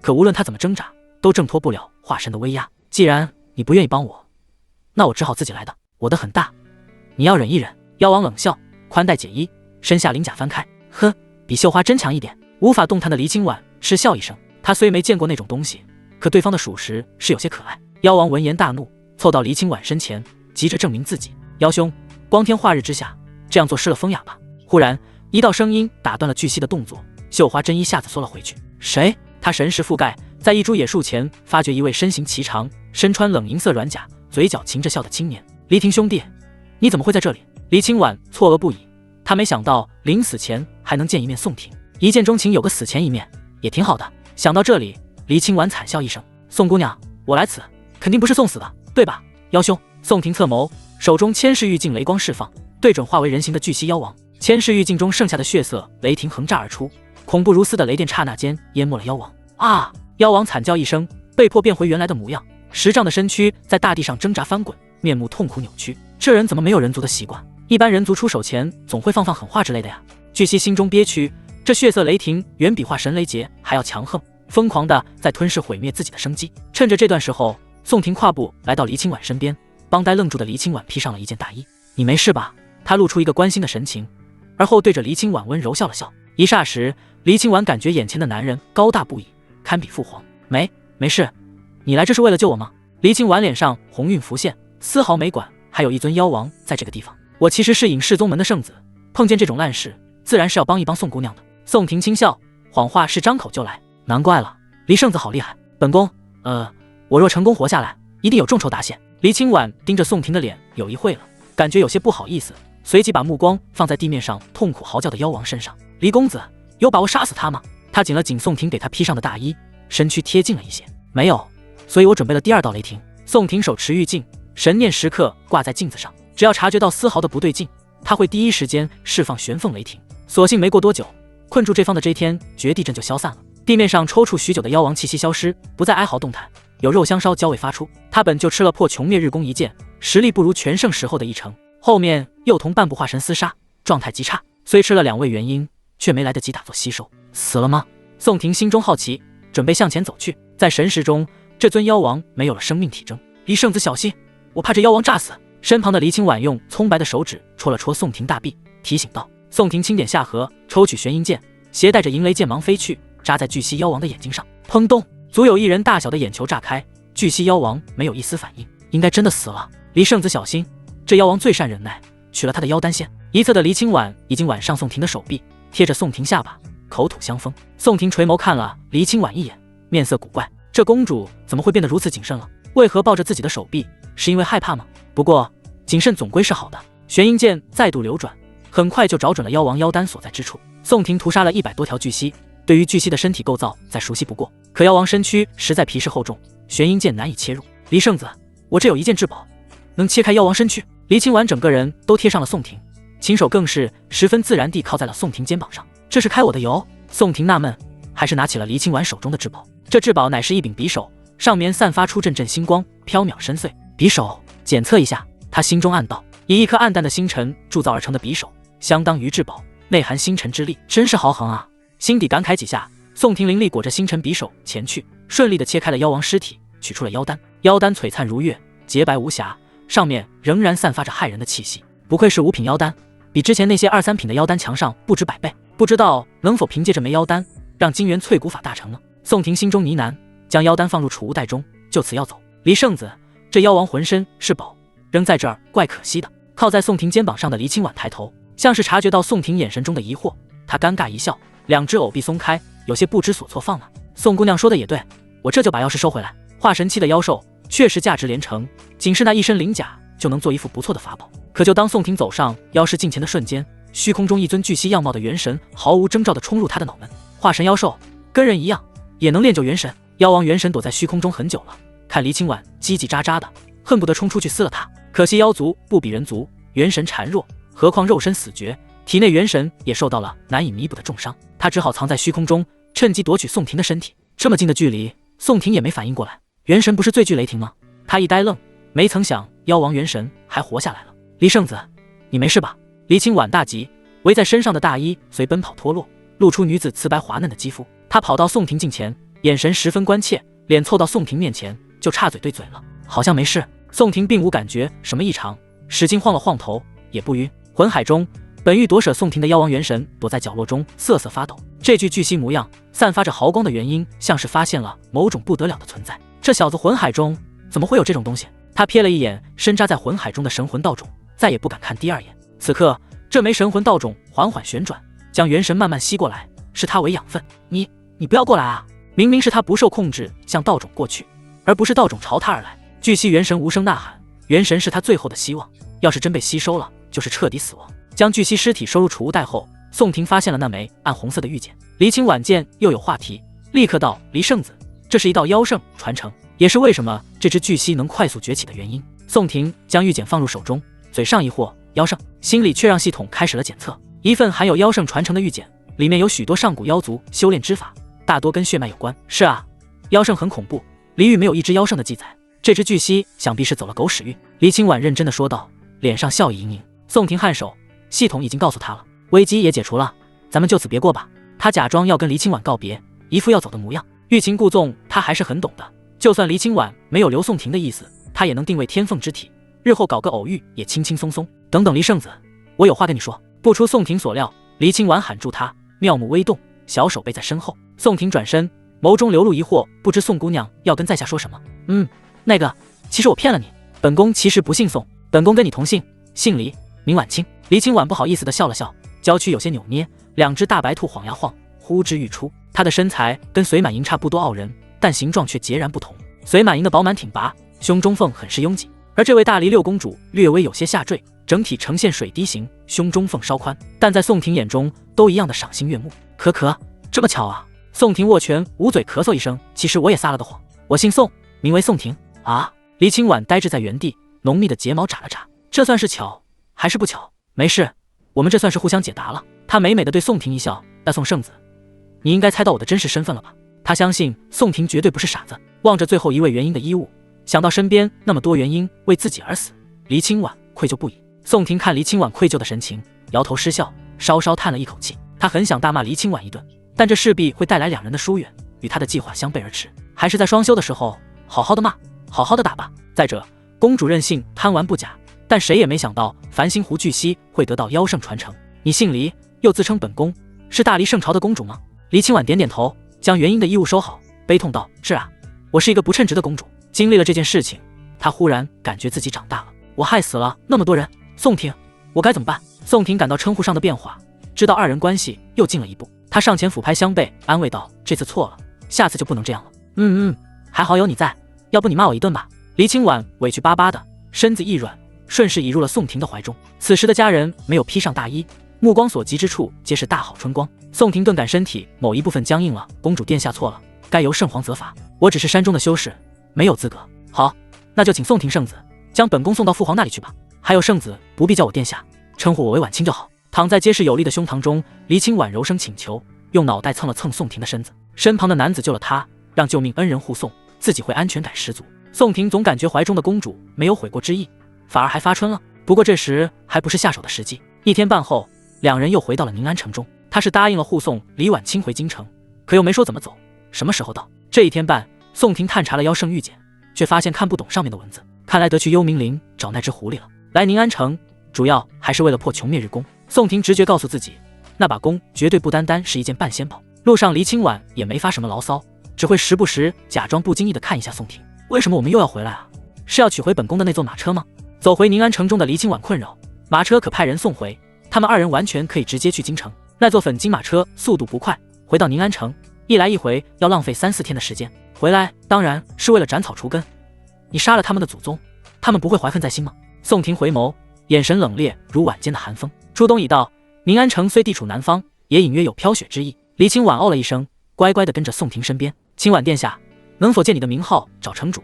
我想借破穷灭日宫一用。宋婷毫不掩饰地说出了自己的目的，又道：公主别误会，我借弓只是为了杀繁星湖那些妖兽，不然靠我这筑基修为，怕是浮游撼树。黎清婉若有所思，手指贴着嘴唇道：这神弓怕难以取得的。不试试怎么知道？城主府邸，大腹便便的宁安城主见黎清婉安然无恙后，心中大石终于落下。可当公主又提及破穷灭日宫，心中大石又提了起来。城主不用紧张，是在下要借用一下。宋婷上前一步，嘴角轻扬，示意淡淡的微笑。宁安城主这才转移目光，上下打量着宋婷。这位是？他是本宫的救命恩人，叫你把弓拿出来，你就拿出来。黎清婉威严道。城主缓缓点头，少年英雄，当真是少年英雄。神弓就在宁安城某一处地方，可能在地下1000丈，也可能在一处百姓家。同样的，没有大妖出现，神弓是不会出来的。英雄想找到神弓，怕是不易啊。他心中冷笑一声，暗道：一个筑基，就算是从化神妖王手中就出了公主，也只是运气好和有底牌。可破穷灭日宫多难找啊！哪怕是化神修士将宁安城翻了个底朝天，也没能找到。宋婷摸摸下巴，无妨，程主任，我随意在宁安城走动即可。三人谈罢，黎清婉拒绝了宁安城主请人护送回京，他要看看宋婷是否真能找出破穷灭日宫来。深夜，宁安城万籁俱寂，早已过了宵禁，除却几个鬼鬼祟祟的盗贼，城中并无一人出来，还是靠着黎清婉原来的位置。宋婷披着华服悄然出门。破穷灭日宫，系统，你说他在哪？不知道。系统要睡觉的好不好？宋婷沉默了一会，只好用自己猜测的方法。正当他使用神识准备扩散出去的时候，忽然发现神识强大了许多，竟能覆盖半个宁安城。是那妖王元神搞的鬼吗？他还是进入了我的魂海。那日元神一闪而过，宋婷自身并无异常，就也没想那么多。今日一用，怕是有蹊跷。他内观魂海，哪有什么妖王元神，早就被神魂道种给吃掉了。魂海中吞噬掉元神的神魂道种已经长出玄紫色的嫩芽，道韵更为凝实，发芽了。宋婷内心欣喜若狂，就像农民第一次栽种有所成就的感觉。神魂道种是吞噬元神发芽，那其他2枚呢？总不会是吞气血和吃灵力吧？那我早应该就发芽了呀。显然这次道种发芽是意外之喜，其他2枚道种成长方式还得问兽皮卷主人。好事，但不可着急，或许进入太玄洞天会有答案。当下的事情还是得找到破穷灭日宫，为进入太玄洞天添加一份保障。站在院子外，宋婷全力催动神魂道种，不应该称之为神魂道芽。道芽焕发状似涟漪的道韵，极大程度上加强了宋婷的神魂。瞬间，神识全力释放，范围覆盖了整个宁安城。虽然只是最初级的扫，但也足够了。神识按照仔细程度可分为扫、看、盯3个层次，层次越高，越会让被观察者感知。例如，修为高的修士用扫这个层次观察修为低的修士，对方不会有任何反应。倘若是盯，就不一样了。银灰色的月光映在五品妖丹上，为本就洁白无瑕的妖丹更添几分皎洁。宋婷丹田灵力运转，掉入妖丹中，使得里面的妖力精元弥漫出一些。感受到城中出现化神妖力，藏在宁安城中的破穷灭日宫果然露面了。神宫宫身仍是宝气十足，璀璨不已，宛如一颗小太阳。弓臂对准宋婷，周遭灵气躁动，就要拉弦射箭。宋婷急忙收住灵力，腰单上弥漫的妖气瞬间消失。神功察觉没事，有些迟疑，而后又消失在了天际。妖兽总是带着妖气，哪怕敛息到极致也一样。而妖丹上的妖气随着进入储物袋会瞬间消失，让神功失去目标。一些被光芒惊醒的百姓揉了揉眼睛，奇怪的呢喃了几句：怎么回事？明明没有天亮。定住神功位置后，宋婷施展挪移之术，来到原先神功出现的地方。这招果然有用，只可惜之前还没人能想到，倒是便宜我了。某些时候，人会陷入思维定式，想着去找神功，而不知道可以引神功出来。随即他如法炮制，祭出妖王内丹，再度释放一点妖气。神功第二次出现在天际，不过位置却不是刚才的位置。靠，难怪别人找不着你，合着随机位置。宋婷迅速收起妖丹，不让神功拉弓。这是怎么了？哪来的光啊？第二次惊醒的百姓腹诽，大晚上的闹鬼呢？而后就是反复惊醒，有些人干脆就不睡了，盯着这古怪的天空。在凡人的眼中，夜空是一下变铜白昼，一下又恢复原状，就这样来回数10次后，破穷灭日功像是恼怒了一般，矗立在天空中，惶惶如日。看，是太阳，晚上出现太阳了。放屁，那分明是神功。有眼力的人看了出来，神功为何又出现在天上？莫非又有妖兽袭城？宁安城的修士纷纷出来，盯着天上如烈日般耀眼的破日灭穷宫。怎么回事？不会是那小子？宁安城主心中浮现出这一想法，随后就被他否定了。应该不是他，那难道是大妖？可天上的神功迟迟没有发射，好像在等什么东西出现一样。院子中刚做完和宋婷一起的梦，黎清婉也揉了揉惺忪的睡眼。神功，这次他能好好的认真的看一看破穷灭日功了。这是他来这个地方最初的想法。就当众人全部盯着天上的破穷灭日功时，一道血光在如墨般的夜空中划过。只见那道血光化为一位背影颀长的青年，徒手抓住了神功。那人是谁？竟然拿到了神功！随着有人惊呼，城中的修士这才反应了过来，自己是傻星号吗？神功就在眼前，千载难逢的机会，自己在原地不动看着，让别人拿去了。而抓住神功的宋婷顿觉手中好像握住了一轮大日，炙热无比的高温要将整个手掌烧毁，滚滚的气血涌动包裹在手掌上，却还是滋滋冒烟，一遇到神功上的光辉就被蒸发。点子扎手！宋婷轻喝一声，神灵软甲全部覆盖在手掌上，炽热的感觉瞬间消失。不过软甲仍然瞬间烧得通红，看上去坚持不了不久。今儿我偏要征服你！想着，他另一只手搭上弓弦，竟是要拉动神功。疯了吧？一个筑基修士也敢拉动神功？宁安城主面色大变，同时心中在嘲讽宋婷的不自量力。城中不少修士也耻笑宋婷的行为，这人是谁啊？太过托大了吧？筑基就要开工，金丹岂不是要拉弓如满月啊？确实有些自大了，神功不是那么好拉的。我们且等他爆体而亡的时候再出手接住神功。可就当他们五花八门讨论的时候，空中宋婷全身竟爆发出金色的璀璨火焰。不会吧？神功考验？城主啪的一声坐在地上，肚子上肥肉震颤，圆脸煞白。宁安城历史记载中，除去助攻的斩魔人，有人2度长功，届时神功会出考验。没等多久，宋婷双指松开，神功应声射出，在空中爆出许许多多的紫色火苗，降落在那些出言嘲讽之人的身侧，烧得他们直跳脚。这些人悔不当初，不知宋婷居然真的能掌握神功啊！前辈收了神通，这火好烫啊！我刚长出来的毛啊，又烧没了。好在宋婷只是调戏他们，警告一次。诸位，神功我取走了。悬空中的宋婷大笑，手中神功信息检测显现，破穷灭日功本为极品仙宝，因被困下界，暂时残缺，只有半仙宝的威能，感知妖气后可短暂化为极品仙宝。简而言之，就是摄人疲软，御妖坚挺。方才他以全身气血拉动一分弓弦，而后3道种气开，再次拉动一分，最后身上所有功法全部运转，拉动3分弓弦后，进入了神功考验。考验的内容很简单，看看是否有除妖的想法。虽说有些操蛋，但这也是初代主人的真实用意，能开弓能除妖就行。道友莫要说笑，这弓乃是我宁安城镇城至宝，最多只能借给道友一用。好不容易拍灭火焰的宁安城主脸上堆着笑容，带着城中仅有的几位金丹修士上前。宋婷面色平淡，把神功递出去道：莫非城主能拉弓？宁安城主尴尬地笑了一声，道有神力，岂是在下能比的？实在是这神功乃大黎圣朝的宝具，道友还请不要说笑。城主，你莫要说笑，神功是大黎圣朝的，那本公主能不能代表大黎圣朝？后方李婉清升空，板着脸漠视宁安城主。是。宁安城主也不再说什么，到时候奏折就说是公主强势要给宋婷的，这公主真是胳膊肘往外拐。黎清婉面色一变，噙着笑容对宋婷道：宋圣子，以后这弓就是你的了。她的脸上充满着崇拜之情，其间夹杂着些许爱意。多谢公主殿下了，我这就去帮死去的元婴大能复仇。繁星湖外，一位银甲仙锋的青年手持鎏金神弓，徐徐落在地面上。他扔出死去的巨蜥妖王尸体，神弓沉放在脚边，妖王尸体上的双脚和其余值钱部位已被宋婷切除，只剩一身泛光的鳞片。他们总不可能看见自己祖宗扒皮抽筋也不出来吧？宋婷掏出星辰匕首，将兽躯上的鳞甲一片一片的刮下来。很快，带着妖王血气的味道传到了繁星湖内。正在酣睡的吞山猛然一惊，神识飞速探来。龙兄死了？这不可能啊！云州没有能杀死他的存在啊！即便是化神修士，也不可能轻易击杀一化神妖兽。是他，合欢宗的那小子。吞山巨口合不起来，大脑乱成一团浆糊。这怎么可能？一个筑基修士杀了一头化神妖兽？他听说过越境杀敌，可没听说过越3的大境界杀敌啊！道种发芽的宋婷感受到吞山神识，立马反探了过去。他怎么能发现我的神识？这小子有古怪，我得赶紧离开这里。想罢，这尊大嘴怪兽心生恐惧，马不停蹄地远离繁星湖而去。巨蜥妖王死了，繁星湖已经不安全了，而且还有宋婷这种越3境杀妖的存在，他不敢继续留在这里。算你识趣。宋婷又刮下一片鳞甲道，对上元婴妖兽，恐怕也要浪费一道雷劫。毕竟神功他全力拉开，也只能公开3分。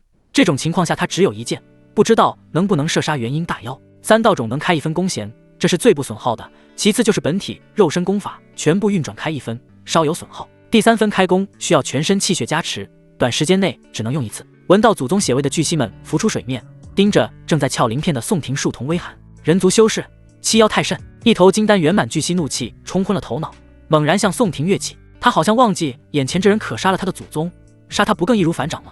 来得好，我就怕你们不出来呢。宋婷冷笑，道种齐开，全身功法运转，气息瞬间凌厉而强大，拉弓射箭。他刮鳞片惹怒湖中巨蜥，就是怕他们躲在水里，不好放箭。唰，弓弦轻颤，汇聚天地间的灵气，一息之间，紫色的箭矢如流星划过夜空，快得肉眼不可见。箭矢破空，径直射中了巨蜥。巨蜥在瞬间被撕裂成无数碎片，化作一团血雾消散在空气中。唯有那颗妖丹从血雾中坠落，砸在地面上。在3道中同时运转，神魂道种又发芽的境况下，金丹妖兽的动作他能全部捕捉。湖内怯战蜥蜴身躯颤抖，摇晃着脑袋潜入水中，可也不乏其余血性的，见自家兄弟死去，不要命般的冲了过来。好，来送妖头了。宋婷继续拉弓，弓身上2轮落日不断闪烁，每一次闪烁都代表着有一箭射出。破穷落日弓之所以能成为镇城之重器，最关键的一点是它不需要有人去拉动，自己就能聚集天地灵气射出箭矢。而盛世将来，天地灵气浓郁不少，射箭时宋婷自身用的灵力很少，纯靠肉身强横。一盏茶后，周遭灵气稀薄到近乎为无，身前血流成河，残肉碎骨洒落一地，还剩躲起来的了。很快就春天了，我可不想春风吹又生啊！宋婷灵力一动，地上满地的妖丹卷入储物袋中，林林总总怕有200-300枚。这些再加上那枚5品妖丹，定能将金元淬骨法炼至圆满。他稍微伸了伸懒腰，一个挪移到了繁星湖上空。有神灵软甲保护，倒也不怕水中的畜生偷袭。藏在水里面确实有些麻烦。繁星湖很大，比合欢海还大上1圈。不过我有镜子。宋婷抿唇，祭出千世玉镜，青蓝色息光绽放，贴着湖面不断吸收湖水。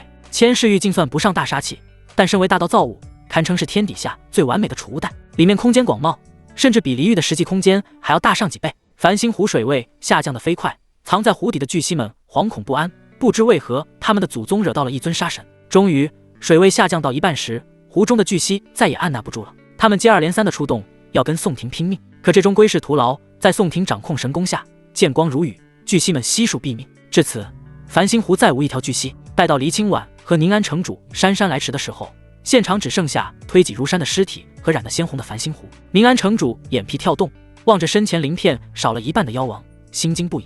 宋圣子绝对是个狠人，把这妖王身躯切开，全部售卖了，折换成灵石给本宫，本宫再给宋圣子。黎清婉吩咐了一句，自顾自地去寻找宋婷的身影。宁安城主点头，妖王身躯价值连城，得用朝廷的名义拿去京城这种地方售卖。离繁星湖几里外，宋婷沉入一方池塘中，开始以妖丹晶元淬体。他倒没把5品妖丹放入池中，怕会暴殄天物。几百枚3品妖丹，100余枚2品妖丹已是极为豪奢了。待到第2天日上竿头的时候，宋婷跳出水面，一身骨骼晶莹剔透，宛如一块块佳品白玉连接在一块，骨架生辉，尚有百毒不侵之意，总算是圆满了。宋婷五指稍微握了握，陌生的力量感从掌中传来，肉身又领先了一步，达到了筑基后期。虽说晶元淬体法只是上等功法，但反馈的力量也不少。他祭出破穷灭日功，再度以肉身拉弓，竟然可徒手开弓1分半。那我全力拉弓，岂不是能开弓3分半乃至4分？宋婷心念一动，体内功法全力运转，3道种开启，全身气血雄浑滚动。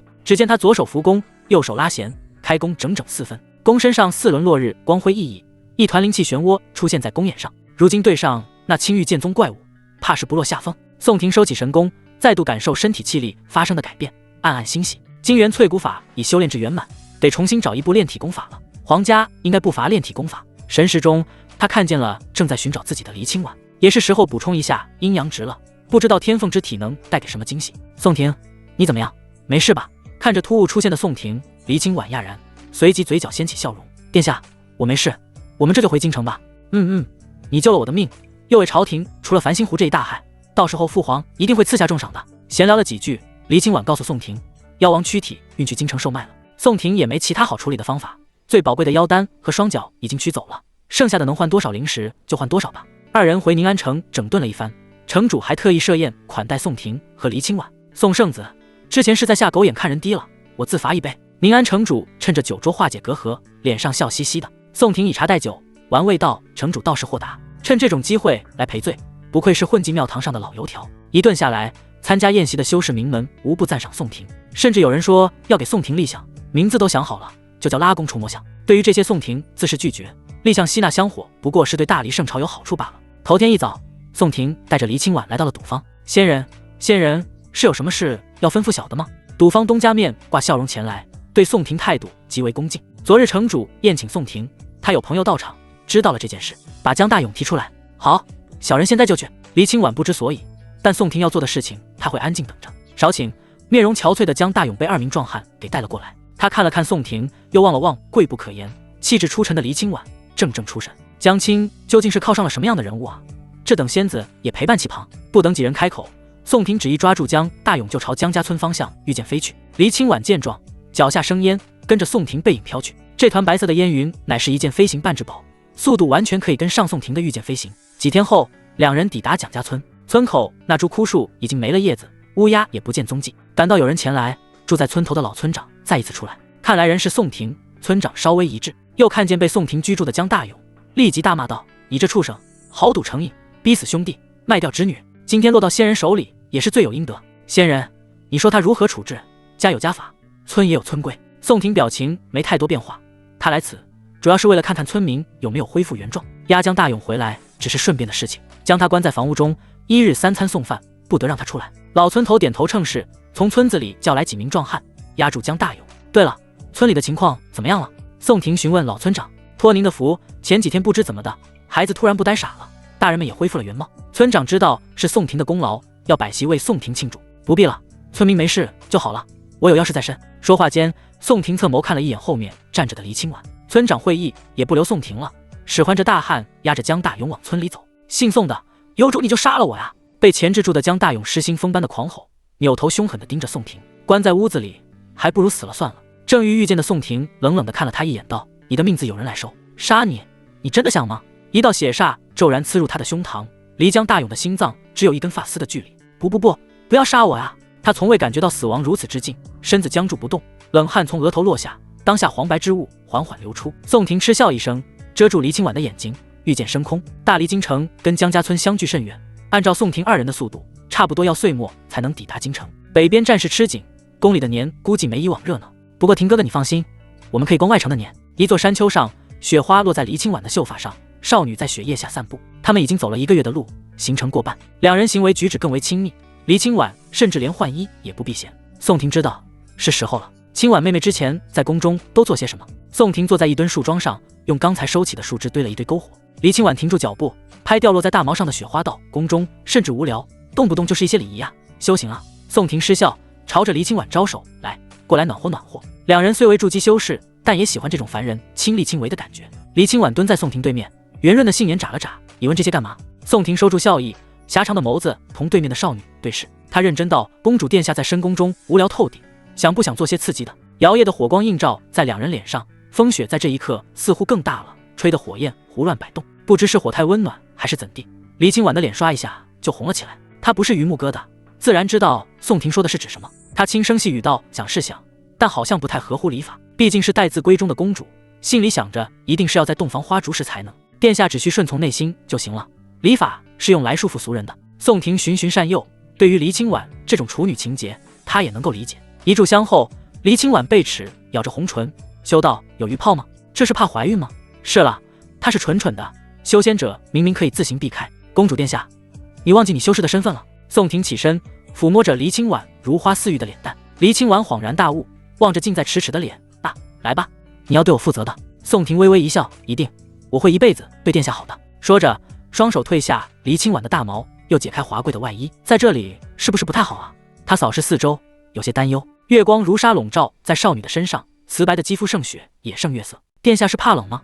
宋婷将自己的衣物给黎清婉殿下，双手在硕大水滴中里起舞。谁知这么一来，黎清婉身子像是触电了一般，衣物那么敏感，这就汗流浃背了。宋婷像是想到什么，前世旅行曾去看过天下第一拳趵突拳，谁勇若伦，突出雪涛数尺，这是郦道元的评价。这么一来，我倒是不必遮掩身上的印章了。看着心无旁骛的黎清婉，宋婷内心一喜，她专心致志在其中，根本没机会看见印章。雪偏云半，如火的冬梅在寒风中摇曳，毫不疲倦地展示着她的美丽。宋婷把目标放中间，杂事摆两边，气血汇聚在一处，集中力量干大事。慢一点，慢一点，我有些受不住了。篝火照亮黎清婉红晕的脸上，她的呼吸急促，脚背绷紧四弓。战至后来，她经不起这样的战斗强度，甚至有些意识模糊，短暂昏厥。风雪狂乱席卷大地，似一头发怒作威的猛兽，在天地间驰骋肆虐。师兄，宋婷此人真是会躲呀！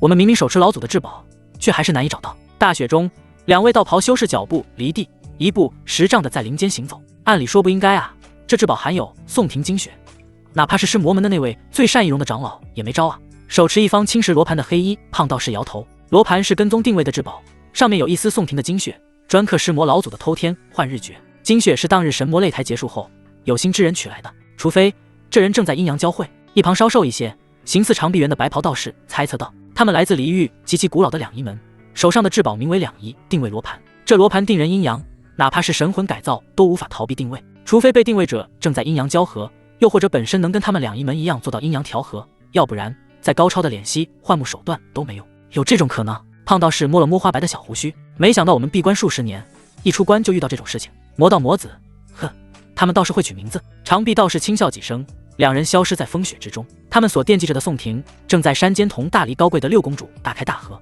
在多次抵达生命的彼岸后，黎清婉再也受不了了，她好不容易喘一口气，立即抽身而出，却因小腿抽筋摔在雪地上。怎么了，我的公主殿下？宋婷喘着粗气，看了一眼身下将薄雪融化的温泉。不行了，我折腾不下去了，出汗好多，我要去沐浴更衣。俏脸通红的黎清婉扶着雪山，缓缓靠在杉树后方，不让宋婷瞧见她的丑态。她好恐怖啊，差点就要死了。想及每次都要上天的体验，黎清婉又心神恍惚，原来那种事情这么舒服啊。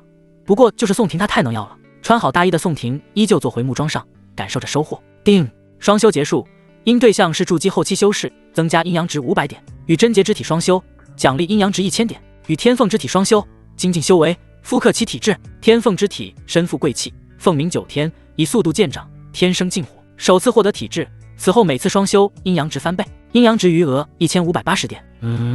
还有这种收获。宋婷首先仔细内观，体内出了之前杜雷劫留下的引雷声，果然又出现了细微的凤鸣。修为也通过这次跟天凤之体的双修，从筑基中期突破到筑基后期。他把手掌靠近篝火，火焰轻易地迎过来，势头更为旺盛。为何之前他不会有这种效果？莫非还未觉醒吗？就在宋婷准备再次跟黎清婉双修的时候，一股契机锁定了自身。谁？神识绕过千山万水，直到极限也没有找到契机位置。我试了偷天换日诀和虚无空洞法，还用了百面人皮。不是说炼虚以下不亲自探查，无法知道吗？他眉间微微蹙起，牵着刚穿好衣服的李婉清就走。那股契机无法查到根脚，说明来人用了特殊手段，极有可能克制这几门法诀，甚至来人是炼虚修士。眼下大黎京城才是最安全的地方。怎么了，婷哥哥呀？被牵着手的李婉清有些迷糊，刚大战一场，还没让人家歇会儿，就要赶夜路吗？我们有危险，快速回你父皇那里。宋婷加了个闷字，施展血光遁法，千丈的挪移。数万里之外，两仪门的胖道士见罗盘有回应，笑道：师弟你看，定着宋婷的位置了。你猜的没错，这厮之前果然在阴阳交合，真是胆大啊！面对整个正道的通缉，还能如此享受。长臂道士垂手侧着脑袋，师兄，我们还是小心点，此人到底是魔子，咱们小心有埋伏。几日之后，他才知道自己多想了。说是说他们在追宋婷，但两人距离宋婷的位置是越拉越长。妈的，这姓宋的属兔子的，那么会跑。名为李黑鹤的胖道士累得气喘吁吁，两手搭在膝盖上，大声喘息。师兄，要不算了吧，他的身法比我们强，我们追不上的。师弟刘白猿双手扶腰，同样是一副累死的模样。李黑鹤看了一眼罗盘，坐在后雪上道：“要不叫师父师叔来吧？他们这2位金丹是真吃不消。”宋婷：“不行啊，他们正在造人呢，腾不出空来。”刘白猿无奈叹气：“两一门每一代2个人，一人修生机，一人修死意。原因那一代刚好是一男一女，同门多年，情谊深厚，结成了道侣。他们就不能晚点造孩吗？师兄，你不是不知道，盛世将近，师叔要是再怀不上，错过了盛世，那可就得不偿失了。”大离京城附近，在宋婷不断施展血光挪移、血技法后，2人速度大增。原本需要1个月的路程，硬生生缩短了3/4，仅7天，他们就抵达京城下方了。这期间，宋婷气血不足时，就会做离清婉的白色烟云休息一会。要是我气血再强上几倍，血光挪移几乎可以一直使用。宋婷心想，她的气血堪比金丹中期，再强上几倍，差不多就是肉体元阴境了。婷哥哥到了，你要先跟我一起去往宫中，还是先住在外城啊？大离京城恢宏大气，占地不知凡几，乃是座千万人口的大都，其中分为外城、内城、皇城、宫城4城。外城为百姓所居，内城大多是达官显贵的住所，皇城住皇亲国戚，宫城则是圣皇、后宫和未封号的皇子皇女居住。外城门外，离清婉下了烟云，很快就有一位深不可测的老墨前来迎接。殿下，老身等候您多时了，怎么才回来呢？老墨震落身上的灰尘，笑脸相迎。他给宋婷一种错觉，好像离清婉从出城那一刻开始，他就一直等在这里。对了，其他人呢？您的马车呢？还有，这位是……华服老墨看了一眼宋婷，有些奇怪。离清婉心情低落，还是一五一十的说了出来。竟是这样，不过殿下没事就好，回头差陛下给他们家属抚恤金就好了。倒是这位圣子，老身还从未听说过隐世宗门有你这号人啊。大离都城外，面对老墨的询问，宋婷没有言语。倒是离清婉跳了出来，为宋婷解释道：“嬷嬷，宋圣子很好的，他救了我的命，而且离域辽阔，隐世不出的宗门势力也很多呀，你不知道正常。”老墨不再质问，低头称是，以为宋婷能从化神妖王救下离清婉，本身就是实力的象征。二是他没资格说第2句质问的话，宋婷是公主的客人，轮不到他这下人多嘴。老墨淡淡的看了宋婷一眼，宋圣子跟老身一起走吧。宋婷称谢，同离清婉一起进入京城。青石板铺就的大道上，足足可以让16架马车并驱前行。这是大离京城最主要的道路，从外城穿过内城护城河，直达皇城。3人走到青石大道上，一路上离清婉不断的向宋婷介绍京城的事情。京城共有5大世家，其中有4家都跟皇家有关系。你看那座高楼，那是天眼门主关心的地方，高吧？对了，圣子，到时候你想住哪里啊？走在后面的老墨心中错愕，脸上表情呆若木鸡。公主怎么回事？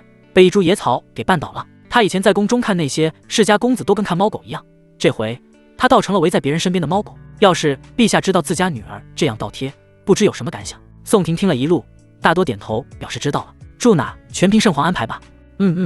那我们等下就去见父皇，他现在这段时间应该在上书房的。等到3人进入了内城，里面的人早早收到了老墨的消息，牵了一辆豪华的马车过来。3人乘坐马车，车轮滚滚，似浮在半空中。闭目养神的功夫，宫城到了。下了马车，映入眼帘的是朱红厚重的城墙，奢华贵气的琉璃瓦和6丈大门上银钩铁画的2字宫城，这连牌匾都是一件法宝。大离圣朝底蕴不错。宋婷暗自咂舌，抬眸而望，写着宫城2字的匾额散发着丝丝缕缕的灵力。殿下和公主进去吧，老身就在外面候着了。腰马前的老墨牵着缰绳站在原地微笑，他是以后离清婉开府后的管家，只不过圣皇疼爱女儿，提前当贴身嬷嬷了。嬷嬷辛苦了，宋圣子，我们走吧。2人刚跨入宫城的大门，一道威严之声传来：“清婉，终于舍得回来看父皇了。”而后一道炫目金光闪过，宋婷神识模糊，在睁眼时已是来到了上书房里头。正在翻阅奏折的黎君临停下朱批，先瞅了一眼宋婷，再温和地看向黎清婉。清婉拜见父皇，拜见圣皇。2人一同行礼，不等黎君临开口，黎清婉便抱怨道：“父皇，这一路太危险了，我差点就死了。”他一边说一边委屈巴巴，小珍珠都快掉下来了。下次我要出去玩的时候，父皇能不能派一点话神修士啊？黎君临怒目，沉声道：“谁人敢杀朕的女儿，朕立马派兵灭了他的9族。”当然，这些就是他哄给女儿听的。盛世微开，北边战事吃紧，化神修士要么上了前线，要么去镇压各地的妖祸，一个化神也腾不出手来。嘻嘻，父皇真好。不过已经有人把想杀我的东西灭9族了。黎清婉跳步上前，伸出纤纤玉手帮黎君临揉了揉肩膀。他圣皇再度审视眼前的青年，皮肤似女子般白皙，面如冠玉，眉宇之间竟有一股贵气。对，宋婷乃是一隐士宗门的圣子，很厉害的。当时一道血雷就劈死了化神妖王，还让宁安城的神宫认主了。黎清婉将宋婷夸得天花乱坠，未曾注意到黎君临眼角的抽搐。宋婷，这不是合欢宗的修士魔道魔子吗？女儿困在深闺里不知道，他身为圣皇当然是知道的。小友是出自何门何派？是够方便透露？黎君临呵呵一笑，想要问出宋婷的跟脚，看是否有同名的嫌疑。宋婷暗道糟糕，黎清婉嘴没个把门的，这么快就把自己名字说出来了，早知道不跟他说真名了。不过他表面上表情坦然，张口就来，在下出自雷渊，宗门已隐世万年。雷渊倒是真没听说过，不过小友救了本皇的女儿，本皇自然不会亏待你。本皇当下没有时间，你也看到了。说着，黎君临指了指满桌的奏折，日后有空一定重赏你。天色已晚，来人，请宋圣子前往文皇子府上住下。文皇子府，宋婷侧目看了看黎清婉，黎清婉立马传音：婷哥哥，文皇子是父皇前些日子认的义子，他人脾气很好，写的话本可好看了，你就先去那里住下吧，我晚上再来找你。两名太监站在宋婷身侧，做了一个请的手势。宋婷倒也接受这样的安排，称谢之后，跟着太监走出上书房。等到宋婷走完，黎君临这才揉了揉太阳穴，这人是不是同名，去了文皇子府就知道了。黎文是血神谷血子，跟魔子宋婷是故交，这些他是知道的。揉了好一会，他拍了拍还在揉肩捶背的手，对着女儿问道：你们没有发生些什么吧？合欢宗修士一定是极为善于蛊惑人心的，他怕女儿失了身。没有啊，圣子一路护送我，对我挺好的。黎清婉杏眼不敢直视黎君临，葱指绕着发丝，说话扭扭捏捏的。看此情形，黎君临心凉了一大截，面色阴沉无比。自家的白菜真就在外面，让魔道修士给拱了。文皇子府邸，一身绣金华服的黎文正埋头书案，废稿子扔了一地。听见有人敲门，他略微皱眉，手上的毛笔飞舞不停。进来，两位卑躬屈膝的公公带着宋婷大声道：六皇子，这位是陛下带来的客人，烦请六皇子安排一个房间。黎文神识扫过屋外，放下墨笔，知道了，出去吧。公公事情完成，退出了文皇子府邸。站在空旷的府内，宋婷闲庭信步其中，观赏府中各色假山和流水，阁下如此悠闲，倒是把这儿当成自己家一样。黎文推门而出，气质雍容华贵，脸上噙着淡淡的笑意。皇子是在写话本吗？我倒是有一个故事，不知皇子是否赏脸。宋婷扫过屋内的纸张，脸上笑意更浓，看着黎文道：哦，是何故事？我正巧没有好的灵感。这故事就叫做两位至交好友，面对面却互不认识。说罢，宋婷扯下百面人皮，露出了原本的样貌。婷哥，你怎么来这了？黎文惊喜，不敢相信眼前之人会来这种地方，且以这种形式见面。可下一刻，他收住笑容，忧虑道：婷哥，正道可在全力欲悬赏你啊，你来我这会不会有些危险？宋婷淡然一笑，将人皮收入储物袋中，危险无时无刻都在，我现在就被人追踪，而且无法规避的那种，对方要么是炼虚修士，要么用了特殊的手段。黎文闻言，担忧之色更浓，那怎么办？宋婷瞥了一眼写书写坏脑子的黎文，伸了伸懒腰，怎么办？就留在你这啊，这里是最安全的地方，摆脱不了的追踪，就把追踪之人解决，他们敢来，我就敢杀。哎，第一次来你家，不进去让我坐坐吗？黎文一拍脑袋，自己怎么会这般糊涂？肯定是练功练的。京城之中，天子脚下，又在皇子府中，谁来闹事不得先过圣皇那关？而整个大黎圣朝，尤其是在京城中，几乎没人是圣皇的对手。大黎圣皇手持传国玉玺，坐拥亿万生灵香火气运，除非是黎玉同时来两尊炼虚，否则根本不可能攻破大黎京城。是我失礼了，婷哥请入座。黎文摇头一笑，带着宋婷来到大厅。府邸中没有任何丫鬟和下人，他喜欢一个人清静。婷哥此次为何来此？他帮宋婷斟了一杯茶，又往自己杯里添了一点。宋婷提起茶杯，默默抿了一口，碰巧也不算碰巧，跟六公主有关。哦，黎清婉啊，她可是个难伺候的主啊，特别任性，跟小孩子一样，是吗？我怎么不那么觉得？两人聊至月上树梢，方觉时间流逝过快，确实有些晚了。婷哥是否需要吃点东西？一盏油灯点燃，火焰虽小，却照亮整个大堂，显然也是一件法器。黎文知道宋婷是气体双修，辟谷对他来说不好，而且气修日常食用一些零食，对修仙也有裨益。好，那就吃些吧。宋婷拍了拍肚子，换上百面人皮，变回了之前的模样。两人并肩走着，出府门没多久，就遇到前来找宋婷的黎清婉。她没有穿公主的精美华服，而是一袭朴素粉裙，略施淡妆。宋圣子，四哥，你们很熟吗？黎清婉眨了眨大眼睛，有些呆呆的。他不是隐世宗门圣子吗？怎么跟四个肩靠肩走着了？我们一见如故。宋婷轻描淡写一句，掠过黎清婉的位置，朝内城闹事而去。黎文心中暗笑，嘴上调侃道：六妹，你是来找他的？他一眼就看穿了黎清婉的心思。平时不爱这妆的女子，怎么会换衣服化淡妆，还向自己府邸走来？女为悦己者容。没有啊，我就是随便逛逛。黎清婉嘴硬，摇晃着小脑袋，嘟起嘴巴。这样啊，那我跟宋圣子去谪仙楼吃点东西，六妹就请便吧。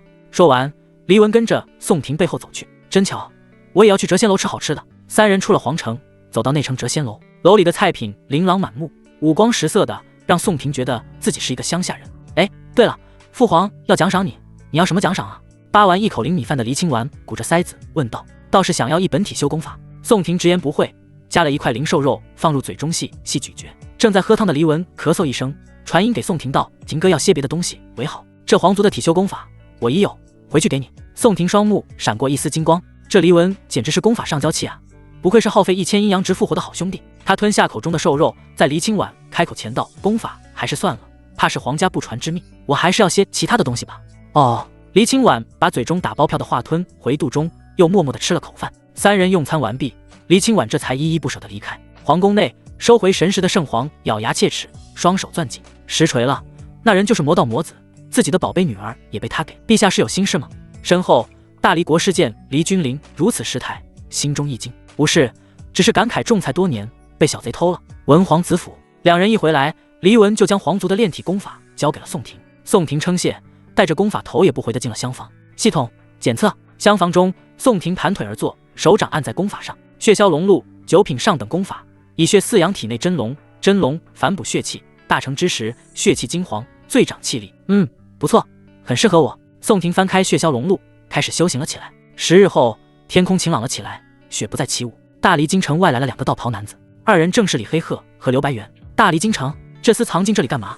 难不成城中有魔道高手？刘白猿长臂垂至膝盖，目露怀疑。手持罗盘的李黑鹤黑袍随风舞动，魔道元婴以上的修士全被正道盯住，应该不会有漏网之鱼。正魔两道当下形同水火，魔道在神魔擂台的胜利让正道心生不满，正道想要打破规矩，要魔道让步进入太玄洞天的人数。魔道自是不肯，自己守了那么多年的规矩，凭什么为正道让步？那咱们进城吧。二人出示代表身份的2仪门令牌，很轻松地进了京城。可越走越不对劲，罗盘指的方向竟然是皇城，这说明宋婷此刻正在一位皇亲国戚家中。不对，魔子怎么会有大黎的靠山？张黑鹤摸着胡须发出疑问。刘白猿也略微蹙起眉头，师兄，我看咱们先去请示一下圣皇吧。言之有理，在京城中动手，要顾及圣皇的面子。1刻钟后，二人见到了大黎圣皇。2仪门，道士稀客，你们可是很多年没出山门了。黎君临垂眸，他用脚趾头都能猜到2仪门过来干什么。刘白猿皮笑肉不笑道：“是啊，咱们2仪门再不出手，恐怕黎玉都要将我们视作传说中的宗门了。有什么事吗？”黎君临面色古井无波，要不是看在2仪门还算是顶尖势力的份上，他都懒得见着二人。小事，我观魔道魔子在京城中，恳请圣皇开口，让我2位正道铲除这一祸害。刘白猿起手，脸上始终挂着淡淡的笑。坐在檀木雕龙椅上的黎君临不动声色，就让2仪门的道士在那干等着。宋婷这人骗走了女儿的身心，着实可恨。但魔道魔子不能死在大黎里，更不能死在大黎京城中。魔子，朕没听说过，不知道。不过二位最好不要在京城中动手，以免伤到无辜的百姓。他们可都是朕的子民，死了朕会伤心的。黎君临眼神漠然，警告之意溢于言表。一直没说话的张黑鹤紧皱眉头，出言顶撞道：“圣皇莫不是跟魔道交好了？他们最近出关，还不知道大黎跟血神谷结盟的事情，这般做法就不怕正道疏远大黎吗？”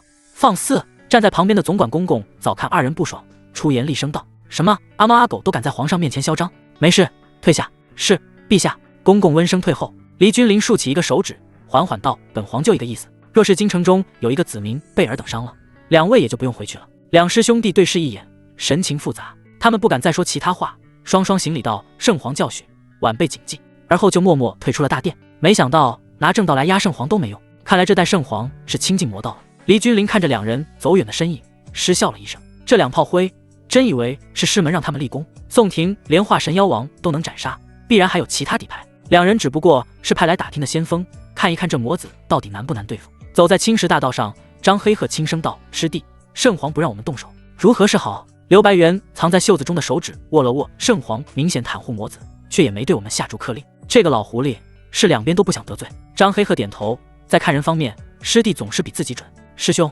不如这样，我先激怒宋婷，你在城门外等着，出门再将他伏杀。师弟，此计甚好啊。就这样做。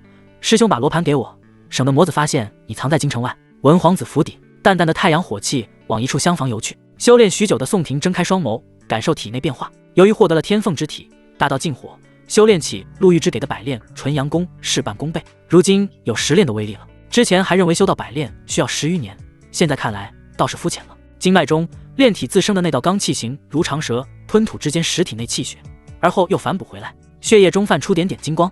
血消龙露也算是入门了。宋婷起身，心情大好。寻常体修大多是一部功法练到死，而他已经开始修炼第2部体修功法了。已经到了京城吗？那股锁定自己的契机很近，就在京城之中。而且距离越来越近。什么意思？圣皇允许来人出手？宋婷脸色多出一抹警惕，拿出破穷灭日弓。此弓虽杀妖厉害，对人不行，但眼下没有比他还厉害的武器了。不对，他应该没那么糊涂，对方在吓我。府邸门外，刘白元手持罗盘，表情略有不解。大黎什么时候出了个文皇子府？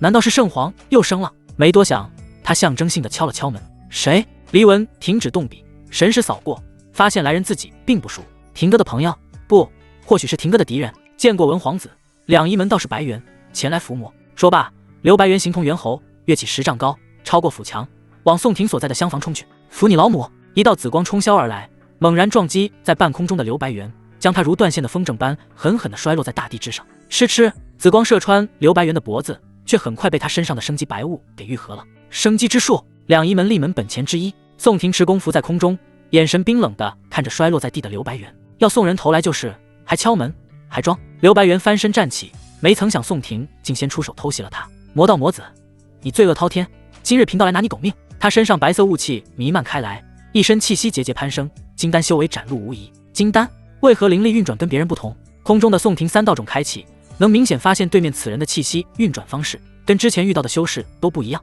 好像不是以灵根为主的。不等宋婷多想，刘白猿以生机之术幻化成一柄道剑冲杀而来，好浓郁的生机！观战的黎文惊叹一声，时刻准备出手。面对生机道剑，宋婷依旧挽弓射箭，弓开3分，咻的一声，紫色箭矢宛如闪电般划过，崩碎那柄道剑。可没想道剑碎片再度聚合，插入宋婷心口之中。心室中本来正常跃动的心脏，随着生机道剑的涌入突发变故，疯狂鼓动。一个眨眼的时间，就已经跳上了上百次。原来是这样玩的。宋婷面色涨红，胸腔之中心脏砰的一声炸成碎片。黎文大惊失色，身前凝成道道血缸，雨点般砸向刘白猿。文皇子莫要动怒！刘白猿随手挡下住机器的血缸，眼珠直直盯着还在空着的宋婷。体修哪有那么容易死？只听宋婷胸腔之中再度出现一颗心脏，竟是丹田之下的气血道种灌入道运而成。见宋婷没事，刘白猿也不出手，径直往城外跑去，速度不快不慢，有种在京城中散步的感觉。他没有忘掉黎君临的警告。宋婷揉了揉胸部，稍微思考了一下，对黎文道抽点府兵，让他们火速前往京城外围，防止那个道士逃跑。啊！黎文脑子没转过来，对方不是要追杀宋婷吗？这怎么换宋婷追杀别人了？啊什么呀！金丹初期也敢来，正道估计是让他们来当炮灰，试探我的底牌的，我也得让对方满意。说完，宋婷化为一道血光冲去，截在刘白猿前面。明明我不敌你，你还往外跑，是圣皇说不能在京城杀我。刘白猿望着停在自己身前的宋婷，微微一愣。是了，当初追他的时候也是那么快。旋即他没有多想，御着灵气直直往城外飞去，望着又不理会自己，一心想向城外跑去的刘白猿。宋婷面露狐疑，身为金丹修士，刚刚又在战斗中取得优势，怎么会逃跑呢？他眉间微微蹙起，双指搭在弓弦上，瞄准刘白猿的背影，松开指头，弓身微微一动，再度射箭杀去。紫色的箭矢凝聚京城内的灵力，径直射在刘白猿的背上。他的背部炸开，血肉飞溅而出，能隐约看见那根脊椎骨。不过眨眼间，生机白雾涌入骇人的伤口，顿时后背恢复原状，仍是不回头的往城外跑去。宋婷跟上，再度开弓，每一次的开弓都能在对方身上留下恐怖的伤势。可刘白猿的生机雾气好像是用不完一样，源源不断的修复伤势。我倒要看看是这京城的灵力多，还是你的生机白雾多。后方，宋婷拉弓的手臂都有些酸胀了，卯足力气，又是一箭射出。这一箭紫光大放，将刘白猿的左边大腿射爆，使得他身形不稳，一个踉跄摔在地上。宋婷，等出了城门，就是你被我虐杀的时候。刘白猿恨恨回眸，咬牙切齿，再度催动生机断之重生。他一路被宋婷追杀至此，憋屈至极。要不是迫于黎君临的压力，他早想掉头杀了宋婷了。望见还剩数10丈的外城城墙，刘白猿忍了忍周围的目光和话语，迈步向前。这人是谁啊？怎么被打不还手啊？好奇怪啊！他明明比后面拿弓的人修为要高，为何不反击？这也太委屈了吧！被人当成狗耍。有没有可能后面拿弓是皇城的公子哥呀？这前面跑的就是个奴才，两人在玩你追我赶的游戏呢。可就当刘白猿要走出城门的时候，一队几百人的兵卒结阵挡在他前面，为首的人正是黎文。作为拥有府邸的皇子，他的府兵全部豢养在外城。什么意思？气喘吁吁的刘白猿怒目而视，心中实在憋屈。原本是他追杀宋婷，现在被迫变成宋婷追杀他；原本是他和师兄包抄宋婷，现在又成了宋婷和文皇子包抄自己。什么意思？何人叫你来追杀我的？宋婷落在地面上，一身气血翻腾，如大江汹涌，体内那条蛇形罡气附着在右手之上，紧紧缠绕。筋骨间引雷微微作响，凤鸣悠扬，道种齐开，功法也流水般全部运转开来。他搭弓引箭，很快将破穷灭日弓拉至4分半，这是他现在开弓的极限。弓眼上形成一个灵力漩涡，四周的灵气蜂拥过来，纷纷成为漩涡中的一份子。望着如此澎湃绝伦的气血出现在一个筑基修士身上，在场的人都暗自心惊。其中最明显的就是黎文，他修炼的是血神古地功法，对气血最为敏感。当日在擂台之上停歌还没这般恐怖的气血，如今是又有突破。刘白猿心中翻江倒海，不敢轻视对方，手里默默捏起一道符箓。宋廷现在手上拉动的箭矢超越之前太多，之前拉弓乃是2分到3分开，这次足足有4分多。他虽精修生机之术，但若被一击毙命，也无法修复伤势。何人叫我来追杀你？正道悬赏你，你难不成不知？刘白猿喉咙滚动，断然捏碎手中符箓，化为一缕清风往城外吹去。宋廷弓箭调转角度，倏然射向那一缕清风，在3道种同时开启的情况下，清风飞去城墙的轨迹他尽收眼底。砰！震耳的空爆声炸开，刘白猿所化的清风消散，显露出长臂道袍的身影。这拉弓4分半的箭矢凌厉霸道，从尾骨到天灵贯穿了他的身体。此刻他体内经脉全部断裂，骨头碎成渣子，丹田气海也被那一剑给震碎。为何我连运转生机之术的机会都没有？这是刘白猿神魂消散前的最后一点想法。随后他软塌塌的身子摔落在城外，恰巧就掉在正在等待的李黑鹤面前，双目无神，死不瞑目。师弟，是谁干的？李黑鹤目眦欲裂，2行清泪从眼角滑落。我干的呀！宋廷收弓，大口大口地呼吸了起来。他自己都没想到这一箭能把白袍道士射死，不过回头一想也是，对付妖兽，这弓拉半月就能射死普通化神妖兽，拉4分半杀一个金丹初期修士也正常吧。他施展血祭之法，体内的气血再度得到了补充。血祭之法虽能补充全身气血，但副作用较大，短时间内使用2次就会伤及根本。定，斩杀金丹龙阳修士，奖励阴阳值2000点，阴阳值余额3580。刚走出城门的宋廷心中一愣，没想到还有意外的惊喜。自从上次下山掠夺时斩杀几个龙阳合欢师兄后，这还是第2回尝到这个甜头。既然白袍道士的是龙阳，那黑袍道士大概率也是。果不其然，张黑鹤抱着刘白猿的身体失声痛哭：师弟你死了，以后的夜晚我该找谁聊一慰藉啊？两仪门走的古法修行不以灵根为主，修仙速度缓慢。2人从成为两仪门弟子到今天，已经走过上千年的光阴，可谓陪伴了1000年。而同为一代人的其他灵根修士，例如合欢宗的楚凤，已是原因。都是你，宋廷，你该死！轻轻放下刘白猿的尸体，张黑鹤大手一挥，黑色道袍化为漫天死意，覆盖全身，浓浓黑烟腾腾升起。很快，他就成为了一具身负滚滚死意的玄黑骷髅。死意之术！张黑鹤眼睛之中神魂之火燃烧，他愤怒地望向宋廷，却发现对方的眸子竟有一丝贪婪。这眼神怎么回事？我成为了猎物。宋廷眼中确实闪过一丝贪婪，杀一个可是2000点阴阳值啊！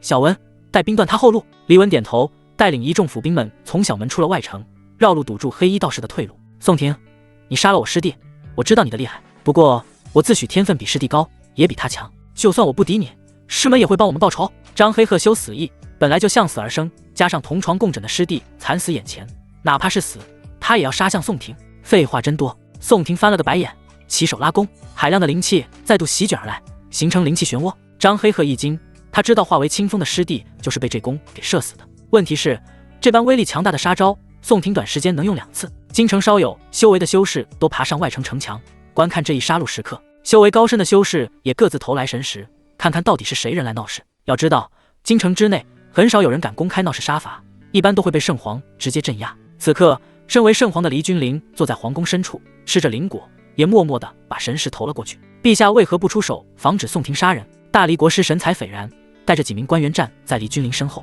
出手？出什么手？两仪门敢拿正道来威胁朕，朕让他死2个人怎么了？黎君临咬了一口灵果，没好气道。国师颔首，不再言语，默默站在身后观战。两仪门是黎域最为古老的势力，没有之一。靠着古法修行，有2名化神老祖，加上门内还有一件仙宝，合计能抵得上1名炼虚修士。不过两仪门人丁稀少，是一个只有6人的修行势力，再死2个人就剩4人了。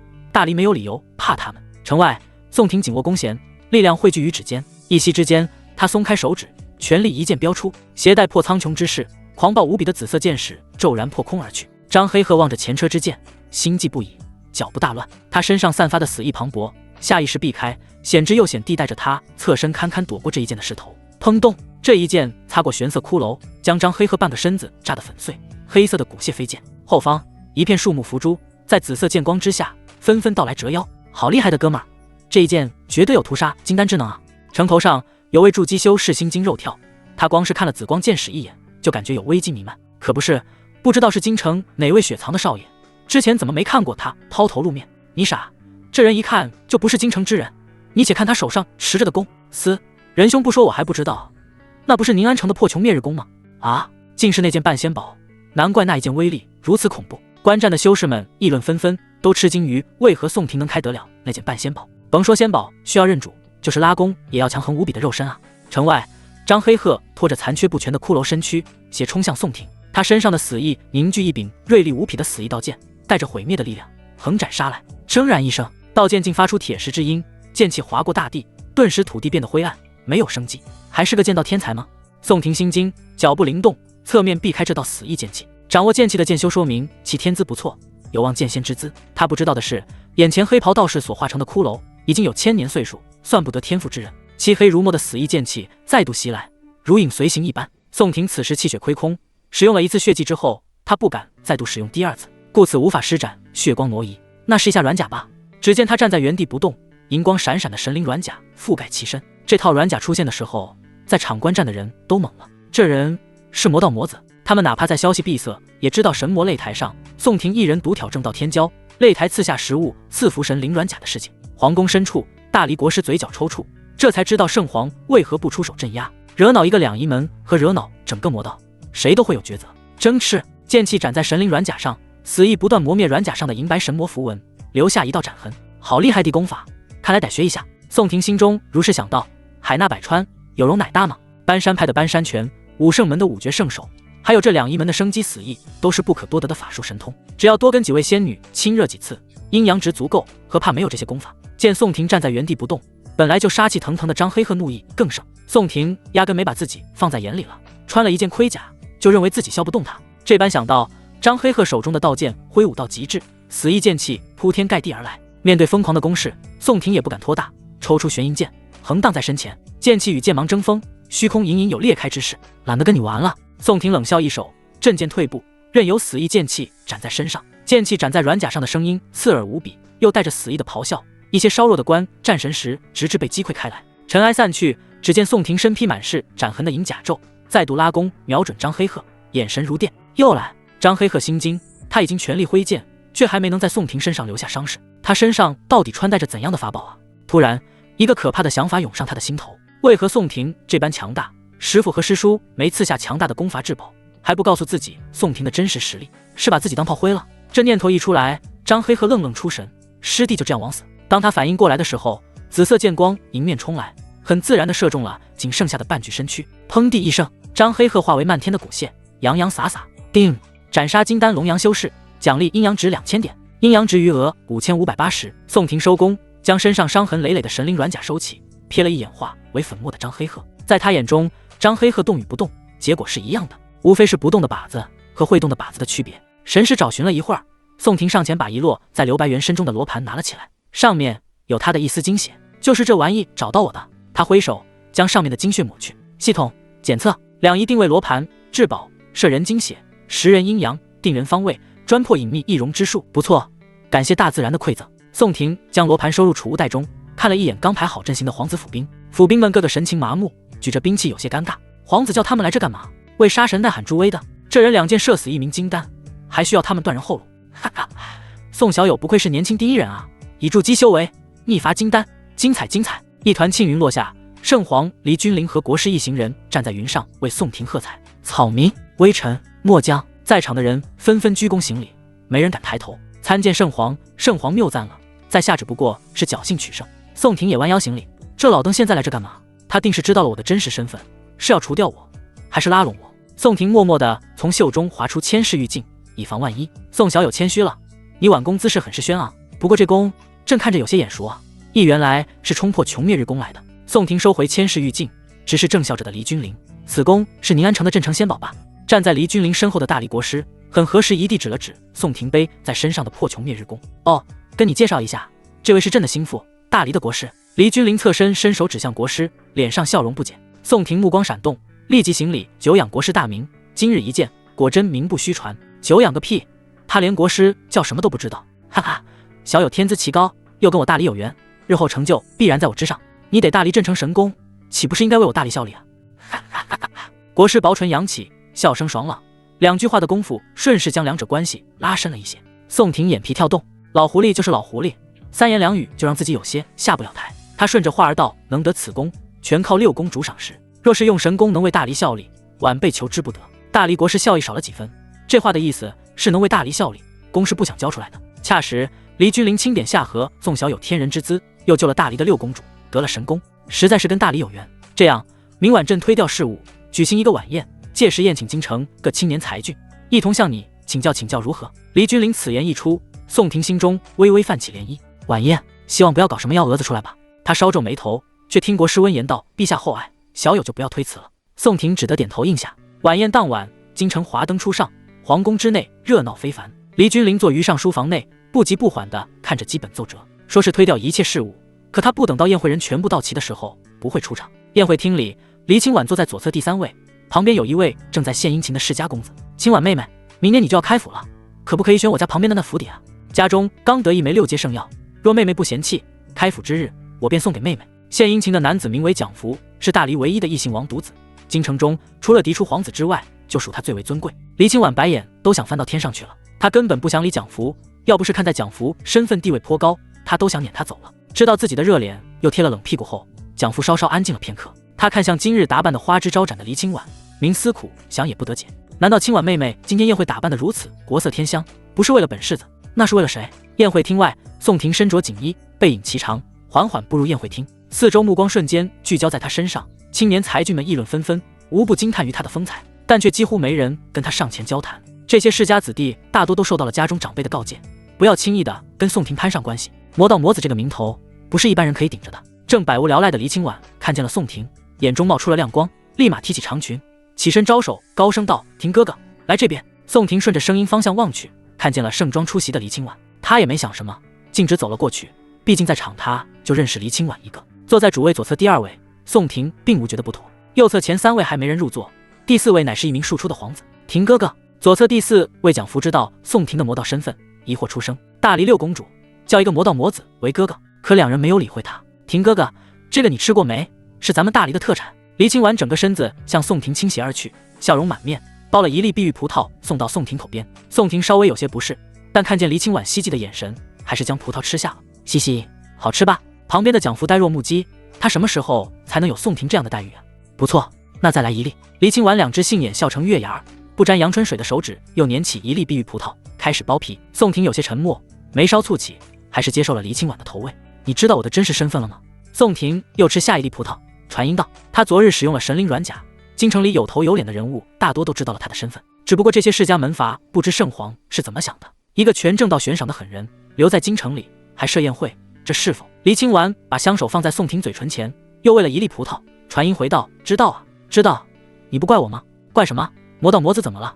大黎圣朝史书上还有魔道巨伯当皇后的呢。”他眼神亮晶晶的，主动挽上了宋婷的手臂。一旁的蒋福看的是青筋暴起，咬牙切齿，不过他不敢嚣张。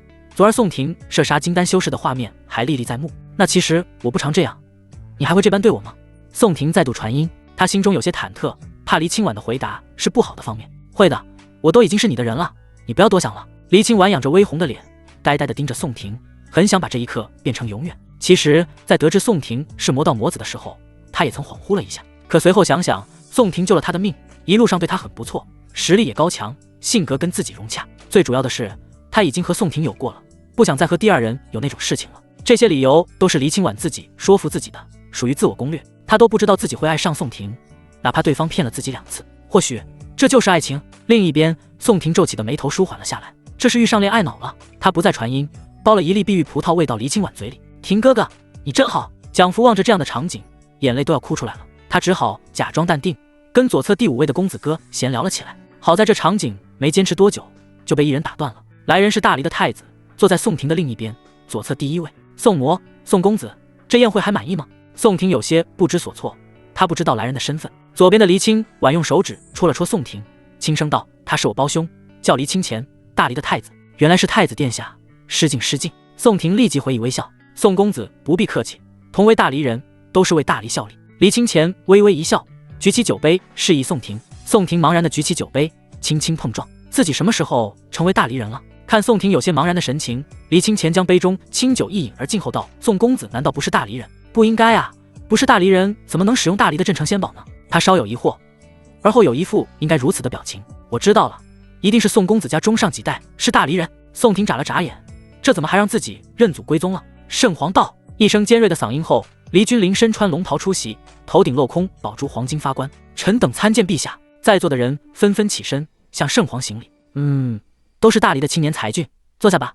这一句话又将宋廷囊括在内。黎君临龙行虎步走上首座，略微扫了扫在场的众人，在看见宋廷跟黎清婉坐在一块时，面色有些僵硬。他摆袖放在椅把上道：“此次宴会的目的也很简单，就是请咱们大黎最有天赋的青年才俊宋廷来赐教一番，让你们这些成天在京城里浑浑噩噩、锦衣玉食的人见识什么才是真正的天才。大家若是修行上有什么问题，都可以请教一下宋小友。”他话说完，在场没有一个人敢吱声的。黎君临哼哼一笑，他就是要这样的效果。没人敢请教宋廷，这就说明宋廷是当之无愧的第一，而作为第一，自然有所奖赏。到时候封他一个伯爵侯爵的，宋廷还能不为大黎做事？成为大黎的人，神功还能不上交朝廷？既没有人敢请教宋廷，就说明宋廷比在座的各位都要强了。不，陛下，我反对。蒋福起身，眼神坚定，要冲冠一怒为红颜。他看了一眼跟黎清婉坐在一块的宋廷，喉咙滚动道：“宋公子只不过是有破穷灭日功和银色神甲在手，才没人敢请教他。若是宋公子不用外物，我愿意请教一下宋公子。”在场的人都在心里默默为蒋福的勇敢点了个赞。你蒋福天资比白菊儿如何？一半都不如吧？宋廷连白菊儿都打赢了，你上来干嘛？找揍？好，宋小友是否愿意赐教？黎君临脸上笑呵呵的，心里却无语至极。都快给宋廷封爵了，你这小子捣什么乱？蒋福也有自己的底气，作为王府子嗣，他所修的功法也不弱，乃是一门极品功法。只要他在宋廷手中坚持了一会儿，也算是脸上有光，自然是愿意的。宋廷起身，笑盈盈地站在蒋福对面，也不说话。他早看这家伙不爽了，想跟自己抢女人。你有系统吗？那就开始吧，点到为止。蒋福率先走上大厅中央，功法运转开来，寒冷刺骨的灵气澎湃而出，冰属性地功法。宋廷走到他的对面，百炼纯阳功运转，炽热的气息在经脉中流动。宋公子，我是筑基前期修为，麻烦你压一下修为。蒋福感受到宋廷身上筑基后期的灵力，提醒了一下。这话一出，座位上一些公子家人忍俊不禁，却又被蒋福瞪了回去。听说过越境挑战的，还没听说过叫别人压境的。好，宋廷也有些讶然，不过对方要求作为赐教一方，压制一些修为就好了。他将修为压制筑基初期，拱手道：“不知阁下是京城哪家的公子？总不能不知道对方是谁，就开打吧。”噗嗤，黎清婉再也忍不住了，率先笑了出来。蒋福在京城是有名的公子哥，在宋廷这倒成了需要报上家门的无名之辈。他是最近到京城的，情有可原，情有可原。蒋福心中忍住怒意，保持脸面上的风度，加附镇北王蒋远山。镇北王三个字从口中说出，他嘴角似有若无地带着一份骄傲。蒋远山，大黎圣朝体修最高的山，最长的河，曾一人杀进北部蛮荒数千里，双拳打碎不知道多少部落。可惜虎父有犬子，蒋福并没有继承父亲的先天体质，没能走上炼体的道路。但在蒋远山的威名下，蒋福无忧无虑地过完一辈子是绰绰有余。宋廷缄默，脸上没有一丝波澜。他从脑袋中搜罗这个人的信息，还是搜不到。好像黎清婉跟他说过这号人，但自己当时没咋认真听。那蒋世子小心了。哼，请赐教。蒋福见宋廷听到镇北王的名字后，脸上表情还没有一丝变化，心中极为不爽。两人双双冲向对方，对了一掌，砰咚一声，一掌定胜负。巨大的冲击力撞在蒋福的身上，他顿觉跟洪荒猛兽对了一掌，像一只破麻袋，连翻带滚飞出数十丈后倒在大殿门口。宋廷收掌，有些不好意思道：“蒋世子没事吧？好像有些用力过猛了。”蒋福肚子里翻江倒海，口中猩红应声生吞了回去。宋廷那么猛，本世子肋骨都断了几根。没事，宋公子果然厉害，受教了。他艰难起身，对宋廷行礼，又低着头回到了自己的座位。蒋福落败之后，再无人说要赐教宋廷。他们本就是活在温室中的花朵，难得参加什么杀伐之中。而后的宴会歌舞升平，大家欢欢喜喜，就当是聚会一样的度过。等到了宴会快结束的时候，黎君临举杯道：“诸位乃大黎的未来，为大黎贺。”下方的各位世家公子也都举杯，为大黎贺，为陛下贺。酒入肚肠，黎君临又道：“宋廷为大黎第一才俊，应当奖赏一些东西，来起个榜样作用。诸位觉得如何？”宋廷随意抿了一口酒，心中腹诽：这公主、杀妖王的奖赏都还没给我，现在又来个第一才俊。身旁的黎清前起身侧目看了一眼宋廷，拱手对黎君临道：“父皇，自古第一都有褒奖，科举有状元，军功有将军。我看我大黎好久没出过年轻侯爷了，不如封个侯爵给宋公子。”封侯，在场的人心头大叫，不敢相信一向以聪慧睿智著称的太子会说出这种荒唐的事情。大黎爵位分6等，昂、公、侯、伯、子、男，封侯已是不小的事情，一定是要军功才能封的。吴儿说的不错，宋廷恰好在宁安城平了妖祸，又救了公主，有功于朝廷。这样，朕明日便同大臣们商议此事。时辰不早了，诸位先散了吧。宋廷呆呆地站起身来，麻木地行礼道谢。宋廷谢过陛下恩赐，恭送陛下回宫。怎么回事？没得到什么实质性的奖励，还莫名其妙要当上大黎的侯爷了？不行，离开大黎之前，必须要薅他们一笔。宴会散去，众人3、5成群结队的散场。宋廷也没多想什么，独自一人准备回往黎文的府邸。血神谷有急事，黎文一早便回去了，没有参加今天的晚宴。廷哥哥，一只温软柔滑的小手握了上来，家人小跑到宋廷身侧。你是不是挺喜欢喝酒的呀？黎清婉一只手握住宋廷的手，另一只手提着一壶酒。宋廷心中微动，稍稍紧了掌中的香手，还行吧，大黎的酒不错。这还是他第一次在黎域内喝酒，跟前世的酒不一样，这里的酒清香甘甜，没有白酒的冲味和辛辣，反而有点类似于果酒，但风味又更上一层楼。这可是一壶好酒，是我从父皇那里偷过来的，名字叫仙人醉。顾名思义，这酒就算是仙人喝了都会醉的。黎清婉轻轻扬了扬手，终于至酒壶，满脸笑容。我们这就去4哥的府邸里再续杯，一醉方休。说着，他不顾宋廷的意见，拉着宋廷一路小跑坐上马车后，直入文皇子府邸。府内空旷清冷无比，除了满院子的景物，活物就只有观赏池里面的锦鲤和2人。趁着月色，黎清婉没有点燃任何的明物，在石桌上摆上了酒具，来尝一尝。柔仪一般的手指拿起酒杯，举到宋廷的面前。宋廷下意识地伸手接酒杯，却听黎清婉道：“我喂你吗？”好，嘴唇贴在酒杯沿边上，微微倾斜，里面的琼浆玉液顺着杯壁流入口腔之中。怎么样？怎么样？酒杯放回石桌后，黎清婉颇为期待地看着咂巴嘴的宋廷。宋廷回味了一圈，顿了顿道：“好喝，是挺好喝的，不过感觉没啥度数。度数是啥？就是好像你这仙人醉，有些虚名了，是吗？”黎清婉黛眉轻蹙，自己给自己斟了一杯，咕隆一声喝进肚子。好像是哦，浪得虚名，还好口感不错。快些喝掉吧，我还得回宫内。好，2人3下5除2地将一壶仙人醉喝完，就准备告别的时候，黎清婉脚步一晃：“廷哥哥，你扶我一下，风好像有点大。”宋廷狐疑地望了望四周，奇怪道：“没有啊，风明明很小。”微风吹过，黎清婉额前的碎发稍稍上扬，整个人一个不稳就要倒在地上。风吹倒，好在宋廷眼疾手快，抱住了黎清婉的柳腰，用手掌垫着她的脑袋，防止后脑勺砸在石桌上。他看向脸色酡红的黎清婉，似乎意识到了问题所在。这酒后面来似的。正当他将黎清婉抱进厢房之后，他的酒后劲也来了。望着怀中依人迷离的眼神，宋廷难忍心中火焰，深深地吻了下去，而后又将头再深深地埋了下去。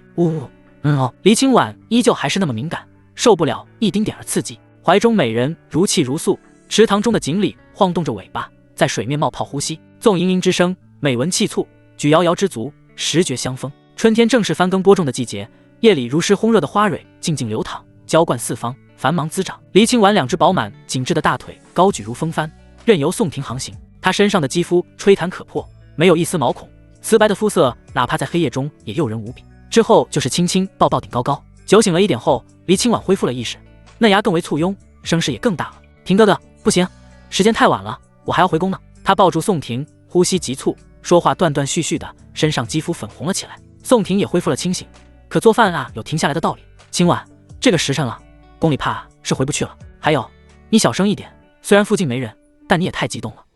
好，阿丫，你退回去一点，太里面了。跟小天凤深入浅出了一晚，宋廷成功进行了6次双修。他没有刻意的刷阴阳值，而是更注重双人的体验方面。毕竟大黎不是久留之地，再跟黎清婉见面就不知道是何时了。由于获得天凤之体，双修值翻倍的缘故，跟黎清婉一次双修就有1000点阴阳值，阴阳值余额11580，又过万了。宋廷内心欣喜，看了一眼还在熟睡中的黎清婉。昨晚他短暂昏厥过去了5次，床单是换了又换。大黎皇宫内，皇后周燕珏盯着前来带主子请安的丫鬟，质问道：“婉儿她昨儿没回宫，你们这些当奴才是怎么当的？”皇后息怒，皇后息怒。丫鬟吓得魂不附体，跪在地上连连磕头。从昨夜参加宴会开始，黎清婉就平退了左右，没曾想她居然1个晚上都没回来。滚下去！周燕珏挥袖，心道：婉儿上次出去就有些不正常，不会是跟外面野男子厮混了吧？不行，她的玩心也要收一收了，年后可要开府了，也要准备天凤之体的觉醒了。朝会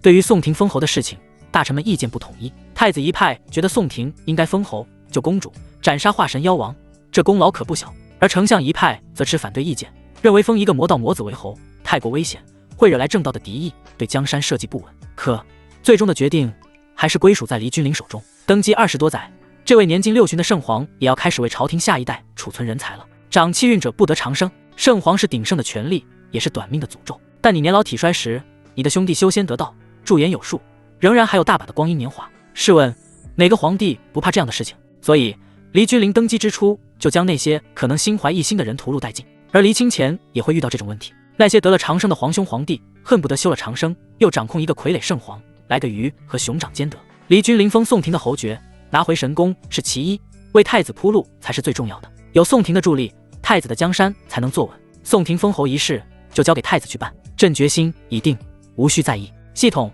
将这话本修改成搬山拳。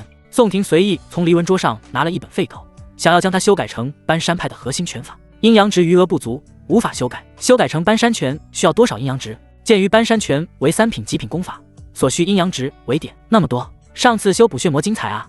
宋廷暗自咂舌，怀疑这系统不厚道。血仙宝典可是绝世功法，哪怕是最低等阶的1品绝世功法，也远远比搬山拳要珍贵。宿主，修补功法跟凭空捏造功法是不一样的，要是有比较好地功法为底子，阴阳值自然而然会减少。他思考了一会儿，好地功法血仙宝典超了搬山拳的等阶，但自己还没有学完。血霄龙录倒是可以，淬体法早已烂熟于心，那将这本血霄龙录修改成搬山拳。修改成功，修改结果如下：搬山拳3品极品功法，承山君之力，可进不可退，修至圆满。玄掌之中若有10万大山之势，阴阳值余额580，这也要点阴阳值。早知道先问系统修改需要多少阴阳值了。宋廷拿着修改后的搬山拳，一阵肉疼，好不容易又富裕了一次，没想到还没捂热就花出去了。希望不要让我失望吧。他翻开搬山拳，逐字逐句地看去。床榻上，呼吸平稳的黎清婉美目微动，睁眼转了个头，便看见宋廷伏在岸上看书。廷哥哥，你在干嘛？宋廷收起搬山拳谱，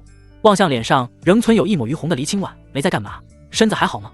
黎清婉委屈地摇了摇头，撒娇道：不好，你抱我起来吧。折腾了一宿，他骨头都快被宋廷咬散架了。他虽然也乐在其中，可昨晚翻白眼求饶的次数也不少，主要是宋廷太能干了。宋廷同意了黎清婉的请求，起身抱起了黎清婉。养在深闺中的花朵水嫩诱人，仅仅是抱着就让人欲罢不能。黎清婉顺势挽着宋廷的脖子，亲了他一口，以真实的模样比佯装的模样更好看。昨夜宋廷甩掉了百面人皮，用了原本的样貌。公主说笑了，我还是得顶着人皮行动。将黎清婉轻放在地上，帮她穿好靴子。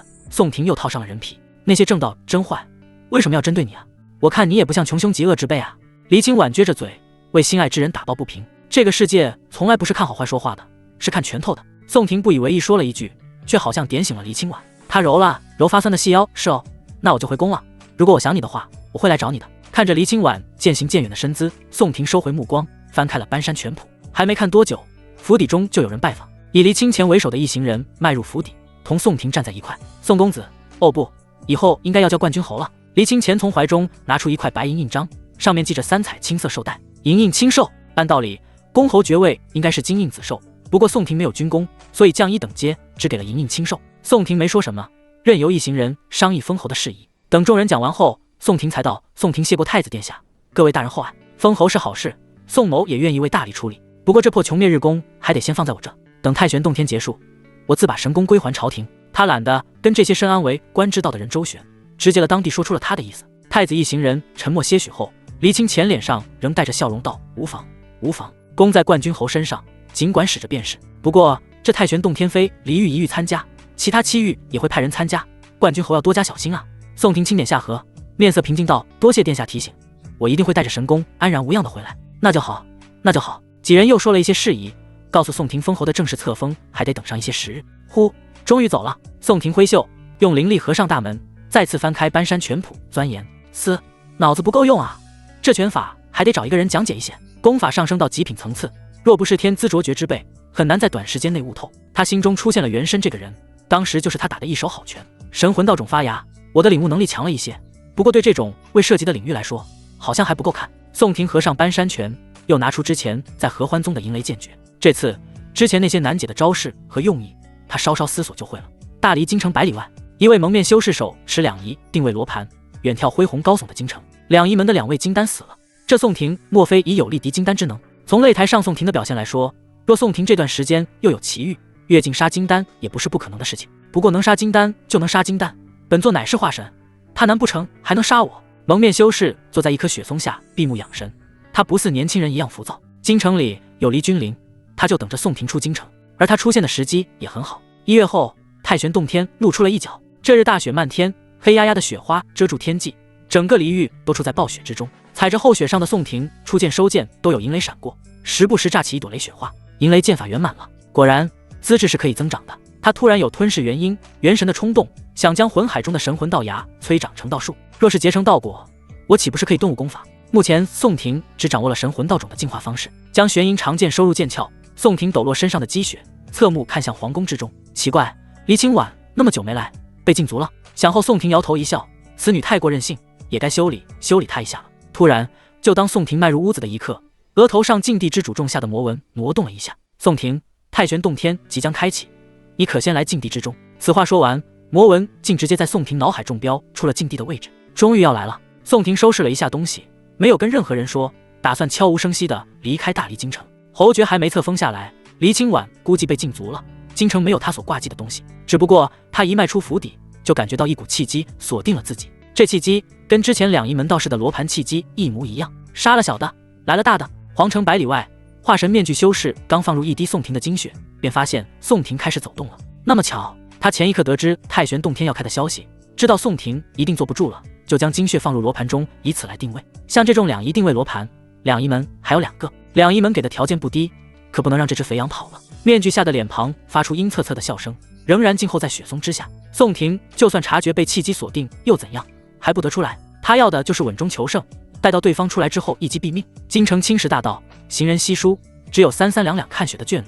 宋廷走在积雪上，脚步留印，怀中揣着用绝息木装着的千世玉镜，希望不要只是个原因就好了。他喃喃道，想到出门就有各道重养分，宋廷愈发期待和兴奋。待会只需控制雷霆释放的多少，留住对方的元婴或元神不死即可。少顷，在扫除积雪官吏的注视下，宋廷走出了京城大门。哎，那个是不是新侯爷啊？好像是。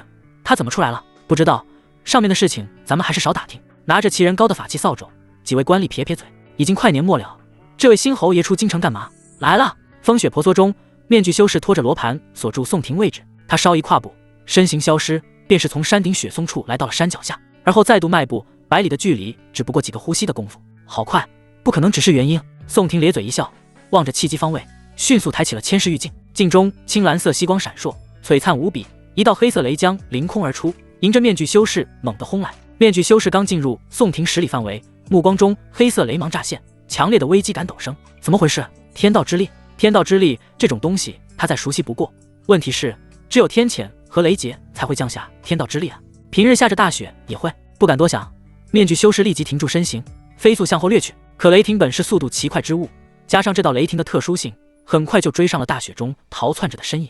轰隆隆，黑色雷将骤然爆发，乌光映照冰天雪地乌黑，噼里啪啦打在面具修士身上，才发出沉闷深沉的响声。噗！面具修士一口鲜血吐出，背部血肉模糊，雷弧跳动，一道可怖的豁口出现在上面。他正要调动灵力去修补伤势，没想到第2道黑色雷霆接踵而来，咔嚓！这道雷霆打得他五脏六腑破碎，浑身是血，骨头不知劈碎了几块。紧接着是第3道、第4道，雷霆如刀似锤，不断破坏他的肉身，击毁他的意识。后方手持千世玉镜的宋廷每次只释放一点玄凤雷霆，避免一次性将那人打死。化神修士真是厉害，难杀至极。他每次释放一道雷霆，便血光挪移一次。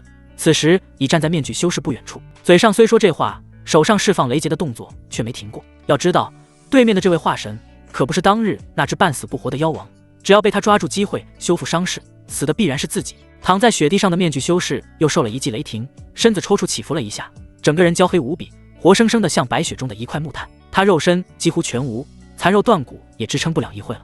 您是那位渡3道化形雷劫的大能吗？晚辈有眼无珠，听信了两仪门的谗言，若前辈不嫌弃，晚辈愿意成为前辈的童子，跟随在前辈身边。面具修士元神光芒微弱，颤巍巍的开口。宋廷心中轻轻一笑，如果躺在地上的是个化神女修，或许他可以考虑一下，毕竟那是活生生的阴阳值。可对方一个汉子，能给自己创造什么价值吗？只有那花费成千上万年修炼出的元神。不必了，本尊缺少侍女，不少童子。说着，宋廷举起玉镜，这次将雷霆剂量增大一点，好捉拿元神。面具修士元神知道谈不拢，之前气息萎靡的元神忽然毫光百丈，倏然钻进宋廷的脑门之中，舍弃掉一副肉身，换来夺舍一名转世大能，这买卖不亏。啧，还挺懂事。知道帮我省点雷劫。刚刚一会就已经消耗了玄凤雷霆的1/3，能省着那更好。宋婷收回千世玉镜，神识内观魂海，魂海中面目狰狞的元神正想要寻找宋婷的神魂，却发现魂海之中有一片土地，土地之上有一株嫩芽。这是什么东西？他好奇地凑了上去，只一眼便是像看怪物一样惊恐地缩在魂海边缘。大能，我错了，你放我出去，我家中还有好些宝贝，全部都给你。神魂道牙察觉又有养分到来，发出玄妙的道韵，将角落里的元神吸了过来。你不要过来啊！面具修士的元神骇然不已，感到自己与道牙越来越近，失声大叫。一盏茶后，魂海中的道牙吞掉元神后，缓缓生长，从原来刚出芽的高度长到了3寸大小。哎，要成为道树还有段时间啊，就是不知道这人是化神后期还是初期。若是化神后期才那么一点养分，属实是有些拉胯了。宋婷拍了拍长山上的积雪，往幽冥林方向走去。境地恰好要途经幽冥林，刚好可以叫那只小狐狸解答一下玉简中的妖圣传承。幽冥林虎九巢穴，这只雪白的3尾魔狐正学着人的方式在洞穴中焚香沐浴。一套流程下来后，他又进入了放着宋婷模样的保命木偶房间。只看他站在前方，朝着木偶拜了拜道：“仙人保佑我修行顺利，争取早日成为金丹。”拜完木像之后，虎九跳到毛茸茸的床榻上，用爪子抓起个灵果啃了起来。幽冥林天空也下着雪，一丝阳光都照不下来，林地还是那样的寂静。原先血色雷霆破坏殆尽的那半片林子，如今也积起了厚厚的雪。积雪压垮树梢，冰叶在大风中抖动，时不时落下几片，又被茫茫大雪覆盖。时隔数十日，宋婷伫立在幽冥林前方，凝视了一会儿林子。这段时间倒是没人再找他的麻烦，估计是迎难而退了，也或许是克制偷天换日诀这类的法宝没有了，正到无法定位他的方位。宋婷晃晃脑袋，没想太多，施展了几次血光挪移，直达虎九的洞府前。谁？刚吃完一颗灵果的虎九冷不丁的起身，警惕地盯着来人。此人遁法好生厉害，难道是来破坏仙人木偶的？他直起身子，呲牙咧嘴警告道：“阁下是何人？为何来幽冥林？”宋婷扬了扬眉，没想到这小狐狸还挺谨慎。他撕下百面人皮，露出原本的模样：“我来找你。”虎九看见宋婷的真容，神情一滞，面露喜色道：“仙人，您回来了。您的木偶小妖保护得很好，没人叨扰。”随后他颇为亲昵地围在宋婷旁边，用毛茸茸的脑袋蹭了蹭她的手，像是在邀功。我跟他没那么熟吧？宋婷摸着狐狸顺滑的毛发，有些疑惑。不过这样也好，前世想养只猫或狗，到死也没养成，现在能养只狐狸，还不用钱，倒也不错。先进去吧。好了。坐在温暖的巢穴中，宋婷双手垂放在膝盖上，沉声道：“你认识妖文吗？”妖文？虎九微微一愣，用爪子梳理毛发道：“小妖家族中就有叫妖文的先生，这不是撞到自己强项上了吗？待会一定要让仙人大吃一惊。所以你会不会？”宋婷垂眸，他挺讨厌说话拐弯抹角，例如大黎京城那群人。会的会的，不知仙人问这个干嘛？虎九乖巧地蹲立在宋婷对面，一双狐媚眼散发跃跃欲试的光芒。这东西你可认得？他伸手接过通体暗红色的玉简，抬头错愕道：“这是妖族的传承。相较于人族喜欢这书，妖族更喜好用玉石来撰写功法。可离域哪来的妖族啊？”小狐狸揉了揉脸，有些难以置信。他家族远在前域，用的是白雪玉简传承，手上的这份暗红血玉远远要比白雪玉珍惜太多。妖族？宋婷看向虎九，微微皱眉道：“妖兽跟妖族有什么区别？”回仙人的话，妖兽就像是人族的散修，哪怕聚集起来，像幽冥林这样，也不能称之为妖族。而妖族一般都会有法术神通传承，行为举止向人族靠近，就像是修士中的门派一样。宋婷颔首，理解了其中意思。离域没有妖族？没有。那你方才称自己家中有叫妖文的先生，你来自哪里？他之前倒是忘记问这小狐狸的跟脚了。虎九轻轻一笑：“小妖来自前域的丹丘妖族，族中擅长阵法。”这样啊，你先看看玉简中的东西吧。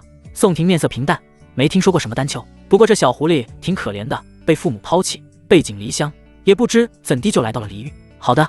虎九看着布满蝌蚪文字的暗红玉简，神识探了进去。几个呼吸的时间，他脸上表情从疑惑到惊喜，又到惊慌失措。这是妖圣传承。抓着暗红玉简的虎九忘记了呼吸，一双狐狸眼瞪得老大。妖圣传承，哪怕是八域之首的前域，也没有几分妖圣传承。这块暗红玉简放在任何一域，都足以让一域妖兽争得头破血流。仙人一出手就是妖圣传承，背后的势力得有多大？很厉害吗？我随手捡的，里面写了什么？宋婷漫不经心地拿起一颗灵果，用袖子擦了擦，咬了一口。虎九按捺住心中的激动，尽量平复呼吸，用神识探查而去。没多久，他定了定神，仍难以置信道：“玉简中是一位蛟龙妖圣的传承，其中有一套阵法，名为遮天绝地阵，乃是一门强大的困阵，阵中之人无法调动阵外的任何力量。还有一门血脉功法，可将异类转化成同类，还能调动蕴含自身血脉的生命力量，乃是一门无上妖法。”宋婷细细咽了一口果肉，点头道：“你会我们的文字吗？”“离域的文字，小妖略懂一些。”胡九挠头道：“居住在幽冥林多年，他也没闲着，偶尔拿到蝎人族的文字，也会细细钻研。碰到不懂的，他还会向其他开智了的妖兽请教。那你将玉简中的妖文翻成我看得懂的。”小妖尽力而为。随后一段时间内，宋婷留在巢穴中学习搬山拳，神魂道芽的生长，极大的提高了他的悟性，搬山拳谱已渐入佳境。小狐狸则嘴中叼着一支毛笔，爪子还拿着一支，不断的书写文字，时而摇头挠腮，时而静默思考。仙人，好了。兔走乌飞，笼罩在离域的大雪终于是停下了，天空澄澈如水。宋婷伸手接过胡九的2本册子，稍稍翻开看了几眼。系统检测，相比于他自己认真去揣摩尝试，检测显得方便太多。遮天绝地阵6品阵法，以身为阵眼，将阵图刻画在体内，能遮蔽外界能力。旋即看向另一本册子，再度检测。凡族9退妖法，可助妖兽突破血脉禁锢，亦可转化一族为同族，掌控血脉之力残缺，未完全推演成功。合上2本册子，宋婷对上那双灵动的狐狸眼，阵法怎么分等阶？胡九文言恭敬道：“回仙师的话，阵法从低到高，可分为1到9品。这遮天绝地阵应该是5、6品的阵法，很是不错。你说你家族擅长阵法，若将这阵法刻画在我体内，需要多久时间？”宋婷眼光炙热地盯着胡九，面色严肃道：“在太玄洞天内，若有这种阵法辅助，想必能获得不少大道碎片。那只巨蜥妖王就是靠这套阵法，硬生生留下几名元婴的命，借此渡劫。”胡九知晓宋婷的意思，有些为难道：“仙人，小妖还不能化为人形，写字还简单，要是刻画阵法，却是有些困难。”宋婷心中凛然，小狐狸才筑基修为，还未凝成金丹，不能化为人形。我有这个东西，你能否借助它化形？他从怀中掏出那枚未使用的5品妖丹，放在胡九面前。霎时，强横的妖气遍布巢穴之中。胡九出于本能的俯下身子，他心头狂跳，错愕不已，盯着那枚妖丹道：“若是能得此丹，小妖不仅能化形，还愿意认仙人为主。妖族认人族为主是一件羞耻的事情。”不过宋婷的各种底蕴让胡九折服不已，要是能傍上宋婷这根擎天大柱，日后回族一定能一雪前耻。小狐狸伸出雪白的爪子，郑重地将5品妖丹握住爪中。妖丹上的妖气很浓郁，机会要成实体，但妖王威压已经消失了。他神情紧张，有些迫不及待道：“那主人，胡九现在就变成人形吗？”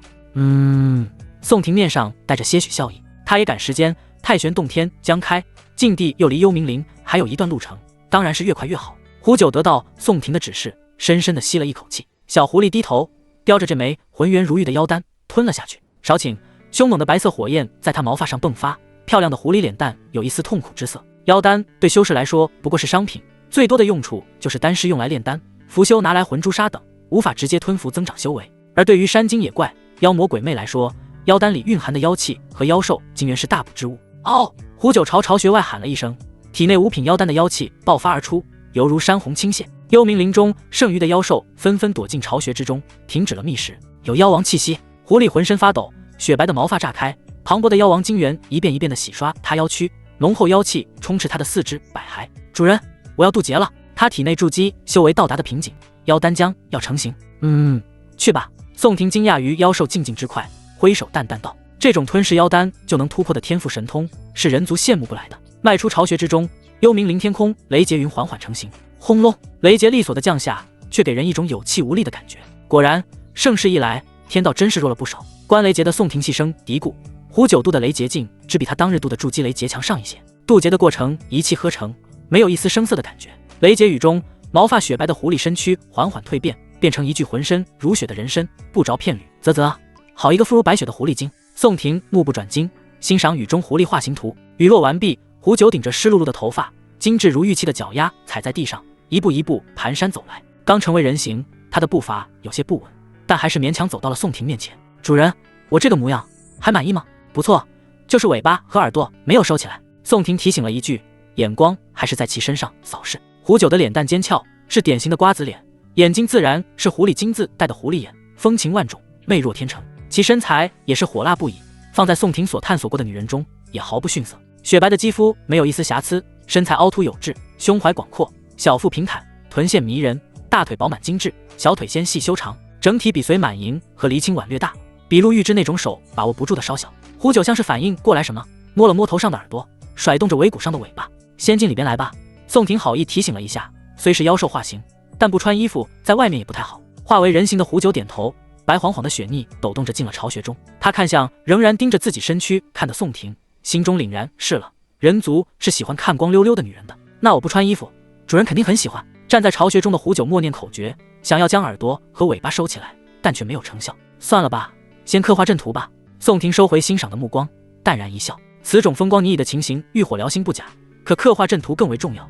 在这里逗留多时，得早点去往境地了。胡九轻手微点，停止摆弄耳朵尾巴，凑到宋婷面前道：“主人先脱衣服吧。”画形的狐妖身上并无狐骚味，反而带着一股深邃的清香，再加上这撩人的话语，使得宋婷本来按住的欲火腾一下又升起来。画阵图要脱衣服？他好奇地问道。胡九美目眨了眨，如实回答道：“以身为阵眼刻画阵图，像这种困阵，一般都是将阵中的铭文和符文刻画在皮肤之上，若是增益的战法，就得刻画在骨头、经脉等地了。”宋婷也没生什么疑心，将上衣给脱了下来，露出一身精悍的肌肉线条。胡九就算突破了金丹，对他也没有任何威胁。破穷灭日功一祭出，哪怕是画神妖兽都胆战心惊。况且小狐狸认了宋婷为主人，看起来也人畜无害的。我主，你的身材真好。胡九赞叹了一句，哈喇子都快流出来了。他曾幻想过每一只狐妖都幻想过的事情，跟人类男子相遇，最好是书生和武将。主人面如书生，身材又同武将一样，同时满足了他的两样遐想。可，开始刻画阵法吧。宋婷感受到胡九炙热的注视，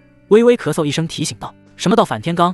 刚刚还自己欣赏对方，现在反过来对方欣赏起自己来了。主人恕罪，我这就刻画。”胡九伸出素若兰花的手指，调动妖力，在指尖按在宋婷肌肤上开始绘画。这期间，由于胡九身材傲人，哪怕宋婷合上双眸，也能感受到柔软浑圆在身上摩擦不断。他的呼吸急促了起来，有些激动不已。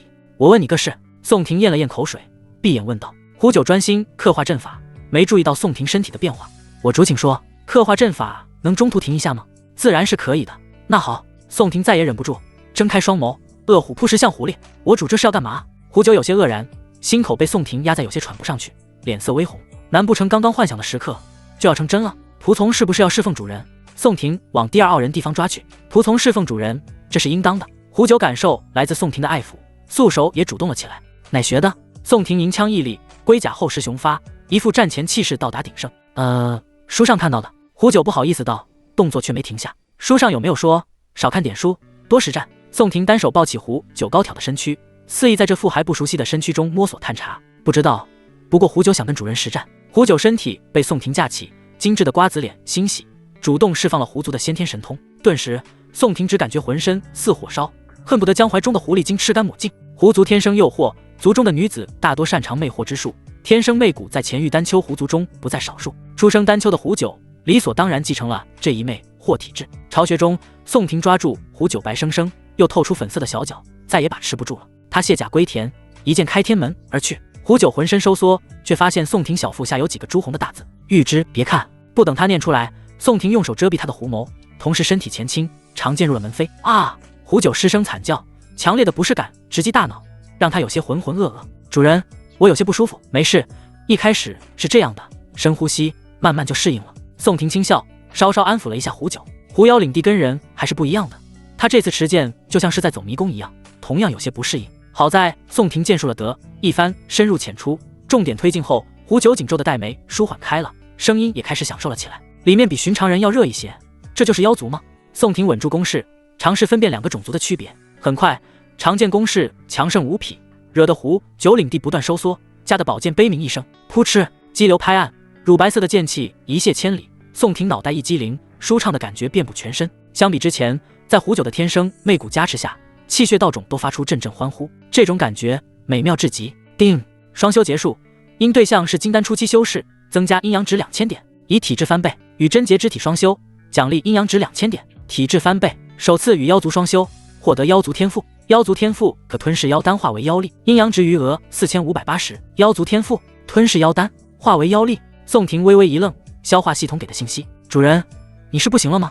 躺在软床上的胡九小脸微微出汗，神色意犹未尽，望着正发呆的宋婷轻声询问。宋婷闻言皱眉，男人能不行吗？没有回答胡九的问题，宋婷再度扑了上去，两人连接在一块，距离拉近成负距离。他把胡九翻了过来，盘起长长的秀发，露出雪白脖颈，拉着秀发，宋婷御剑骑马，哦不，御剑骑狐，肆意驰骋，狠狠道：说我不行，你顶得住吗？他运转双修功法，缓缓吸收胡九的元音，不至于让他跌进。胡九浑身抖动如筛糠，哭着嗓音道：小妖顶不顶得住没关系，主人一直顶就好了。宋婷略微迟疑，没想到妖族防御力惊人，若换成黎清婉，在如此猛烈的进攻下，早已昏厥了过去。哪怕是金丹修士的温月琪，也会苦逼不堪言语。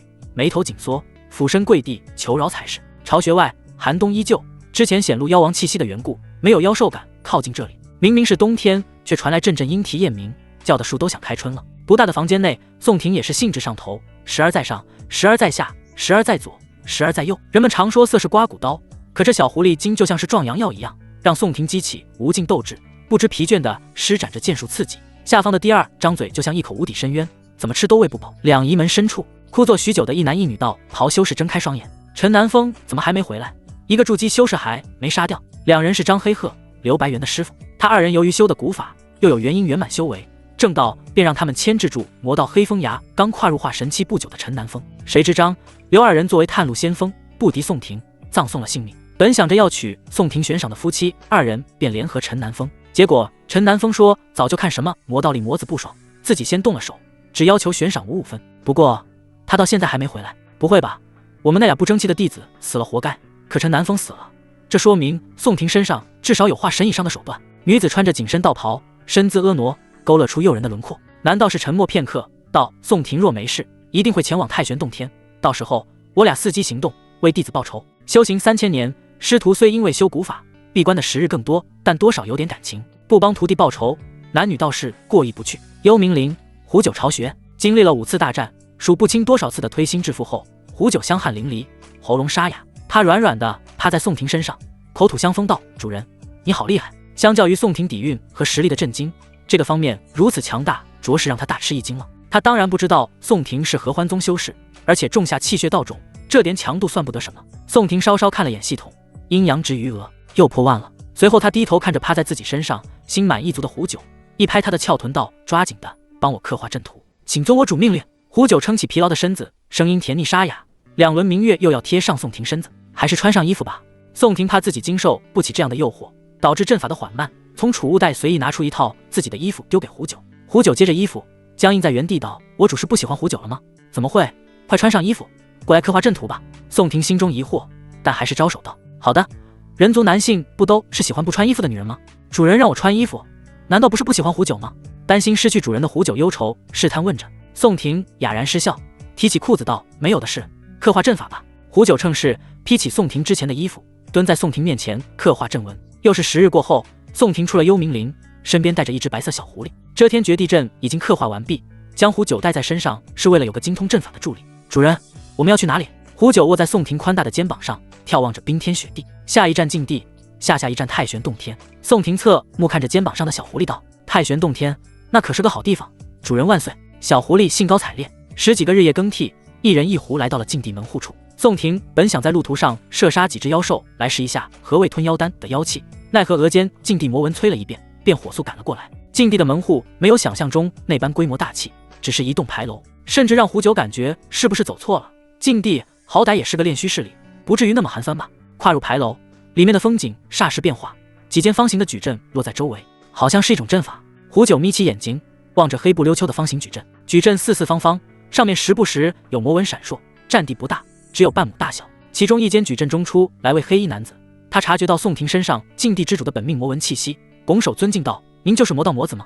宋婷颔首，为了避免中途再生事故，他此时是变化过的模样。肩膀上的胡九却是身上起了鸡皮疙瘩，心中直打颤，自己认主了一位魔道魔子，这可不是什么好消息啊。传闻魔道中人杀人不眨眼，甚至更为恐怖。想起宋婷屠杀幽冥灵妖兽的场景，胡九看了一眼宋婷的侧脸，有些坐立不安。黑衣男子瞥了眼不安分的胡九，又道：魔子大人，请进这边的矩阵。一边说着，男子便走到那间矩阵面前，展开双手约诀，几枚魔纹进入矩阵中。宋婷默然，没有走动，仍然留在原地。这一进陌生的地方，还没熟悉，就又要进陌生的矩阵。禁地之主前辈呢？您是问主人的真身，还是主人的分身？黑衣男子回头，面无表情。主人真身广修浩劫，不知在何处，分身正与那玉璞圣地的成功在天外斗法。男子说话语气很平静，不问自答，像之前预设好了一般。那你叫我进入这矩阵干嘛？宋婷垂眸看去，不知黑衣男子的用意。那男子好像幡然醒悟一般，拍了拍自己的脑袋，我差点忘了。他道：主人交代我，太玄洞天会在来年开春开启，请魔子先进入矩阵修行禁地魔纹。主人还说，以魔子的天赋，1个月的时间差不多能学会一半的魔纹。宋婷又是一段沉默，看来禁地想招揽自己的心还没死啊，这直接安排过来修行魔纹了。等学的差不多的时候，多少要跟禁地建立联系。不过禁地之主也太看得起他宋婷了，以为他是万里无一的天才呢，连魔文都没接触过，还学会一半。请吧，魔子大人。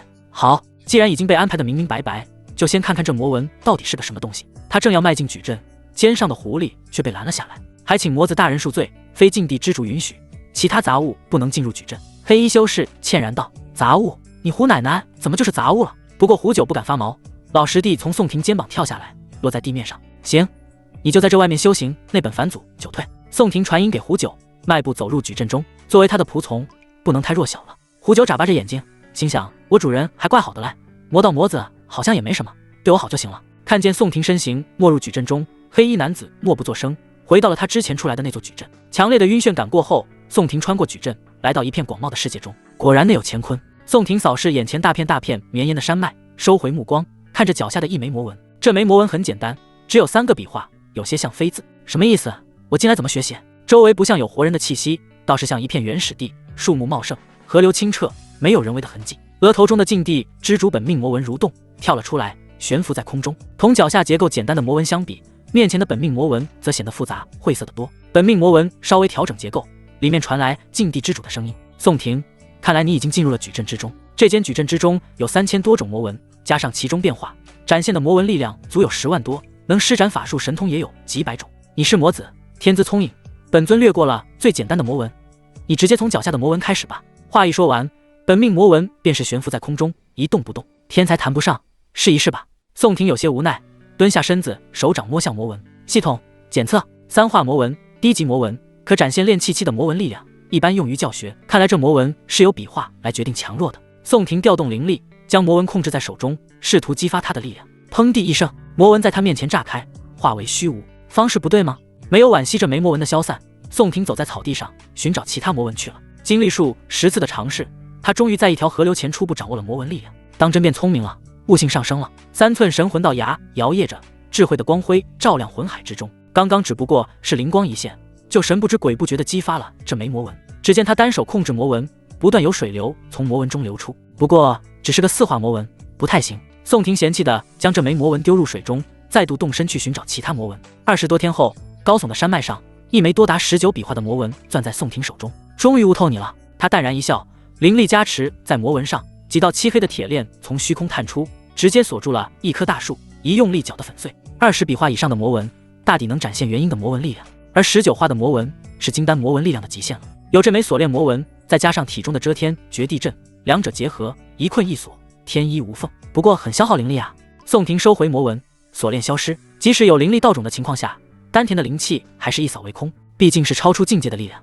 要换成其他境地筑基修士，悟不悟得道另说，靠他们的修为完全驾驭不了这枚魔纹。拿到了这枚魔纹后，宋婷出了矩阵。黑衣修士早已在外面恭候多时了。胡九参破了不少返祖久退的内容，尾骨上痒痒的，竟是又想长出一只尾巴。魔子大人，收获如何？掌握了多少魔纹？宋婷抱起胡九，不以为意道：一枚。黑衣修士古井无波的脸上终于多了一丝诧异，只掌握了1枚魔纹，天赋是不是有点太低了？主人不是说魔子的天赋很高吗？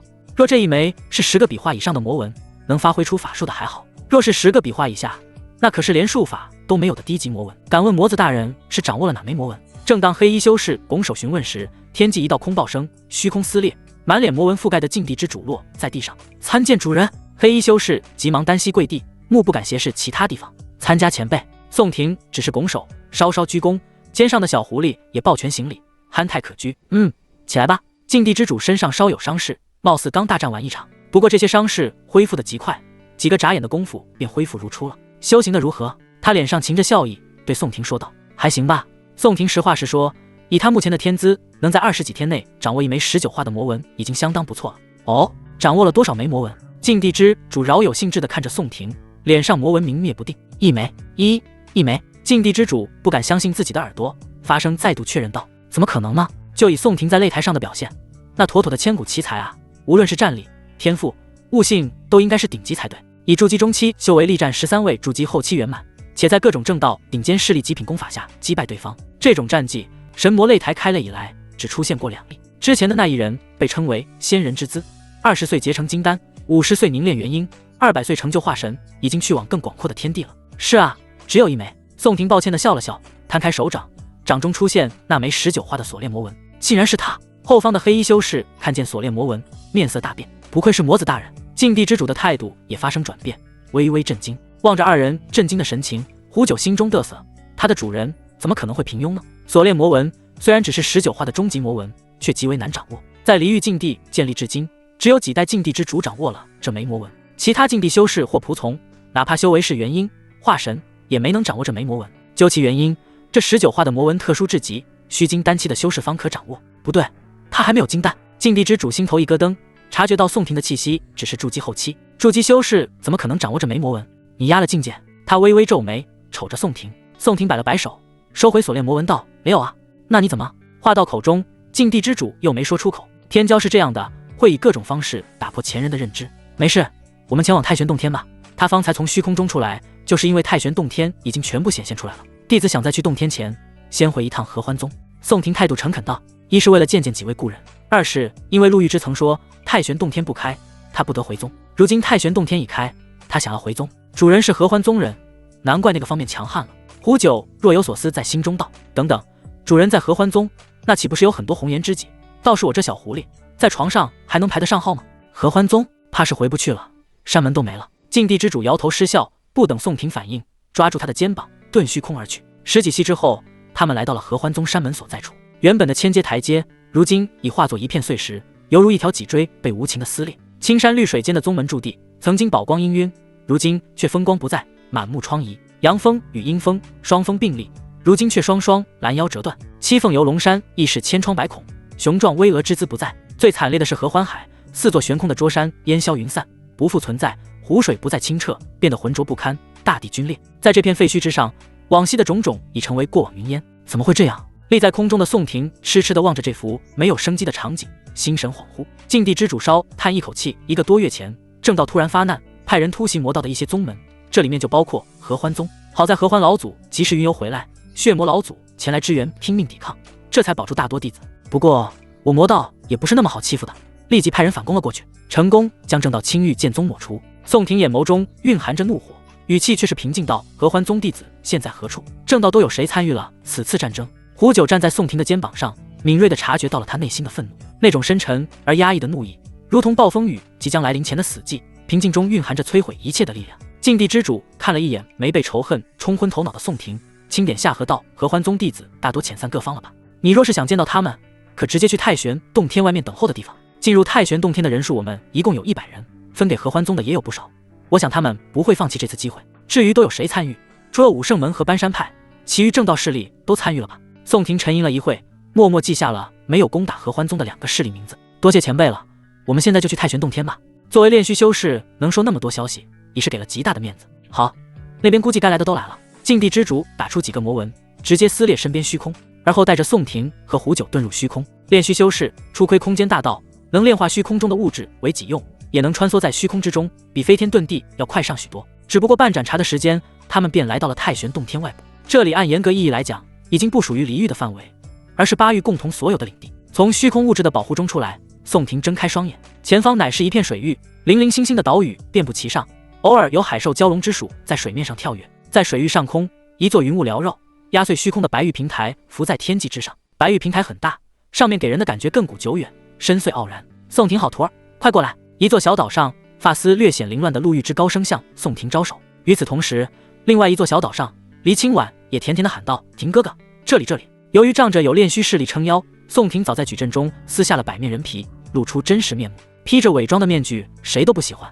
不过这次却陷入了两难之中。2座岛屿中的女子向宋婷打完招呼后，各自投向对方目光。这妮子是谁？宋婷这才出去几个月，就又勾引到一个了。盘腿而坐的陆玉之身姿傲人无比，凤眸微眯，与黎清婉对视了一眼。另一边，刚突破金丹觉醒天凤之体后更显高贵的黎清婉美目微寒。此人称呼宋婷哥哥为徒儿，莫非是合欢宗的宗主？不会有什么师徒奇怪的感情吧？他们收回目光，又直勾勾地盯着宋婷。而禁地之主和魔道魔子的到来，霎时成为了目光聚集处。岛屿上的修士纷纷看来。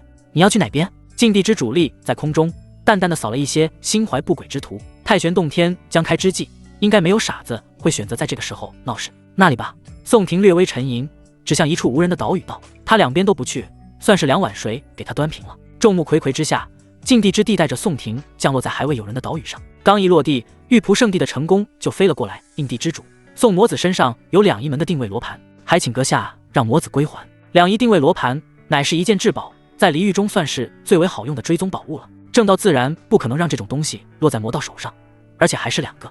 你们倒是脸皮够厚，定位罗盘在我这不错，可他现在是我杀人得来的战利品，何来归还一说？宋廷眼眸中含着冷光，说话气势竟丝毫不弱这位炼虚修士。大胆，我跟晋的之主说话，你一个小辈插什么嘴？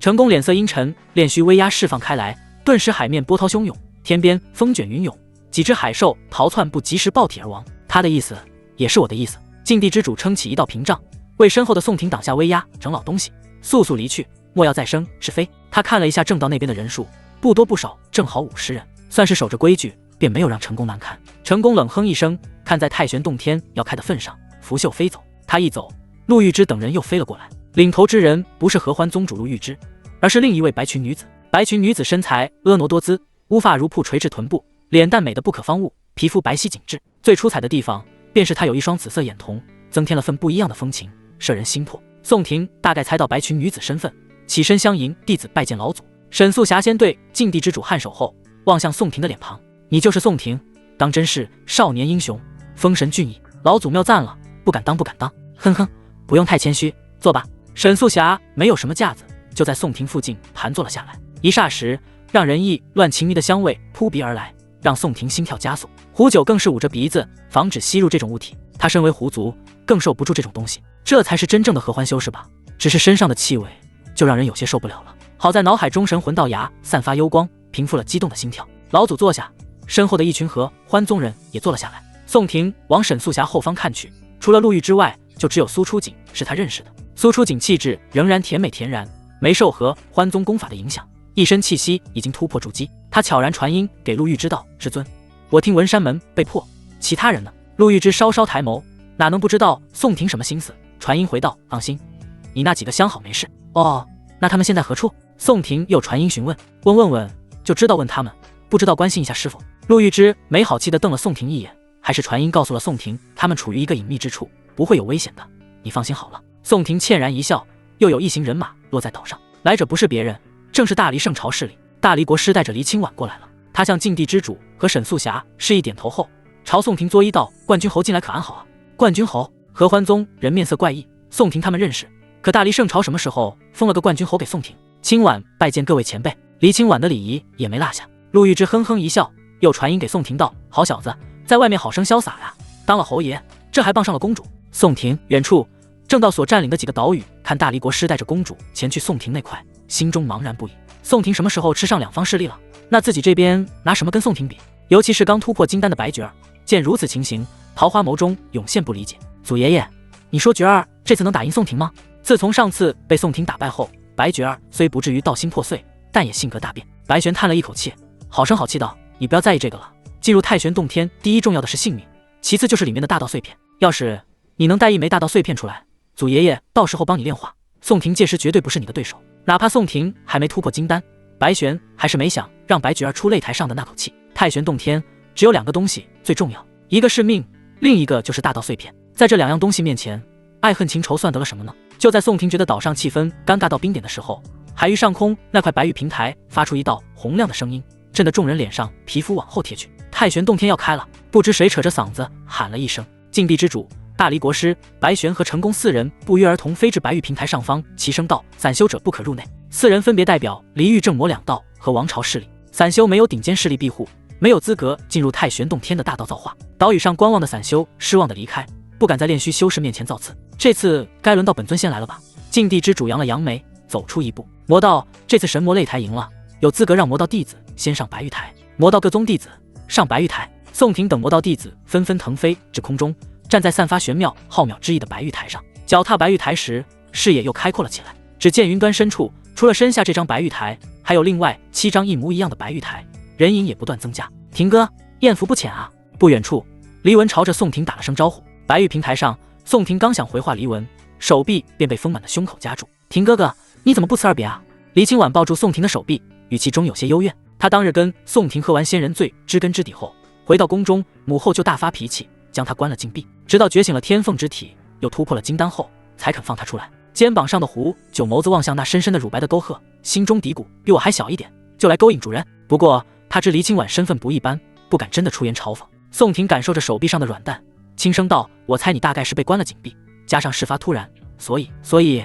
你就不辞而别，想要抛弃我。黎清婉非常粘人，死死地攥着宋婷手臂不放。六妹，别闹了，待会可要进入太玄洞天了。不远处的黎文提醒了一句，黎清婉这才松手，鼓着腮子站在宋婷身边。陆玉芝将这些事情收在眼底，迈步走了过来。好徒儿，你跟大黎公主发生了关系，切不可做那薄情郎哟。说着，他挤开黎清婉，对宋婷郑重道：你才筑基，待会切记跟在我身边。太玄洞天的法则下，最高修为可以是金丹。宋婷点了点头，这说明洞天内最多的应该是金丹修士，难怪合欢老祖等化神之上的人没有前来。他们好不容易修炼至化神，要是在太玄洞天内被几名金丹修士伏击，送了性命，可就太亏了。白玉平台上原因也不多，大多是年老气衰，无法突破化神的修士，还有的就是像陆玉芝一样来庇护筑基晚辈的。待到白玉平台上站满整整200人时，8座白玉平台徐徐旋转，竟互相吸引，想要形成一个更大的白玉台。咔当一声，8座白玉台拼在一块，上面的人东张西望，却没有一人挪动脚步。8玉的天骄尽会一处，诸位是8玉的天才，此次太玄洞天之行，请不要随意在里头杀伐，以收取大道碎片为重。一道苍老的声音在白玉台上回荡，却不见人的踪迹。真的是会这样吗？宋婷侧手机削问向旁边的陆玉芝：怎么可能？太玄洞天进去整整1600人，能安然无恙出来几百人都不错了。陆玉芝冷笑一声：这种洞天里最适合杀戮了，出来了谁知道你杀了谁？若要站在一块的人可牵手同行，免得被时空乱流给击散了。苍老声音的提醒在空气中回荡，白玉平台突然迸发出耀眼的光芒，犹如白昼中的烈日，刺得人眼难以直视，继而恐怖如斯的空间波动摇晃抖动，整个虚空蛛网般四不裂开。轰然一声，耀光消失，白玉平台上所有修士一扫而空，全部传送到了太玄洞天。8玉陪同过来的强者默默离开，要等1年后他们才会再来。黎玉这边成功一步吭声便动手，漫天法术雨点般朝着禁地之主杀去。正道当真是会偷袭。禁地之主祭出百余道魔纹，气势横扫天地，跟他再度站至天外。其余大修士没有理会，纷纷离开了这块地界。太玄洞天一处红石山坡上，宋婷抬头看向这边奇异的天空，天空一朵云彩都没有，好像被人特意洗掉一般。上方有2轮明月，2轮太阳悬空在天际，光芒骇然，照射下来却不刺目。他没有和陆玉芝牵手，而是独自一人传送过来。正道的悬赏不单单是在外面，太玄洞天内仍然生效，且人多麻烦，他有些习惯独自行动了。大道碎片会长什么样子？宋婷不情愿地换上百面人皮，变化成一位普通的中年男子，同时遮蔽了自身的气息。与此同时，离红石山坡50里外的另一边，2仪门的元婴道侣穿着干净朴素的袍子，随意打扮了一些，让人看不出来道士模样。那宋婷也真是不识好歹，圣地老祖亲自去要罗盘，他竟然没给。林虎卓适应修为压制到金丹，连元婴都化为金丹的感觉，愤然道。一旁的道侣周露清扭动躯体道：夫君莫要生气，我们这就去劫杀他，为徒儿报仇。说着，他手中拿出又一个2仪定位罗盘，捏了最后一丝宋婷精血放在上面，瞬间契机定住宋婷方位。真乃天助我也！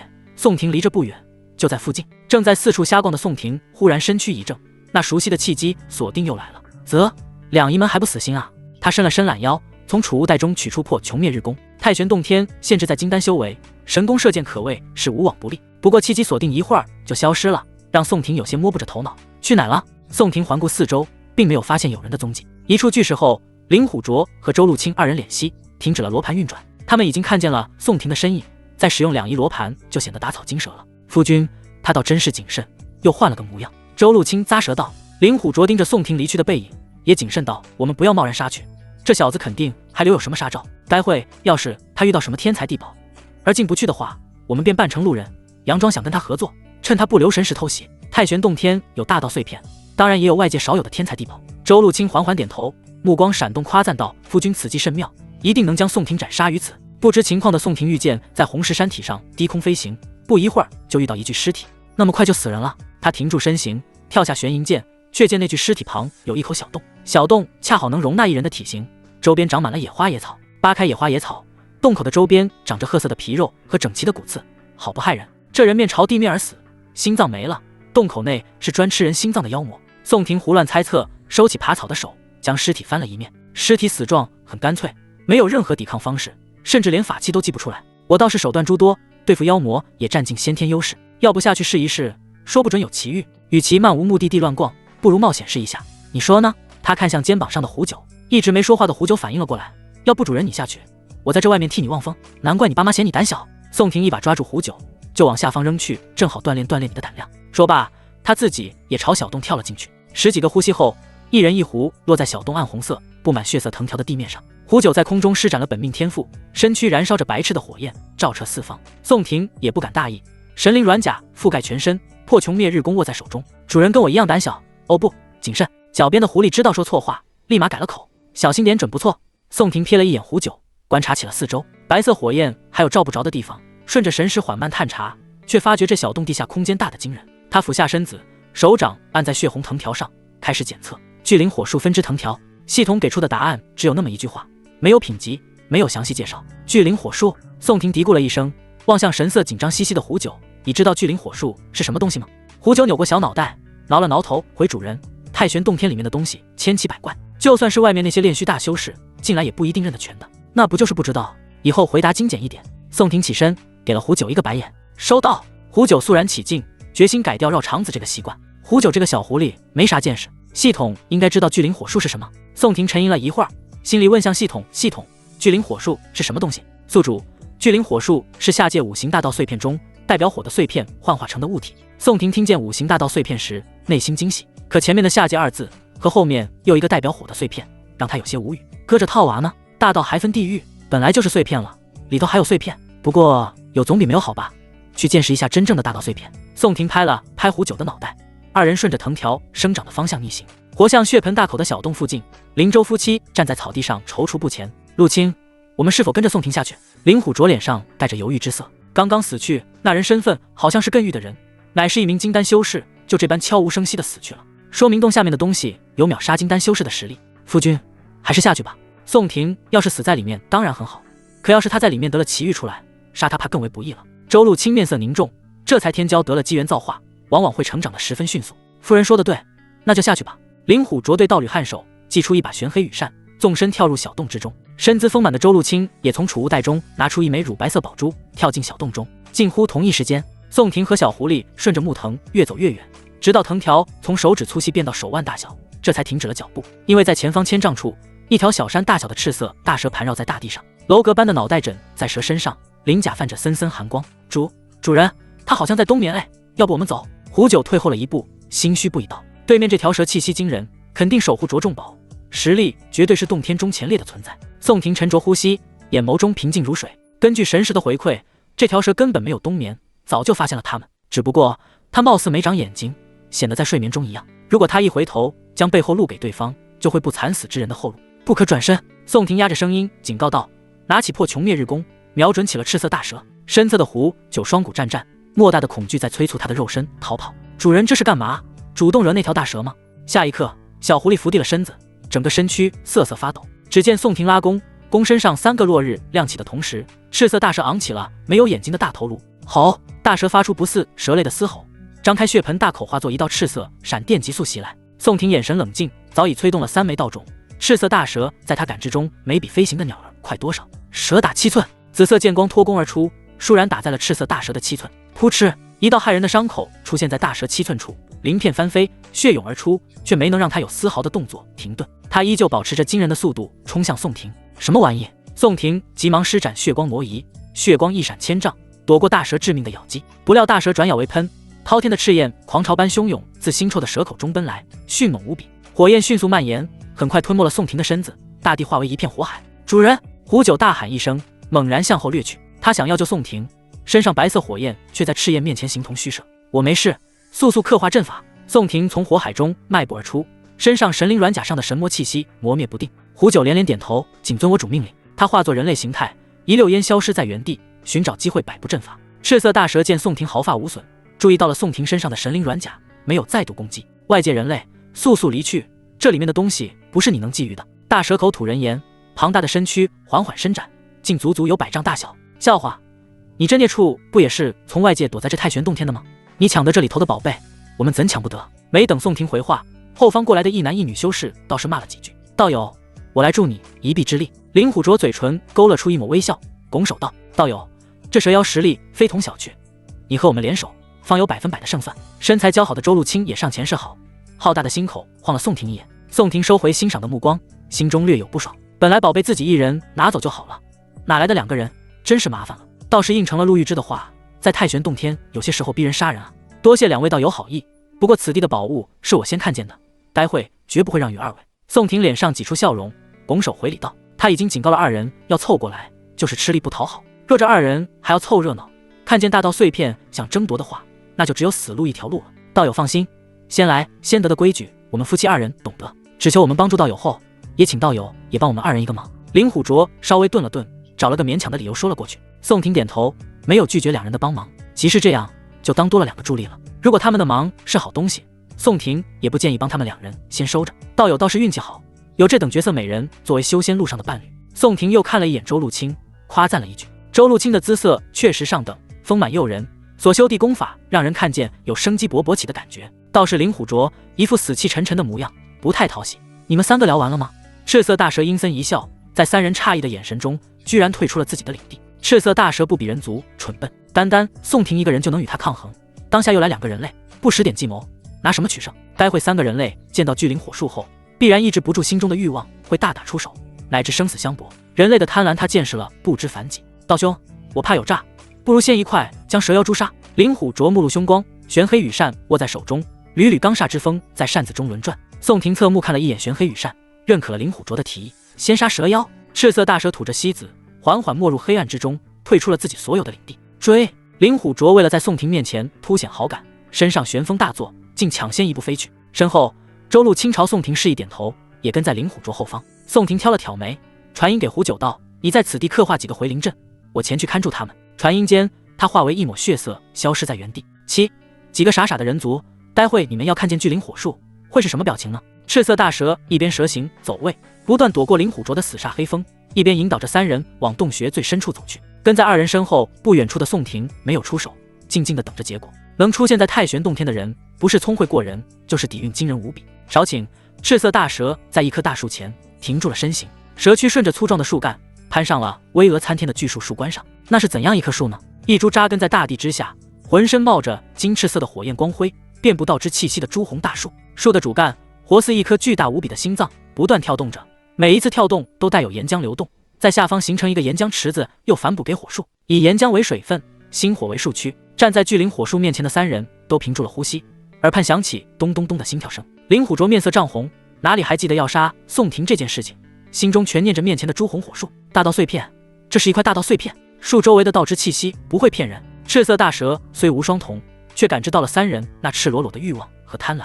他吐着信子道：“3位外乡人，此树乃火形大道碎片幻化成型，3位实力高强，本是有资格享受大道碎片的，可惜大道碎片只有1枚。”大蛇说完之后，从巨灵火树身上下来，化为一尊赤甲男瞎子，又道：“我可以主动放弃这枚大道碎片，只求3位能放我走。”回应他的是一只紫色剑矢，先杀挑玻璃间的蛇妖。宋婷继续拉弓，周遭灵气汇聚，瞄准被砸入地面深处的赤甲男子。这蛇妖躯体厚实，淬体功夫了得，哪怕是杀妖兽的绝对利器都没能一剑诛杀他。赤甲男子再度变回本体，嘶吼着出声：“本座都说了，不干扰你等抢夺大道碎片，为何还要赶尽杀绝？妖的话能信吗？”宋婷冷哼一声，又是一支3分开的剑光射去。还站在原地发愣的林虎卓夫妇缓过神来，妖的话当然不能信，先杀妖。面对3人的围攻，赤色大蛇身上不断增添恐怖的伤口，疲于应对，蛇血挥洒在大地上。他没想到面对大道碎片这等的诱惑，身披银色软甲的宋婷还能忍住，难不成是人族相传的柳下惠这种人？人类，你们欺妖太甚！大蛇愤怒不已，高高扬起阁楼般的头颅，想要将巨灵火树吞入腹中。3人自是不会让这种事情发生。林虎卓猛然一扇，刚猛至极的旋风扫过，赤色大蛇头颅失去了方向，血盆大嘴擦着火树旁边过去。道友，莫要再藏拙了，快击杀这蛇妖！胸口不断起伏的周露清对宋婷说道。他们杀完赤色大蛇后，第2个目标是宋婷。要是宋婷一直藏拙，他们不好判断怎么对付宋婷。仍然弯弓射箭的宋婷好像没听见周露清的话语，依旧公开3分。杀了蛇妖后，面对大道碎片这等宝物，宋婷不觉得夫妻俩能不动心。死，都给本座死！没能吞下大道碎片的大蛇陷入了癫狂，法宝浇筑般坚硬的蛇尾向宋婷砸来，2个锐利泛光的獠牙也喷出2道炽热的火毒，血光骤然闪烁。宋婷身形一晃，施展出血光挪移的神通，巧妙地避开了这致命的一击。那如小风的蛇尾重重砸在洞穴的石壁上，轰鸣声震耳欲聋，石块与尘土纷纷扬扬地落下。空中炽热的火毒也被林州2人的法宝挡了下来。可下一秒，这般激烈的场景仿佛凝固了一般。咚咚咚咚，巨灵火树树干上的冒火心脏忽然暴躁了起来，岩浆翻涌喷溅，如同神人肋骨。三人一蛇顿觉胸腔滚烫万分，心脏都要跳了出来，纷纷捂住心口。死，都给本尊死，大不了同归于尽。原是赤色大蛇趁着三人应对攻击的空子，身上的一枚鳞片射进了巨灵火树内，激发了火形大道碎片的威能。金丹不比元婴，没了心脏难以存活下来。林州夫妻再不敢敛息，金丹圆满的气息高涨。宋婷垂眸，神情中流露出不敢相信，两位金丹圆满为何无缘无故帮助自己？夫人，救我！主修死意的灵虎卓第一个坚持不住，胸口这起滚滚火舌，心脏烧得焦黑，很快就要焚烧干净了。周路清心中有了决断，也不怕被宋婷发现，手中乳白色的珠子散发柔和的生机，往灵虎卓胸口注入。两仪门的人，宋婷这会哪能不知道联合之前契机锁定的事情？二人的身份不言而喻。他退后一段距离，守住心神，静观其变。在浑厚的生机流入之下，灵虎卓心室之中形成一团生机之光，代替着烧成飞灰的心脏，续上了一口命。三人一蛇之中，林州夫妇有生机法宝续命，赤色大蛇守着火形大道碎片多年，腰躯又强悍，最为危险的反倒是宋婷。呵斥，一口鲜血从宋婷口中吐出，他顿感不妙。面对大道碎片的威能，纯粹的肉体已经不够看了。哈哈哈，10宫的人类，心脏火烧得厉害吧？赤蛇失心疯般的大笑。林州二人也看向宋婷，面露凶狠之色。他们的身份大抵是暴露了，当下就是斩杀宋婷最好的时机。地下洞穴内，两人一蛇都盯着站在地面捂住心口的宋婷，场面还是3对1，只不过这次将矛头转向了宋婷。宋婷不屑的一笑，气血道种调动全身气血，以磅礴的气血暂时熄灭了心脏处的无名烈火。两仪门的杂碎还真是厉害，都追到太玄洞天来了，就是不知道你们有多少个两仪定位罗盘可以用的。言语间，宋婷也不装了，体表正文发出亮光，瞬间将此地封印了起来。怎么可能？他竟然没受巨灵火术的影响，这是何等手段？赤色大蛇心惊不已，他们一心抵抗大道碎片的威能，无法再腾出手来施展法术神通。可宋婷竟然能在大道碎片下还能施展更费心神的阵法。林州两人对视一眼，玄黑羽扇飞向空中，变成一头身披黑羽、背生双翼的腐烂巨虎。腐烂巨虎冲天一笑，整个洞穴在他的咆哮声中晃动了几分，全力防止心脏燃烧的大蛇缩在角落，不断平复情绪，冷吸一口气。外界的人类都那么猛吗？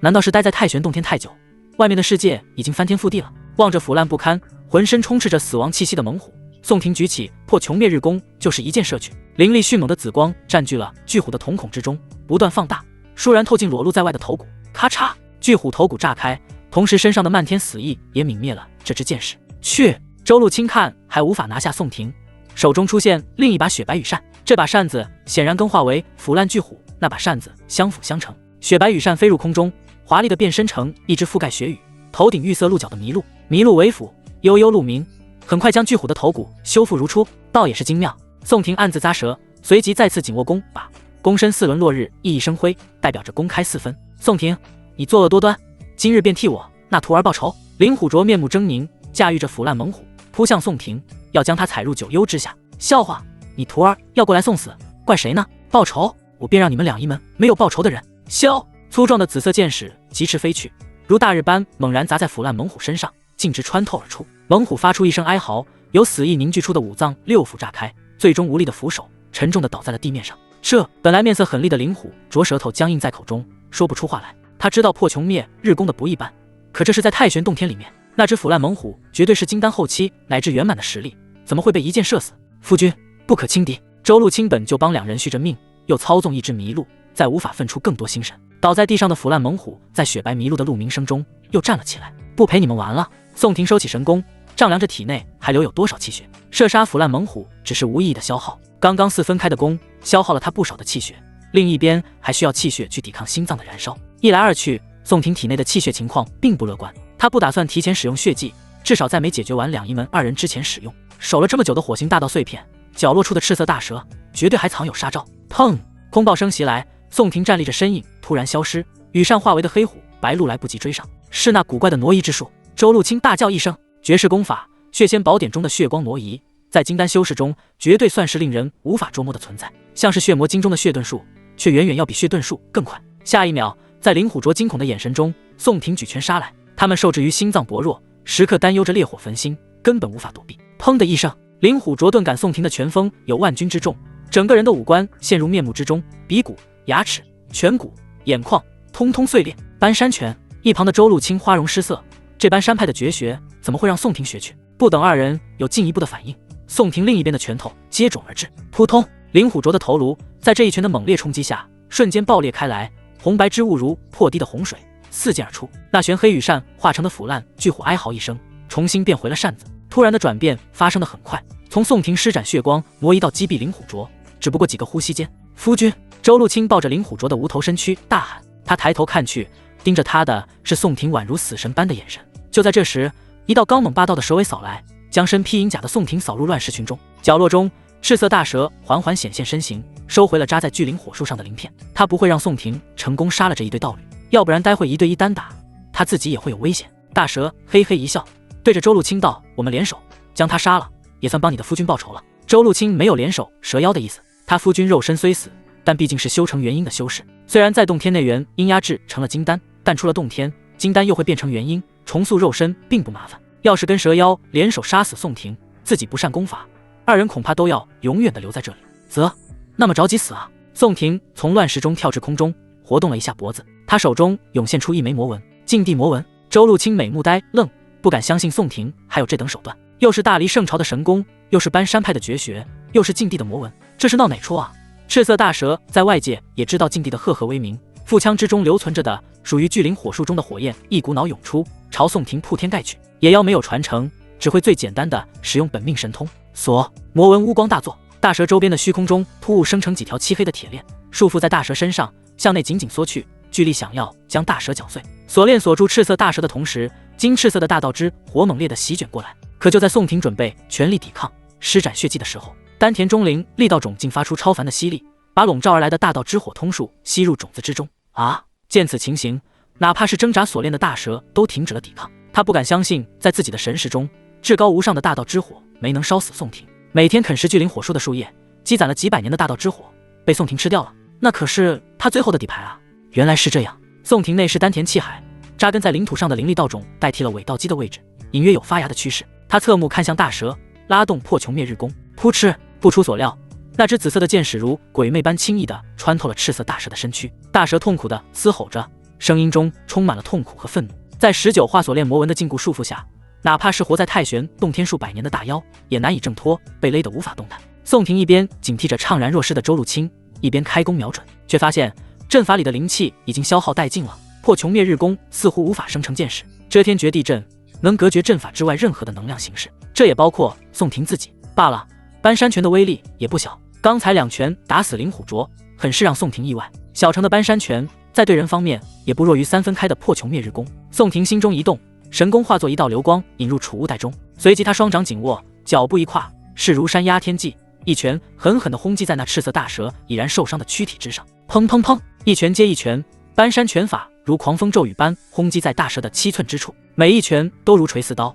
大蛇痛苦的想扭曲着身躯，却被魔纹锁住，只能发出凄厉的惨叫：“放过我，放过我，我这就离去。大刀碎片是你的，我滚！”大蛇身躯的血肉被砸烂，里面的蛇骨隐约可见。咔嚓，又是一记声势浩大的搬山拳地去。在万钧之众的拳风下，赤色大蛇的蛇骨断裂，蛇躯很快断成2半。宋婷浑身浴血，丝毫没听见赤色大蛇的求饶，眼光盯着7寸处的妖丹。这枚妖丹形同活水晶一样晶莹剔透，红芒诱人。神灵软甲流转为一副厚重的手套，将这枚妖丹取了过来。不，那是我的东西，你还给我，还给我呀！宋婷不做理会，手掌上握住了还带有余温的赤蛇妖丹。一接手，跟之前的感觉不同，这次他能明显感受妖丹内蕴含的妖力。妖族天赋，可以试试。下意识的，出乎本能的，宋婷将妖丹吞入腹中，妖力瞬间融化在他体内。一旁将夫君金丹藏起来的周露清看傻了，瞳孔地震。这还是人族修士吗？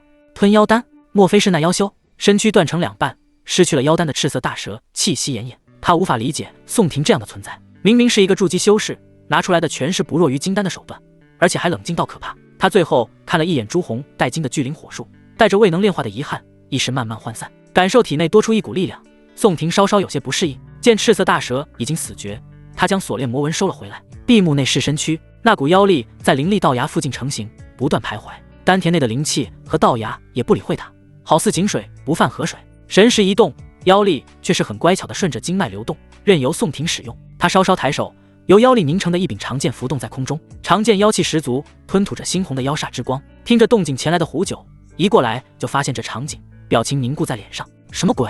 主人明明是人族修士，怎么还用上了妖法？是了，主人神通广大，术法通天，不是我可以揣测的。胡九偷偷瞥向后方死的不能再死的赤色大蛇，默默走到了宋婷旁边。他之前不敢直视的大蛇，在刻画回灵阵的功夫就被主人打成2截了。我主3套回灵阵已经刻画好了。宋婷轻点下颌，挥手将妖力收回丹田中，转身面向周露清，冷冷道：“把东西交出来。”什么东西？我不知道。周露清咽了咽口水，神色紧张，抛下了灵虎镯的身体，曼妙的身姿缓缓往后退去。擅长杀伐的灵虎镯和手了100年大到碎片的赤蛇大蛇，这俩都不是眼前之人的对手，何况主修生机之术，不善攻伐的他呢？罗盘，你镶好的金丹，那2把羽扇，顺便把2仪门第功法抄录给我。在强烈的求生欲望下，周露清颤颤巍巍地将灵虎镯的金丹和黑白羽扇奉上。宋婷伸手接过黑白羽扇，放入储物袋中，仍发着毫光的金丹在他手中颤抖。洞天规则下，元婴被压制成金丹，被困在金丹之中。贱人，你这个贱人，我对你好了1000余年，你竟然背叛了我！金丹中灵虎镯的元婴大声吼叫，发泄着死前的愤怒。周露清也不惯着灵虎镯，反驳道：“治你无用，连自己的道侣都护不住。魔子大人想杀你得到正道悬赏的事情都是他出的，我作为他的道侣，我是迫不得已的。”闻言，灵虎镯的元婴更是勃然大怒：“一个臭婊子啊！”不等他说完，宋婷握住金丹贴在自己的脑门上，像是感应到了什么，魂海中的神魂道牙散发悠悠的吸力，将金丹之中的元婴扯进了魂海之中。发着毫光的金丹碎裂，掉落在地上，暗淡无光。而刚进入宋婷识海中的灵虎镯元婴有些茫然，下一秒就成了神魂道牙的养料。神魂道牙吸食掉元婴后，3寸的高度长成了4寸。宋婷的神魂力量增强，悟性也提升了些许。望着碎在地上苦修多年才结成的金丹，周露清有些痴呆。这又吃了。他难以相信今天见了些什么。宋婷什么都吃，是饕餮转世吗？等等，他能吃灵虎镯地，那岂不是也能吃我的？这个想法一出现，周露清丰满的身躯就忍不住的打颤。他看了眼旁边姿色诱人的胡九，想起宋婷之前还夸灵虎镯运气好，称自己为绝色美人。魔子大人，哦不，宋公子，我能认你为主吗？我主修生机之术，作为顶炉很不错的。说着，周露清弯着身子，深不见底的乳白沟壑隐约可见。周露清知道宋婷是合欢宗修士，认定她是个贪图美色的人，恰好自身姿色不赖，在正道中也是响当当的美人。呸！你个不要脸的东西，还想跟我抢主人！胡九吐了一口唾沫在地上，狐媚眼恶狠狠地盯着周露清。周露清直地盯着宋婷，眼神中流露出胆怯，手上却是扯了扯领口，2只呼之欲出的大白兔让人眼前一亮，肥硕动人。宋婷沉吟了一会儿，侧目对胡九问道：“有什么可以锁住修为的阵法吗？”有的，主人，你真要收他为仆从啊？胡九有些吃惊，难道有自己这个漂亮诱人的小狐狸还不够吗？有什么不妥吗？宋婷有自己的想法，且不说周露清是元婴修为，双修能长不少阴阳值，在太玄洞天内，要是遇上了乾坤2域的修士，自己不一定能完全取胜。他需要一个可以帮忙的助手，一个探路的炮灰，一个可以吸取元婴增长修为的顶物。当下周露清就是最好的选择。没有，谨遵我主命令。胡九撇了撇嘴，有些不情愿地走向周露清。你快点脱掉！胡九站在周露清面前，叉着腰撅着嘴说道：“先来后到，你只能是第2仆从，而我才是真正的第1仆从。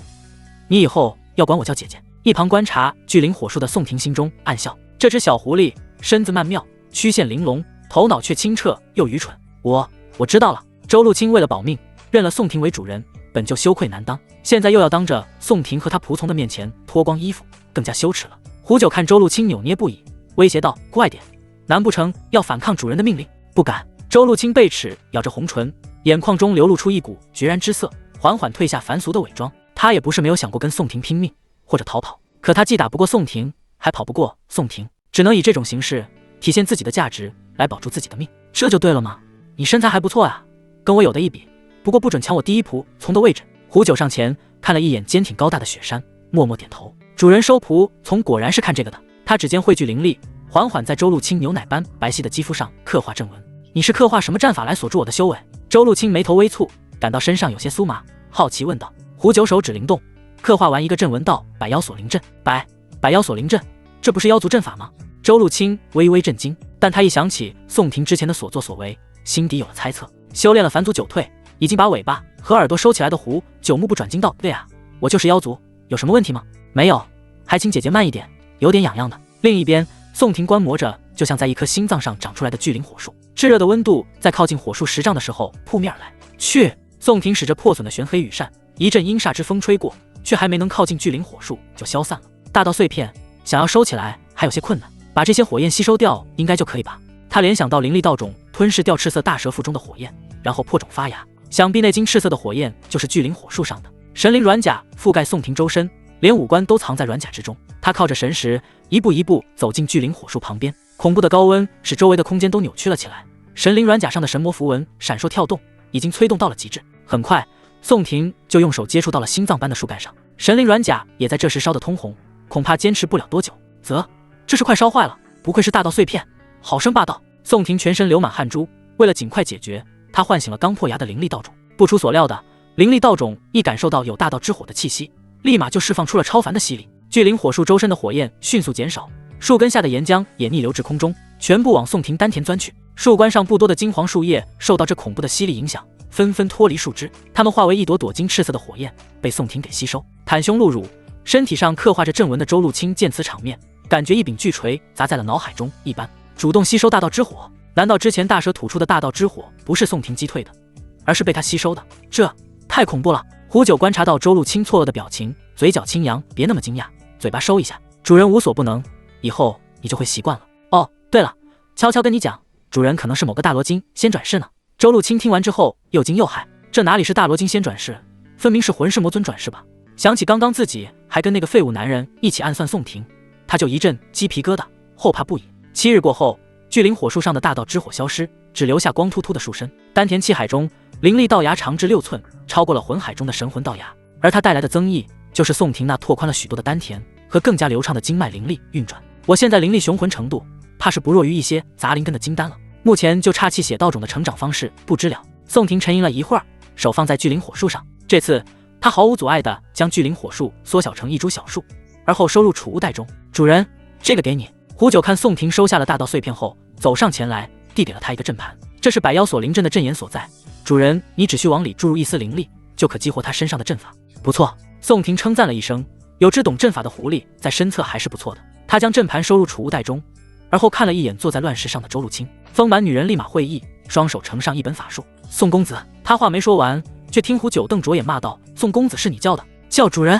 是，主人，这是本门的生机之术。周露清两眼含水，羞赧咬唇道。宋婷伸手接过功法，稍稍看了几页，发现里面的内容他能看懂，不是乱写的。闭上书本，他检测了一下，2仪生机术，3品极品功法，盈盈生机，浩浩升华，修得此术，司掌命化。此术你修炼到什么层次了？宋婷抬眸，将生机术收了起来。回主人的话，陆清笨拙，修炼1000年，还未能圆满此术。宋婷默默点头，走向之前刻画好的回灵阵。走吧，别起什么歪心思。记住，你这条命是我给的。是。周露清跟着宋婷，最后面是盯着周露清的胡九。回灵阵激活，洞穴中的灵气蜂拥而至，很快便将拓宽过的丹田填满。宋婷感受丹田饱满后，原地坐下，着手修炼生机之术。他想试一试，以4寸的神魂道芽，多久才能把生机之术入门？顺便也试一试周露清。深夜，待到小狐狸在旁沉沉睡去后，宋婷睁开眼眸，迎上来的是周露清那张精致大气的脸蛋。主人，我来伺候你。周露清眼神闪躲，微咬娇唇。他知道宋婷为什么要留着自己，为此他选择主动出击，让宋婷感受他身为熟女的魅力。宋婷心中一笑，这是有些心急如焚了。你要怎么伺候我？宋婷脸上略带玩味，望着这位刚丧夫不久就主动迎上来的美艳少妇。眼前的美人虽说修行1000年，可毕竟是元婴修士，驻颜有术，又主修生机之术，模样看起来差不多26、7岁，美丽动人，就是主人想的那种伺候。周露清脸上略带红晕，面对几乎陌生的男人，还是有些不好意思。她经验也不多，很多时候是为了生孩子。宋婷凑到周露清眼前，细细地看着她那修长的睫毛雷种。周露清眼神扑闪，不敢直视宋婷的眼睛，细细道：主人想要我怎么伺候我就怎么伺候，我不喜欢主动，我喜欢被动一点。宋婷身子退后，坐在空地上翘着2郎腿，悠闲地等待周露清的行动。此女可是之前想杀自己，不刁难一下，如何才能让其真正的臣服？看着宋婷往后退去，周露清心中嘀咕了一会儿，喜欢被动一点，意思是让我主动吗？可是女人该怎么主动呢？她稍稍沉吟了一会儿，稍带声色地坐在宋婷的大腿上，用饱满奶白的大腿笨拙地磨蹭宋婷的腿。而后她身子一颤抖，竟是宋婷开启了阵盘，百妖锁灵阵启动，封印了周露清的经脉和丹田气海。她不信任我，说明我做得不够好。周露清对上宋婷那无趣的眼神更为卖力的伺候。宋婷白了周露清一眼，除了合欢宗的修行者，其他修士都那么不解情趣的吗？遭白了一眼后，周露清好像想到了什么，他从临时带出来的储物袋中拿出一枚丹药。这是什么？宋婷好奇地看着素手中的红色药丸，有些好奇。药丸跟樱桃大小，粉红透亮，他有些眼熟，却喊不上来名字。周露清有些讶然，双指捻起道：“主人不认识此物吗？这是合欢宗的欢喜丸，可勾动心里的欲望。若是主人嫌我蠢笨，我可以服下这枚药丸。”宋婷若有所思，当时第一次奉献随满营的时候，对方就曾经拿出过这种东西，不过那时的他没有使用。你哪里来的这种东西？用来偷男人？宋婷猛抓一把香烟，惹得怀中美人尖叫一声。睡得正酣的胡九呢喃着梦呓，翻了个身，又继续呼呼大睡了。东西是徒弟从方市里买来孝敬我的，是准备让我跟那狗男人。周露清呼吸急促，回答道。宋婷手上动作更为放肆，探过。他道：“原来你们正道也喜欢用魔道的玩意。”周露清缓缓地点点头：“主人，我要用吗？是你主动伺候我，不是我要你伺候，用不用都随你。”宋婷不喜欢强迫别人，别人乐意他也乐意，别人不乐意他也不会失位。最终，周露清还是选择了吞下欢喜丸，来以此面对给宋婷的第一次。他的耳尖如同水晶般晶莹剔透，此时却渐渐染上了一抹嫣红。欢喜丸的药效明显，他的身体在短时间内便产生了反应。这种变化虽然并不常见，但却让他感到一种难以言喻的兴奋。他的眼眸逐渐迷离，心跳得很快，双腿开始摩擦起水。主人，去一处安静的地方吧。欢喜丸的作用是激起和放大欲望，并非用欲望压住意识。此刻周露清的神智还是清明的，拉着宋婷就往洞穴另一边走去。宋婷看着周露清扯动，若隐若现的美妙在洞穴的微光中绽放，有种难以言喻的朦胧美感。他任由周露清带动自己去往洞穴的另一边。由于赤色大蛇的功劳，没有其他生物在此跟他抢夺大到碎片。一处干燥的地面上，宋婷一顿善解人意，帮快要汗水湿透的周露清来点干燥的东西。你来主导吧。他双手枕在脑后，垂眸看着包壳荔枝一样的美妙洞体。好。周露清早已急不可耐，闻言深深吸了口气。哎，只能往下走，不能往上走，就跟下阶梯一样。宋婷拉住衣角，防止预知想用4个字被周露清看见。知道了，主人。药效如春潮般汹涌，周露清此刻的呼吸变得沉重，爱如潮水般往下流，声音也变得沙哑妩媚，听得直叫人骨酥肉麻。主人，露清要是一朵玫瑰花，可以盛开在你身上吗？周露清低着头颅，有些含糊道。宋婷淡然一笑，当然可以，这有什么不行的？他身强力壮，能杀敌见血，斩妖除魔，还不能拿下一朵玫瑰花？得到宋婷的首肯，周露清直起了身子，擦了擦嘴角。宋婷眼神之中却是流露出一丝异样。什么情况？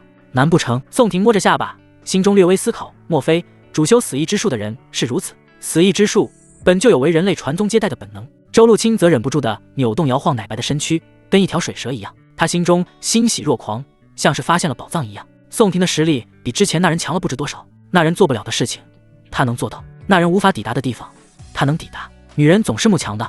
死去的灵虎卓也很悲催，已经快要被周露清抛之脑后了。他们本是奉命成为道侣，盛世未开之前几乎都在闭关修仙，盛世来了之后才想生个孩子给盛世青睐。两人混战，激起千层浪，弹出万般音。周露清捂住嘴唇，却仍然发出如歌如泣的喘气声。这场酣畅淋漓的锻炼是千年以来从未有过的舒爽。他没有想到之前所遇非良人，宋婷才是那个对的人。宋婷也从脑后腾出双手，辅导摇摇晃晃的周露清，在突出的地方抓住，防止他掉下来。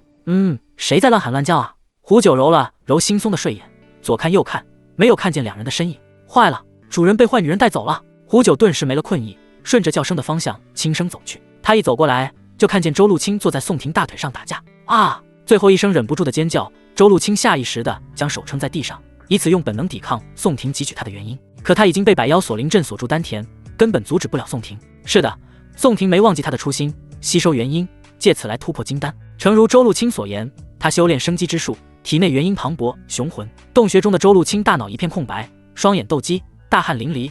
他好久没吃过这么好了，就像是之前吃的清汤寡水，到宋婷这里吃起了满汉全席。兴奋感从身体中心扩展，如同地震般阵阵来袭，身体每一个细胞都欢呼雀跃。这是灵虎镯之前从未给过他的。定，双修结束，因对象是元婴圆满修士，增加阴阳值 2W， 体质翻倍。首次与元婴修士双修，奖励阴阳值 2W， 体质翻倍，阴阳值余额。比周露清更兴奋的是宋婷，他没想到在太玄洞天的规则压制下，双修的结果居然还是按照外界原本修为的，这无疑是意外之喜。整整4万阴阳值啊！待会可得好好画画。飘飘欲仙后，两人分离，恰好在藕断丝连的时候被胡九看见。你们继续。胡九别过身去，看别人和自己是主角感受是不同的，至少对狐狸来说是这样。周露清脸红到耳朵根上，有种偷腥然后还被人观看督战的感觉。那咱们继续。宋婷扶着周露清的水蛇腰，小声询问道：“2W， 那可是2W 阴阳值啊！这要是在太玄洞天里，天天闭门造车，传道授业，出去什么玉璞圣地，什么武圣门，看见自己都得绕路走。”可就当周露清犹豫不决，小狐狸躲在后面观摩，宋婷想要继续埋头苦干时，洞穴外传来了窸窸窣窣的声音：“找到了，洞口在这里。”外面一群锦衣修士拨开了小洞附近的杂草。这洞长得如此骇人，有肉有牙，你确定这里面有五行大道碎片？为首穿着银云金线锦绣长衫的修士扭头向后确认一遍，后方拿着一颗珠子的人道：“大哥，这准没错啊，你怎么能不相信我呢？刚刚这珠子还找到了水星大道碎片，这会儿也不会错的。”他摸了摸散着丝丝缕缕到韵味的宝珠，十分肯定。这群人最先找到是五行大道中水的碎片，却发现有昆玉的天骄在那里守着了。他们没能打过昆玉的修士，只得换一个大道碎片抢去。西少点点头，手中捏一道雷光往下照去，深不见底的小洞被雷光映成一片雪亮。宋婷两人一腰早已戒备好了。主人，要不要把阵法给解开？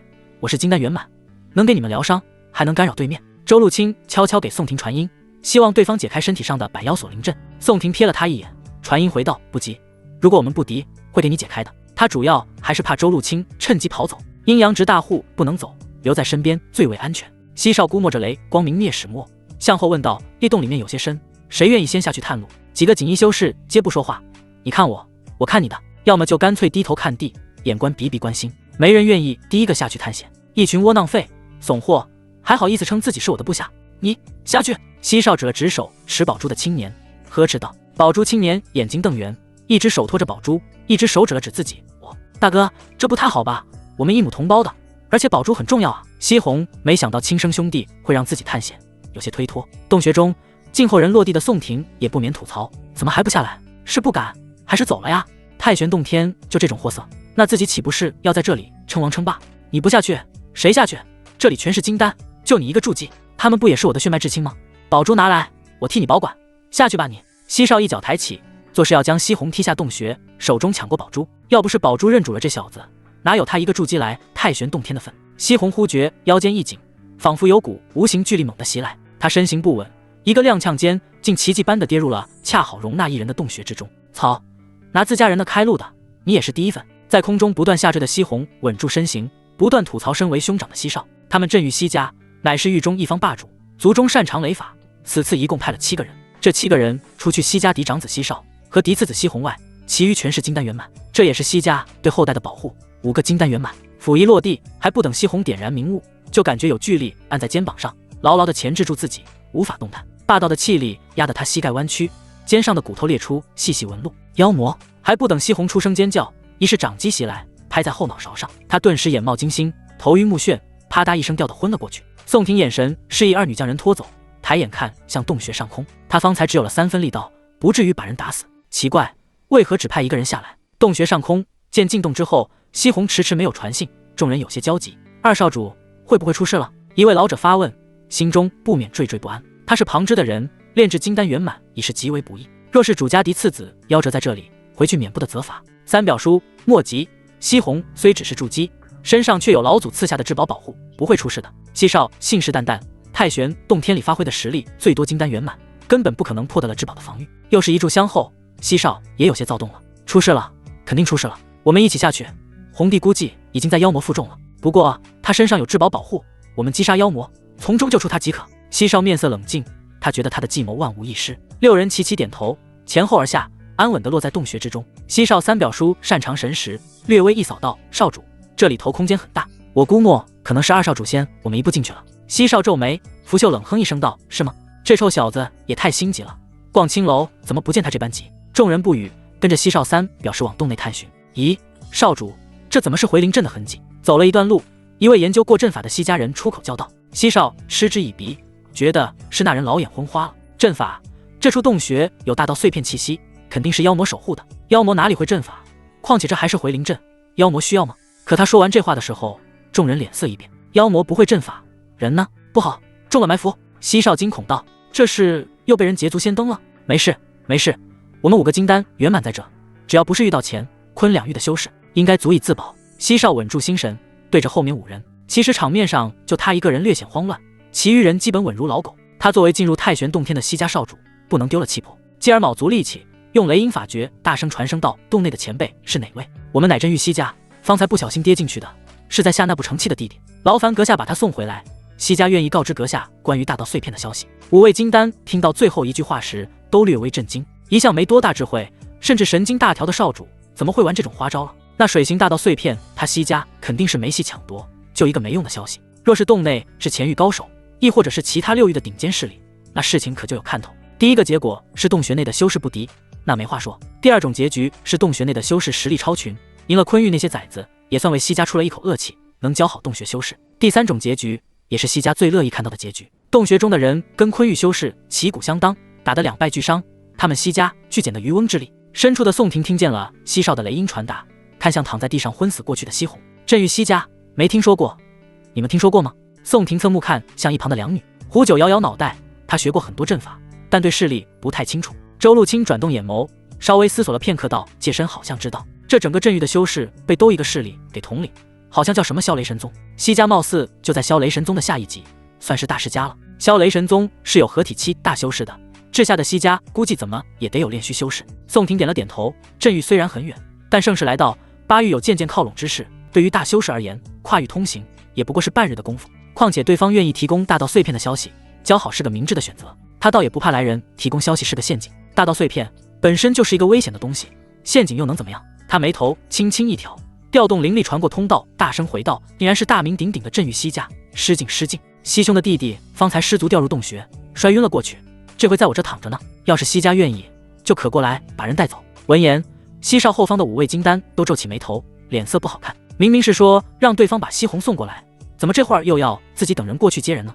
在这漆黑无比的洞穴中，不释放神识，主动靠近的一方必然会吃亏，而一旦释放神识，又可能会引起对方的不满，认为你在窥视偷看他。好，我们这就来。西少再度发音，脸上挂着一丝微笑。三表叔拉住西少前进的步子，少主，恐有埋伏。哎，没事，哪有那么多埋伏？西少挣开三表叔的手，继续迈步向前。对方都说西家大名鼎鼎了，肯定不敢得罪自己。5人无语，只好跟着西少一起进入洞穴中。中了埋伏，凭借他们西家的挪移遁法，也不怕洞穴中的人能拦住他们逃跑。两方相见，宋婷平静地看向对方6名金丹，以及为首西少穿着的银纹金线锦衣。这衣服看起来价值不菲，后方的5人气息都比他强，却都站在他后方。此人想必就是西家的核心人物了。他心中暗暗想到。西少也看见了对方仅有的3人，心中不断猜测对方是何势力。一位筑基，一位金丹，一位没散发气息的凡人，这种组合也能抢到大道碎片，想必这位金丹一定有过人的手段。不知阁下出自何方势力？若是有空，我西家也当上门拜访，以谢就地之恩。他一边对着胡九说着，一边使眼色让身后一人将西红接过来。就地之恩，宋婷心中失笑，果然修仙界的人说话就是好听。他扫了一眼对方的几人，轻轻道：“我乃离域人士，哪门子势力就不妨透露。若你要来离域，报我的名字，无人不知，无人不晓。”宋婷此时也不怕树大招风，反正对方不是离域的人，友好交流钱，树树威风总是好的。西少眼角微抽，他其实在跟胡九说话，为何胡九不回他？是看不起他吗？一个筑基不是传话的人吗？怎么还接上话了？还无人不知，无人不晓。离域什么时候有如同萧雷神宗一样的存在了？那请问尊驾如何称呼？西少还不知道离域何时出了尊驾这般筑基就名扬一域的人物。西少自报家门，将筑基2个字故意拖了一会儿音。2人一胡，这会儿哪里不知道，这西少是嫌宋婷修为低了。西公子，我主人虽是筑基修为，但杀金丹如杀鸡仔。胡九站起身来，媚眼冷漠地看着西少。主人。西家6人面面相觑，都从对方眼中看出了难以置信。金丹认筑基为主，这哪门子主仆关系？就算是顶尖势力，最多派金丹修士以护卫的身份前来，怎么会是最低等的主仆关系？而且我主乃是大罗。胡九准备再说，却被宋婷用手捂住了嘴。宋婷瞪了小狐狸一眼，用手死死捂着胡九的朱唇，有些汗颜。什么大罗神仙转世，这要是传出去，不得被人追着打。西家6人没听清，但也对宋婷这位筑基看中了一些。你们别听他乱说，家里丫头没读过几本书。宋婷勾唇一笑，收起捂嘴的手掌道：“我姓宋，单名一个婷字。家里丫头都这么活色天香。”另外一位也是不可多得的美人，看来这宋婷好色，来太玄洞天还带着美人服侍。宋兄，多谢这次就地之恩，我西家也不是食言之人。前几天我们在一处大江旁边发现了一枚5行大道碎片，可恨那些昆域修士仗势欺人，我们也没能在他们手上落到好处。不过我看阁下能降服洞穴之中的5行大道碎片，想来对上那昆域修士也不落下风的。话音一落，西少就知道自己说漏嘴了。你们怎么知道我降服了5行大道碎片？不等几人改口，宋婷狭长的眼眸中流露出警惕之色，冷漠的开口。对方知道自己拿了一片大道碎片，要么就是提前来了这处洞穴不敌赤色大蛇，要么就是手中有什么能感知大道碎片的宝贝。前一种几乎不可能，5名金丹圆满，又来自一个有炼虚修士的家族，拿下赤色大蛇不成问题才对。洞穴内，火光映照在西少颇为尴尬的表情上。我能感知到这处洞穴内有大道碎片的气息。他仰着个脸，牵强的弥补之前说漏嘴的事情。宋婷轻轻一笑，没有戳破他，称赞道：“西兄竟有此强大的天赋神通，那就请西兄带路吧。5行大道水形碎片，就算是抢不过，也要去看一看。”好，宋兄，请。西少脸上陪笑，一脚又把昏过去的西红踢醒。哎呦，疼！大哥，你又踢我了。西红看了一眼周围，发现多出了3个人。我没有，这3位是离域的朋友，待会要跟我们去往大江畔，你闭嘴跟着就是。西少看向西红，面色僵硬，生怕这位弟弟说错话。路上，三表叔悄悄传音给西少少主，这3人实力不强，最强的那女子也就金丹初期，不如我们寻一处地方将他们杀了，夺取他们手中的大道碎片。西少站在一座非洲上，看了一眼另一座非洲上的三表叔，回音道：“三表叔，这不妥吧？这人实力还不清楚，我感觉不能以修为看人，还是等去到大江畔再说吧。”三表叔哑然，不过也没再多言。兴许跟少主说的一样，宋婷此人估计压着修为呢。几个日夜轮转后，前方一处蔚然大江横亘在眼前，好似这太玄洞天的飘带。大江汹涌无比，碧蓝的江水奔腾如恶龙，一朵朵浪花拍打在岸上，传来轰鸣之声。几人从空中徐徐落下，眼神聚焦在离江边最近的一人。昆玉排名第2的天骄，不也还没能拿到5行大道碎片吗？西少小声嘟囔道：“他是谁？很厉害吗？”宋婷侧手询问，手搭在西少肩膀上，顺便检查了一下西少身上穿着的锦衣。银云金光法衣，至宝，刀枪不入，水火不侵，能高效地发挥周身的灵力，随着使用者的修为抵挡同等修为的攻击，果然是个好东西。西少没在意宋婷举动，面色平静道：“他是昆玉的宝城城主的儿子，叫梦牙，修为比我略高，金丹中期修为。不过昆玉很多老牌金丹圆满都打不过他，所以他在干嘛？为什么不下水去拿大道碎片？”一边的胡九好奇问道。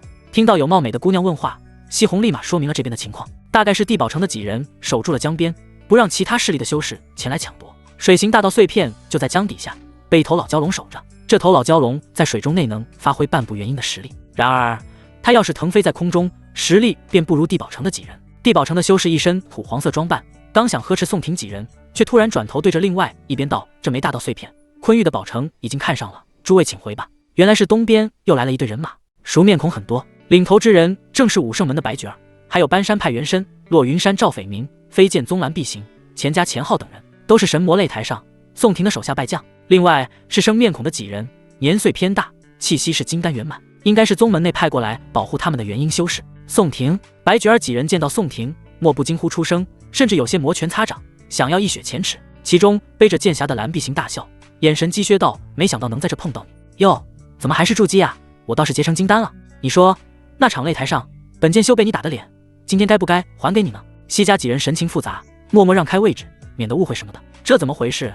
宋婷还没能跟昆玉的人对上，怎么又来一队人马？原本宋婷公子当真是离域人尽皆知的人物。西少哈哈一笑，也识趣的退了一步。这队人马有将近20人，其中金丹圆满就有整整10位。不过他们对宋婷的态度不是很友善啊。胡九秀眉微蹙，他还不知道主人之前的事情。身为两仪门长老的周露清则低着脸，躲在最不起眼的地方，生怕被人给认了出来。宋婷垂眸，祭出破穷灭日功道：“你也知道在擂台上只能打脸，而今不一样了，这是在太玄洞天里面，我可以杀你。”话音未落，宋婷已是拉弓3分半，体内如龙的罡气伴随右臂，全身功法运转。面对一言不合就要开打的宋婷，蓝碧行愕然，而后凶狠道：“你一介筑基，如何能杀我？”西家几人，昆、离域修士也是这个想法，两人表面上可是相差了一个大境界。但就在众人不理解的时候，蓝碧行感到了莫大的压迫感，他好像被宋婷那把弓锁住了，无法动弹。不好，那是破穷灭日功，失之小心。破穷灭日功虽沉寂多年，但还是有人认得出来。飞剑宗的金丹圆满急忙出手，挡在蓝碧行的前方。有帮手是吗？那我多拉一点呗。宋婷冷眼，全身气血涌动，传来细微的凤鸣和引雷声，顿时弓开4分半。嗖，紫色的流光剑矢带着令人胆寒的威能，矫健如龙，瞬息间在飞剑宗金丹圆满的视野中急剧放大。飞剑宗长老闷哼一声，正欲催动法宝进行抵抗，却不料虚空之中突兀地出现几条漆黑如墨的铁链，犹如鬼魅般将他牢牢锁住，让他无法移动分毫。砰砰，接连2声爆炸，飞剑宗长老和蓝碧行2人低头，不可思议地看着空荡荡的胸口。长老，你不是要为我挡剑吗？蓝碧行口中含血，倒在地上，一命呜呼。我没想到他学了禁地魔文。飞剑宗长老临死前看了一眼宋婷手中的锁链魔纹，好不甘心。他从口中吐出金丹，看向队伍中的好友，想要交给他保管。金丹中有他的原因，出了太玄洞天，他还能重塑肉身。金丹是我的。宋婷收弓，手一挥玄黑羽扇，死意之风呼啸吹去。离域那位本想出手接下金丹，但看宋婷动作，手又是收了回去。染血的金丹跟着宋婷凌厉回来，落在他掌心中。这里面的东西可是神魂道牙的养料，不可浪费了。西家七人讶然，没曾想宋婷这个筑基修士，仅仅用了几个呼吸就杀了2位金丹，其中还包括1位金丹圆满。离域的众人也是面露难色，原本想复仇的心思全部熄灭。宋婷强势归来，仍然把他们压得死死的。这会的动静也引来了梦牙的关注，他神色慵懒地望了过来。有趣，筑基逆伐金丹和当年的我一模一样，你也是来抢这枚水行大道碎片的吗？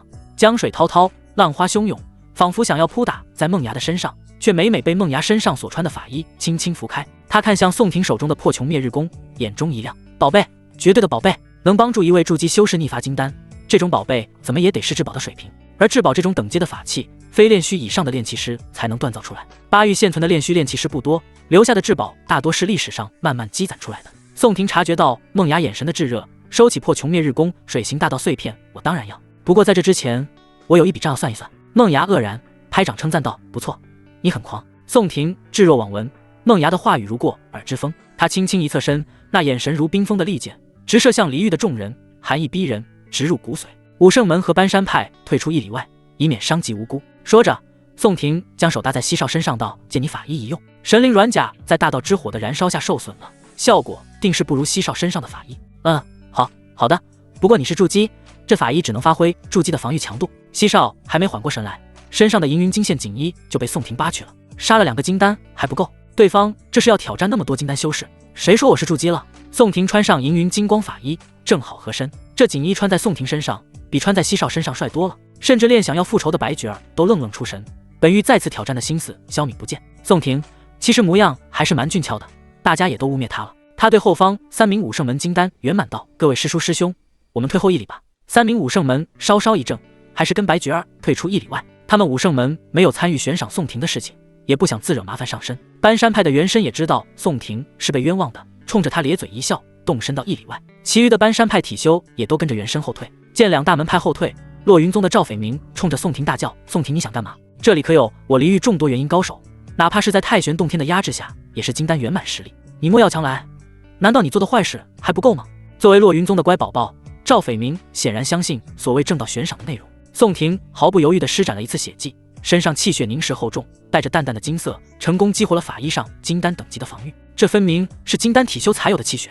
宋婷是金丹体修，在场的人都脑袋发懵。如果宋婷跟他们是同一代人，气体双修，且肉体突破了金丹，这速度可一点不比天骄慢啊！我倒是不知道自己做了什么坏事，毕竟我一出名就被你们正道给通缉了。哦，对了，我现在就要做坏事。言罢，宋婷身上启动遮天绝地阵，方圆1里的范围内形成一片领域。这阵法好像有些眼熟啊！观战的梦牙嘶了一声，在记忆里搜罗眼前出现的阵法。阵法一笼罩下来，宋婷便化作一团血光，刹那消失在原地。宋婷，尔敢！落云山的金丹修士手持一件防御法宝，散发柔和的光辉。我有什么不敢？随着话音而来的是一把由宋婷右臂化为的一柄血肉之剑，血仙宝典中的猩红之剑，杀力巨大，可开山断江，最适合近身肉搏。猩红之剑锋利无比，猛然斩在防御光辉之上，发生闷重的响声。一剑没斩出什么效果，宋婷抬起手臂，冲着光辉不断挥砍，血色的剑光不断闪烁，如同狂暴的旋风，连绵不绝劈砍而去，全部都打在一处地方。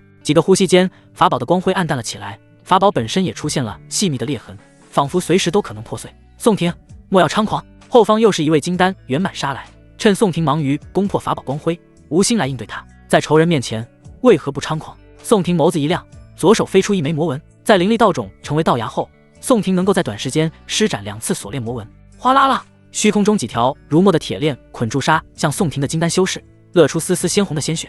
胡九，送他一程！身后的胡九微微颔首，3条尾巴犹如灵蛇般自其身后窜出，带着凌厉的劲风。锁链锁住的修士被尾巴抽得皮开肉绽，哀嚎之声此起彼伏，凄厉异常。其余金丹圆满修士观形势很是不妙，也都纷纷出手，想要一同灭杀掉宋婷。还不来帮忙？宋婷解开周露清身上的百妖锁灵阵，往后命令道。周露清感受体内灵气恢复运转后，银牙一咬，站在几位金丹圆满前面道：诸位给两仪门一个面子，速速退去。周前辈，你在场的人当然有人认识周露清，两姨门不是最想拿那份悬赏的吗？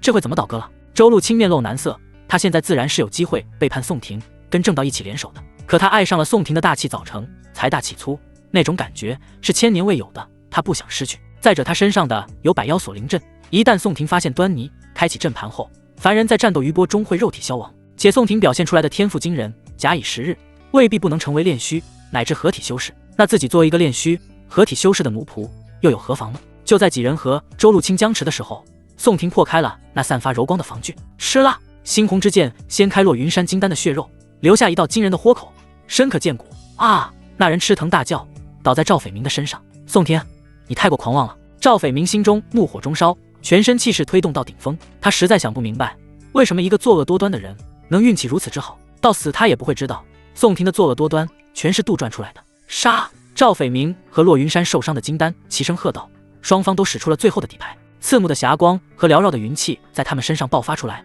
似有撕裂苍穹之意。宋廷冷笑，两朵道牙，一枚道种运转，右手化为猩红之剑，左手握住玄银长剑，同二人厮杀在大地上。另一边，胡九抽死了那位金丹后，将金丹收了起来，转身跟周露清站在一块。周前辈，莫要阻拦了，否则在下要翻脸了。一名正道金丹看宋廷凭借各种手段，以一敌二还不落于下风，脸色阴沉到快要滴水。周露清悠悠道：“几位若是不参战的话，陆清环能为你们说几句话；若仍要参战，是死是活就不好说了。”是啊，你们为什么都要找死啊？主人不是你们可以挑战的。胡九叉腰，三只染血的尾巴在身后摇动。就当那位金丹还要说话的时候，一声惨叫传来：“妖力，你怎么会有？”不等他话说完，宋廷手上划过一道血光，抹断了那人的脖子。骆云山金丹头手分离后，宋廷抓住了那枚想要逃跑的金丹，看着长辈惨死在面前，赵斐明呼吸仿佛被扼住，急促而艰难，瞳孔在震惊中微微收缩，内心如同被重锤击中，肝胆俱裂。他好像看见了什么。方才他们三人打得激烈无比，甚至要压过宋廷一头的时候，突然一股金丹圆满的猩红妖力杀来，打得骆云山金丹一个猝不及防，胜利的天平就此一边倾斜。宋廷，你是赵斐明惊呼出声，妖字还没说出来的时候，一道血钢穿透他的喉咙，血液从他的口中涌出，整个人只能发出呵斥呵斥的声音。我是你爹。又几道血色罡气透去，赵斐明在宋廷漠然的眼神中死去。至此，离域已经死了5位金丹，包括3位金丹圆满，除去武圣门和搬山派的5位金丹圆满，阵法内便只剩2位金丹圆满了，其余都是刚突破金丹不久的天骄。胡九走上前来，将那枚锁住后尾巴抽死掉的金丹交给宋廷。我投降。钱家的钱浩胆寒，宋廷不可敌，他不想死在这里。一听自家少爷投降，站在周路清河湖酒面前的一位钱家金丹圆满默默退下。我也投降。又一位正道天骄投降，他同样也有1位金丹圆满保护。宋廷轻轻一笑，并没有解开阵法，投降是需要条件的。钱浩第一个意识到，立马开口，钱家撤销对宋公子的悬赏，并且愿意上交1张元婴功法符箓和50万灵石。那位正道天骄也不敢怠慢，同样开出撤销悬赏、2件法宝和10万灵石。说完之后，二人也很利索，拿出2个储物袋递给宋廷。宋廷神识扫过之后，将储物袋收了起来。这些东西对黎玉来说，可以算作是一个3流势力的全部家当了。东西是不错，不过只够保住你们自己，他不会眼睁睁看着2个蕴含元婴的金丹飞走了。宋廷，你这什么意思？我们2家已撤销悬赏，且付出了代价，你不要得寸进尺。钱家的金丹说话明显底气不足，却仍要出声呵斥。哼，你们悬赏我的时候，我也退不离开合欢宗了。你们有没有得寸进尺？比如说在离域内布满悬赏令，贴上悬赏榜之类的。宋廷迈动步子，一步一步靠近2人。胡九和周露清也知道他的意思，分别站在2侧压阵。而钱浩和另一位天骄也没出声劝宋廷，毕竟他们的命压在宋廷手上。拼了！他难不成能一人抵2名金丹圆满？钱家金丹面目狰狞，率先出手。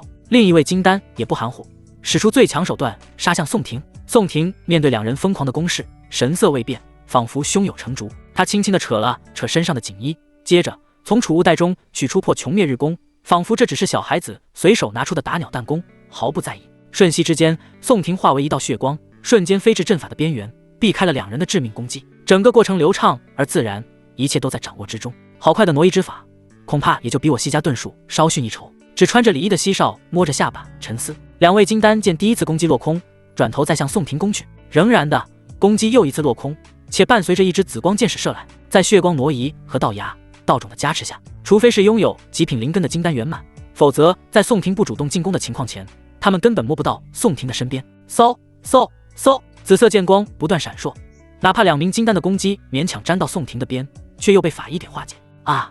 宋婷受死啊！钱家的金丹满身都是剑伤，他再也忍不了这种打法，燃烧全身修为，打出身上所有的灵力。砰然一声，那股灵力威猛绝伦，犹如狂风暴雨般猛烈。宋婷面色微变，抬手便燃烧了那张元婴功法符箓。不过在太玄洞天的压制下，这张符箓只能发挥金丹巅峰的强度。符箓消散，换来的是倾盆剑意挥洒，灵力无匹，对上了抵命一击的灵力。咚！灵力更胜一筹。好在宋婷又有机会施展血光挪移，又躲过了这一击。多余的灵力打在遮天绝地阵法上，居然还能险些破开阵法。宋婷感觉到身上的阵纹有些明灭不定，抬起手掌，漫天的血色罡气浮在空中，速速杀去。血色罡气雨点般打在钱家金丹身上，很快将这位金丹圆满打成一个筛子，血肉模糊。罡气出动的时候，宋婷也没闲着，开着神功射杀另一名金丹。这名金丹圆满受到钱家金丹燃烧修为的影响，心中已经乱了阵脚，很快被宋婷射杀。阵法解除，宋婷缓缓吐出一口浊气，从死去的2人身上取出2颗浑圆发光的金丹。你2人看看他们身上或者储物袋有什么值钱的东西，搜罗一下。宋婷揉了揉太阳穴，对胡九和周露清说道。是。2女颔首，听从宋婷的命令搜尸。一旁的西家7位暗自咂舌，不敢想象这是一位筑基能干出来的事情，连杀5位金丹圆满啊！这是多么恐怖的战力啊！尤其是西少的3表叔，让他有种劫后余生的感觉。还好少主没听从他的建议，半路袭杀宋婷，否则西家可能也会成为宋婷手下的亡魂。白卷儿和袁深也是倒吸一口凉气。神魔擂台上的宋婷远比现在温和了许多。昆玉的宝城众人也面色沉重，缓缓把目光放在宋婷身上。刚刚宋婷的表现足以威胁到他们，这位兄弟好生厉害，不过江内的老蛟龙可是能发挥半步元婴的实力，不知兄台能否拿下呢？孟雅脸上仍带着笑意，话语间已经不想得罪宋婷了。宋婷不做理会，找了一处地方闭目调息。宋公子，虽然你战力无双，可最起码的尊重也是要有的吧？地宝城的修士见宋婷回应孟雅，出口质问，可宋婷照旧没有理会，盘膝默默恢复，无言是最大的轻蔑。那土皇服饰的修士欲要动手，却被孟雅拦了下来。哎，你干嘛？宋兄弟乃是真正的天骄，有点性格，怎么了？孟雅脸含笑意，让地宝城的修士安静下来。连杀5名金丹圆满，哪怕是对于灵力道牙长了6寸，消耗也颇大。要是气血道种长成道牙就好了。宋婷心道，那样他就可以施展一些血仙宝典上更为深奥强大的法术。无人注意下，宋婷掏出5枚染血的金丹，全部含在口中。他催动魂海中的神魂道牙，释放玄妙无比的幽光。幽光在4寸神魂道牙中发出悸动的吸力，5枚金丹中的元婴不受控制进入宋婷魂海中。宋婷吐出碎成一片片的金丹，感受魂海中道牙的变化，一丝灵光从他的神识中爆发，而后迅速扩大，填充了他整个识海。